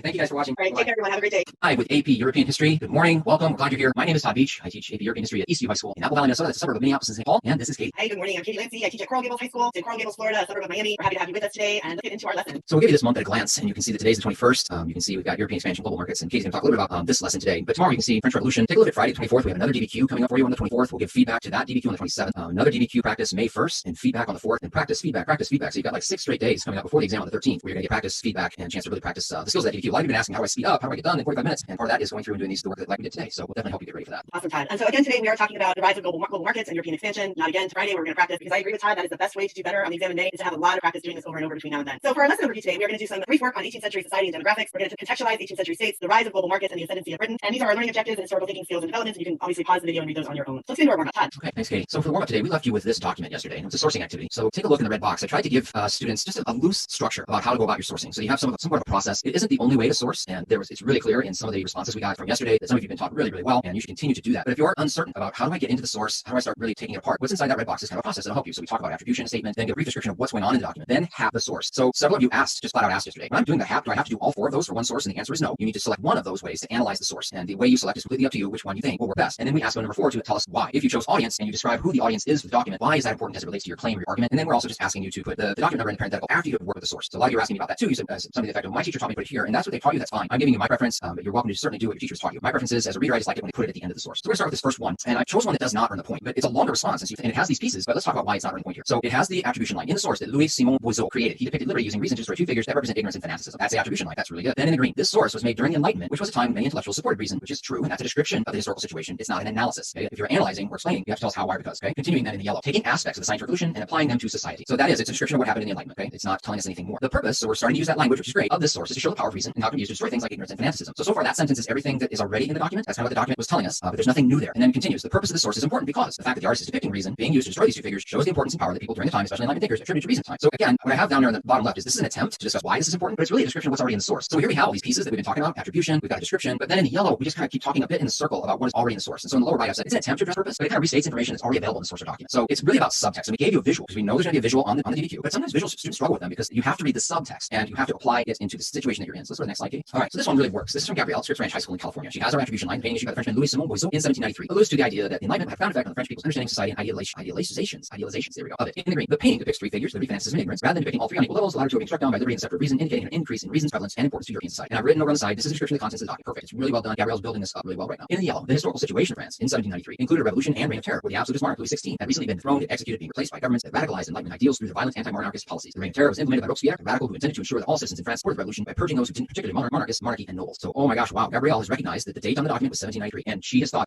what's going on in France in 1793 related to this? And bingo, she's hit the French Revolution and done it really, really well. Now we're gonna go further and give us the why in that kind of lilac, pinky, purple color. This is important because it illustrates that the French people were ridding their country of a king who was out of touch and unwilling to improve his country, parenthetical ignorance, and his followers were willing to serve him, parenthetical fanaticism. It serves the notion that both Boisseau and lower class French society believed achieving liberty could require having a non-house of government that gave them more representation and rights, an idea heavily driven by the Enlightenment philosopher John Locke. And again, we just like to add the document number at the end. That's an incredible response, everybody. We've given you one that is just really fleshed out, and I think you would probably agree that that's exceptional. Yeah, that's outstanding. Let's go to the next one. So Good. this one So is, everyone doesn't think they have to be that long. exactly, they don't. But I certainly want to give you props, Gabrielle. That was amazing. Now here's one that's much shorter and earns the point. Okay? It's from Sierra Hingham High School in Massachusetts. In a piece he created in 1793, Louis Simon Boisseau, that's our attribution line, depicted the ancient Greek figures of liberty and reason as they attack ignorance and fanaticism. That's a description of the contents of the document. In the yellow, his intended audience consisted of French citizens who were taught by intellectuals in the Enlightenment to esteem liberty and reason as the epitome of human existence, on contrast, I think she meant say, to intolerance and tradition. That is an analysis addressing audience. Now in the purple, the message in this image was important to European society because it represented the rise of reason and application of logical thinking in politics, religion, and intellectual advancement among the common individuals. Thank you for including the document number. That's a very succinct, to the point response, earns the point. It's the kind of thing, Sarah, quite frankly, that readers really love. So well done on that. And one more thing. This is also a short one, and certainly earned the point from Peter at American High School in California. The light blue is our attribution line. Boisseau shared his perspective on the impact of Enlightenment on European society through his painting about liberty made in 1793. In green, we have a description. In this painting, liberty is represented by a woman who has the scepter of reason, which she is using to drive away ignorance and fanaticism, who are also depicted as women. In the yellow is an analysis of this situation. A few years before the painting was created was the start of the French Revolution. This historical situation. And in the purple we have the why. It is important because the French Revolution was greatly inspired by the Enlightenment. It shows that many people were beginning to adopt Enlightenment ideals against the problems in their society to an extent which they were willing to start a revolution to. So see how succinct these responses are and how they built and they have this kind of pattern of attribution, brief description. I'm going to place the hat. I'm going to tell you why it's important. Okay, that kind of process is really succinct and will help speed up your delivery of the DBQ. So I hope you found that helpful. Yeah, that is great. So as we get into our lesson today, Todd and I are going to give you some sort of broad background about the 18th century to set you up for a lot of what we're doing later in the week. So we start off with this idea of a population explosion. And prior to the beginning of the 18th century in 1700, growth is slow and there are periods of growth followed by periods of decline. But then in the 18th century, we really see steady, although you can see from the chart that's on the right that there is uneven growth, especially if you take a look at Russia, which just sort of takes off there at the beginning. But we are going to see that by almost the middle of the 19th century, we're going to have double the population in Europe. And overall, this is really caused by a decline in mortality. And so why aren't people dying? There's a variety of reasons that we'll go through. The first is that up until now, we've had these waves of bubonic plague. I know we started the course talking about the Black Death in the Middle Ages, but even since then, we've had waves of bubonic plague that have hit Europe. And then really in the 18th century, we're going to see that disappear. And so generation after generation, there's been a loss for the Black Plague, but we will see that stop. And then in number two, we're going to see that there are improvements. Absolutists are really good at implementing some improvements in clean water supply and mitigating sewage. And so that's going to help with health. And then in three, this is really important. We're going to see famine become rare. We're going to see overall this change in food. Nutrition is going to improve because of a wider variety of food. The agricultural and commercial revolutions will increase the food supply. And they bring these rich foods that are new, most notably the potato that's going to come in. In number four, sort of piggybacking on that, we have infrastructure such as canal and road building. And because of that, communities are not so isolated. And when there are times that there are crop failures and impending starvation, states can get emergency supplies of food when there's grain shortages to places. And then in number five, and kind of relevant today, we will see the inoculation against smallpox that gets slowly implemented during this time. Starts in England and kind of disseminate, and we will see that start to improve conditions. Okay, thank you, Katie. As she mentioned, a lot of what we're talking through today is really helping set up for Friday, especially. So just trying to keep that in mind. It does fit within the time period, but it may feel a little bit weird as we jump into French Revolution tomorrow, but just trust that this is really helping you. So we're talking about rural industry, cottage industry it's sometimes called. And in the A paragraph, the increase in the number of landless rural workers. So let's just break that down. What that means again doesn't mean they don't live on land. It means that they don't own any land. They used to own land or own portions of land or common lands, but then we had enclosure and now they are landless. And so they're trying to figure out how we get by, how we work. And cottage industry kind of spurs out of that. It's a stage within the industrial development in which rural workers use hand tools in their homes to manufacture goods on a large scale for sale in a market. And bring attention over then to the image. I think it's really a nice image to represent that is because we see these women working spinning wheels sitting outside of this cottage, and you see a woman in the very low right foreground taking care of a child. So I think that's a pretty typical image, even though it was painted in 1900, but it's depicting of that time. So a nice image to kind of give us this context of rural industry. In the B paragraph, 18th century system of rural industry in which a merchant loaned or put out raw materials to cottage workers who process them, return them to the finished products to the merchant. We call that the putting out system, and you have kind of a merchant that's going from place to place, working with, okay, you take this wool, you spin it into yarn, you take this spun yarn, you dye it, you take this and you put it into a bolt of material, and that's going to then eventually get produced into something else. And the merchant is the one doing, the kind of the entrepreneur, the one working all these different parts of production. And so we got to see divisions of production would be broken into these stages, as I mentioned. One group of workers would spin the raw wool and thread, another would bleach it, another dye it, this would be weaved into cloth. This happened as industries grew in scale and complexity. The other thing we should mention, I don't think I have it in here, but because of those changes that have taken place in agriculture, and it's kind of alluded to in that population chart that Katie just had, because food is more abundant, we're starting to see people, because it's more abundant, it's less expensive. And now we're seeing people that they have money to buy other goods because of that. So this cause effect, the economics of it is important. Indeed, the advantage is that you have an abundance of underemployed laborers, these landless peasants. It allows industries to develop rapidly. Production was unregulated, though. That's a disadvantage. It's a disadvantage and advantage. It's unregulated, so it doesn't have to meet these skilled standards, but sometimes the quality of that isn't as good. And the English industry really becomes by 1700 much more rural than urban. Okay, so thanks, Todd. For today, for our guided practice, I just wanted to introduce you to a couple of sources and look at the idea of continuity and change over time. And the first source number one, is by Samuel Bemford. He's an English radical reformer. It's a description of Middleton, England, outside Manchester. Manchester in the early 1700s into the early days. So let's just read through that. The farming was generally done by the husband and other males of the family, whilst the wife and daughters attended the churning, cheese making, and household work. And when that was finished, they busied themselves with carding and spinning wool or cotton, as well as forming it into works for the looms. The husbands and sons would next, at times when farm labor did not call them, size the warp, dry it, and beam it into the loom. A farmer would generally have 3 or 4 looms in the house, and then what with the farming, the housework, the carding, spinning, and weaving, there was ample employment for the family. So I think this goes really nicely with the image that Todd just was showing from the cottage industry, and that's the description. And then we're moving forward, and I just want to kind of have you start thinking about what we're going to do on Friday. And if you look at source number 2, this is Friedrich Engels, the son of a wealthy cotton manufacturer, the condition of the working class in England in 1844. If you were going to be sourcing this document, I think you could probably come up with some pretty excellent historical situation for this document, thinking ahead to 1848 when he is going to co-author a pretty important work. So let's read through this. Everywhere heaps of debris, refuse, standing pools for gutters, and a stench which alone would make it impossible for a human being in any degree civilized to live in such a district. I found 2 beds and such bedsteads and vents, which with a staircase and chimney place exactly filled the room. In several others I found absolutely nothing while the door stood open and the inhabitants leaned against it. Everywhere before the doors, refuse and any sort of pavement lay underneath could not be seen but only felt here and there with the feet. This whole collection of cattle sheds for human beings was surrounded on 2 sides by houses and a factory, and on the third by the river, and besides the narrow stair up the bank, a narrow doorway alone led out to another almost equally ill-built, ill-kept labyrinth of dwellings. So as we see the change in the early 1700s into what Engels is describing in almost exactly the same area, he's describing Manchester in the second document as well. So I want you to be thinking about where we're going on Friday and look at the continuity, or in this case, the change over time for what daily life is very much probably like. And if you're thinking about practicing sourcing, I think both of these sources, you could give some practice with that if you wanted some extra practice. So I just wanted to kind of get you thinking about Friday as we're contextualizing not just the French Revolution, what we're doing tomorrow and Thursday, but Friday we're going to get into the Industrial Revolution. All right, Todd. Those are great sources, Katie. Thank you. I really like that contrast of the change over time you talked about. We're going to talk about economic liberalism, and we mentioned Adam Smith yesterday as a figure of the Enlightenment. He's a professor of philosophy, a leading figure of the Scottish Enlightenment, and his seminal work is Inquiry into the Nature and Causes of the Wealth of Nations. Most historians just refer to it as Wealth of Nations. Adam Smith, Wealth of Nations. In this work, he criticizes guilds and their restrictions, and he champions free competition, which he believed would benefit all citizens. He's the one who puts forth the idea of the invisible hand of the market is what should regulate the market, not governments. And so we go to the B paragraph in economic liberalism. Smith seeks to place limits on governments, and he says, what is the purpose of government? So the source I'm giving you is the House of Commons 1742. This would have been an image that had been very common in Adam Smith's time, and it just helps us kind of set the context. What is the purpose of government? It's certainly a debatable question even today. We talk completely these arguments about what is government's purpose. But Smith in the 18th century is saying that this is what government should be doing. They should do more. 1, they provide defense against foreign invasion. 2, they maintain civil order with courts and police protection. And 3, they should sponsor certain indispensable public works and institutions that could never adequately profit private investors. So this is his kind of 18th century view of what the purpose of government should be, and this will get developed into what we call economic liberalism, a belief in free trade competition that benefits all individuals, rich and poor, and this is going to lead to economic deregulation and attempts to end economic monopolies. So you're going to see this switch over in case he's talking about the Atlantic economy and mercantilism. But how do we make that transfer, that change from a mercantilistic economy to a free market economy when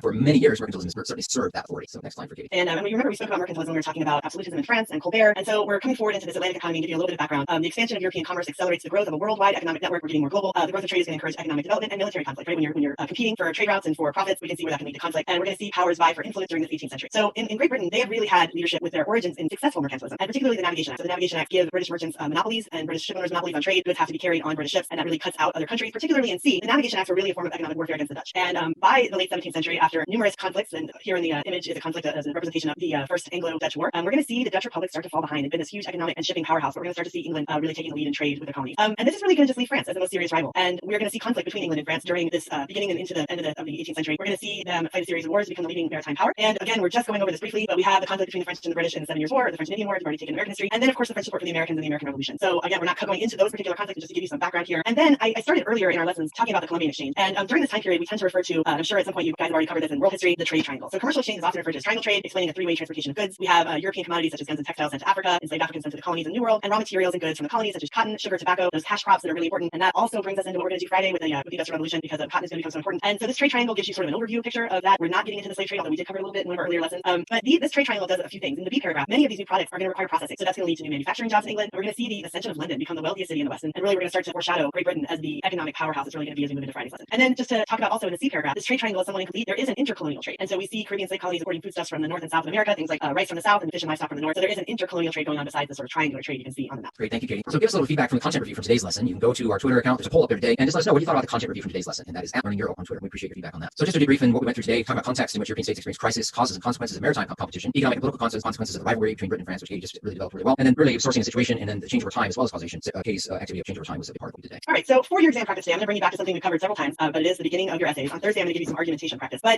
if you see the prompt there, evaluate the most significant effect of population growth in Europe within the period 1700 to 1800. This is actually a former question on an AP exam. It's a question that could definitely be seen as a long essay question, but we are focusing on those first A and B points that you get in the rubric, which are applicable to the document question you're going to take on May 13th. So I would like you to do an introductory paragraph that includes a contextualization along with your plain thesis that includes a line of reasoning for this prompt. Practicing these skills that you're going to do for the prompt that you get on the DBQ. So if you will do what you've been doing for many weeks now and email those to apvirtuallearning@gmail.com, I'll feature some of them in the morning tomorrow. And we so appreciate all of the hard work you're putting into this practice. We've been really consistently impressed every day. Ooh. Thank you, Katie. Today's shout out, we have an international flavor today, and so we're going to shout out to these schools. These are students that these schools have been sending us a lot of feedback and a lot of their responses. So the TASIS, the American School in England, in London. Shout out to you. The International School of Aruba in Oranjestad, Aruba. I've never been to Aruba, Katie, but I bet the weather is nicer than here today. And then the American School of Marrakesh in Morocco. So students that are at those international schools, shout out, you guys got this. Thank you so much for paying attention, for watching, for learning with us. And note from College Board, we know that not all students have access to the internet or advice. We're working on solutions to help students get what they need to show their best work. If you need mobile tools or connectivity or know someone who does, reach out directly to College Board at cb.org/tab. All right. Well, I hope everybody is having a great week. Thank you again for all the awesome work that you've been doing. We continue to be so impressed. You guys are wonderful. Thank you guys for watching. I did go through a lot of your responses and sent some feedback yesterday and today. I have a few more I'll try to get through. but we really appreciate it. So thank you. We'll see you tomorrow. Take care. Bye. Hey, good morning, everybody. Welcome to AP Live with European History. Sun is shining here in Minneapolis. It's going to be a nice day. Katie says it's already a great day in Miami. My name is Todd Beach. I teach AP European History at Eastview High School in Apple Valley, Minnesota. That's a suburb of Minneapolis and St. Paul. And this is Katie. Hi, good morning. I'm Katie Lacey. Yes, I teach at Coral Gables Senior High. It's a suburb of Miami, Florida. It is beautiful here today in the low 70s, which is really nice for how hot it's been here. I hope it's lovely wherever you are, and we're really excited for you guys to be here today. All right, so as we look, if you see this calendar, we just want to cue you to a few things. Today we are flying through the French Revolution and Napoleon, and then wanting to remind you that we're going to have multiple chances for you to practice whole complete DBQ. We'll have one this Friday, the 24th, again next Friday on May 1st, and then the week of review prior to AP testing starting, we're going to do a DBQ with you on Tuesday, May 5th, and again on Thursday, May 7th. And there's that AP exam down there, May 13th. So lots of opportunities for you to practice this DBQ you're going to take in May. Great, thank you, Katie. Here is our learning for this week. We're on Wednesday, hump day. Great. French Revolution, effects of the French Revolution, Napoleonic era, all in this very short sequence. So that's going to be amazing. And we're going to compare arguments of two sources. Katie's got the warm up. We're going to give you feedback on contextualization thesis today. And again, reminder on Friday we have a DBQ practice coming. So our lesson overview today: French Revolution, effects of the French Revolution, Napoleon. So a lot going on today. Here are your learning objectives. You can pause the video at this point if you wish and read through those. The reasoning development that we're working on today is causation. Thank you. All right, so yesterday I gave you an assignment to do some context and thesis, and I wanted to show you a couple examples of students who did a really nice job of giving us rich context and giving us a thesis that had a line of reasoning. And then I'm going to give you an example of something that kind of falls short at the end and just a couple words of advice. So if we can move to the first slide, the prompt was evaluate the most significant effect of the population growth from 1700 to 1800. And here we have Dylan from Ravenscroft School, I love that name, in North Carolina. And Dylan wrote, by the start of the 17th century, most European nations were beginning to experience a growth in population. This increase was credited to the widespread innovations in agriculture, infrastructure, and medicine. With larger surpluses and varieties of food, the means to transport substance, the halt of bubonic plague after 1720 combined with the creation of the smallpox vaccine, European populations were able to expand in size. So we've got rich contextualization there with lots of facts. And then we're moving to the claim. The most significant effect of population growth was the long-term urbanization, which saw the movement of many European peoples into cities looking for work. This movement created a city workforce ready to take on the new production challenges in the era of industrialization, allowing it to flourish. And I would say many people went that direction with this prompt, and that's a really nice job linking growth of population to that movement that's there. So very nice job, Dylan. And then our second response is from Penelope. Penelope had a really great last name, Sunshine, I think it was, which is awesome. The Stivers School of the Arts in Ohio, and here's Penelope's response. As discovery and trade through America brought new people and ideas across the world, new and more sustainable foods were brought to Europe as well. Easily grown and stored foodstuffs such as potatoes promoted a huge growth in population across Europe, which was then more than ever unthreatened by diseases such as the Black Plague and sanitation issues. As the population grew, so did trade and the need for jobs to fill manufacturing positions. With absolutist reign spreading in Europe, the putting out system where manufactured goods sold from, not bought by European countries, grew rapidly, which created many jobs for the newly populated European society. The most significant effect, and that was a great contextualization, lots of information there. And now to the claim. The most significant effect of European population growth was the ability to fill manufacturing jobs, right? People are filling those jobs, which led to a growth in the economy and industrial development, and an event that would eventually lead to the Industrial Revolution. So really nice job, Penelope, having this rich, just excellent thesis filled with fact, contextualization filled with fact, and then bringing it on to a nice claim that has a line of reasoning. So good job. So I wanted to point out for this last slide, this was a very bright student, I can see from some of the correspondence that we had back and forth. And I wanted to just caution as we move through the context, which is fine, I'll read it with you. Europe in the 18th century was a time of wars, innovations, and enlightened ideas. At this time period, commerce and the growth in trade led to economic development and military conflicts. However, most significantly was the expansion of trade that resulted from many different factors. The expansion of trade stemmed from the Age of Exploration due to the implementation of the trade triangle. What was founded from this trade was different material and introduction of foods to Europe that had never been there before. This resulted in an increase in population and had many outcomes. All right, so we got some stuff in that contextualization that would allow it to get credit. There's some facts there that lead up to the population growth. And then the claim is, nevertheless, the most significant effects of the population growth in Europe during the 18th century were the creation of ideas such as free trade and an abundance of labor. So that first part of the claim there, the creation of ideas, is sort of vague, definitely vague. And population growth is not specifically leading to ideas in general. But that abundance of labor is definitely something that we see from population growth. We're really just missing the line of reasoning as to what that abundance of labor is going to do. So that blank space at the end kind of needs to be filled. Like, what's going on? What's the line of reasoning and the importance of this abundance of labor? And Todd and I were talking this morning, and I definitely think that this is a really good reason for restating and doing a nicer job in the conclusion. Because I'm sure as a student was working through the essay, when the conclusion was arrived at, probably that would have been fleshed out with an actual line of reasoning. And I want to remind you that we see lots and lots of essays that get credit for the claim and the thesis in the concluding paragraph. So this started off sounding really good. I just want to remind everybody, make sure you've got a clear line of reasoning that's historically defensible in your essay. So anyway, so let's get on to our lesson today. Great, those are good samples, Katie. And like we were talking, if I'm at the reading and I read that one, I'm immediately going to the conclusion looking for the line of reasoning you're talking about, because it is just so just not quite specific enough. So thank you. We're going to learn from that. Okay, we're going to begin with French Revolution, and we're going to contextualize that, and then Katie's going to unpack it for us. So I'm going to bring you back to this little acronym that we've been using. I know a lot of other teachers use something like Persia, or they use SPICE-T, whatever acronym. If your teacher uses something like this to help you at contextualization, please go ahead and keep using that. I was asked by another teacher this week, why do you use GeoSprite? And I said, sometimes when students have a hard time kind of just getting into it, I said we can always begin with a place. And so I like to begin with GeoSprite. This history happened somewhere, and that's a way to kind of enter the history. So as we contextualize today, we are going to look at the geography is going to be significant because the urban Parisian revolution is going to be different than the provincial. It is a social revolution. We're going to unpack the three hierarchies, the social hierarchies. It's a political revolution. Religion plays a role. It's very much an intellectual revolution, and it's very much an economic revolution. So we unpack using GeoSprite as we contextualize. Old regime France. What does France look like in 1789? I always ask students to think about, okay, so what was going on in America in 1789? We had finished our revolution. We are in 1789. We are ratifying the Constitution of the United States. And in France, they're just beginning theirs with an approximate population of about 25 million. And so now we're going to unpack the social hierarchy that exists in France. There is, first of all, the first estate. That represents the clergy, and they represent 0.05% of the total population. They own approximately 10% of the land. They collect an annual tithe from parishioners, and they have heavy influence in society. They are exempt from taxes, although they do provide a donation to the crown every 5 years. They, according to the old regime France, have a vote or a say in how France progresses the clergy. The second estate is the nobility, and they are approximately 1.5% of the total population. And the nobility is now two nobilities, really. There is the older nobility, the nobility of the sword. Those are the nobles whose families have earned their title through wars fought in the past, and they're landholding nobles. Then there's this newer nobility, the nobility of the robe. Newer, often wealthier, and they got their nobility a new-fashioned way. They bought it. So they bought titles of nobility, and so some have always suggested perhaps these two areas of nobility were resentful of each other. I think so, probably, but revolutionary, not probably. They own approximately 20 to 25% of the land. They are exempt from taxes, and that is important to know. They dominate positions in government, so anytime there's an attempt to have any type of tax reform, make anything more equitable, those attempts are blocked. That brings us finally to the third estate. That is everyone else, approximately 24.5 million people in France. And we can break down that everyone else into these different subcategories. There's the bourgeoisie, approximately 4%, maybe 4 to 5%. They own about 20%. I forgot my percentage in there. 20% of the land, and they hold some positions in government. There is the working class and wage earners. They are approximately 8%. And one thing to know about this group and the group below them is that prices on goods since 1730 have risen over 65% up to the time of the revolution, while wages over the same period of time have risen only 22%. That means that our effective cost of living is rising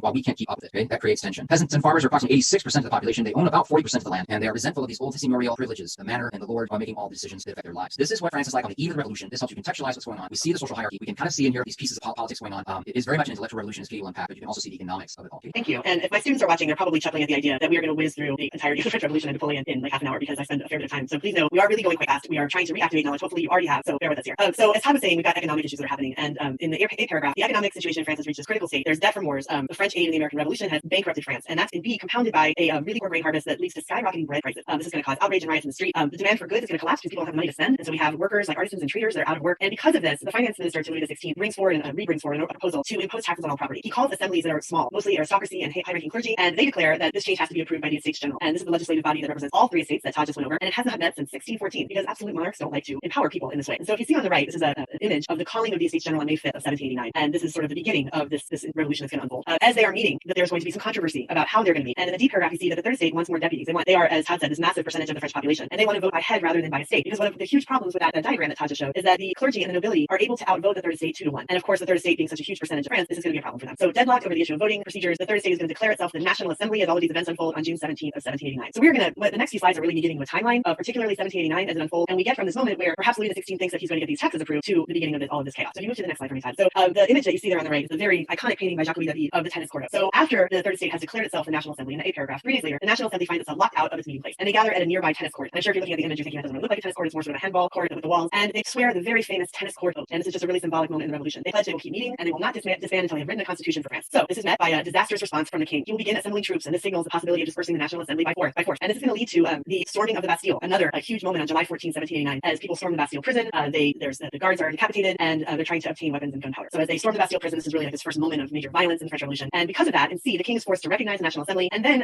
as Todd was saying, there's one revolution going on in Paris. There's another revolution that's kind of going on in the countryside. So rumors spread in the countryside, and peasants begin to revolt against their lords. And there's so many images I can show you that I'm sure you've seen in class. But these peasants break into manors, they're ransacking the manors, and they're burning feudal documents. And this is going to be called the Great Fear. And the Great Fear ends in August of 1789 with the National Assembly abolishing feudal privileges of the nobility. They do away with the tithe, the nobles' hunting rights, all these different things that happen that are really focusing on leveling the playing field for the third estate in France. Moving forward, in August of the same year, very, very important thing, the National Assembly will issue the Declaration of the Rights of Man and of the Citizen. So Todd was talking about geosprite. It cannot be ignored that the Enlightenment is alive in France during this time. This is going to call for Enlightenment principles of equality before the law, individual freedoms like the ones that I talked about from John Locke, judicial rights, and a representative government. So this is all unfolded between May and August in the year 1789. And I'm not even covering everything, just trying to hit some of the highlights. Right, so go to the next slide for me. All right, so after that, in October, if you remember when we were talking about Louis XIV at the beginning of our lesson, we talked about him moving the government from Paris to Versailles, about 12 miles away. And October 5th, 1789, about 7,000 women march to Versailles. It's known as the Women's March. And they break into the Queen's chamber, they kill several of her guards, and really importantly, they're very angry, they're looking for bread, they bring the king and queen, the royal family, back to Paris, because that was a 12-mile walk, and they're really looking to have the king and queen under their control. They will put the king and queen in the Tuileries Palace in Paris, and then the next day, the National Assembly will follow the king to Paris. And by June of 1790, the king has sworn to uphold a constitution, and it's become a constitutional monarchy, and all of lawmaking power resides in the National Assembly, but the National Assembly is consisting of only French male property owners, and we'll talk a little bit more about that in a minute. So we have a moment here where the king and queen realize their predicament of being potentially really under house arrest in Paris. They have this failed flee attempt to go to Varennes, they are arrested and returned to Paris, and that moment of trying to flee the country is going to end up coming back to sort of haunt them later. We will see, Todd said how we have religion going on here, and we do, and we have a lot of those Enlightenment ideas about religion, a lot of skepticism and concern about the power of the Catholic Church, and so they've already done things like bring the Catholic Church under the control of the state. But in July 1790, the civil constitution of the clergy will require priests to swear an oath to the revolution, and that oath is above their own oath to the church, and so that will end up being a separation here and causing quite a backlash. And then in September of 1791, the National Assembly will actually pass the Constitution of 1791, and there are some things like broadening of legal rights for women. They will allow legalized divorce, and they will allow them to inherit property. So women do make some gains here in the French Revolution. However, they are excluded from political life. They are not able to vote. And in response to this, Olympe de Gouges publishes her Declaration of the Rights of Women, and that's in response to this being excluded from public life in September of 1791. And you can see the image on the right is the drawing that I think probably every textbook has of those women marching to Versailles with their carts to get flour and to get some attention from their sovereigns. Great, thank you, Katie. It's incredible to unpack all that in 3 slides. So really well done. And again, as Katie mentioned, we hope it's reactivating learning that's already taking place for you. Our practice for today, we're going to take a look, and this kind of sets Katie up for the second revolution that we're going to talk about next. But our skill that we're trying to look at is claims and evidence and sources. We're going to compare the arguments or main ideas to sources. So I want you to look at the sans-culotte woman of Paris. And so our question is, what does the contrast between these two images suggest about differences between French and English perceptions of the sans-culotte and of the French Revolution? So we look at this image on the left, and this woman doesn't look threatening. She's very matronly. We see laundry hanging in the background, a cat on the table, a knitting project in yarn, and she's dressed very conservatively. This is certainly one perception of Madame Sans-Culotte. Okay? Here is another perception of a sans-culotte woman. And so we see the tree color, the red, white, and blue, which was the symbol of revolution in France. She has, if I can put my cursor on, a dagger in her bonnet, and she is very threatening in her expression. We'll just put it that way. So which of these two do you think is an English interpretation, and which do you think is a French interpretation? Always, if we were in the classroom, let students turn talk and put together their ideas. But this is a depiction by a French artist. This is what Madame Sans-Culotte must look like to this French artist. It is not threatening. It's wholesome and domestic and not threatening. Whereas the English, a depiction by an English artist, is this very threatening one. The caption above, by the way, reads in part, "Heads, blood, death. I am the goddess of liberty. Long live the guillotine." So this gives you this very good contrast between the two images of the sans-culotte woman of Paris, and I hope that activity helps you think differently about point of view, right, of these two women, depictions of women. I love that. So you ended with guillotine, and the guillotine is going to sort of make an entrance here in the second part. So at this moment, as you can imagine, the monarchs surrounding France are very unhappy about the fate of the king and queen who have been arrested really after they've been brought back from their failed attempt to flee. So Prussia and Austria issue the Declaration of Atonement, and this promises to restore the monarch in France. And in April 1792, France is going to declare war on Austria. So we're going to start to see France embroiled in all of these wars. The king thinks this is a great idea because he's actually thinking that France will lose the war to Austria, and Austria will assist him in gaining back his throne. If you remember, Austria and Marie Antoinette are related to one another. So and then we move forward again, moving through all this very quickly and leaving things out for sure. July of the same year, we have the wars going very badly, and Austria and Prussia issue the Brunswick Manifesto, and this is a threat: the destruction of Paris if any harm comes to the monarch. This is going to backfire. This is really going to irritate and agitate the crowd. And in August, the crowd is going to attack the palace. A new, more radical National Convention is declared, and by September, the National Convention has abolished the monarchy. Again, seeing that attempt to flee was really Louis XVI abdicating his throne, and it declares France to be a republic. At this point, there are things that I've left out. There's the September massacres. France has redone its calendar, and so we are now going to have this republic dating from 1792 as year one. And if you're interested, you should Google the revolutionary calendar and what they do with it. It's really quite extraordinary. Moving on, and see in January of 1793, the king is placed on trial for treason. He's found guilty by the convention. He is executed, and France really enters at this point the reign of terror. And you can see in the etching on the right, there is after the execution, we have them holding the head of the king out to the crowd after he has been guillotined. All right, moving on again. So in April of 1793, the convention formed the Committee of Public Safety. This is a 12-person executive body led by Maximilien Robespierre, who has been part of this entire revolution. He is a Jacobin. He was a very educated member of the Third Estate, a lawyer, and he's now pretty much holding dictatorial powers at this point. He collaborates with the sans-culottes, which, as Todd was just talking about, the working people of France. I have lots of French students who translate that in Latin. And he enforces compliance, and we see the rampant guillotining of more than 40,000 Frenchmen and women who are on trial, and they're guillotined, or sometimes they die in prison. And we really see during this time period terror being used as a weapon against the people who oppose the revolutionary government. This is going to continue forward, and as this unfolds, eventually we're going to see in July of 1794, which is also July 9th, the 9th of Thermidor. Thermidor is the name that the month of July had been given to this new revolutionary calendar, where months are named after seasons and different natural occurrences, and Thermidor means hot. So Robespierre himself is guillotined. From there, many of his supporters, who are educated middle-class members of the Third Estate, as he was himself, will reassert their authority during this time called the Thermidorian Reaction, named after when this begins in July. And from there, the National Convention writes a new constitution. They grant executive power to a 5-man body called the Directory. The Directory rules for 4 years. It's very corrupt, particularly inefficient, and it will be from that Directory that Napoleon will stage his coup d'etat and replace a weak dictatorship with a strong one in 1799. So again, that was a quick overview of the second part. I spent a lot of time in class on this, so hopefully it's just reminding you of things that you've already learned. Great, thank you, Katie. So this date, 1799, we've been in revolution for 10 years, and some are wondering, how do we get out of revolution? And so they look to a strongman, I guess, or a military leader. And there's a lot of speculation that there was a belief that they could control Napoleon and get out of the revolution. But this is Napoleon Bonaparte, and he appealed to many like Versailles, who had written, what the famous pamphlet, What is the Third Estate? But now Sieyès is saying what we need. He has a new motto: we need confidence from below and authority from above. And so it's always interesting to go and think about what were our reasons for revolution: liberty, equality, fraternity, and do we abandon those ideas of the revolution as we bring in the next phase, I guess. So we bring in Napoleon. As Katie said, there is an ouster that takes place at the top, and he is named First Council of the Republic after he ousts the directors and disbands the legislature at bayonet point. And so one of the things, and hey, here's the handbook for when you want to take over something. One of the things you have to do is figure out where are the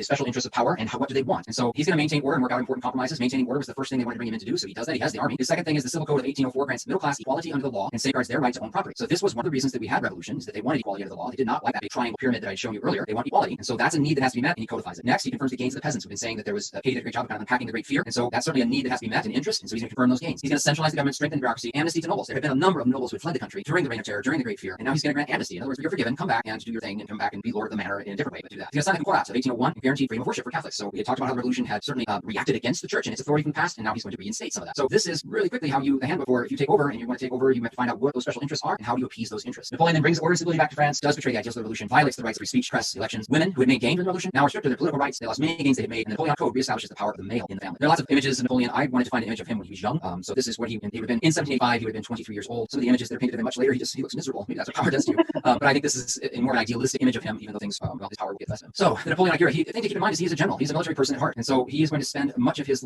reign at war. There's a war against Austria in 1801, that coalition against Great Britain, and the two remaining members of that second coalition, they made peace at that point. But then there's another war, another coalition against him. Austria, Russia, Sweden, and Britain combined for the third coalition, and the British will win at the Battle of Trafalgar in 1805. Trafalgar, if you look at the map, it's through the Strait of Gibraltar, and it's called the Battle of Trafalgar right there. If you go to London today, there is a Trafalgar Square where Lord Nelson is at the top of the column to represent that victory. See, Napoleon is going to use fear of a conspiracy, of a return of the Bourbons. He's going to use a misinformation campaign, if you will, about a restoration possible. And because of this, he's convinced the people that he has to be crowned emperor in 1804 to prevent the restoration from occurring. And indeed, the third coalition will collapse at Austerlitz because there's another war, 1805, and he was going to reorganize the German states into the Federation of the Rhine, which you see right here, Federation of the Rhine. 1806, Napoleon defeats the Prussians at Jena Auerstadt in the Treaty of Tilsit is in 1807. Half of Prussia's population is now under French rule as a result of that. Russia accepts Napoleon's reorganization of Western and Central Europe, and so we start to see this become under French rule as well. So you take a look at this map and you can see all of this except the Russian Empire and Sweden and England and the Ottoman Empire down here. But so much of continental Europe is under the control of Napoleon and his Grand Empire. The control of continental Europe by 1807, he introduces many French laws, abolishes feudal dues and serfdom. In the process, levies heavy taxes to pay for it all. So this is from the map archive of the French Empire by circa 1812. And then the beginning of the end then. The beginning of the end for Napoleon came with the Spanish Revolt of 1808 and a British blockade. So when I turn to this image, it's one of my favorite paintings. It's Goya's The 3rd of May. And this is an image that would be a great image actually for some type of a DQ that deals with this because it's so rich to unpack this. Your eye is already drawn to this middle image here with a light. The artist Goya has given us this light. And white is obviously symbolic of innocence and purity. And the man has his hands raised to the sky. And in the shadowy figures, we see soldiers, staring down at bayonet point. We see a monk here. We see people obviously assassinated here, men with hands in the face. And it looks like we're outside of town, like we've been taken outside of town to make this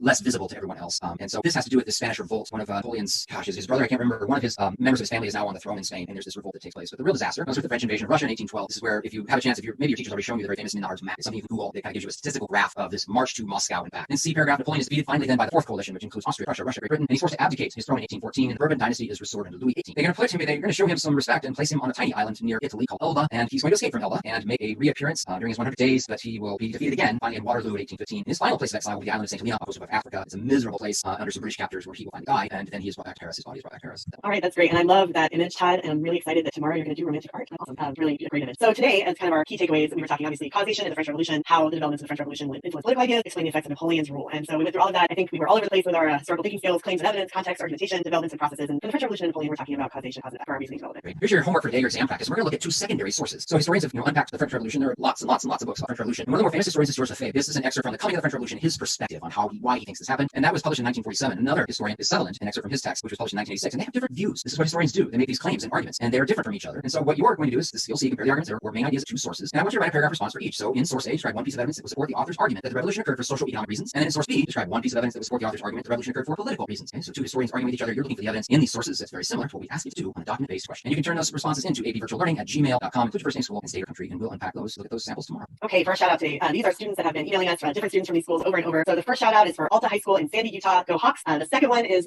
West High School in Iowa City, Iowa. Go Trojans. And then I really kind of love the mascot for our third one. This is Redwood High School in Visalia, California, the home of the Redwood Rangers. So that was a pretty unique mascot there. Guys, if you go to the schools, thank you again for all of your awesome work, continuing to send information into us and let us give you feedback. And we really do appreciate it. We hope you're finding it useful. Great, Katie. One more thing from College Board. We know that not all students have access to the internet or device. Working on solutions to help students get what they need to show their best work. If you need mobile tools or connectivity or know someone does, reach out directly to collegeboard@cb.org/tech. There, Katie. All right. I have an epic joke for you. You're going to love this. Are you ready? I'm a little bit afraid if I'm actually on it, but okay, go ahead. What did the green grape say to the purple grape? I don't know, Todd. What did the green grape say to the purple grape? Breathe, you fool. Breathe.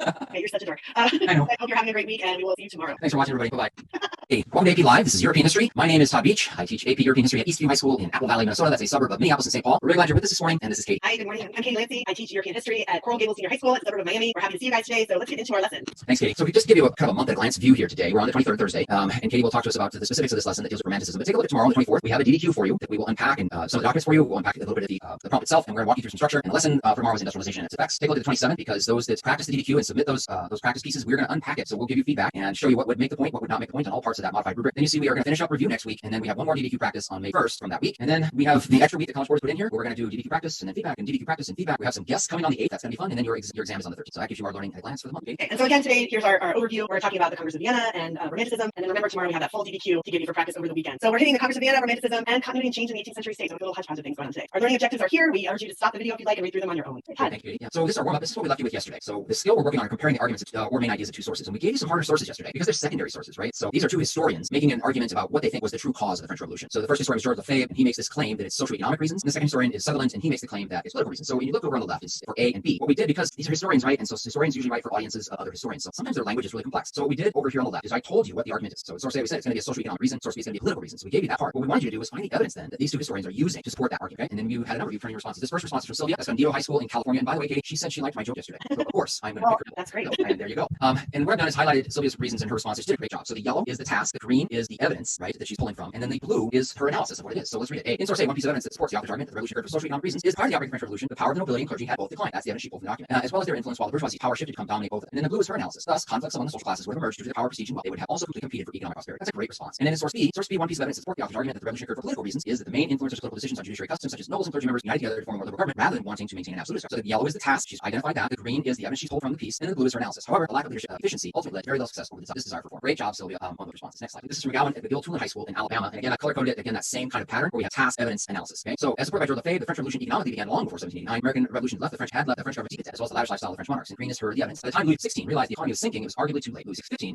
rather was unsuccessful in his attempt to reform, as he ended up dismissing many financial ministers. And then the blue is George Lefebvre points out the role of the clergy and nobility had been on decline ever since the rise of Protestantism and absolutism. The French Revolution first began France's economic crisis and unsettling social power to the bourgeoisie. That's the her analysis. So really good job. I think she did mean on the Roman numeral to make it 16. And then the Sutherland. It's okay. I'll go really quickly. Her B argument, Sutherland, political strife between the rising nobility and absolute monarch. The nobility were envious of the neighboring English who posed glorious revolutions on Bill of Rights and Parliament. And then the blue is McGowan's analysis. These French nobles wanted a similar constitutional monarchy. The French kings were unable to execute. Thinkers like Montesquieu Locke called for balanced power. Locke's second treatise government had justified rebellion against an unfair government, and the intellectuals ran themselves of the audience. Locke's work. Well done there, McGowan. And last one then. Sorry about jumping ahead there. Oh no, it's okay. Do you know where Largo High School is in Florida? I don't know where Largo High School is. I normally I kind of look those up. I did. This is from John. So again, that same pattern we're seeing is the task is in yellow, the evidence is in green, and then the analysis is in blue. So really good job here by John. Socioeconomic reasons. Since the nobility increasingly lost their power and authority, it was the bourgeoisie who rescued the government and the people from the revolution. Although the nobility still claimed the highest rank in the legal structure of the country, source A, it was bourgeoisie who claimed the highest rank economically. The authority and confidence that the nobility previously had been stolen away. And then in her B response, or Jean's B response. We say political reasons because the bourgeoisie had increasingly become alienated from the state and from respectable society, source B. I love that, just hold it straight from the source. They were unable to advance the top social structure and political institutions. Additionally, both the nobility and bourgeoisie had agreed to overthrow absolutism. So really good responses, all three of those. But you see their pattern they did in this paragraph structure is task, evidence, analysis. So really good job. That's a transferable skill. It certainly will help us on the DDQ. Absolutely. And Largo High School is near Clearwater on the west coast of Florida. I did a little Googling while you were doing that. So great. Hopefully they're having nicer weather than we are. So Todd left off yesterday talking about Napoleon at the end of the French Revolution. And so we start today just to give you a very quick overview about basically what amounts to the undoing of Napoleon and setting the order moving forward after him. So and this is the Congress of Vienna. So in the 8th paragraph, after the defeat of Napoleon, we have this quadruple alliance, representatives from Russia, Prussia, Great Britain, and Austria, along with they do have a representative of the Bourbon monarchy too, because it's quite a lenient peace with France. And they're meeting from September 1814 to June of 1815 to restore the balance of power and to contain the danger of future revolutionary or nationalistic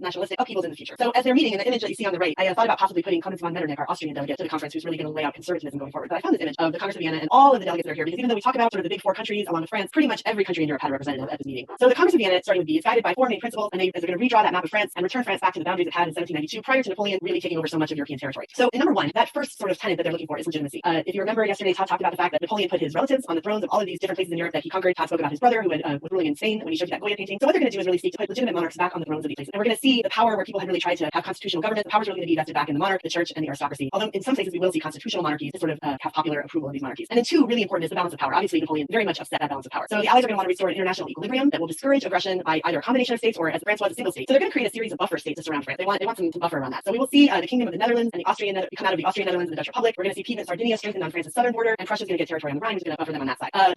Number three, we're going to see also the idea of compensation. When people win wars, they're looking to get something out of it. And the victors of this are going to really agree that they should receive compensation in the form of territory. So Austria, while it does give up that, the Austrian Netherlands is going to gain the provinces of Venetia and Lombardy. And then looking forward to the stuff we're going to talk about on Monday, there's this idea of collective security. So these powers agree that after the Congress of Vienna, and during the Congress of Vienna, by the way, if you remember Todd spoke about yesterday, they're in the midst of this, Napoleon does have his little 100-day comeback where he leaves and ends up afterwards on St. Helena. So, but in the midst of this, they realize that there needs to be an ongoing meeting in order to ensure peace and stability. And this will really be the concert of Europe, the conservatism that we're going to talk about more later, that will provide a degree of security through the first half of the 19th century. So this is this meeting that takes place in Austria to figure out how not only to undo Napoleon, but to really make sure that one single state can't do again what Napoleon did. Great. We have a little game right now. So we're going to ending period two. So period two runs 1648 to 1815. So we're going to play this little game. Look at the top. We have geosprite, right? So social, political, religious, intellectual, technology, economics. So we have geosprite then over there on the left, social, political, religious, intellectual, technology, economics. But the geo is going to be within that. So if we're talking social, it could be Eastern Europe, Western Europe. And we've invited our producer, Sarah, to help play this game. And Katie's going to play this game too. So Katie, we're going to start on social. And what you're going to do is we're going to read some of the main things that took place just during that period. And then you are going to identify, do you think this was more continuity or more change? Hey, the really fun part is it's history, so it's interpretive. And so you can't really be wrong. Okay? So teachers watching a fun interactive game. You set students up in small groups and they can make their arguments. Continuity or change. What's the trend? Okay, so here we go. I can't be wrong. You cannot be wrong. And we're really glad that our producer Sarah's here. She's with us every day and she's the silent person helping us do this, but now I've coaxed her to come in. So here we are. Social. These are the main things that took place during the period. Enclosure acts in England, serfdom worsens in Eastern Europe, serfdom abolished in France, women's roles relatively unchanged, number of children born out of wedlock increases. Again, just the main ideas. So Sarah, do you think, would you argue this was more continuity or more change? I'm going to pick continuity. That's what I chose as well. Continuity. And again, you could make arguments, well, this changed, but I thought from 1648 to 1815, there's relative continuity. All right, well done, Sarah. See, it's not so hard. Here we go. Political. Absolutism's on the rise. Constitutionalism in England and the Netherlands. Enlightened monarchs attempt reforms. France is briefly a republic, but then gives way to an emperor. Haiti throws off colonial rule, becoming independent. So think now we're only talking from 1648 to 1815. Do we have relative continuity or relative change? I can make the argument for both, but I think I'm going to go with continuity here. Okay, what do you think, Sarah? I agree. I thought it was more continuity because again, we don't have really representative government. I mean, you can make some constitutionalism, but we don't have big change, big shifts. That was my view. Again, it's interpreted. Let's go to religion. Peace of Westphalia allows religious pluralism. James II attempts to restore Catholicism in England and fails. Napoleon's concordat with the Catholic Church reestablishes authority of the Church. Jews experience tolerance in the Netherlands. So again, from 1648 to 1815, do you think there's relative continuity or change, Sarah? I'm going to say relative continuity. Yeah, I agree with her. And I agree with you both. I thought there wasn't much change there. I thought there was big change getting up to 1648. Yeah, of course. But this period, relative continuity. Here we go. Intellectual.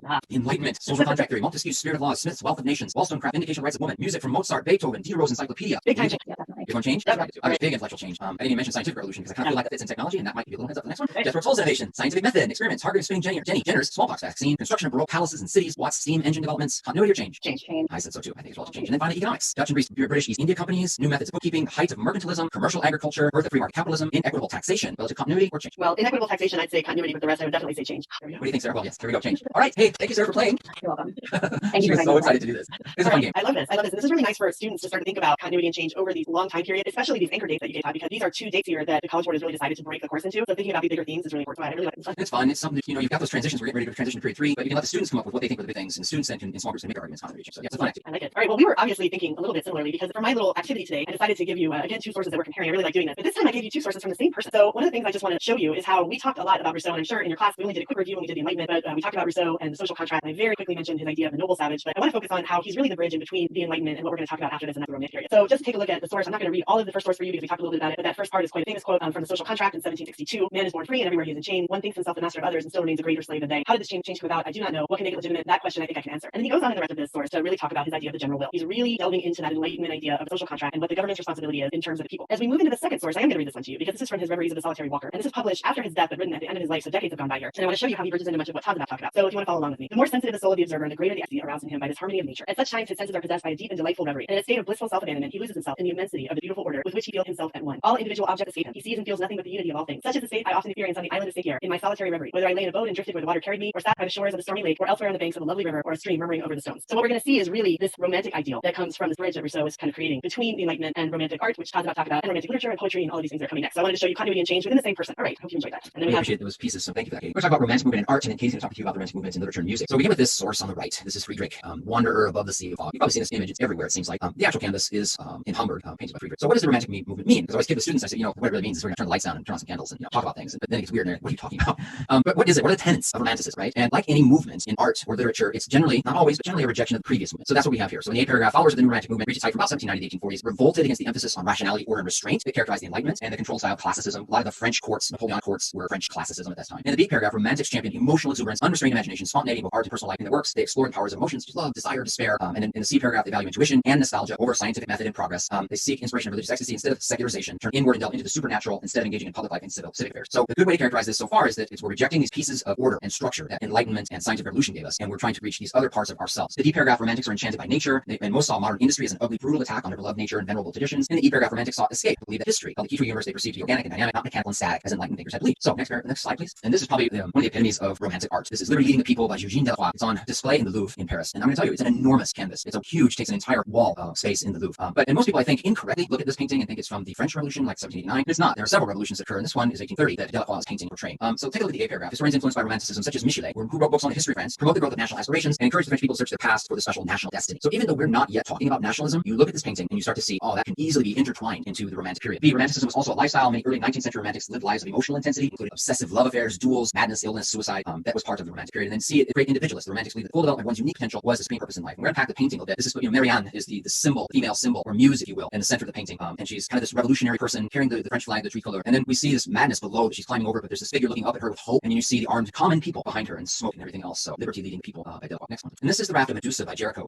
He's kind of sad. Jericho's a bit sad because he died so young. He had a respiratory illness as well as some other maladies that seemed to overcome him. So he died at the age of just 32. Jericho had a huge impact on history of French painting and went on to dominate the world of Western art in the 19th century. Jericho's preference for contemporary subjects, his attraction to the dark side of human psychology, his radical style, and his compassion for the weaker section of society all set the path for Romanticism's emphasis on emotion and subjectivity. What's interesting about this, the Raft of Medusa, is it's fashioned after a real event. So there was a shipwreck, a French shipwreck off the coast of Africa, and a few 130 or so people made these makeshift rafts from the debris of the ship, trying to just survive, right? And many of them will die of starvation. There is instances of cannibalism that take place so that others can survive on this raft. And this is Jericho's interpretation of this real event and this tragic event. It certainly fits within the categories of romantic art. English painters in the B paragraph would include Turner and Constable. Constable painted a lot of landscapes, a lot of farmscapes. Turner's probably most famous painting has to do with tugboats and industry, like railroads. We see lots of that in his work. But this gives you some sampling of the romantic period. And I really like Constable, so my students will sometimes Google those if you wanted to stop. There are these really idyllic nature scenes, lots of trees and green, and he's one of my favorites. So we move to literature and music, which we're just going to go over really briefly. But if you went back to the slide where Todd was giving sort of the tenets of romantic paintings, almost completely those apply to what we're looking for in the literature and in the music, with the emphasis on emotion and the rejection of sort of formats and styles that come before. So in A, romantic poetry has its foundation in the German storm and stress movement. And yet with that, much of the first romantic poets are English. We see examples, William Blake, Wordsworth, Sir Walter Scott. And then on the right, we have a picture of sort of our poster child for romantic poetry, and that is Lord Byron. He's a British romantic poet and satirist, and his poetry, he becomes a celebrity. There he is dressed in this Albanian costume, and this particular painting is in the embassy in Greece. And if you know anything about Lord Byron, that makes sense. He's very interested in Greek independence against the Ottoman Empire. And we talked about, Todd was just mentioning sort of his torrid love affairs that show up. He was also very well known for that. So Lord Byron's kind of our quintessential romantic person here. The novels in the, oh dear, what have I done here? In the many A's that I have here, which is really strange, sorry about that. In the second paragraph, we have romantic novels that are very much in the same themes that Todd was talking about. We see fantastic characters, exotic settings, lots of emotion. Many students read Mary Shelley's Frankenstein, and it's interesting that she's actually the daughter of Mary Wollstonecraft, who we talked about with her Vindication of the Rights of Women. And Victor Hugo's Hunchback of Notre Dame, I think lots of students are familiar with that. There's that Disney movie version of that. But the novel is quite intense, and that emotional intensity is something that we see woven through all of this romantic literature. And then a lot of students are also familiar with, we have nationalism going on in literature as well, because in Central and Eastern Europe, we have romantics that are studying transcribing folktales and proverbs, and the best example of this is probably the Grimm brothers fairy tale. So we see a lot of nationalism here, taking their stories, some of them that are oral stories, and transcribing them and turning them into things that still have resonance today. And then in music, again, composers are abandoning structure. Very much that sort of rationality is being pushed away to evoke really powerful emotion. The range and intensity give musicians a public profile and prestige. They're quite famous during their lifetime, and Beethoven is probably the best example of this with his romantic movements and his 9 very famous symphonies. So all of the tenets of romanticism are woven in through the writing, and we see that emotional intensity in the music, very much a rejection of the time period that came before, just like individual art. Great, thank you, Katie. I've never seen that image of Byron before. That's awesome. Yeah. So tell us what you think. Give us a review, your feedback, or a content review from today's lesson. If you're on Twitter, just go to @LearningHero. There's a survey there we'd like you to take. Give us some feedback and thought. Thank you. So today we went over how states responded to Napoleonic rule, romantic movement, the developments and challenges of political order resulted in change from the period 1648 to 1815. These were our thinking skills, but the big reasoning skill that we're unpacking for you today is CCOT, or that is continuity change over time. Absolutely. All right, so for your practice today, we've gone back to sourcing, and I use the same structure that Todd gave you in your last sourcing homework, and I think it's so straightforward in what we're looking for you to do. But of course, I've changed the source, and the source is going to be something that I hope will bridge between today's lesson and tomorrow's, because tomorrow, of course, you have another full TBQ, and tomorrow we're talking about industrialization. So if you take a look at the right part, I want you to go through 1 through 5 and make sure that you are doing in your sourcing, as you are doing historical situation, audience, purpose, point of view, and explaining why it's important, that you start by using that attribution in the stems that we talked about, that you briefly describe the content of the source, you do the sourcing and the why. Don't forget to explain why this is important as it relates to your claim or argument, and then include that best practice of putting the document number at the end there in number 5. That's really helpful. It's not required in the rubric, but it really does help for you to for you and for the reader to signal what you're doing in your essay. So the source here is Lord Byron. He's an English Romantic poet. He's also a member of Parliament, and it's a speech to the House of Lords against the Frame Breaking Act. So I'll let you do that reading on your own. The bottom of the document does, as the College Board often will explain something that you may not be familiar with, tells you what the Frame Breaking Act was. And I want you to think about this as it relates to an argument about reactions to industrialization. So Todd told you on that first slide on romantic art that romantic art is similar to reactions. So I want you to think about our source and how that relates to what he has to say in the document. As always, you can email your responses to us at aprvirtuallearning@gmail.com. We'll feature your great responses tomorrow. We've been so impressed. I think we say this every day, and every day as we're looking through your responses, we're just overwhelmed at how careful and how much time you're taking in your work. So thank you for continuing to do that. Great, thanks, Katie. Here are our school shoutouts for today. Ravenscroft School from Raleigh, North Carolina. They are the Ravens at Ravenscroft. Go Ravens. The Preyas School, I hope I'm pronouncing that correctly, La Jolla, California, and their mascot is the Triton, as in the god. So I didn't think we could go Tritons, it's singular, so it is the Triton. And then Fred J. Page High School in Franklin, Tennessee, they are the Patriots. So we're watching you guys, we see you guys, we appreciate your work and your engagement in this. Power up, you got this. We're going to be with you to help you get through and do well and show your very best work on the AP exam. Just a quick note from College Board, we know that not all students have access to the internet or device. We're working on solutions to help students get what they need to show their best work. If you need mobile tools or connectivity or know someone who does, reach out directly to College Board at cb.org/tech. Right. Okay, Katie, thanks for playing the game today. Thank you, producer Sarah, for playing our game today. I thought it was kind of fun. It was fun. It was fun. And you know, it's the kind of thing that I would really like to do in my class. I love the idea of students having to make their own arguments for whether something is continuity or change. Really get them thinking about that. That's great. Exactly. Come with us tomorrow because it's DBQ Friday tomorrow. It's going to be great. All right, see you guys. bye-bye. AP Live with European History. My name is Todd Beach. I teach AP European History at Eastview High School in Apple Valley, Minnesota. The sun is shining. It's a beautiful day in Minneapolis. And this is Katie. Good morning. I'm Katie Lacey. I teach AP Euro at Coral Gables Senior High. It's in the suburb of Miami, Florida. The sun is shining here, but it's pretty hot here today, so I think you probably have a little bit of a nicer day than we do.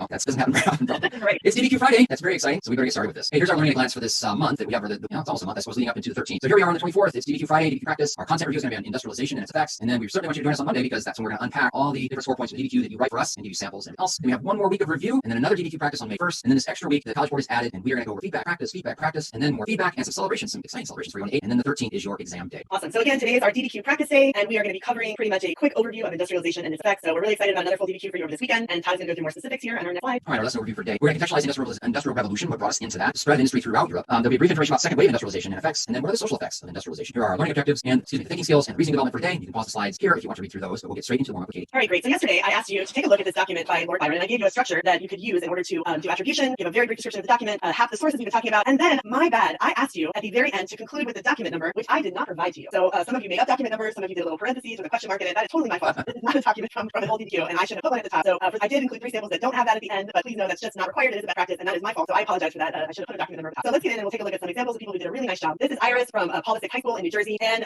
Iris starts off with, in a speech to the House of Lords, Lord Byron expressed his emotions and opinions on the Frame Breaking Act. Speaking to an audience of his fellow Parliament members, he tried to explain to them that there were only negative reactions of the people to industrialization because industrialization was truly an evil to the people. The Frame Breaking Act had been passed to punish textile workers who rebelled, but they only destroyed the mechanized looms because their jobs were threatened, and that was in the document. The growth of industrialization during time had caused an increase in mechanized labor and machines, leading to less need for human labor. So the people felt threatened by industrialization because they could possibly lose their job. A little hint there in historical situation. But then, really clearly in the green, Iris goes into speaking from the point of view of an English Romantic poet and member of Parliament. Lord Byron does not hold back on his emotion, clearly showing his anger at the passage of the Frame Breaking Act. And then if you can see in the yellow, there's that Y in our half and happy. This is important. Even though he's a government member, he makes his feelings known. Understanding that the feelings of the majority are important. His speech shows his revolt against enlightenment's restraint by expressing his intuition and emotion, even if his opinions may be different from the other Parliament members. Really nice. I would say so many of you who sent in your responses saw that there was a point of view for him being a romantic poet and responding to industrialization. So you did a really nice job with that, Iris. Thank you. And then this one's much shorter, but still I think does the job. And I want to remind you that so many of you have expressed to us in your emails you're concerned about the time in the exam. And so while that was really excellently done, it doesn't have to be quite that long. If we see this is Marissa from Riverside High School in Florida, and starts with that attribution we've been asking you to start with in a speech to the House of Lords, Lord Byron is rallying against the Frame Breaking Act after workers have vandalized mechanized looms. His purpose is to speak passionately about how he clearly believes that the act should not be passed and to show that the Luddites were desperate and should be seen in that light. He is hoping that his members of Parliament will see their plight and not pass the bill. That's the purpose in this speech. This is important because it shows that not everyone in the House of Lords was indifferent to the situation unfolding in England, and that Byron himself was against the effects of industrialization. So this is a lot shorter than our last one, but I think he does a really nice job in the yellow of doing that Y and happy, and moves on then to discuss the document as a whole. It's really a nice job by Marissa. And then our last one is back to so many of you did really nice one of you, so I wanted to show another one. This is Joe at Graham High School in Virginia, and Joe starts off saying with that attribution, we really like that. In a speech to the House of Lords in 1812, Lord Byron argued against the Frame Breaking Act because he believed the workers who destroyed the mechanized looms that threatened their job were justified in their action. Now we move to the green. We're moving to that point of view analysis. Byron, who was a romantic poet himself, made a speech during Britain's Romantic movement, which emphasized the supremacy of nature and emotion over the strict empiricism and rationalization of the Enlightenment prior. Additionally, the Romantic movement vilified industrialization, which Romantics interpreted it as threatening the harmony of nature. Moves on to the yellow to that Y. This is important because the ideas of this movement shaped Byron's opinions regarding this incident and ultimately led him to side with the worker rather than the textile industry. So another really nice example of someone who looked at that document by Lord Byron and then really thought about what was in the source and how the information provided to you in the source brought that document to life. So very nice job on these student responses. We really appreciated all the responses that we got. You guys are doing such a great job. Great, thank you, Katie, for breaking that down for everybody. That was good, everybody. I think we're getting there,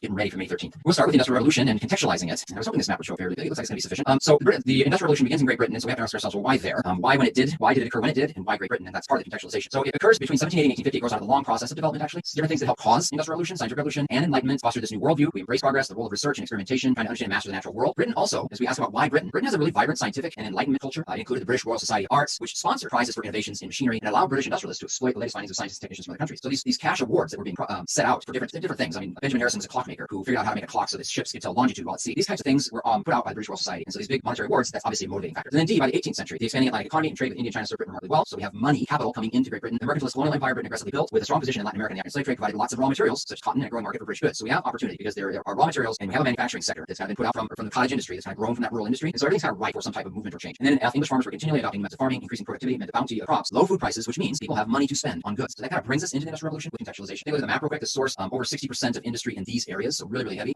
You can see kind of a cut up of that, Lancashire and Yorkshire mill towns there. You can also see Northern Ireland, parts of Scotland are also important to that. So the map kind of gives you an idea. The other thing about England is we talk about this, because it's an island nation, because it has lots of rivers as well, and canals have been built, you're never more than 20 miles anywhere in England from navigable water. That means you can move goods around pretty quickly. And so that also kind of is a stimulant for the Industrial Revolution. So we know it's going to begin in Great Britain. We have the source here, James Watt, who's a Scotsman, studying improvements to the new Coleman steam engine, which we'll talk about there. So nice image there. European society, like others, continue to rely mainly on wood for energy. So it's really a question of energy. What kind of energy do we have to do the things we're doing? And at this point, we can burn wood, we have people power, and we have animal power. And that's about it. And so Britain, because it's an island country, is starting to run out of wood, and they start to look toward coal as an alternative to increasingly scarce supplies. And they start to use coal to produce mechanical energy into power machinery. The thing about coal is it's in the ground. You have to dig it out. And when you're an island nation and you're digging coal out and the climate is rather rainy, you have water in your coal mines a lot. And so the first engines were made by Savory and Newcomen in these years, and they were to pump water out of the coal mines. Well, as the story goes, one of the coal mine pumps broke, and a man named James Watt, who was a professor in Glasgow at the time, came out and tried to take it apart, and he noticed that if we add a separate condenser to the engine, we can capture some of this bled off steam and increase the efficiency in the power. And so thus, the coal-burning steam engine, Industrial Revolution's most fundamental advance in technology, is born out of Watt's mind. So production of iron increases, it becomes the cheap and indispensable building block of the economy. And then we take that and we start to make things other than pumps, and we put it on a railroad car. And the first steam locomotive went between Liverpool and Manchester in 1829. It was Stephenson's rocket, and it sped down the track at a whopping 16 miles an hour. Now, I tell students, you could probably run 16 miles an hour, but could you be hauling something behind you for 30 miles at that pace? Railroad dramatically reduced the cost of shipping.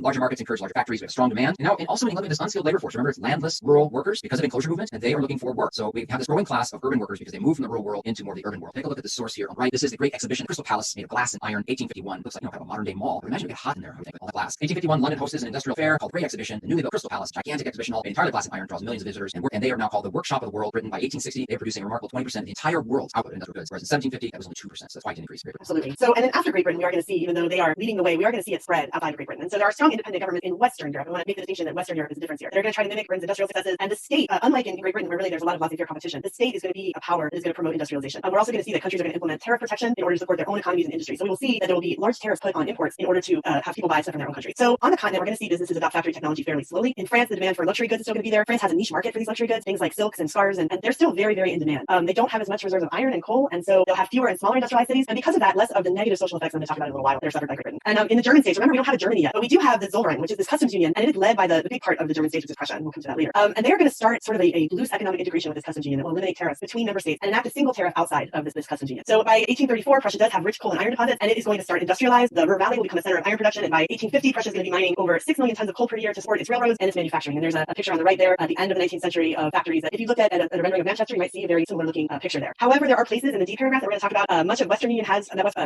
has industrialized, but there are some areas that lag behind. So some of Southern Europe, particularly like Spain, is going to have relatively unchanged life there. Industry is going to come slowly in the 20th century. And then in Russia, we're going to see Russia does industrialize, but Russia still has serfdom. Their continued reliance on serfdom is going to mean that its economy is going to still be mostly agricultural. It does industrialize later in the century. It will build railroads such as the Trans-Siberian Railroad that goes from Moscow all the way to the Pacific Ocean. And its coal, iron, and steel industries will develop at the beginning of the 20th century, but they're later, right? Even as we're on the cusp of World War I, we're going to see that they're still mostly agricultural. Great, thank you, Katie. By the time we get to 1870, historians call what they call a second wave of industrialization and its effects. And essentially, we're moving from steam power, which steam power, make no mistake, will stay around to the beginning of the 20th century. It'll still be very, very much used. But we're starting to find new sources of energy. And so these new sources, mechanized industries are going to expand. New industries will appear because they're going to appear around new sources of energy and new products from those sources of energy. And industry spreads geographically. Part of that was something known as the Bessemer process, which when I was thinking about the image, I was looking at images of the Bessemer process, and I thought, oh, we could show this, but then realizing I don't know how that really works. I'm going to put up an image and try to explain something I don't know how it works. So you can certainly Google Bessemer process and look at different diagrams of how that works, but I've never worked in a steel mill, so I'm not going to pretend that now. The Bessemer process was introduced leading to the manufacture of steel. Now, historians are really careful here to explain that this similar process had already been in place in China since the 11th century. But what they have done is they've created this process that's a slightly different, but it's not on such a massive scale that we're producing huge loads of steel at a time. And because it can be done on such a massive scale, it can be done relatively cheaply. So these improvements were made to the steam engine, making it more efficient, making it power larger and larger ships, for example. But electricity is also beginning to come into use. The invention of gasoline and diesel engines will eventually give the world automobiles, airplanes, new methods of shipping in the decade before 1914. And then this always just fascinates me. The transatlantic telegraph cable. And that's the source. They're going to lay a cable in, you think about telegraph as a wire, and they're going to lay a cable, a telegraph wire cable encased in rubbers on the sea floor that extends from parts of Europe or in Ireland all the way to North America. So this illustration shows one of the ships that's laying out this Atlantic cable. And I just find that such a fascinating thing that they could do that. And I can't even imagine the number of spools of this cable that had to be aboard these ships to make this happen. But this will connect and makes communication between North America and Europe possible. And then by the time we get to E paragraph, oil now becomes a coveted natural resource, as well as new chemical industries will start to emerge. And rather than the individual inventor, we're starting to see companies invest in these industrial research laboratories to replace the individual inventor so they can patent, and keep those secrets and make money off of those secrets best they can. Right. So we come back a little bit to when Todd started with Great Britain. He didn't talk about really what we tend to focus on a lot with industrialization, and that is the impact on people because of industrialization. So we have social effects, and we usually tend to focus on the negative social effects, and there were many. So we'll start with with working conditions. So working conditions in the factories are really deplorable. People work long hours, often up to 18 hours per day, in conditions where there's poor light and little ventilation. So just really difficult and dangerous working conditions the factories. In B, women and children are often preferred. Children were preferred because of their small hands that could reach the machinery, and women would work for significantly lower wages than men. So children, particularly when they were in mines, they would have permanent mine formation, having to walk stooped over. These mines had explosions or cave-ins that were an ever-present fear. So just really dangerous conditions. Some of the moving machinery would really hurt women's hair if it became undone. Cotton machinery, all kinds of problems. In C, we have laborers becoming sick and developing breathing and lung diseases from exposure to toxic substances. And as I said, they're sometimes injured, mutilated, and killed by the dangerous machinery. So in the initial part of the Industrial Revolution, there's nothing to protect these vulnerable populations. Next week, we do have one of our days we're talking about reform. So we'll start to talk about how that changes over time. Indeed, when we get out of the factory, outside in the home, things are really not much better. Cities are incredibly overcrowded. Housing and sewage disposal cannot keep up with the population growth. As Todd said, we have these huge groups of people that are leaving. They have no work to do on land, so they're entering cities, and cities are incredibly overcrowded. Diseases like cholera and dysentery, along with air and water pollution, really drastically reduce life expectancy. People are dying much younger, and the discrepancy between urban and rural life expectancy is significant here. Social problems such as alcoholism, prostitution, crime, and sanitation problems simply define life in these industrialized cities. And in the F, it's important to say that there are some positive consequences, but for some groups, and we're really not talking so much about the workers here, and that the Industrial Revolution encourages a middle class, and that middle class is going to have some income to spend. So we will see them start to do things like buy homes and luxury items like china, furniture, and art, but we still have a wide discrepancy between the workers that are poor and the middle classes. So mostly negative effects from industrialization. Great, thank you, Katie. Yeah, so that's going to help you a little bit with the DDQ for today, as a matter of fact, that Katie just left us with. So our key takeaways to talk about the context in which the Industrial Revolution originated and developed, and what factors influenced that development, how innovations and advances during the Industrial Revolution led to economic and social change, and what were the causes and consequences of those social developments resulting in that. And so our reasoning development primarily is causation today. Okay, we're going to get straight into our DDQ exam practice, and we'll just unpack the rubric one more time for you. If you're joining us for the first time on this Friday, this is typically what we do. We unpack the rubric, then we go through the documents, and then we turn you loose and have you write for us. So here we go. For the A category, it's thesis or claim. This is unchanged from the rubrics previously. You're going to respond to the prompt with historically defensible thesis or claim that must establish a line of reasoning. Okay, so that's really important there. The B category is contextualization, to describe a broader historical context relevant to the prompt, and so you want to bring the reader into the prompt with broader historical events, developments, or processes that occur before, during, or continue after the time frame of the question. The point is not awarded for merely a phrase or reference. Okay, so in the C part of the rubric, we have evidence, and there are a few changes, as we've already talked about, from the typical rubric of 2020. And so if you see at the top there, the evidence from the documents, we have a possibility of 3 points that you can get from the documents. We have that first point, which is sort of a low bar point. You're going to use the content of at least 2 documents to address the topic of the prompt. We want to do better than that, of course, and move to the next second point, where what you're doing with 2 of the documents is supporting an argument in response to the prompt. So I want you to be very deliberate that when you're using your documents, that you're bringing them back to whatever your argument is that they are the evidence for. And then there is a third point in the rubric for 2020, where you're supporting an argument in response to the prompt using 4 out of the 5 documents that they're going to give you on this year's DDQ. So 3 possible points of evidence that come from the documents. If you move to the second half of the slide, you'll see this year there are 2 points for evidence beyond the documents. The rubric sounds exactly like it does on a normal year when there's only 1 point for this, but they've added additional points. So if you see, you're going to use at least 1 additional piece of specific historical evidence beyond that is found in the document that is relevant to an argument about the prompt. And it must describe the evidence and use more than just phrase or reference. There's no double dipping. You can't use what you've used for contextualization in the B point that Todd just told you about. So if you do this once, there's 1 point, and then for this year only, there's the possibility of a second point for doing this twice, a second piece of specific historical evidence. So 5 possible points in the C part of the rubric this year. In the D category,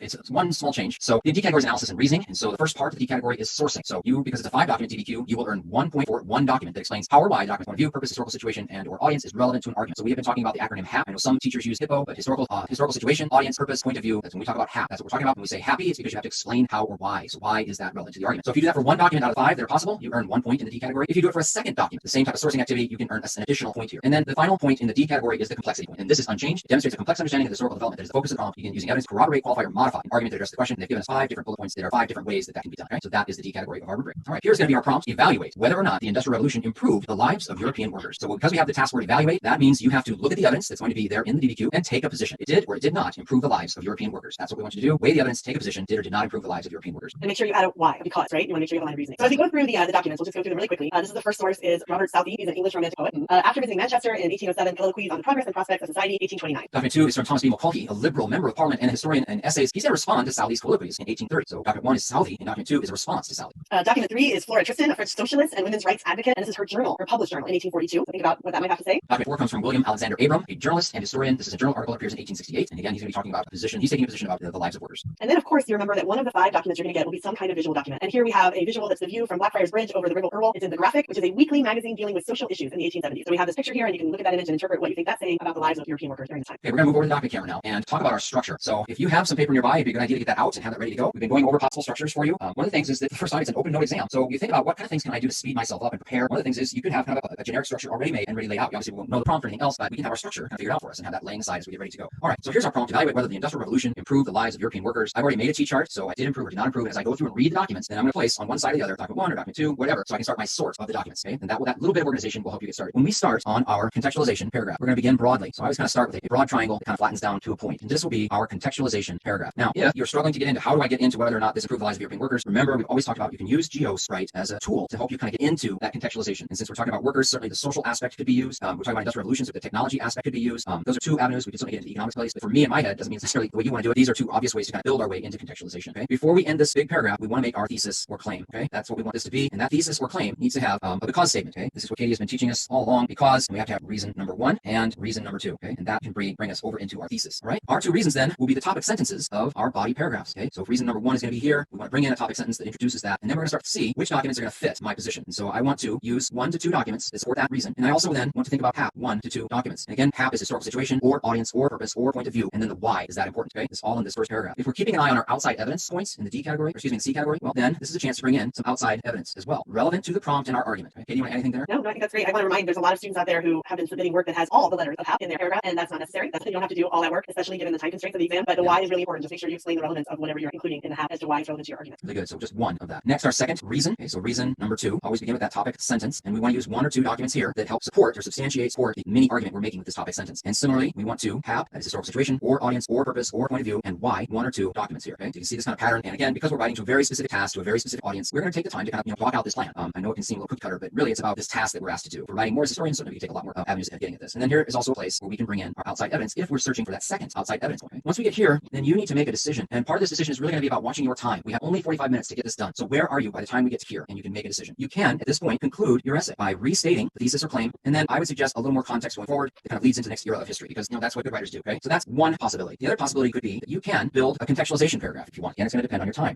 So with this contextualization paragraph, or excuse me, complexity paragraph, apologize for that. You can build a possible complexity paragraph here if you have the time, and that's where you're going to take an alternative argument and use at least 1 doc. I'll put 1 to 2, but you want to use at least 1 doc. There's only 5 documents in the whole thing. Okay, if you have time, again, you could have that doc, historical situation, audience, purpose, point of view, and why, just in case one of these wasn't quite good enough and didn't cross the bar. Then we're getting that second point. Katie, do you want to add something here? No, I think that's great. If you have time and there's a piece of outside information for that document, you can do that as well.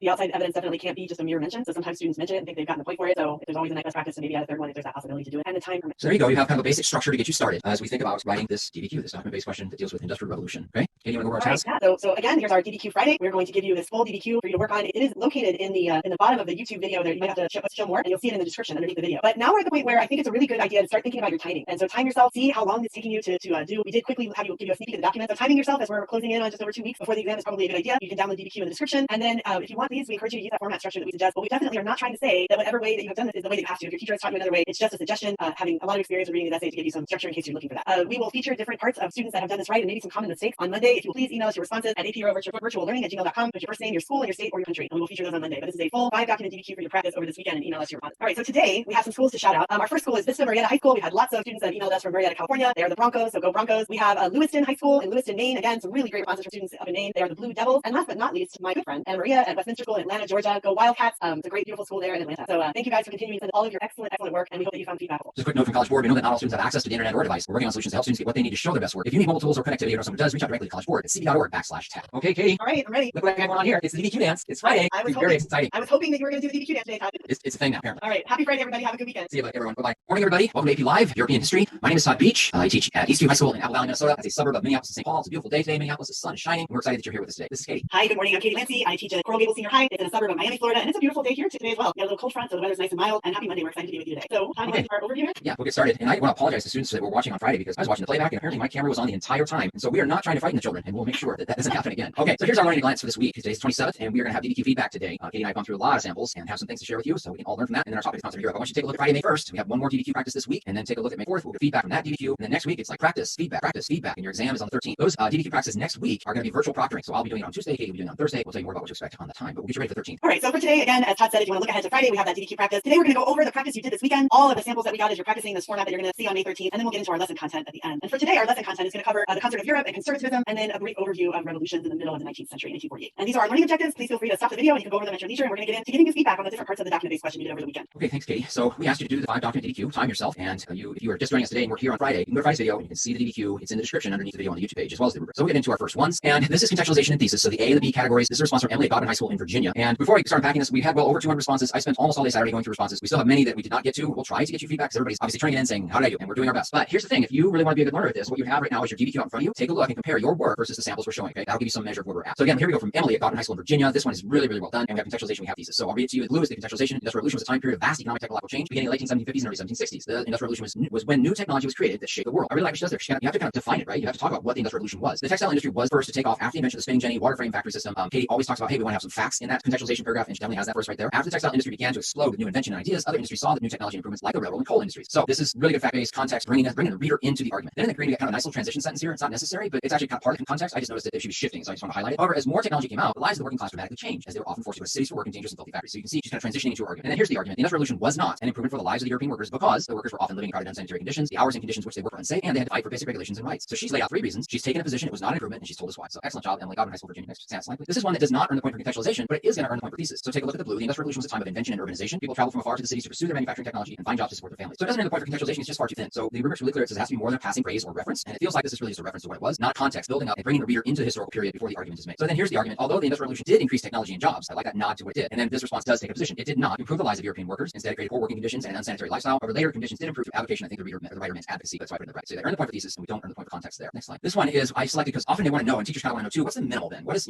I showed you Emily's from Godwin. That very first one, it was brilliant, right? Do they all need to be like that? No, but she writes like that, and well done for her. But here's kind of a minimal, so that you have where does that threshold go? And in the blue, the Industrial Revolution was a major change in the manufacturing processes in Europe and the United States. There were many machines invented, such as the spinning jenny, steam engine, cotton gin. They resulted in higher production levels of products. These various machines resulted in a shift from producing products in the home to factories being born. Then they have a transition statement, and then we have our claim. The Industrial Revolution did not improve the lives of European workers, but instead caused poor work conditions and pollution. So you can see it's very minimal claim, but it does take a position. It does lay out a line of reasoning. We have a minimal piece of context. So that should give you some ideas there for context and thesis. Nice. All right, so if we move on from evidence, just a quick reminder that there are 3 potential points to get in evidence, and we're really looking for you to get the evidence of a document that is used to support an argument. Three points from documents. So this is Matthew from Brentwood High School in Tennessee, and this was the beginning of his paragraph, and I wanted to point out that he started with a nice topic sentence there. As more factories were built across Europe, the lives of workers were negatively impacted. So his argument here is that the conditions were not improved, right? Then he moves on in the blue to talking about the content of the document. One example is Robert Southey's account of the grimy city of Manchester in 1807 with narrow streets and blackened bricks from industrial smoke. And then in the green takes that document and relates it back to the argument. These are negative impacts of rapid industrialization because people suffered from the lack of sanitation and basic cleanliness in their city. This is a really nice job of someone who is using a document to support an argument. And we're really looking for students to get those full 3 points that come from documents, using 4 out of the 5 documents to get to support an argument. And then this next one is from Bethany at Eastlake High School in California. And the same thing, Bethany did a very nice job of starting with the topic sentence of the paragraph to lay out what the argument is going to be that the documents are going to support. And in the yellow, we have the Industrial Revolution worsened the lives of European workers because of exploitative conditions in the workplace. And then follows up that topic sentence with the actual content of the document. For example, in her published journal, Flora Tristan wrote about the fact that workers often spend 12 to 14 hours working every day in cramped spaces with poor ventilation, and how these conditions, and then she did at the end bring this back to that argument, affected the health of the workers negatively. So this was a really nice job. I like the attribution that was used at the beginning with the journal and the author. So that's a really nice job of evidence from the documents used to support an argument. If you do this with 2 documents, you're going to get 2 of the 3 evidence points that come from the document. If you do it with 4, you'll get all 3 points. And then I wanted to show you here an example, and unfortunately we did see a little bit of this weekend, of people who are just telling us laundry listing, so to speak, the documents. So the first thing is there's this topic sentence that's not related to any argument. A group of people known as the Romantics were very against being rational, and they emphasized emotion. So that is the definition of what Romantics were, but we're not looking at anything in regards to prompt. And then followed up by in document 1 in 1829, an English Romantic poet, Robert Southey, describes the conditions of the city of Manchester, calling the city destitute. But then never relates that to any kind of argument. It goes right on to document 2 to tell me that in document 2 a liberal member of parliament responds to Southey, stating that his description is unrealistic. So it's not that this is an inaccurate discussion of the document, but they're not being used in any way to support an argument because we don't know what the argument is that they're trying to make. So a topic sentence that was about the prompt could have helped here, or after using the document, relating that document back to what the argument is will help to make sure that you are supporting an argument while you're using the document. Right, and then if you move on, remembering that there are 2 potential points for using evidence beyond the documents in your essay. So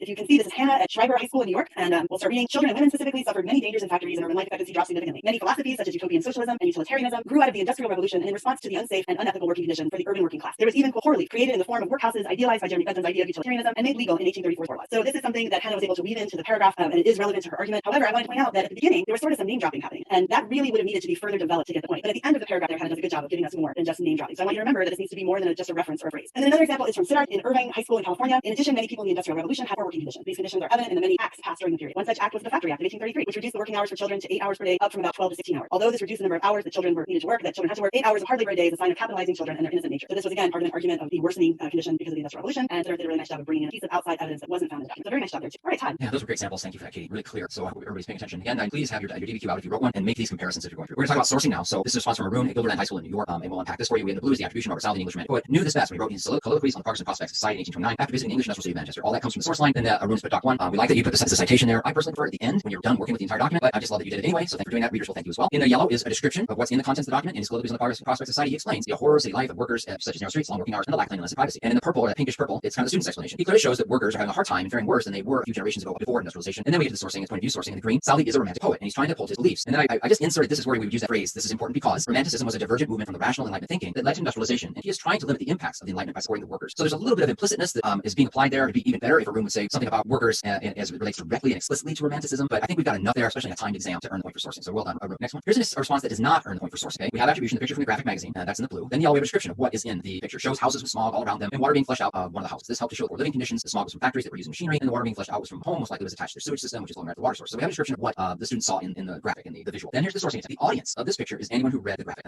Okay, so we've not explained, but we've identified an audience. And the purple is the attempt. It is important because this picture shows what kind of lives these people live in and what this new society is doing in the city. So it's an attempt at analysis, but it just doesn't go far enough. You talk, this response is saying that we have an audience, but it's not relating why the audience matters to this source. We kind of just have another description of what the picture does, and we have these very generic statements like these people and this society is doing in the city. So we have to be fleshed out a little bit more. Next one. This is from Gigi at Woodside High School in California. I really like this one, folks. Wow, this is so well done. The blue is attribution. Thomas B. Macaulay also makes a case for benefits of industrialization. Then we start with some sourcing. He was a liberal member of parliament, meaning he had considerable social prestige and wealth, and all capitalist laissez-faire ideologies. In his eyes, the danger of industrial society were no different than that of peasantry, as he wrote in response to Southey's writing top two. So good job with the citation. Then a description. He argued that the peasants' lives had never been graced with wealth and fortune, meaning that new working conditions were just trade-offs for the increase in national wealth, which the manufacturing system produced. Then we have further sourcing in the green. His claims come from a place of bias. As a liberal, he supported little economic intervention on the part of the government as capitalism in Britain functioned off of private business. So that's really well done. As a member of parliament, he saw the increase of wealth in industry in Britain, which he assumed would also benefit the workers. Instead, inflation meant that the workers still couldn't buy what they needed, and that only the middle and upper classes receive actual wealth from manufacturing. His work is therefore an example of class gap between the rich and poor, and how those benefiting from the system will turn blind eyes suffer. Really well fleshed out. That's just an exemplar sample. They don't have to be fleshed out as well as that, but we're certainly giving props to you, Gigi, because that's pretty amazing. And then here's one that does not earn the point for sourcing. We have attribution in her published journal, French Socialist Flora Tristan, that's in the blue. Then we have description in the yellow. Wrote about the hardships that workers faced in Manchester. She describes their lack of essentials such as food, fuel, and furniture in the unsafe working conditions. And in the green, we have the sourcing intent. As a socialist, Tristan would want the working class to be equal to the ruling class, and one can see this in her writing. So what we don't have is this is important because, right, we've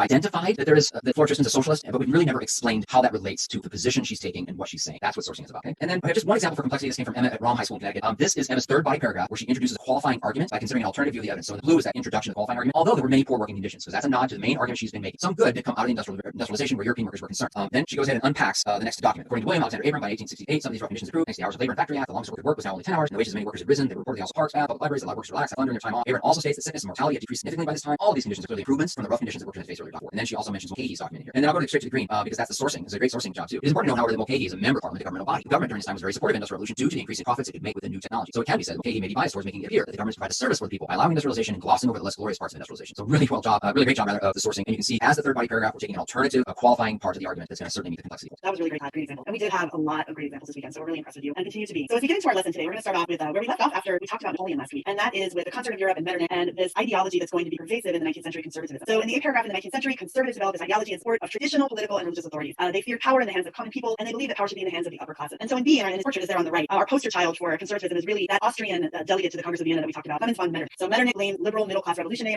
for instigating the lower classes and believed that an authoritarian aristocratic government was necessary to protect that society from the baser elements of human nature. He had been very alarmed by both the French Revolution and Napoleon's rise to power. So during this time post-Napoleon, we're going to see conservatives reestablish control in many European states, and they're going to attempt to suppress movements for change. And in some areas, they're going to strengthen adherence to religious authorities. And Metternich is the brainchild of the concert system, the concert of Europe, or the Congress system. And that is really going to try to maintain the status quo. They're going to have collective action and adherence to conservatism. So all of this came out of the Congress of Vienna, which reestablishes conservative control generally. But of course, it doesn't resolve all of the differences. And leaders are going to be combating competing ideologies moving forward. And that's really what Todd's going to start talking about today, is that liberalism and nationalism are going to threaten this conservative order that they're trying to reestablish after 1815. Thank you, Katie. So we get into the reforms and revolutions of France of 1848, and we're also Katie will unpack what's going on in 1848 in Austria-Prussia. So again, we're back with France. So late 1840s, Europe entered a period of tense political and economic crisis that led to revolts and insurrections all across Europe. So historians, especially in the 19th century, historians talk about how we have dual revolutions taking place throughout the 19th century. We're moving from a political revolution. So think of a continuum, a line in your head of 1789 to 1914, political, right? So think what's changing politically during that long 19th century. We're moving or trying to move from absolute monarchy and subjugation to more representative government, right? And so what we are getting now are these tensions that are blossoming out. The other piece that's going on during this time is an economic revolution. We're moving from mercantilism to a more global marketplace, and we're moving to industrialization, and workers are demanding more. So this economic revolution is taking place at the same time. So I always tell my students, hey, have you ever seen Ghostbusters? Because what do they say in Ghostbusters? To never cross the streams, right? So what happens when these two revolutions, the political and economic, cross the streams? That's when we get these tensions that bubble over, and what will eventually come out of it is a new ideology called socialism. So in B, in France, for 18-year-old Louis Philippe's bourgeois monarchy, characterized by stubborn inaction and complacency. Complacency is a very good word there. They did nothing. They protected their status quo. It served the selfish interests of wealthy elites, failed to enact any social legislation, any electoral reform, keep things as they are. This is the conservatism that the elites and those in power want to keep. And now it's just going to come to a head, because what pushes over the top are crop failures. Crop failures 1846 and 47 unite a diverse group of opponents and eventually touch off a popular revolt in Paris 1848. So it always seems to take some event, and when people can't eat, that seems to be enough to really motivate some revolt. So workers and students armed with guns will dig in behind makeshift fortresses and they demand a new government. And indeed, when Louis Philippe refused to call on the army to put down the revolts, he will abdicate, and then revolutionaries will proclaim a provisional republic, and it's going to be led by a 10-man executive committee, draft a new constitution. So France is now on their second republic. 1848, first republic was 1792. So I always tell students, do you know which republic we're on? We're still on our first, so knock on wood. And then in E, they gave the right to vote to every adult male in the 32nd republic. They free all slaves in French colonies. They abolished the death penalty and guaranteed workplace reform. So you think about how much political change France has experienced from 1789 to 1848. It's just constant. Next slide, please. And then, so we have this going on, but we still have unemployment, we still have food scarcity. So yay, we have a new second republic, but we still have problems that have to be solved. Louis Blanc will press for recognition of socialist right to work in a create these government-sponsored cooperative workshops. So this is, this kind of thing where we sponsor public works to get people working and get the economy rolling. That's a very much a typical response when you have these kind of things.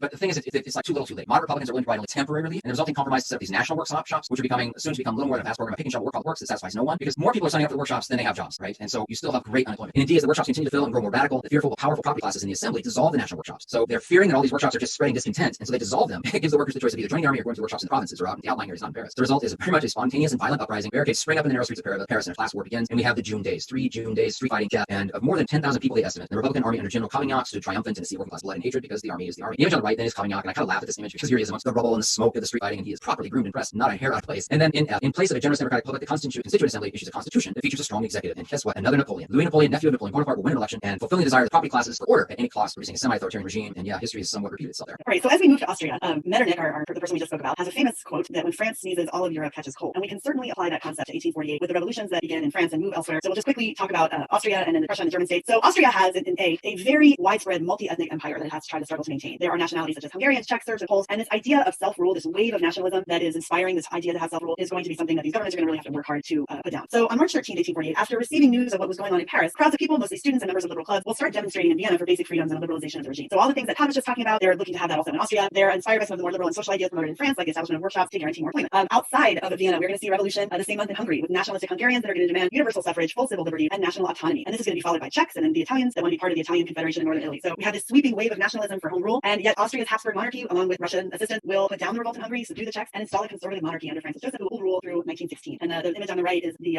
surrendering of the Hungarian army. And then in Prussia, we have similar things that are going on. Again, both of them ending with the triumph of conservatism. We have, inspired by revolutionary uprising in France as well, demonstrators in Prussia and the German states demand civil liberties and reform constitution. So you should see that this is a concept that is crossing over between states, as France and other places are all looking for this embracing of liberal ideas that are happening. So, and this is of course pushing against conservatism. So the King of Prussia, Frederick William IV, responds with force. He kills hundreds by the middle of March 1848, but he does promise to create a constitutional monarchy. And then the images on the right is the Frankfurt Assembly. So delegates, if you remember, we don't have German unification yet. We have these individual German states, and they are all sending delegates to Frankfurt. And here they're going to work towards creating a constitution and starting to think about that nod towards unification that we're not going to get done until 1871. But this process is slow going. The constitution that the National Assembly draft does call for a federal union headed by a hereditary emperor with powers limited by a popularly elected legislature. So we're looking for these ideas that have been pervasive throughout decades here. Yet at this time in Berlin, the monarchy regains control. It crushes protesters and then refuses to accept the constitution that comes out of Frankfurt. So their liberal sort of agenda is put on hold, and they'll pick that back up at the end of the 19th century. But for now, what we're going to have is just a reestablishment of conservatism in Prussia. Thank you, Katie. So as we were just talking about, the revolutions of 1848, you have to ask yourself what changed, right? There was revolution, there was an attempt, there was revolt, there was an attempt to change. But as Katie just unpacked, we still have monarchy in Prussia, we still have monarchy in Austria, and we have a strong man in France. So let's think about that as your takeaways for today, about explaining the political order, what maintained and what was challenged, explaining which various groups reacted against the existing order, and then the causation and the contextualization was part of our list today. Okay, so for exam practice, hey, this is a big week, everybody. On tomorrow, our exam practice is going to be on sourcing. Wednesday, our exam practice is going to be on outside evidence. We're kind of noticing that we really need a little bit of help with that. Thursday, our practice is going to be on context thesis. So we have a lot going on. I hope you're with us every day for practice this week. Here's our practice for today. We're going to look at two different arguments. So these are secondary sources. These are historians writing well after that. And what we want to do is, this is kind of like in the micro, because when you're in a DDQ, you're looking at several sources and you're trying to figure out, okay, what's the main argument here? What's the main argument? So let's just look at two. And I'm going to tell you their opposing arguments here. And we'll kind of work on that skill for today. So your homework is in A, describe the author's main argument in source A. And number 2, describe the author's main argument in source B. And then 3, just evaluate the most significant difference between the two source claims. So you see number 3 is it's kind of in the micro, right? It's similar to our DDQ problem, but we're just doing these two different parts. The most significant difference between the two claims. So you write those up, submit your response to that email at apyourvirtuallearning@gmail.com. Please include your first name, school, and state your country. We'll feature those tomorrow. Awesome, Todd. So our shout outs for today, again, we're so excited that we keep getting so many responses. Our first one is Massaponack High School in Fredericksburg, Virginia. They're the Panthers. Go Panthers. Fred J. Page High School in Franklin, Tennessee. They're the home of the Patriots. And Pulaski High School in Pulaski, Wisconsin. They are the Red Raiders. So thank you guys for continuing to watch. We really appreciate you and all your great feedback. And then the other thing I wanted to share with you today is the College Board has asked us just to introduce this to you, that they have partnered with quill.org to provide free online tools to improve writing skills. So if you're interested, students practice building sentences, and Quill provides feedback on how to revise and strengthen your grammar and syntax in preparation for AP exam. And it looks like, I guess, it's a writing resource in general. So if you're interested, you can go to quill.org/AP to find out about that. All right. Katie, I had a student send a joke in for me. Oh no, is it a dad joke? Oh, maybe. Where did Napoleon keep his armies? I don't know, Todd. Where did Napoleon keep his armies? He kept them in his sleeveys, of course. Oh, come on, it's so good. Oh, guys, have a great day. Take care. Be well. Thanks for watching, everybody. Oh. Hey, good morning, everybody. Welcome to AP Live with European History. We're glad you're with us this morning. My name is Todd Beach. I teach AP European History at Eastview School in Apple Valley, Minnesota. That's a suburb of Minneapolis and St. Paul. And it's raining today in Minneapolis, but I was able to get outside and get my run in before the rain, but that's the way it is, raining today. And this is Katie. Good morning. It is absolutely not raining in Miami, Florida. It is stunningly beautiful today. We have very low humidity. I'm Katie Lancey. I teach at Coral Gables Senior High, which is a suburb of Miami. We're happy to have you guys with us, and I'm sorry you're having bad weather, Todd. We're having really beautiful weather today. It's going to be fine. It's going to be great. Yeah. All right, so here we go. It is me. Course of glance.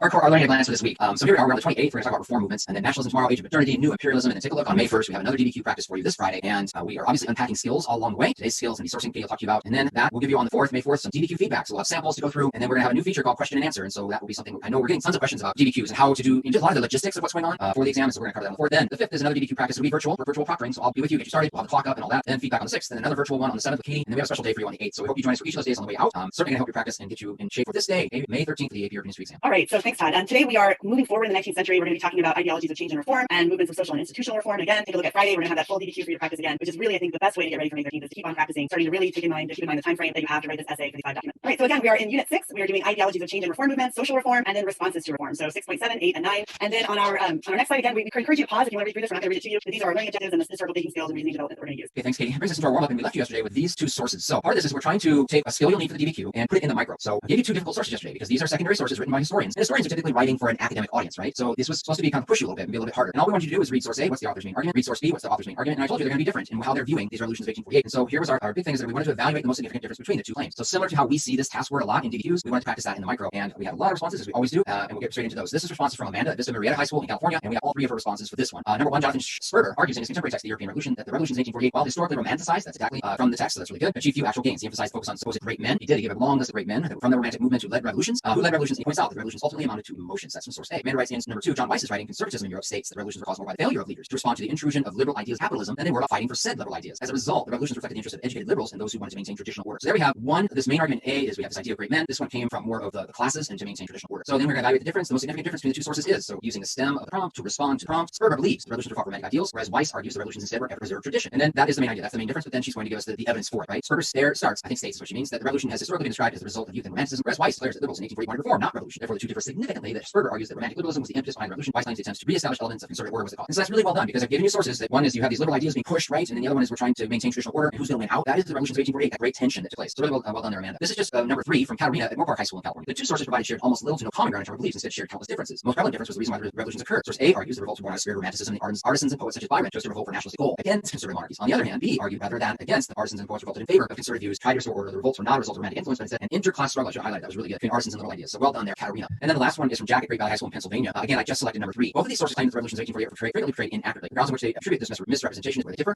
Source A believes they embellishes large heroic movements, and I thought that was a really good characterization, and triumphs of the human spirit, when in the moment they accomplished very little. Source B claims the revolutions are characterized by liberal-centered movements, though the people underneath them were largely fighting for their way of living back. So that's a nod to conservatism. The radical liberals were only those who took charge and came figureheads. So really nice response from Jack. So I hope somebody talked about in your emails that this is harder, and it can give you the secondary sources. They are a little harder, but it's okay to kind of do that, to get in there and try to pick it apart, even if we're not right the first time. It's going to push us a little bit to understand it. So really well done, and thank you for your responses. We really enjoyed reading them. That's great, Todd. And the other thing to think about is if any of the students I know, I teach sophomores who are likely going to AP US history, and dealing with secondary sources isn't going away, assuming that our lives go back to normal. An AP exam next year will have a short answer based on a secondary source. So this is really good practice if you're going to be moving on to any of the sequential APs. So Todd talked about this sort of push and pull and moments of tension, and so I want to talk a little bit about how the last few lessons have really kind of blended together. We did industrialization, and we talked about that tension in 1848. And while Great Britain doesn't have that same revolution in 1848, they are having tensions between liberals and conservatives and trying to sort of focus on reform. So in the 18th century, Britain had been very stable, and while they had avoided revolutionary upheaval, we had liberalism that shifts from laissez-faire economic policies to responses because of industrialization. So what we talked about with the industrialization, and we left that lesson 2 days ago with really what was going on with people's lives, both in the home and in the workplace, and we're really going to see a concentration to try to improve that. And so the rest of the slide really talks about the different things that happen that are trying to address the problems of industrialization, the challenges. So we start with the Parliament will pass the Reform Act in 1832, the Great Reform Bill. It will extend the vote, extend suffrage to twice as many males as before, and it will continue, however, to have property ownership for voting. So we are seeing some change, but not full universal suffrage yet. It will also let industrialized cities such as Manchester have representation. So that's a definite change there. We see and see that the British Empire will abolish slavery in 1833, and that same year the Factory Act is passed, and at that point we're going to ban children from under 9, imagine that, right, from working, and will limit the hours of older children depending there's a tiered kind of stage for how they're going to be, how much they're allowed to work. It's also going to mandate that children receive at least 2 hours of schooling every day. The next year, I'm sorry, that should be 1834, not 1934, that's a mistake. The Poor Laws were passed, and those Poor Laws, we talked a little bit about those. These are laws that they actually are putting poor in workhouses that are really, really unpleasant with the hope to push them into regular employment. So these laws are actually not really helping the poor, but it is getting them these workhouses and these jobs. We've talked a little bit about the Corn Laws, and the Corn Laws were these really high tariffs on grain, and we're going to see this anti-corn law lead form, and it will believe that it's necessary to repeal or take back those Corn Laws to lower the price of food and to create jobs, and they will be repealed in 1846 after the potato famine in Ireland, and it will allow free import of much less expensive foreign grain from Central Europe and from North America. So we're going to see that. And then at the end we have the Mines Act, which will ban women and children entirely from work in mines, and the 10 Hours Act in 1847, limiting the workday for women and young people in factories to 10 hours. So we're going to make sure that the 10-hour day is the maximum. And the cartoon that's on the right is that John Bull character that represents the personification of a regular person in Great Britain, much like Marianne in France, is supporting the seesaw. And on one side on the left are the Tories, and then the other side are the Whigs. And this is that same push and pull with reform between liberals and conservatives going on in Great Britain at the time. So that's just right before the Great Reform Act that this happened. I really like that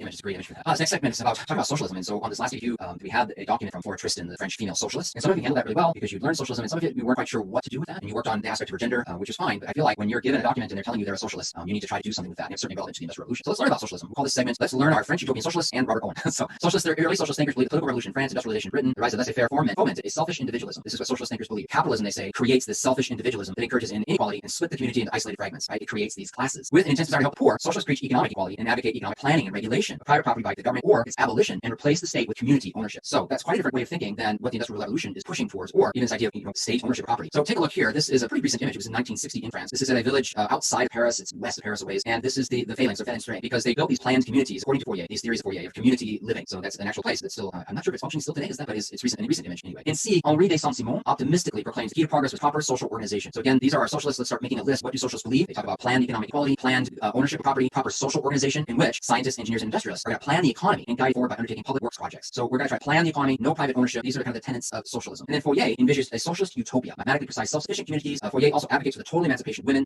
His views on women very progressive, very liberal. Feels that marriage shouldn't be a thing anymore either, because it's marriage in the past has been like ownership or properly treating women as property. In the next slide, then we'll talk about Robert Owen. This source is Louis Blanc, but I'll begin with Robert Owen, early proponent of labor unions. He's British, by the way. Also called for society to be organized into model industrial agricultural communities. So again, we're thinking about these. What are the things that socialists want to do? Robert Owen fits in that category. So we have Saint-Simon, Fourier, Owen, who become known as these utopian socialists. All had to follow followers who tried to implement their ideas. Their attempts collapsed by the 1850s, although they inspired future reformers and revolutionaries. So let's hold on to that, because we know that Marx is coming, right? So these ideas stick around for a while. And C, Proudhon writes this famous work, What is Property? He argues that property is profit stolen from the worker. The worker is the actual source of all wealth. Okay? Keep an eye on that idea too, because it's in Louis Blanc focuses on practical reforms, and his work is called Organization work. He urges workers to agitate for universal voting rights and to take control of the state peacefully. So he has a different point of view. This image here, Louis Blanc, the photograph. Did you notice that? By the way, we've been showing a lot of images, but now we're getting into the age of photography, so we're getting these different images. E, as industrialization spread, the socialist message was embraced by French urban workers who have become violently opposed to these laissez-faire laws that deny workers the right to organize in guilds and form unions. So they have felt put down, and so we're seeing this pushback against that kind of establishment. So the aspiration of workers and radical theorists reinforce each other and rise to a socialist movement in comparison to the 30s and 40s. We talked yesterday about the Revolution of 1888 and the Revolution of 1830 in France. So we're kind of catching up theory that was building into us. That's great. So for the practice today, I wanted what we've really been talking about are these ideologies and then certainly tangible things in Great Britain that are trying to make the lives of people better. So I just have two sources for us to have a look at, and then one of them is actually going to be the sourcing homework for students for the end of the lesson. And these are from the 2012 DBQ, and the DBQ had many more documents. And these are just two of the documents that talk about arguments to make and to improve lives of workers. Because as you're getting to start giving us a definition of socialism, and then you're going to move on to Marxist socialism, we're really looking at the workers and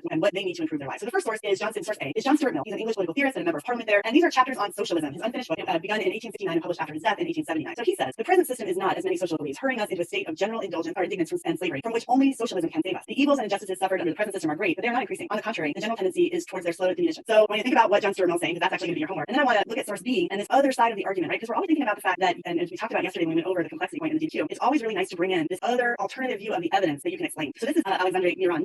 He's a member of the French National Legislature, and this is a speech in 1896. And he says, socialism aims to assure to every human being these two advantages, liberty and property, of which men are deprived by the capitalist regime. We address ourselves only to universal suffrage. Our ambition is to bring about through this means the economic and political liberation of all. We demand only the right to persuade the electorate, and no one, I suppose, would attribute to us the foolish intention of resorting to revolutionary means. So these two sources are certainly looking at different arguments to improve people's lives, and source B is certainly advocating socialism to do that. And then we'll talk a little bit about why source A doesn't, and I'll have you think about Mill's perspective in your homework. So these are just two different pieces of evidence, a little more simplistic than what you had to do for homework today with the secondary sources, but still thinking about having an alternative view of the evidence as you write that DBQ. Great, thank you, Katie. So let's take our ideas of socialism and let's continue on this journey a little bit and talk about one of the more influential people, and that is going to be Karl Marx. So he's a German intellectual, and he's going to take the strands of socialist thought into a distinctly modern ideology. And so it will be branded Marxist socialism or simply Marxism. So let's try to figure out what he's taking from socialist thought and making different, okay? So Marx studies philosophy in Berlin before turning to journalism, then he's forced to flee Prussia in 1843. He travels to Europe to promote socialism. He traveled Europe to promote socialism, often relying on his friends and colleague Friedrich Engels for financial support. So you can see, after the revolutions of 1848, Marx will settle in London, where he'll spend the rest of his life as an advocate of working class revolution. He will write what is kind of his famous magnum opus Capital, which appears in 1867. He is trying, so this is what we're taking these Marxist ideas, these socialist ideas, and how is he going to frame them into something a little bit different that we call Marxism. He synthesizes sociology, economics, philosophy, and history, and he draws on the ideas of utopian socialists. So he criticizes them for their fanciful utopian schemes. He claims that the word utopian means it's not real, and claims that his version of scientific socialism is rooted in historic law. Okay? Building on German philosophy's idealism with Hegel, Marx comes to believe that history has patterns and purpose and moved in stages toward an ultimate goal. I'm going to show you this image of Marx. It's a painting with Engels. I just like this image better because I think every Marx image we see is him as a much older man and big bushy gray beard, big bushy gray hair. This seems to be a bit more refined like the intellectual that he was. But he's also an intellectual that's going to move people. So let's go to our next slide here and figure that out. He argues that class struggle over economic wealth produced change in human history. So as a student of history, he's saying that what's produced change in history, a big impetus of change has been class struggle. One class has always exploited the other, and the advent of modern industry, more than ever, society is split between the upper class bourgeoisie and the working class, which he calls the proletariat. He further argues that the ever-growing or poorer proletariat is eventually going to develop what he calls a revolutionary class consciousness, and that will lead them to overthrow the bourgeoisie. And what he will say is going to be a violent revolution. It will be like he posited the idea of surplus value, the difference between value of goods and value of goods and wages. Workers receive to produce them. The bourgeoisie pockets that, and that's profit. And he says that surplus value does not belong to the bourgeoisie. That surplus value should be shared with the workers. So to Marx, capitalism is immensely productive but highly exploitative, as the bourgeoisie, in a never-ending search for profit, squeezes workers dry and it expands across the globe. So he and Engels will then publish the Communist Manifesto in 1848, and the communist movement was in its infancy. But by the time of Marx's death in 1983, Marxism had profoundly reshaped left-wing radicalism, especially in Europe. I found this picture postcard, portrait of Marx in the middle. That's more the image that we see of Marx. But you can see this kind of propaganda postcards that are being spread amongst the working classes. We have the domestic piece here, we have a man with a hammer here, factory in the back, people moving and doing all the work with Marx at the center. So you can see how this would have been a piece of propaganda used in a Marxist setting or socialist setting to advocate for those types of ideas. That's great. I love that image.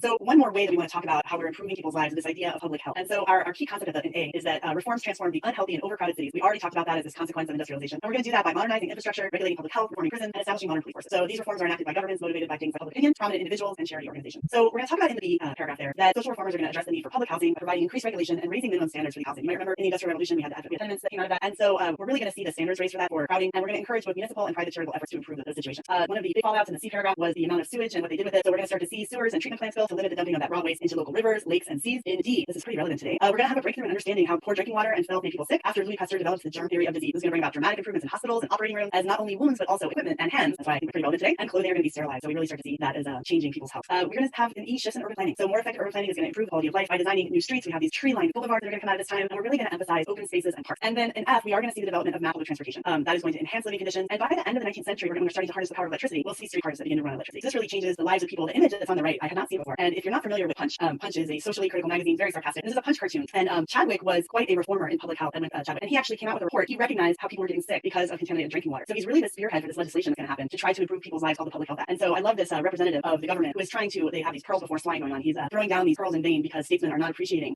how important it is to really advocate and to fund for public health. So this is obviously the swine are representing the lazy and ignorant people in the cities that are wallowing in their own filth. So I really, Punch cartoons are really powerful. And if you're not familiar with them, they're great. That's great. I really appreciate this image, and it made me remind me that we had several students in the DDQ last week, the Friday DDQ, use some of this, use Chadwick as outside evidence. They also used the Sadler report as outside evidence. So really well done, those students that saw that. Yeah, today's lesson certainly is connecting what we already did with industrialization to its sort of natural effects. So this definitely goes hand in hand with that. Yeah, for sure. Our key takeaways today, we're going to talk about how and why different intellectual developments challenge political and social order. We talked about socialism and birth of Marxism, the various movements that call for social reform, and then how and why governments and other institutions responded to challenges resulting from industrialization. And if they didn't respond, this kind of gets back with yesterday, is how we saw revolt and revolution taking place. These were our thinking skills, and we were talking through causation today. Great, Todd. So for exam practice, we're going to go back to that document by Mill. Today's sourcing practice. And as Todd told you, we're going to have sourcing, we're going to have outside evidence, we're going to have more contextualization and thesis this week before that full DDQ again on Friday, our last Friday DDQ before the two practice ones. So this is that Mill document, and students tend to usually know quite a bit about him. And we'd really like you to try to use the format that Todd set up with you 2 weeks ago, using 1, introducing the source with attribution, 2, describing the content of the document, 3 is having the source and making sure, and 4, that you include the why. Why is it important as it relates to your claim and argument? And then conclude, I did give you a document number this time. Conclude the sourcing by indicating the document number, which is not required, but it is just best practice. And this was document 10 in the 2012 DDQ, when DDQs were much longer than they are now. So as you are thinking about that, I want you to think about Mill's comments and how they relate to an argument about ways to improve the lives of European workers. And you can email your responses, and we'll feature them tomorrow to apeuro@gmail.com and include your name, your school, and your state or country. And I feel like we keep saying this, but we continue to be so impressed with the practice that you are doing. You're really working hard, and we know that's going to pay off for you on May 13th. Yeah, this is really good practice. And you guys, this year especially, because it's open note, this is the kind of thing you can actually have written down on a piece of notebook paper during the exam. This would be something that we're working on to internalize throughout the year, so that when you get to an exam, this is just a practice you're used to. But if this is a new practice to you, then this is something you can kind of have out as you're kind of doing your DDQ on May 13th. And you certainly have it out as you do the DDQ we have for you on Friday. It's good practice. We know that some of your teachers use a different acronym, which is great. You should certainly use that. We just wanted to give at least some structure to some of this work for some of you. Okay. All right, our school shoutouts. My turn to do these. I love doing these because I love looking up your schools and learning more about you guys. Chippewa Valley High School in Clinton Township of Michigan. They are the Reds, the big Reds. And my gosh, you guys have amazing facilities because I was looking at your website. It's so cool. Penn High School in Mishawaka, Indiana, and they're called the Kingsmen. That's a cool nickname. I've never heard that one before. And Northern Highlands Regional High School in Allendale, New Jersey. Of course, if they're the Highlands, they have to be the Highlanders. So we appreciate hearing from you guys. I love connecting with you guys. We've seen so many of you, so many names that you turn in homework all the time. I feel like we know you now. So scholar up, you guys got this. Awesome. And then we just want to share with you one more time that Quill.org has partnered with the College Board to provide free online tools to improve your writing skills. If you're looking for extra practice, you build sentences, and they provide feedback on how to revise and strengthen your grammar and syntax in case you want to use that for your AP exams. And you can go to Quill.org/AP. Great, thank you, Katie. Hey, Katie, I don't know if you know this, but tomorrow producer Sarah is going to make another appearance because there's quite a demand to see producer Sarah. Yeah. So we'll have her featured in part of our warm-up. Well, the second warm-up for tomorrow will be fun. All right, guys. Great to talk to you. Thanks for watching. Have a good day. Take care, everyone. Be well. Live. This is European History. My name is Todd Beach. I teach AP European History at Eastview High School in Apple Valley, Minnesota, which is a suburb of Minneapolis and St. Paul. We're excited that you're here with us today. And here's Katie. Hi, good morning, everybody. I'm Katie Lancy. I teach at Coral Gables Senior High School. It's a suburb of Miami, Florida. It's a beautiful, warm day here. I hope everyone is having a good week. We're excited to have you with us. So as we look at, you got this time, go. I'm sorry, I'll do it. Yeah. So as we go today, today's the 29th, and we have nationalism as our topic. Take a look at Friday, May 1st. We have another DDQ practice for you. And then next week, we are excited because we're done with our review, and we're just going to work on practice. And we've got question and answers and exam tips and reminders. You see the 5th, there'll be a DDQ that will be virtually proctored, and then we'll unpack that on the 6th. We'll give you the feedback with samples, and the same thing happens on the 7th. Katie will virtually proctor that one. And then the 8th, we'll give feedback, and then we have some guests coming in. So we'll go through some last minute reminders. We have some guests that are going to give you some words, some celebrations, and then of course the 13th is your exam. So we're learning this week. So today we're talking about nationalism, and we'll be unifying a couple countries, Germany and Italy unified. And we have Katie will have a warm for you with some feedback from the sourcing practice you did yesterday, and again, reminder on Friday, another DDQ. So here are the lesson overview and the objectives. So contextualization, and we have a game for you with contextualization. It's going to be fun. Perspectives and political developments. Our topic 7.2 is nationalism. 7.3 national unification, diplomatic tensions. We're primarily going to be talking about France, Germany, and Italy today. And so here are our lesson objectives. So yeah, I think you were supposed to do that first slide, Katie. Really sorry. Explain the context in which nationalistic and imperialistic sentiments developed. Explain how about nationalism. You can pause the slide here and look at this yourself. But we'll get straight ahead with the warm up with Kate. Great, Todd. Thank you. And I just want to make a comment that I think as we're getting closer to the exam, there's more and more of you that are practicing. And so I'm not able to get back to everybody. Some of you are doing such great work. So as Todd has said before, as we go through some of the sources, have a look at what your homework was and compare it to some of the sort of exemplar samples that we have. And we had you again look at sourcing, your happing the document or whatever acronym your teacher is using for this document by John Stuart Mill. And I want to get right into some really nice examples. And I'm going to show you one that I know the thought was there and the student was trying but just fell a little bit short. So this first one is from Caitlin at CSH High School in New York. And Caitlin starts off with that attribution that we said we like so much. John Stuart Mill's chapters on socialism counters the point of view of socialists that the current laissez-faire economic approach is exploited. He argues that although there is some injustice, it is slowly getting better towards less suffering. So there's in green the description of the document. Then moves on to the analysis. As a member of British Parliament, John Stuart Mill would be in favor of laissez-faire industrialization, as Parliament believed it brought great profit and success to Great Britain. And then Caitlin followed up with, this is important, we really like that, because the point of view that industrialization is beneficial and necessary in Britain may be biased because of position in Parliament. So a nice explanation as to why the point of view of Mill really fuels the content of that document. So nice job, Caitlin. And then this next one is from Francis from Academic Magnet School in South Carolina. And Francis starts off with a minimal attribution. Maybe we would have liked a little bit more, but still, we see the author there. And John Stuart Mill discusses how the conditions faced by European workers have not worsened, but rather are slowly improving. He acknowledges the evils and injustices, nice little small quote, but claims that socialism is not a viable solution to the problem, as this problem is gradually fixing itself. And then we move on to the analysis purpose. The purpose of this document is to help suppress the upbringings of socialism by deeming them unnecessary, as Mill likely feared the revolutionary power of this new political ideology and its possible negative effects on the upper classes, which Mill is probably part of because of his membership in Parliament. So we're also not inherited point of view. And then Francis goes on, this is important because it shows the wealthy elite's adherence to the capitalist society from which they benefit and their awareness of the increasing capabilities of socialism. And then ended it with that little .pen like we like at the end. So that is a really nice example from Francis. So thank you, that was awesome. And then this is from Katie at Vista Marietta High School. And you've seen Katie do a lot of submissions over the past several weeks. And really nice job. English political theorist John Stuart Mill shared his perspective on improving workers' lives in his book Chapters on Socialism. Really thorough attribution there. And then in the green, Mill argued against the idea that socialism was the only possible solution to the injustices of capitalism. Instead, Mill suggested the inequalities caused by capitalism were gradually decreasing through reform. So nice description of the document. Mill was a proponent of classical liberalism, a philosophy that advocated against government intervention in the economy. As such, he reacted against socialism from the point of view of a free market economist. This is important because it explains why Mill opposed government takeover of the economy in a socialist system. Instead, favoring a more humane form of capitalism. So again, really nice analysis point of view, discussing Mill's approach and why Mill felt the way he did in improving the lives of workers. I want to give you one more example. And this one was, I think, what a lot of students fall short on, so I wanted to show that. So it starts off with some attribution. In his chapters on socialism, Mill explains that socialism is not the answer to problem, and that lives are actually improving. He is clearly arguing that despite there being problems, socialism is clearly not the answer. So we do have the usage of the document here, but then we move on in yellow. His opinion on this is not surprising from his point of view as a member of parliament. Naturally, as a member of parliament, he would have his opinion. So we've really stopped short of the explanation as to how his point of view as a member of parliament matters to this argument. So we definitely needed a little bit more here to make this a point of view that would get credit. Naturally, as a member of parliament, we really needed more than just he would have his opinion. And I did see quite a few examples that are thinking about point of view and are understanding that the fact that he was a member of parliament would have really had an impact on the content, but they're not going far enough to explain that. Todd, do you agree with this here? Yeah, I was just going to pipe in. I really appreciate that you brought this sample up, because when students attempt sourcing and when they fall short, it looks a lot like this. So let's see a member of parliament, and we know that because it's in the source line, but it is your task then as the writer to tell us what does that mean and how does that inform his opinion. You're sharing that he has an opinion, but what is that informed opinion as a member of parliament? And that task falls to you, and it's part of the sourcing. So your student is on the right track here, but you're right, Katie, that they just have to go further. They have to tell us why that's important. All right, and over the past few weeks, I have seen enough examples of students where they are recognizing that there are things in that source line that are important, but really going far enough to explain that is how you get the credit. And because this is, a fifth of the points on this rubric, I wanted to point this one out because there's really good thinking here. It just needs to go a little bit further with an explanation and analysis. All right, so hopefully now that we've seen that, we'll move on. Okay, we're going to get started today. We're going to start with a game. And because last week we had producer Sarah on, and a lot of you liked the game we did with producer Sarah. And so we are going to bring her back on again today. So I was telling her, hi Sarah. Sarah's our producer. She lives in New Jersey. Katie's in Miami. I'm in Minnesota. And she helps bring this together every day. So we're really grateful for her. And we thought it'd be fun to include her in some of this. So I was telling her before we went on air that she needs to really grasp the moment here, because this is the first time that comparative contextualization has ever been played live, Sarah. And you're the one. Isn't this awesome? Making history.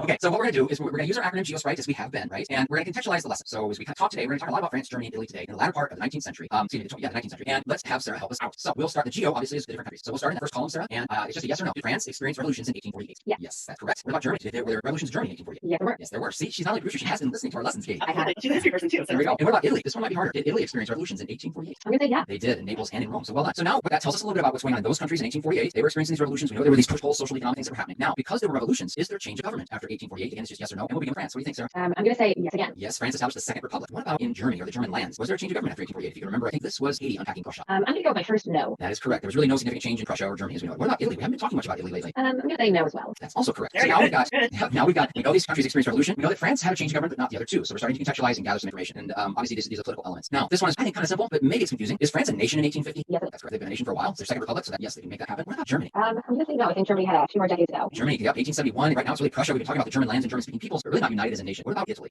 Katie. No. I'm sorry.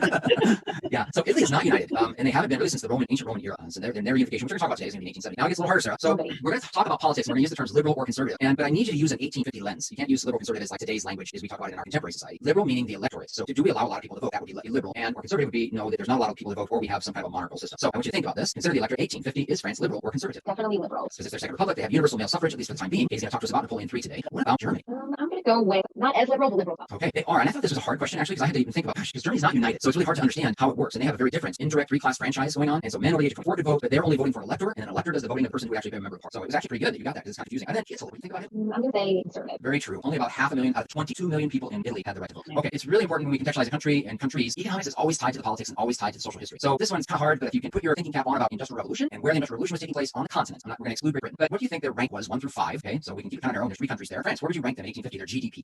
I'm going to say 2. 2 is correct. And this might confuse people because they're like, well, is Germany 1? Why did I give you the answer? Germany's not 1. It's because Russia. And remember, GDP is all of their economic activity, and Russia's a huge country. So their agriculture is really pulling them along, even though their industry is lagging behind. What about Germany? I told you they're not number 1.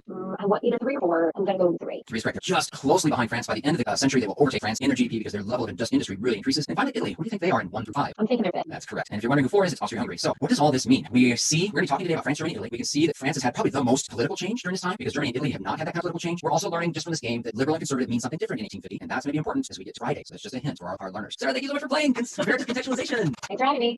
There, you made history. All right, as we get into sort of the content of our lesson, and Todd said this, yeah, we're having a lot of change. Todd mentioned Louis Napoleon in one of our last lessons, leaving off his power in France. So here we have Louis Napoleon elected as president in France in December of 1848 after the revolution. He's elected because he's got a famous name, doesn't he? He had that resonance of Napoleon, that is his uncle. And at the same time, middle-class landowners, peasant landowners are afraid of socialism. They want a strong ruler that will protect private property and provide stability after the revolution of 1848. So Louis Napoleon in the beginning paragraph, he represents a vision of national unity and social progress in France. He believed that France needed a strong authoritarian leader who would stimulate the economy, provide jobs, and serve all people, not special intergroups only, which he really saw was what was going on in France prior to him being elected. So he's elected in the C paragraph to a 4-year term, but he's forced to share power with the National Assembly. And the National Assembly is dominated by conservatives who are sponsoring legislation that limits voting rights and increases the role of the Catholic Church in education, both in primary and secondary. secondary education. So after the assembly refuses to change the constitution so he can run for a second term, Louis Napoleon conspires with the military, sounds maybe a little familiar, and stages a coup d'etat on December 2nd, 1851. He will dismiss the legislature, he crushes resistance with the use of the army, and he restores universal male suffrage, and then he has a vote which will legalize his coup.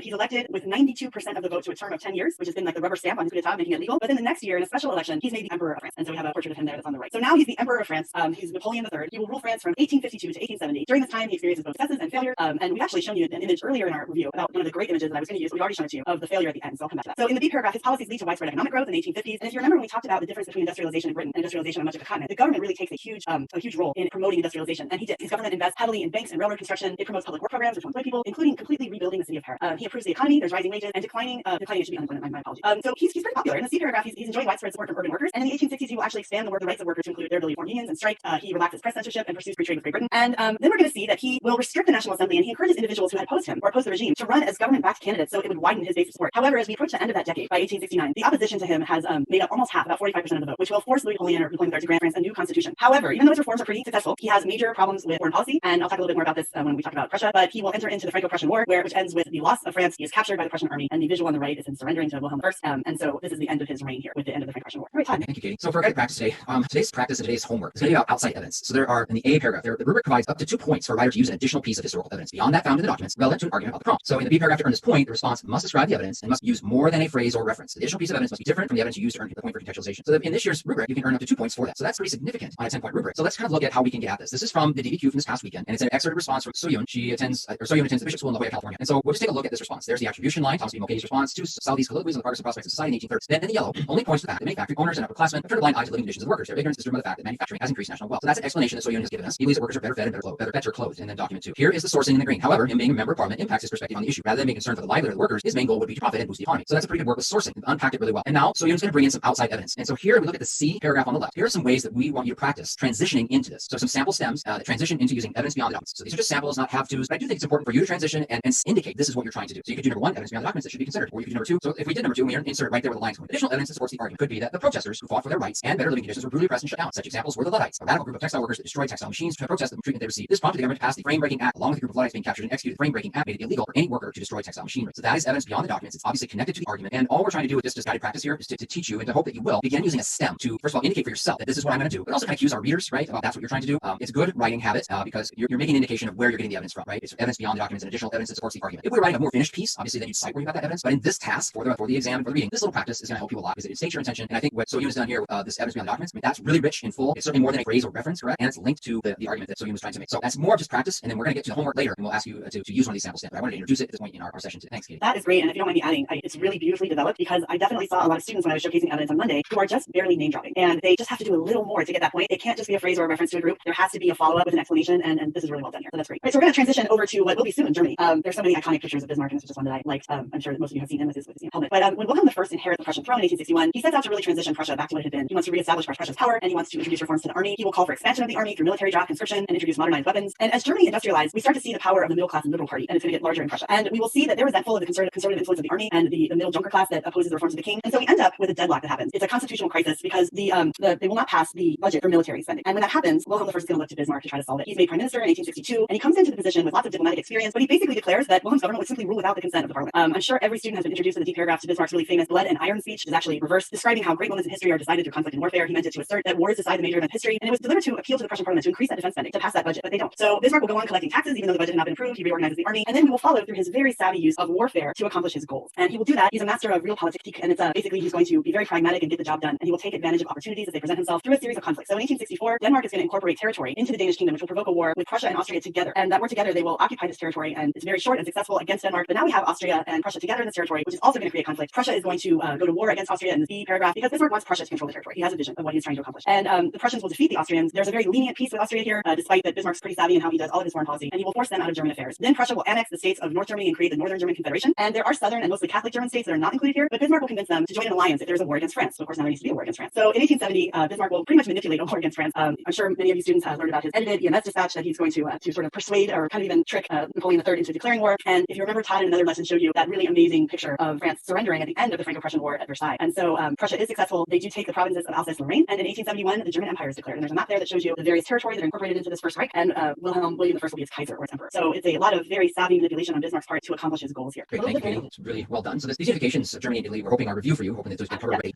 Take a look at the map of Italy. So Italy's really never been a unified nation, I guess, or empire since the Roman Republic. And so because of that, there's these, the attitudes in these different areas are rather provincial, right? People of Tuscany believe that they are their own kind of nation, if you will. But because of the 1800s, in the early 1800s, we have this movement for nationalism. It's coupled with Romanticism, and how can that be accomplished? So beginning the 8th paragraph, Sardinia's brilliant statesman Count Camillo Benso di Cavour had limited and realistic national goals. Didn't think it was possible to unite all of Italy, but perhaps the north and central Italy could be an expanded kingdom of Sardinia. In the B paragraph, in 1850s, Cavour worked to consolidate Sardinia as a liberal constitutional state. So remember, we played the game with Sarah earlier. What does liberal mean in the 1800s? And it means that we're going to expand the electorate, right? So capable of leading northern Italy, he successfully built support for Sardinia through a program of highways and railroad civil liberties, opposition to clerical privilege. These are things that will be popular, and if we're expanding the electorate, then it's going to happen, right? Create a constitutional state. And C, Cavour realized that Sardinia can't get Austria out of northern Italy, so the Austrians can currently occupy northern Italy, and so he can't do it on his own. So how do I get that done? I need to have an ally, and France is nearby, and he's going to enter into a secret agreement with Napoleon III against Austria. And then Cavour will goad Austria into attacking Sardinia, so they don't look like the aggressor. And then Napoleon III can come in with their troops and come to the defense, and Austria is defeated. But in doing so, France is a very Catholic country, and Napoleon III upsets the Catholics at home, and he upsets the Pope. And so when we get to the E paragraph, Napoleon then has to kind of back off and abandons Cavour, and they have to make a compromise peace with the Austrians in July of 1859. It requires Austria to only give up Lombardy and Sardinia. So in the F paragraph, Cavour resigns in a rage. It's kind of like, the boy's going to take his ball and go home. He's really upset because his Italian unification isn't going to happen. But he underestimates the moderate nationalist movement and their allies who continue the fight, and they end up winning and driving the Austrians out. Cavour then will bring his ball and say, hey, I'm back in 1860, and he's going to gain Napoleon III's support by giving up Savoy and to Nice up in the north, and that will help him then achieve his original goal, a northern Italian state that's somewhat unified. The people of central Italy can vote to join this greatly enlarged kingdom of Sardinia under the king who is Victor Emmanuel. And next slide, please. So at that point, we have kind of central and northern unification. In comes one of my favorite people to study of history, and that is Giuseppe Garibaldi. And I just want to point to the source on the right, because unlike all the other sources we're seeing of politicians in this elaborate dress, here is Garibaldi, who is the son of a poor sailor, and he just looks like very much the common man, and he was the common man. So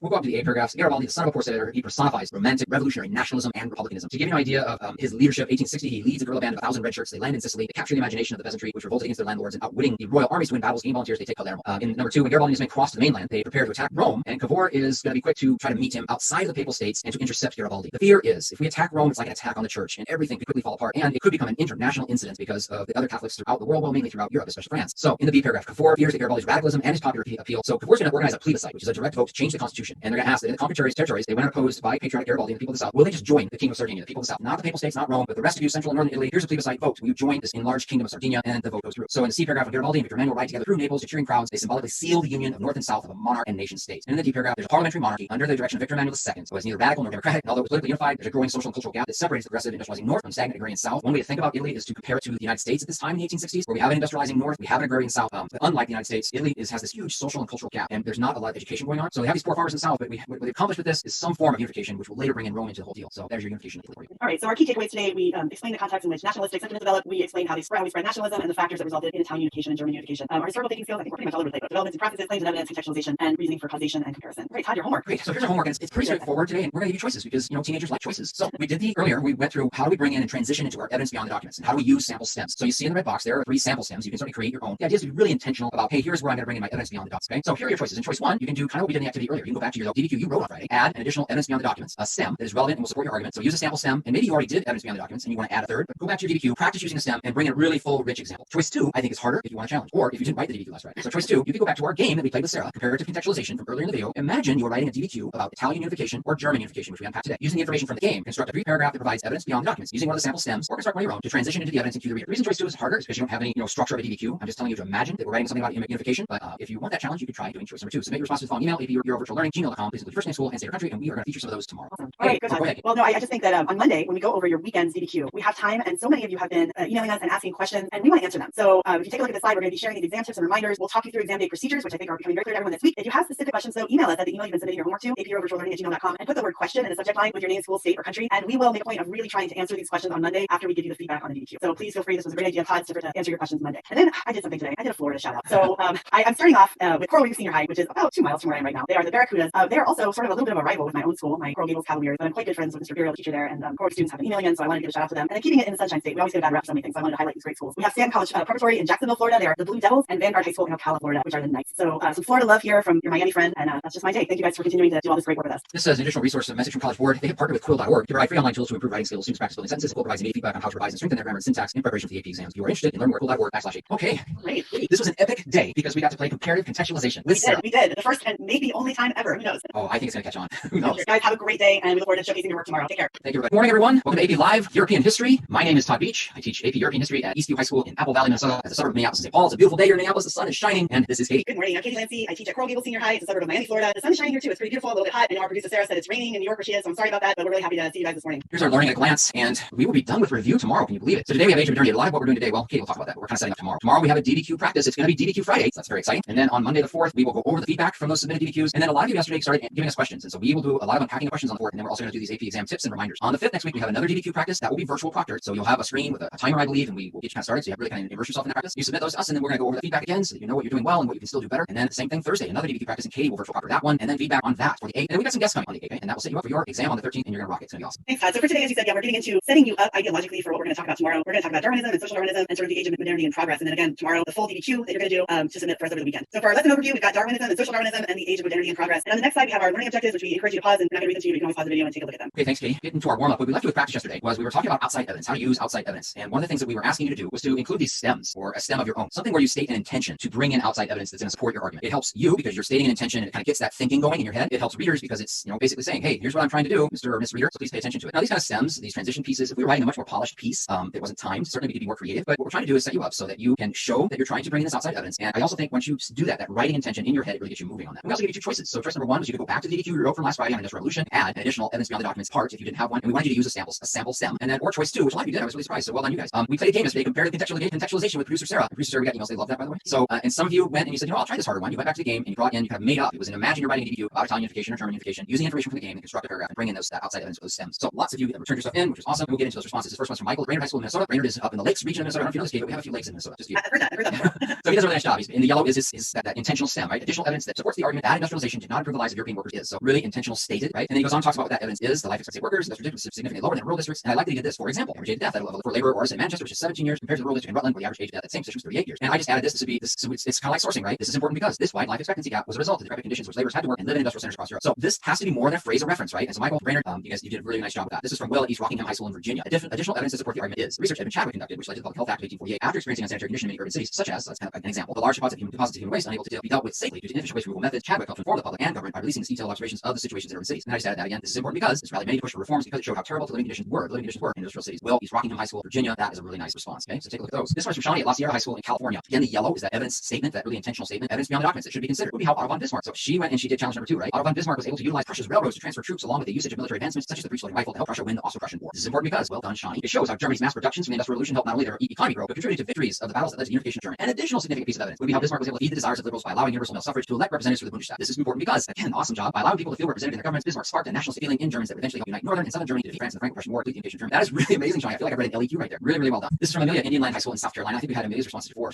You write really well, Amelia. Another example of positive aspects of the Industrial Revolution was shown in Thomas B. Mulcahy's essay. So she's got this from her Industrial Revolution essay that she wrote last Friday. And then she sources that up to document 2, right? So Amelia handles that whole sourcing, and she got the important because, and then ties it off with doc 2. So really nicely done there. Here's an additional piece of evidence that is important to the argument that the Industrial Revolution helped the working class is labor unions. In 1875, trade unions were legal in Britain because of the repealing of the Combination Acts. And then I just added this is important because if it were not for the Industrial Revolution and the hardship the working class had to endure for a small time, then they would not have seen better life they could have had and reap the benefits of having permanent unions that would support them. So that's a really nice response using these pieces, these different stems, bringing in a really rich piece of outside evidence with a nice fact right there. That's really well done. And then this is from Aisha at Blue Valley North High School in Overland Park, Kansas. So Aisha is adding this was from the DDQ that Aisha wrote last week, and then added to it is this. An additional piece of evidence pulled from outside the evidence is like outside the documents. The trade union movement that had been created after the failure of the Chartist movement in Great Britain. And then I just added this. This was important because they advocated for better working conditions, working class consciousness, unemployment benefits, and more, which Parliament responded by saying they would look into it when in reality they did nothing to better the conditions of workers. And instead they just regulated things outside the factories like the number of hours as well as regulating core housing. And I like that you did this, Aisha. Sometimes students will do this. They'll say just regulate things, and then they don't tell us what those things are. But you did number of hours as well as regulating core housing. All those examples. That's awesome. So those are responses that we had that dealt with outside evidence. Know that on the DDQ there are 2 points. So that's 20% is can you bring in outside evidence? And we really encourage you to use these stems to state your intention for you and to help state that intention for the reader. So well done for those samples, everybody. No, those are great. And what I really liked is that I see a lot of students who are falling short because they're not providing really specific examples. And those are really great. Those are great examples. Nice job. So when we get into our lesson today, this is never usually something that students are seeing for the first time in European history, which is straight Darwin, but then Todd's probably going to apply it in a different way that sometimes is new for our students of AP. So we have our picture there of a young Charles Darwin. There's a lot of pictures of him. They're usually with him much older. And he served as the official naturalist on a 5-year scientific cruise on a boat called the Beagle. Many of you have already learned this before you get to this class. It's going to sail to Latin America and the South Pacific in 1831. And he collects specimens of animals that he encounters. And when he gets back to England, he comes to doubt the belief in the divine creation of each individual species. So he, of course, his theory of evolution was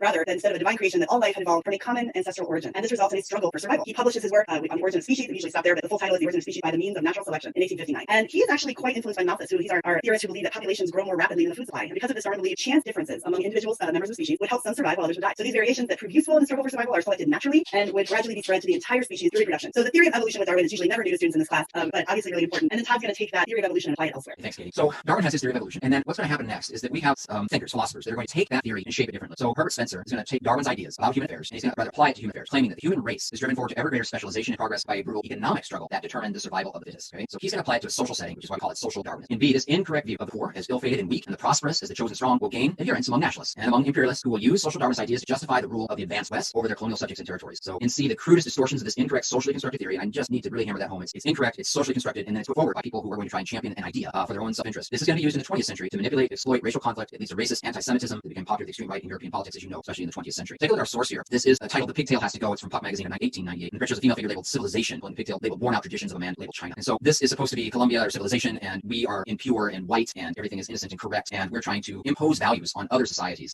And this idea of social Darwinism is portrayed in this image. And again, I just have to really stress to you how incorrect these ideas are. Thanks, Todd. For our guided practice, we're going to look at another visual that's also from the same magazine. And I can't stress enough what Todd said. They're not just incorrect. Many of the images that come out of this time period, because of our what we're going to talk about in our lesson tomorrow with the scramble for Africa, they are just blatantly horribly racist. So social Darwinism gets applied as a justification for a lot of what's going to happen when we talk about imperialism tomorrow. And so this is from the same magazine. And Pop was an American magazine. It was a historical, satirical magazine. And this is by an American political cartoonist who's also a Native American activist. So if you're going to source this, there's some interesting things you could talk about for him. And it's called "From the Cape to Cairo." And the caption that's on the bottom that's really hard to read says, "From the Cape to Cairo, though the process be costly, the road of progress must be cut." And what you're seeing in there is, again, dressed in white, this civilization. And this is actually the personification of Great Britain in this picture. And we see on the other side the flag of barbarism. So it's always this idea that we have the white person coming to overcome the barbarism and bring civilization, bring light to uncivilized people. And the message kind of suggests that the indigenous people are going to be brought out of ignorance through this march of progress. And you can see, civilization has white men with sophisticated weapons, and on the other side we have dark skin and spears and very elementary weapons. So, and this was very much a thought process during this time, this social Darwinism being applied as they go in, and this is right after the Boer War, and this is going to be something we're going to talk about more tomorrow. But it's this ideology of social Darwinism, bringing of civilization to this sort of white man's burden to the native people. So again, very racist. Yeah, that's a really good job of unpacking that for them. And just a reminder to everybody, you will have a visual source on your DDQ. There'll be one tomorrow, and part of that is your ability to describe what the claim is in that source. So that's really, really nicely done, Katie. We're going to keep transitioning now to kind of social sciences, and this is going to be this contextualization piece that gets us into the 20th century and helps set up the things that we're going to be unpacking tomorrow. We have this portrait of Max Weber. Weber, it looks like Weber, but in German we pronounce Weber.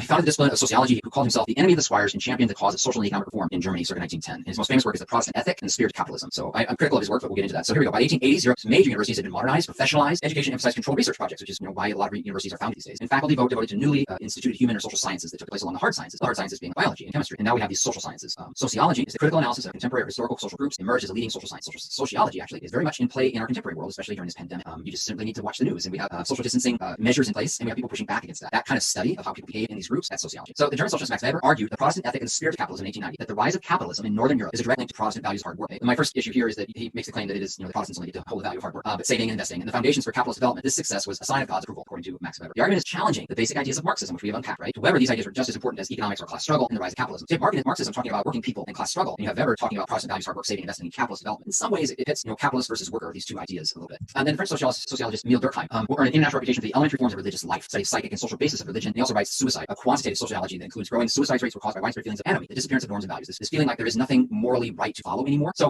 it's interesting when you apply these types of social thinking alongside what Weber is saying. Freud is going to come in about this time as well. There's the German Antonist that argues that industrialization has transformed European civilization from community to society, replacing traditional values with rationalized self-interest and leading to intensified alienization. What Antonist is talking about is we were in small villages or like communities, and then with industrialization we've moved to large cities, and now we are in no longer these real kind of community settings. He's arguing that this is larger in society, and in that we are only after our own self-interest, and because of that, he argues, we are increasingly alienated from values of community. Similar to this, in The Crowd, French sociologist Gustave Le Bon wrote that the alienated masses are prone to gathering in mass crowds. If they felt alienated, then they want to connect, in which individuals lost control of their emotions and actions and could easily be manipulated by a charismatic leader. So I want you to think about what's coming in the 20th century and this new thinking. Indeed, the new sociologists acknowledge some benefits of urban industrial society, such as rationalization and modernization, but they bemoan the loss of community and traditions. The idea of connecting with others and feeling part of something. So in some ways, the diagnosis of the modern individual as an isolated atom seeking human connection was chillingly looking forward to the powerful communist and fascist movements that were going to emerge after World War I, seem to win popular support by offering people a renewed sense of belonging. Right? So there are this need, these sociologists are talking about this need for people to connect and feel part of community, and when they feel alienated, and what's kind of left out of this is the Great Depression, when you are finding a difficult way to make ends meet, then these powerful ideas that move people into one sense of belonging are going to gain a lot of traction in the 20th century. Okay? So that's kind of unpacking a little bit of that as we kind of get into the idea of imperialism, social Darwinism we did a little bit earlier. Right. So if we look at our key takeaways, we explain how Darwin theories influence scientific and social developments. There was social Darwinism and how science and other intellectual disciplines developed and changed. And so you can read our historical thinking skills, and we're definitely still looking at causation and cause and effect as our reasoning development. And so for your practice today, this is the last practice of homework you have, except for full DDQs leading up to this AP exam on May 13th. So I want to do a nod back to our lesson yesterday and give you an LEQ prompt and have you do contextualization and thesis for it, which is of course how you're also going to begin the document-based question that you can practice tomorrow. That we have 2 practice opportunities for you next week, and then May 13th, the big exam. So for this prompt, I want you to look back at what we talked about yesterday at German and Italian unification, and I want you to evaluate the most significant difference between the unification of Germany and the unification of Italy in the 19th century. We're looking for you to do contextualization and end that paragraph with a thesis or claim, and don't forget to please have a line of reasoning for your answer. And then submit your responses as you have been to that email. You can see apeurovirtuallearning@gmail.com, and we will look at some exemplar responses tomorrow, and then also I'll give you some examples of things that aren't quite hitting the bar so you can have a better idea of where that line is. But we've been really impressed at all the work that you've done, and we're getting to the end. We're almost there. So your last small homework before 3 opportunities to do full-time practice between now and next week. We recognize that some of you have questions, and so we have this slide up here. We're going to, on Monday, May 4th, we're going to be sharing exam tips and reminders, and we are going to talk through exam day procedures. Katie and I were on a webinar last night, talk about exam day procedures. So we want to make sure that you feel better. If you have specific questions you want us to address, send your question to this email and put the word question in the subject line. Please include your first name, school, and state your country. A lot of you did this yesterday. We're holding those questions, and we are going to answer and respond to every one of them on Monday, May 4th, and then probably again on the 6th, which is Wednesday, May 6th. So we'll make sure that we get through all your questions and that you feel super ready for everything that's coming at you on May 13th. My turn for the shout out. So I was super super excited. This first one. Okay. What's that? I'm looking at I know. flavors of goat. I know. They're awesome. Dublin High School, Dublin, California. Of course, there's a very Irish feel to that. They're home of the Gaels, like Gaelic. So I just thought that's an awesome name. Great Neck North High School in Great Neck, New York. Blazer the Goat is the mascot of Great Neck North. And then Blue Valley North High School, Overland Park, Kansas. They are the Mustangs. Katie, I included this one because Overland Park is really not that far away from Kansas City, Missouri. I know. And Kansas City, Missouri is where we normally do the reading for AP European History and for AP World History. And we're obviously not going to be in Kansas City this year. It'll be a virtual read, but it's a nod to, I know it's in Kansas City's in Missouri, but it's a nod to that. So that everyone knows we do appreciate going to the reading. We're sad that we're not going to go this year. Absolutely. Great. Okay, everybody, we're really, really glad that you joined us today. And I'm really, oh, by the way, producer Sarah, so many loved you in the game yesterday. They So did. you are quite the hit. I hope you guys have a great day, and we look forward to that full DBQ practice tomorrow. Be well. Take care, everyone. Bye-bye. Hey, good morning, everybody. Welcome to AP Live. This is European History. My name is Todd Beach. I teach at Eastview High School in Apple Valley, Minnesota, and that's a suburb of Minneapolis and St. Paul. And it's DBQ Friday, so that's really exciting. And this is Katie. Hi, good morning. I'm Katie Lancey. Happy Friday. I teach at Coral Gables Senior High School. It's a suburb of Miami, Florida. We're having a stunningly beautiful day here today. We're excited for you to practice yet another DBQ. So let's really quickly go over where we're at. We are at the last day of review. We're so proud of all of you who have stuck with us through all of these different lessons. We have today is May 1st. We have been on new imperialism and then your full DBQ practice for the weekend. And then on Monday, we're going to unpack what you did over the weekend. We also have asked you, and we've gotten a lot of great questions, and we're going to go through exam tips and reminders, and we're going to answer all of your questions. Many of you are asking the same question, and so we will address those on Monday. On Tuesday, you're going to have virtual proctoring with Todd and another full DBQ where you're going to be timed and get a real sense of what that exam's going to look like, followed by Wednesday, where we're going to go over that DBQ and continue to answer questions as they arise, give you tips. On Thursday, you'll be with me doing another and your last practice DBQ. And on Friday, we have kind of a celebration. We'll be going over Thursday's DBQ, and we have some special guests all to cheer you on for the last day here on the 13th, your actual AP exam. Great, thanks, Katie. So as Katie said, today's our DBQ practice. We've got some feedback that she did from the homework yesterday. We'll start with that as our warm up here in just a bit. And then we're wrapping up content today with new imperialisms, new imperialism and the global effects of new imperialism. So new imperialism motivations and methods, and then imperialism's global effects. We'll go through that today. And these are our learning objectives and the thinking skills and our reasoning development. And you can pause the video at this point if you'd like to read through that. But let's get straight into the warm up with Katie. Great, guys. Yesterday, I left you with a prompt from our lesson on Wednesday about unification. It was evaluate the most significant difference between the unification of Germany and the unification of Italy in the 19th century. I asked you to do a paragraph that included contextualization, followed by a thesis claim that addressed the prompt. So let's get into some examples. We had so many good examples, and so I just wanted to give you a few of them, and I'm going to show you one that I definitely know the student was attempting it, but didn't quite get there. So this is from Carol in Historical High School in California. And Carol starts off, during the revolutions of 1848, both Germany and Italy attempted to form a unified state. In Germany, a unified German state did not transpire under the Frankfurt Assembly due to discord among its members. In Italy, Mazzini's romantic approach with young Italy ended with a failed revolt against Austria, and Italy remained divided. Consequently, conflict is exacerbated during the Crimean War, in which the concert of Europe broke apart as the powers of this alliance fought one another. These circumstances endorsed the unifications of Germany and Italy. All right, so that's really nice context in yellow. Moving on to the claim in blue, the major distinction between German and Italian unification was the means in which it was achieved. In Italy, unification was reached under Cavour's pragmatic approach and the popular appeal of Garibaldi and his red shirts, while in Germany, Bismarck applied Machiavellian principles, using both his military and industrialization blood and iron. However, both Cavour and Bismarck used skilled diplomacy, real politics strategies, and raised nationalistic fervor to achieve unification. And actually, I was going to put that in green to kind of show you that even though we have a really nice claim with a nice line of reasoning, we also have the nod to the other side, which is a really nice approach. I like that a lot, Carol. And then this is Patton from Hinsdale Central High School in Illinois. And Patton starts off with a nice yellow historical context here from 1853 to 56. The Crimean War destroyed the country of Europe and thus the balance of power within Europe. The war resulted in heightened nationalistic tensions among nations, and states pursued their own interests rather than acting in the greater interest of all European countries. At this time in the 19th century, countries such as Italy and Germany had a vital opportunity to reunify in order to gain international prestige and power. Italy had been divided up into city-states and dominated by foreign powers since the 16th century, while Germany had been united under the Holy Roman Empire until the 19th century when Prussia and Austria became the two most powerful German states. We've got some nice broad background there. And then Patton moves on to say, reunification of both Italy and Germany was sparked by nationalism due to revolutions in Italy and the wars of unification in Germany. And we move on towards that claim. Despite many similarities in German and Italian unification, the most significant difference was the Italian use of plebiscites to unify parts of Italy, as opposed to the German use of warfare and clever and political and diplomatic maneuvering in the Danish 7 Weeks and Franco-Prussian Wars. So again, really, really rich and nice contextualization with a claim that really goes above and beyond. And then I wanted to give a little love to our handwritten responses. There's not as many of them as there were when we first started, but this is from Alyssa in Solanco High School in Pennsylvania. And Alyssa did a really nice job, and she's submitted a lot of stuff, so I wanted to give her a little love here. So Alyssa says, during the 19th century, the growing emphasis on nationalism and liberalism led to revolts across Europe. The revolutions of 1848 was a prime example of this. The people wanted more representation in government and more civil liberties. Most of the revolts ended with the conservative government putting them down, except in France, which created its second republic. Later in the century, new reforms began to improve the lives of people by regulating public health, creating police forces, and developing public transportation. The rise in nationalism in Central and Southern Europe that occurred later in the century then led to the unification of Italy and Germany. One could argue that the most significant difference, and there we have our claim, between the unification of Italy and the unification of Germany was Italy became socially and culturally divided because of the gap between industrialized North and the agrarian South, whereas Germany became a united industrial powerhouse. So again, Alyssa, is a really nice background that leads into this claim, and a really nice job. Thank you for always submitting your response. That's really good. Yeah, it's a really, really good response. And I just realized it's kind of easier to highlight when it's typed, but Alyssa, as I was reading through, it was really great. So thank you. And then this is one, and I think that sometimes people are intimidated because these really great responses that we're showing are exemplars. They don't always have to be as long as what we're showing. And this does look short compared, but I want to point out that there's just a little bit more that could have been done to let this short response reach the bars that we're looking for. So this student started off with Italy and Germany both had unrest and upheaval in the 19th century. There were conflicts that sparked the desire for states to unify, and leaders that emerged to lead the way to countries coming together. So that's the contextualization before the claim. And I'm sorry, it's just too vague. There were some opportunities here with conflicts and leaders to give us some specific examples of what the student meant and to really make this a better contextualization by naming these sort of ambiguous terms that are here. And then the same really is true of the claim. The most significant difference was that Italian had various individuals. And again, we really were looking for some of those individuals that orchestrated unification of a large divided area. And then there's part missing here. We really should have said, wow, Germany, and finished that statement. So I really think that this might have been something that would have been fleshed out more specifically in the conclusion, because a lot of students are kind of jumping in and they haven't, and none of this is actually wrong. It's just not specific enough to earn the points for contextualization of thesis. So as you are practicing with the DBQ this Friday and the ones we're going to do next week on Tuesday and Thursday, think about making sure that you're very specific in your contextualization with what you're talking about and that you're really clear with your line of reasoning. So think about if we had had some specific examples here, how much stronger that would have been. All right, Todd. Great, thanks, Katie. Thanks for those examples. So I'm just going to give everybody a quick heads up. My internet connection on my end is a little unstable today, so I'm going to hope, fingers crossed, that it holds together. We're going to talk about contextualizing new imperialism. We're going to talk about causes and criticisms. And so as we talk about new imperialism, I'm going to begin with that image on the right. It's an American cartoon. The British personification, John Bull, is the image in the middle as an imperial octopus with arms. And so that's England, and the caption reads, "The devilfish in Egyptian waters." And it's supposed to represent, England's long reach of all these colonies and its attempt to try and keep it all together. So here we go to the A paragraph. Economic motives played an important role. I would take a look at economic motives because it's what very much played for DBQ today. Played an important role in the extension of political empires, especially the British Empire, which is losing early economic lead from the Industrial Revolution and facing increasing competition for markets. So the B paragraph, each leading European power sought saw colonies as crucial to national security and military power. For example, to safeguard the Suez Canal played an important role in the British occupation of Egypt. In the C paragraph, many people were convinced that colonies are essential to great nations, an attitude that reflects both the increasing aggressiveness of European nationalism and the social Darwinism we talked about yesterday. So because we want to be seen as a great nations have these colonies everywhere, and so that's more of a political cause. And then let's go to the D paragraph. Another enormous factor is the industrial world's unprecedented technological and military superiority, as evidenced by the rapidly firing Maxim machine gun, the U-29 in controlling malaria, and the steamship in the international telegraph. So those pieces can actually be used either way, as either an economic motive or political motive, depending on how you develop it. In the E paragraph, conservative political leaders manipulate colonial issues in order to divert popular attention from the class struggle at home, or create a false sense of unity. It's kind of the wag the dog idea, where we're going to manufacture something that's going on in the colonies, so that these socialist working class issues that are going on at home, we can get united around some common cause instead. And then the F paragraph, imperialists develop additional arguments in order to satisfy the consciousness as an answer to the critics' favorite idea was that Europeans could and should civilize more primitive non-white peoples. Again, that's that social Darwinist thinking that, and we'll just call it what it is, it's quite racist. Let's go to the next slide. So these are the criticisms then, and we're going to take a look at this English economist on the right, J.A. Hobson, and he's one of the leading critics, so an economist who's a critic of colonialism. In the A paragraph, following the unpopular South African War known as the Boer War, the radical English economist J.A. Hobson wrote Imperialism in 1902, a forceful attack on the expansion of empire. And then he argues, one, that economic needs of unregulated capitalism are what's motivating this rush to acquire colonies. So, and then in the B paragraph, he argues imperial possessions do not pay off economically for the colonizing country as a whole, but they do for unscrupulous special interest groups. They're the ones who profit at the expense of European taxpayers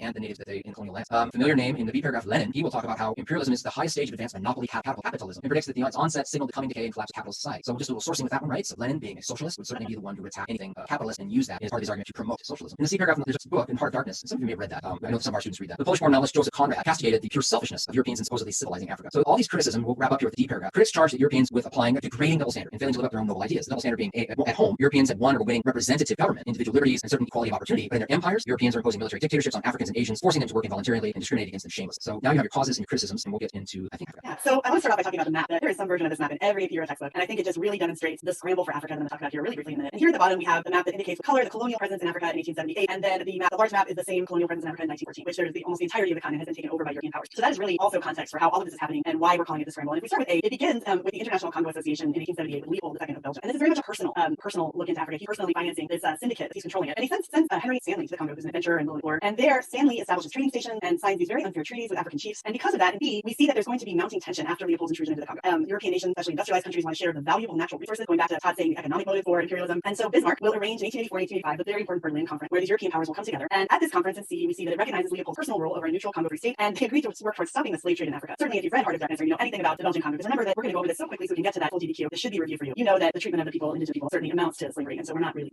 improving lives. But much of Leopold's selling, his stance in the Berlin Conference, is like a marketing thing. It's a lot of him saying that there are humanitarian reasons for going to Africa. They're not true. So European powers are going to push into the interior of Africa quickly so that no single power can claim the continent. And then just a really fast overview of some of the main countries, reminding that I'm not getting into, Todd mentioned the Boer War, I'm not getting into the nitty-gritty of things because I'm sure that you did that in class with your teachers before all the quarantine started. So here we have a very popular cartoon, again, one that shows up in pretty much most European textbooks, and this is the Rhodes Colossus, and this is Cecil Rhodes, and he is sitting there with telegraph wires in hand, wanting to not only rent a telegraph but also a railroad from Cape Town to Cairo, both of which were in British control. So in A, the British are possessing the largest empire in the world. They acquired valuable territory in Egypt, like Todd just said, and South Africa. The completion of the Suez Canal prior to the scramble in 1869 had made Egypt vitally important because it shortened the route to India, their jewel. And so to protect Egypt, Britain also will advance into Sudan, and again, that's going to end up creating conflict. We're not going to get into the details of those. France will solidify its claims on much of West Africa and acquires large portions of North Africa with vital resources such as iron ore and petroleum. And by 1882, they're in full control over Algeria and had taken over Tunisia to prevent it falling into Italian hands. So you see that even though the Berlin Conference was supposed to pave the way for peace, if you can remember back to our very beginning of these lessons, imperialism and the conflict there is also going to set the stage for stuff going to happen in World War I. And then in the C paragraph, Bismarck, who had little interest in colonies, that was what brought him as that honest broker to the Berlin Conference. He does pursue an imperial policy to improve Germany's diplomatic position, and Germany does have territory in Africa. They will acquire territory in Central Africa in 1890, where it establishes a lucrative mining industry, and the location in Central Africa also blocks and stands in the way of Great Britain's hopes of creating this railroad from Cape Town to Cairo. So and then again, there's the telegraph wires that are here. So super quick overview with thinking forward, if we were continuing in class, how imperialism would be one of those causes of World War I. Hopefully you can see that. Great, thank you, Katie. And then we'll continue with imperialism in Asia, and similar to what Katie said, I'm not going to go into too much detail here because again, this is review, and we want to get you into the DQ that we're writing today. So begin with the A paragraph. Well, we have the source. So we have this great map of imperialism in Asia, and so you can see the yellow is Great Britain, and then the purple is Portugal. Or excuse me, the purple is the Netherlands. There's a tiny bit that is red that is Portugal. You can see the United States has the Philippines in green, and France has what's called French Indochina, which you would know today as Vietnam, Cambodia, Laos is in that region. And then Japan, you can see up there, there's not only Japan, but they've kind of colonized what is today North and South Korea. Okay, so we'll just review that for our geo. And then we'll go to the A paragraph. The Dutch, who in 1815 ruled little more than the island of Java in the East Indies, gradually brought almost all of the 3,000-mile Malay archipelago under their political authority. So the Dutch have been, this is from kind of an expansion from old imperialism, the first colonial possessions, and now they've expanded into this new imperialism. And then B, in the 1880s, the French take Indochina, and India, Japan and China also experienced a profound imperialist impact. And then I don't have Russia really on the map, but they conquer Muslim areas in the south and in the Caucasus and in Central Asia. In the 1890s, proceed to nibble greedily on China's alpine provinces. So Russia's also feeling some pressure to do some of this. And then in the D paragraph, the United States, their great conquest was the Philippines taken from Spain, 1898 through the Spanish-American War. So what the map is really just trying to show you is that you have this new imperialism, and the whole idea is that part of it is this push for great nation status, part of it is for trade and economics. So it begs that idea that we have political reasons and economic reasons, and that will lead us into our DQ today. Okay, great. Thank you. So again, we don't need to read this to you, but the motivations for European imperialism, the technology that allowed that to happen, and the effect of imperialism on European and non-European society, and our historical thinking development, our skill development and reasoning process over there for you to read. Then we come to our practice. Great. So we'll unpack the rubrics as we have been doing for you. It's now a 10-point rubric. The 4 categories remain the same. And so the A category is thesis, and you need to respond to the prompt with a historically defensible thesis or claim that establishes a line of reasoning, meaning we have to have reasons. In the B paragraph, or the B category, it is contextualization. You have to describe a broader historical context, relevant to the prompt. And so to earn this point, you need to talk about historical events, developments, or processes that occur before, during, or continue after the time frame in question. The point is not awarded for merely a phrase or reference. Okay, and then we move on to the C part of the rubric, evidence. As we've been telling you, there are 5 points you can get in this part of the rubric. Half the points. 3 of the 5 points come from the documents themselves up here, and we're always kind of guiding you towards the idea that you're going to use the document to support an argument. So there are 3 potential points. The first point are using 2 of the 5 documents to simply address the topic of the prompt. Second point is awarded if you use 2 documents to support your argument, and we want to remind you to be really intentional about that. And then the third point could be awarded here for using 4 out of the 5 documents to support your argument. Again, very intentional about supporting your argument. The other 2 points come from evidence that you use beyond the document. This has always been part of the rubric, and there's 1 point for using 1 additional piece of specific historical evidence beyond those found in the document relevant to an argument about prompt. And then for this year only, you can do that a second time and get 2 points for doing a second piece of historical evidence beyond those found in the documents relevant to your argument about prompt. So 5 potential points in evidence here, both from the documents and beyond the documents. Yeah, and remember on Wednesday, I think it was Wednesday, we went over the outside evidence piece. So if you want to brush up, you can go back to that video and take a look at that. The D category is analysis and reasoning. And so there are 3 points possible here. And this is sourcing, right? So part of it is sourcing. We've been working on sourcing for quite a while. So you can earn 1 point for 1 document. You explain why the document's point of view, purpose, historical situation, and or audience is relevant to an argument. I want to pause there for a second because some of the questions that we've been getting are they're asking about sourcing and they're saying, do I have to, if I use historical situation for 1 document, can I not use historical situation again? And you can use it anytime you want. You can use audience for all 4 documents. There's no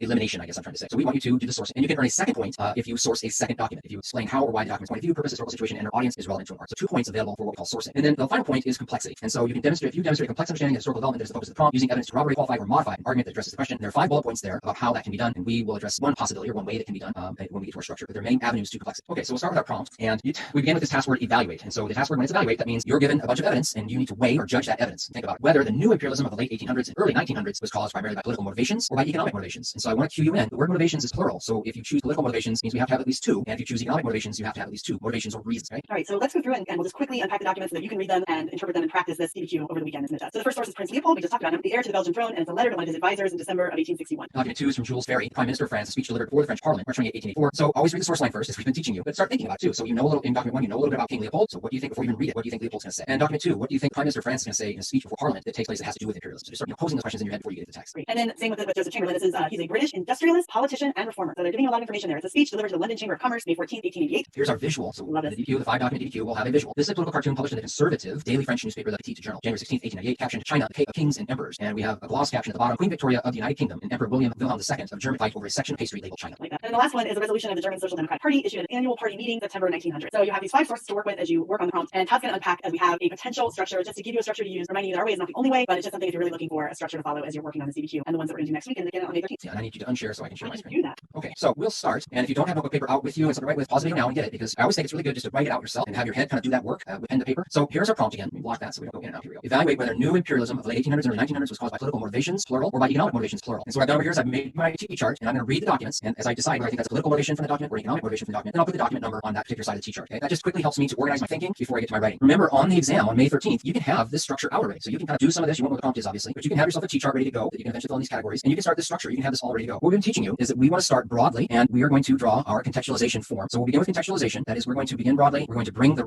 reader into the argument. And when we're doing contextualization, if you're not sure how to get into this argument right away, what I suggest is you think about geosprite as those categories, thinking about motivation. So there's going to be political motivation, there's going to be economic motivation, and we just unpacked imperialism, so we know there's some geographic elements to what's going on. So those are some places to begin as you start thinking about contextualization. Begin broadly, describe what's going on to the reader, maybe even define some ideas like what is new imperialism. Okay, and then we are going to, at the end of this, we're going to make our thesis or claim, and we want to make sure that it is in this first paragraph because the rubric talks about how it needs to be in the first or the final paragraph. Okay, our thesis or claim. So we're going to think about this motivations. So motivation number 1, right, and motivation number 2. Those are also called reasons. And we want to use because. Okay, because of this and because of this. Whatever you decide, if it's political motivation or economic motivation. Okay, and that's going to be inserted right here. Then our next structure is going to be with these body paragraphs. And Katie has been doing a great. We've both been talking about how you really need to have this topic sentence. And the topic sentence is kind of like a mini claim. So you're going to take your first motivation and you're going to say the first political motivation or the first economic motivation that caused new imperialism was, and you put that in there. And that's kind of a mini claim. You're doing it in the micro. And so then that's your first motivation or reason, right? In there, then we want to have 1, at least, or 2 documents that we're using to support that claim. We also want to begin to hap the documents. That is historical situation or audience or purpose or point of view. And we want to say why is it important? This is important because. Okay? We should probably also try in this paragraph to bring in an outside piece of evidence if we can. And Todd, if you don't mind me interrupting really quickly, I'm really, guys, if you're watching today for the DBQ practice, but you did not look at some of the outside information practice with the stems that Todd provided, I really suggest you go back and just scroll through and take a look at that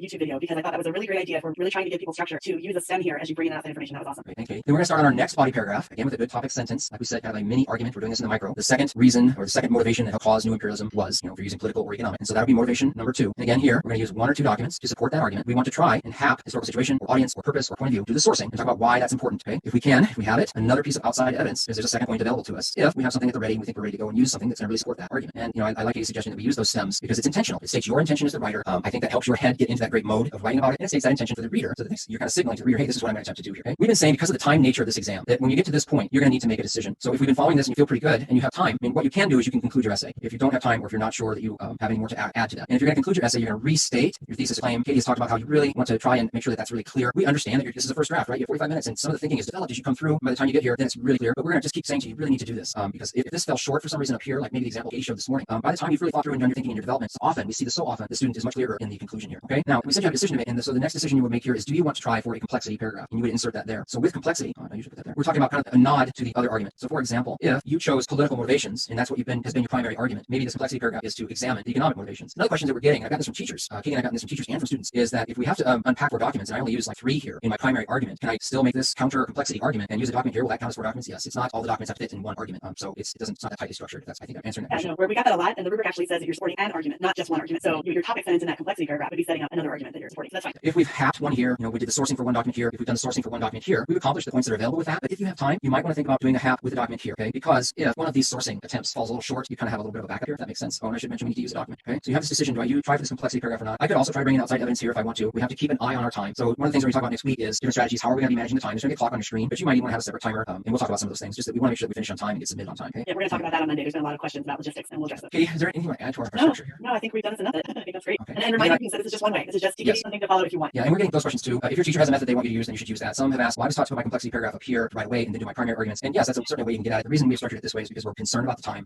and it gives us a decision point here. Okay. All right, I will unshare and we'll go back to you, Katie. All right. Okay, so we got through the document camera, and then we're here at your homework. So your homework is again the DDQ that we went over is in the comment section there of the YouTube video. You can just display more, and it'll be there. Time yourself. We're looking at really needing to know where you're at and thinking about making that decision at the end of your essay and getting as many points as you possibly can. So focus on applying the structure and the quality of your writing. You can download the DDQ in the description underneath the video. And again, we encourage you to use the format that we suggest or a way that your teacher suggests. And then we will be featuring examples of different parts of the DDQ, going over that, answering your questions on Monday. So email us your response to apuralvirtuallearning@gmail.com as you have been. And we're still so impressed by you. Include your name, school, state, or country. And we're just really excited to be at the end of these review sessions and then to give you next week time to practice. Todd, is there anything that you want to add? Just that we are going to address those questions on Monday, May 4th. Katie and I have been going through them. We are categorizing them, and so we will do that after we unpack the DDQ you're writing. So if you have specific questions, you can continue to bring those to us at that email address there. Please use the word question in the subject line because we do have hundreds of emails to go through, and that will help us with that sort. Okay. All right, school shout outs for today. I want to start with Worcester High School in Worcester, Ohio, and they are the Generals. It is kind of fun seeing all of these different mascots. Another Ohio school, Indian Hill High School. We had a lot of submissions from Indian Hill during this time period, and they're in Cincinnati, Ohio. So they are the Indians. Go Indians! And then Escondido High School in California. We have several people from that school that submit almost every day. They're great, and they are the Cougars. So shout out to you guys. Thank you for participating. We're happy to have all your submissions. And then I guess we're done for today. So DDQ Friday, but you know what that means, Katie? It's our DDQ dance. Everybody is going to do the DDQ dance. There we go. As long as you're not expecting me to do the DDQ dance when I proctor next Thursday. Guys, have a great weekend. Next week we have a lot of reviews for you, and be well. Take care. Bye everyone. Have a good weekend.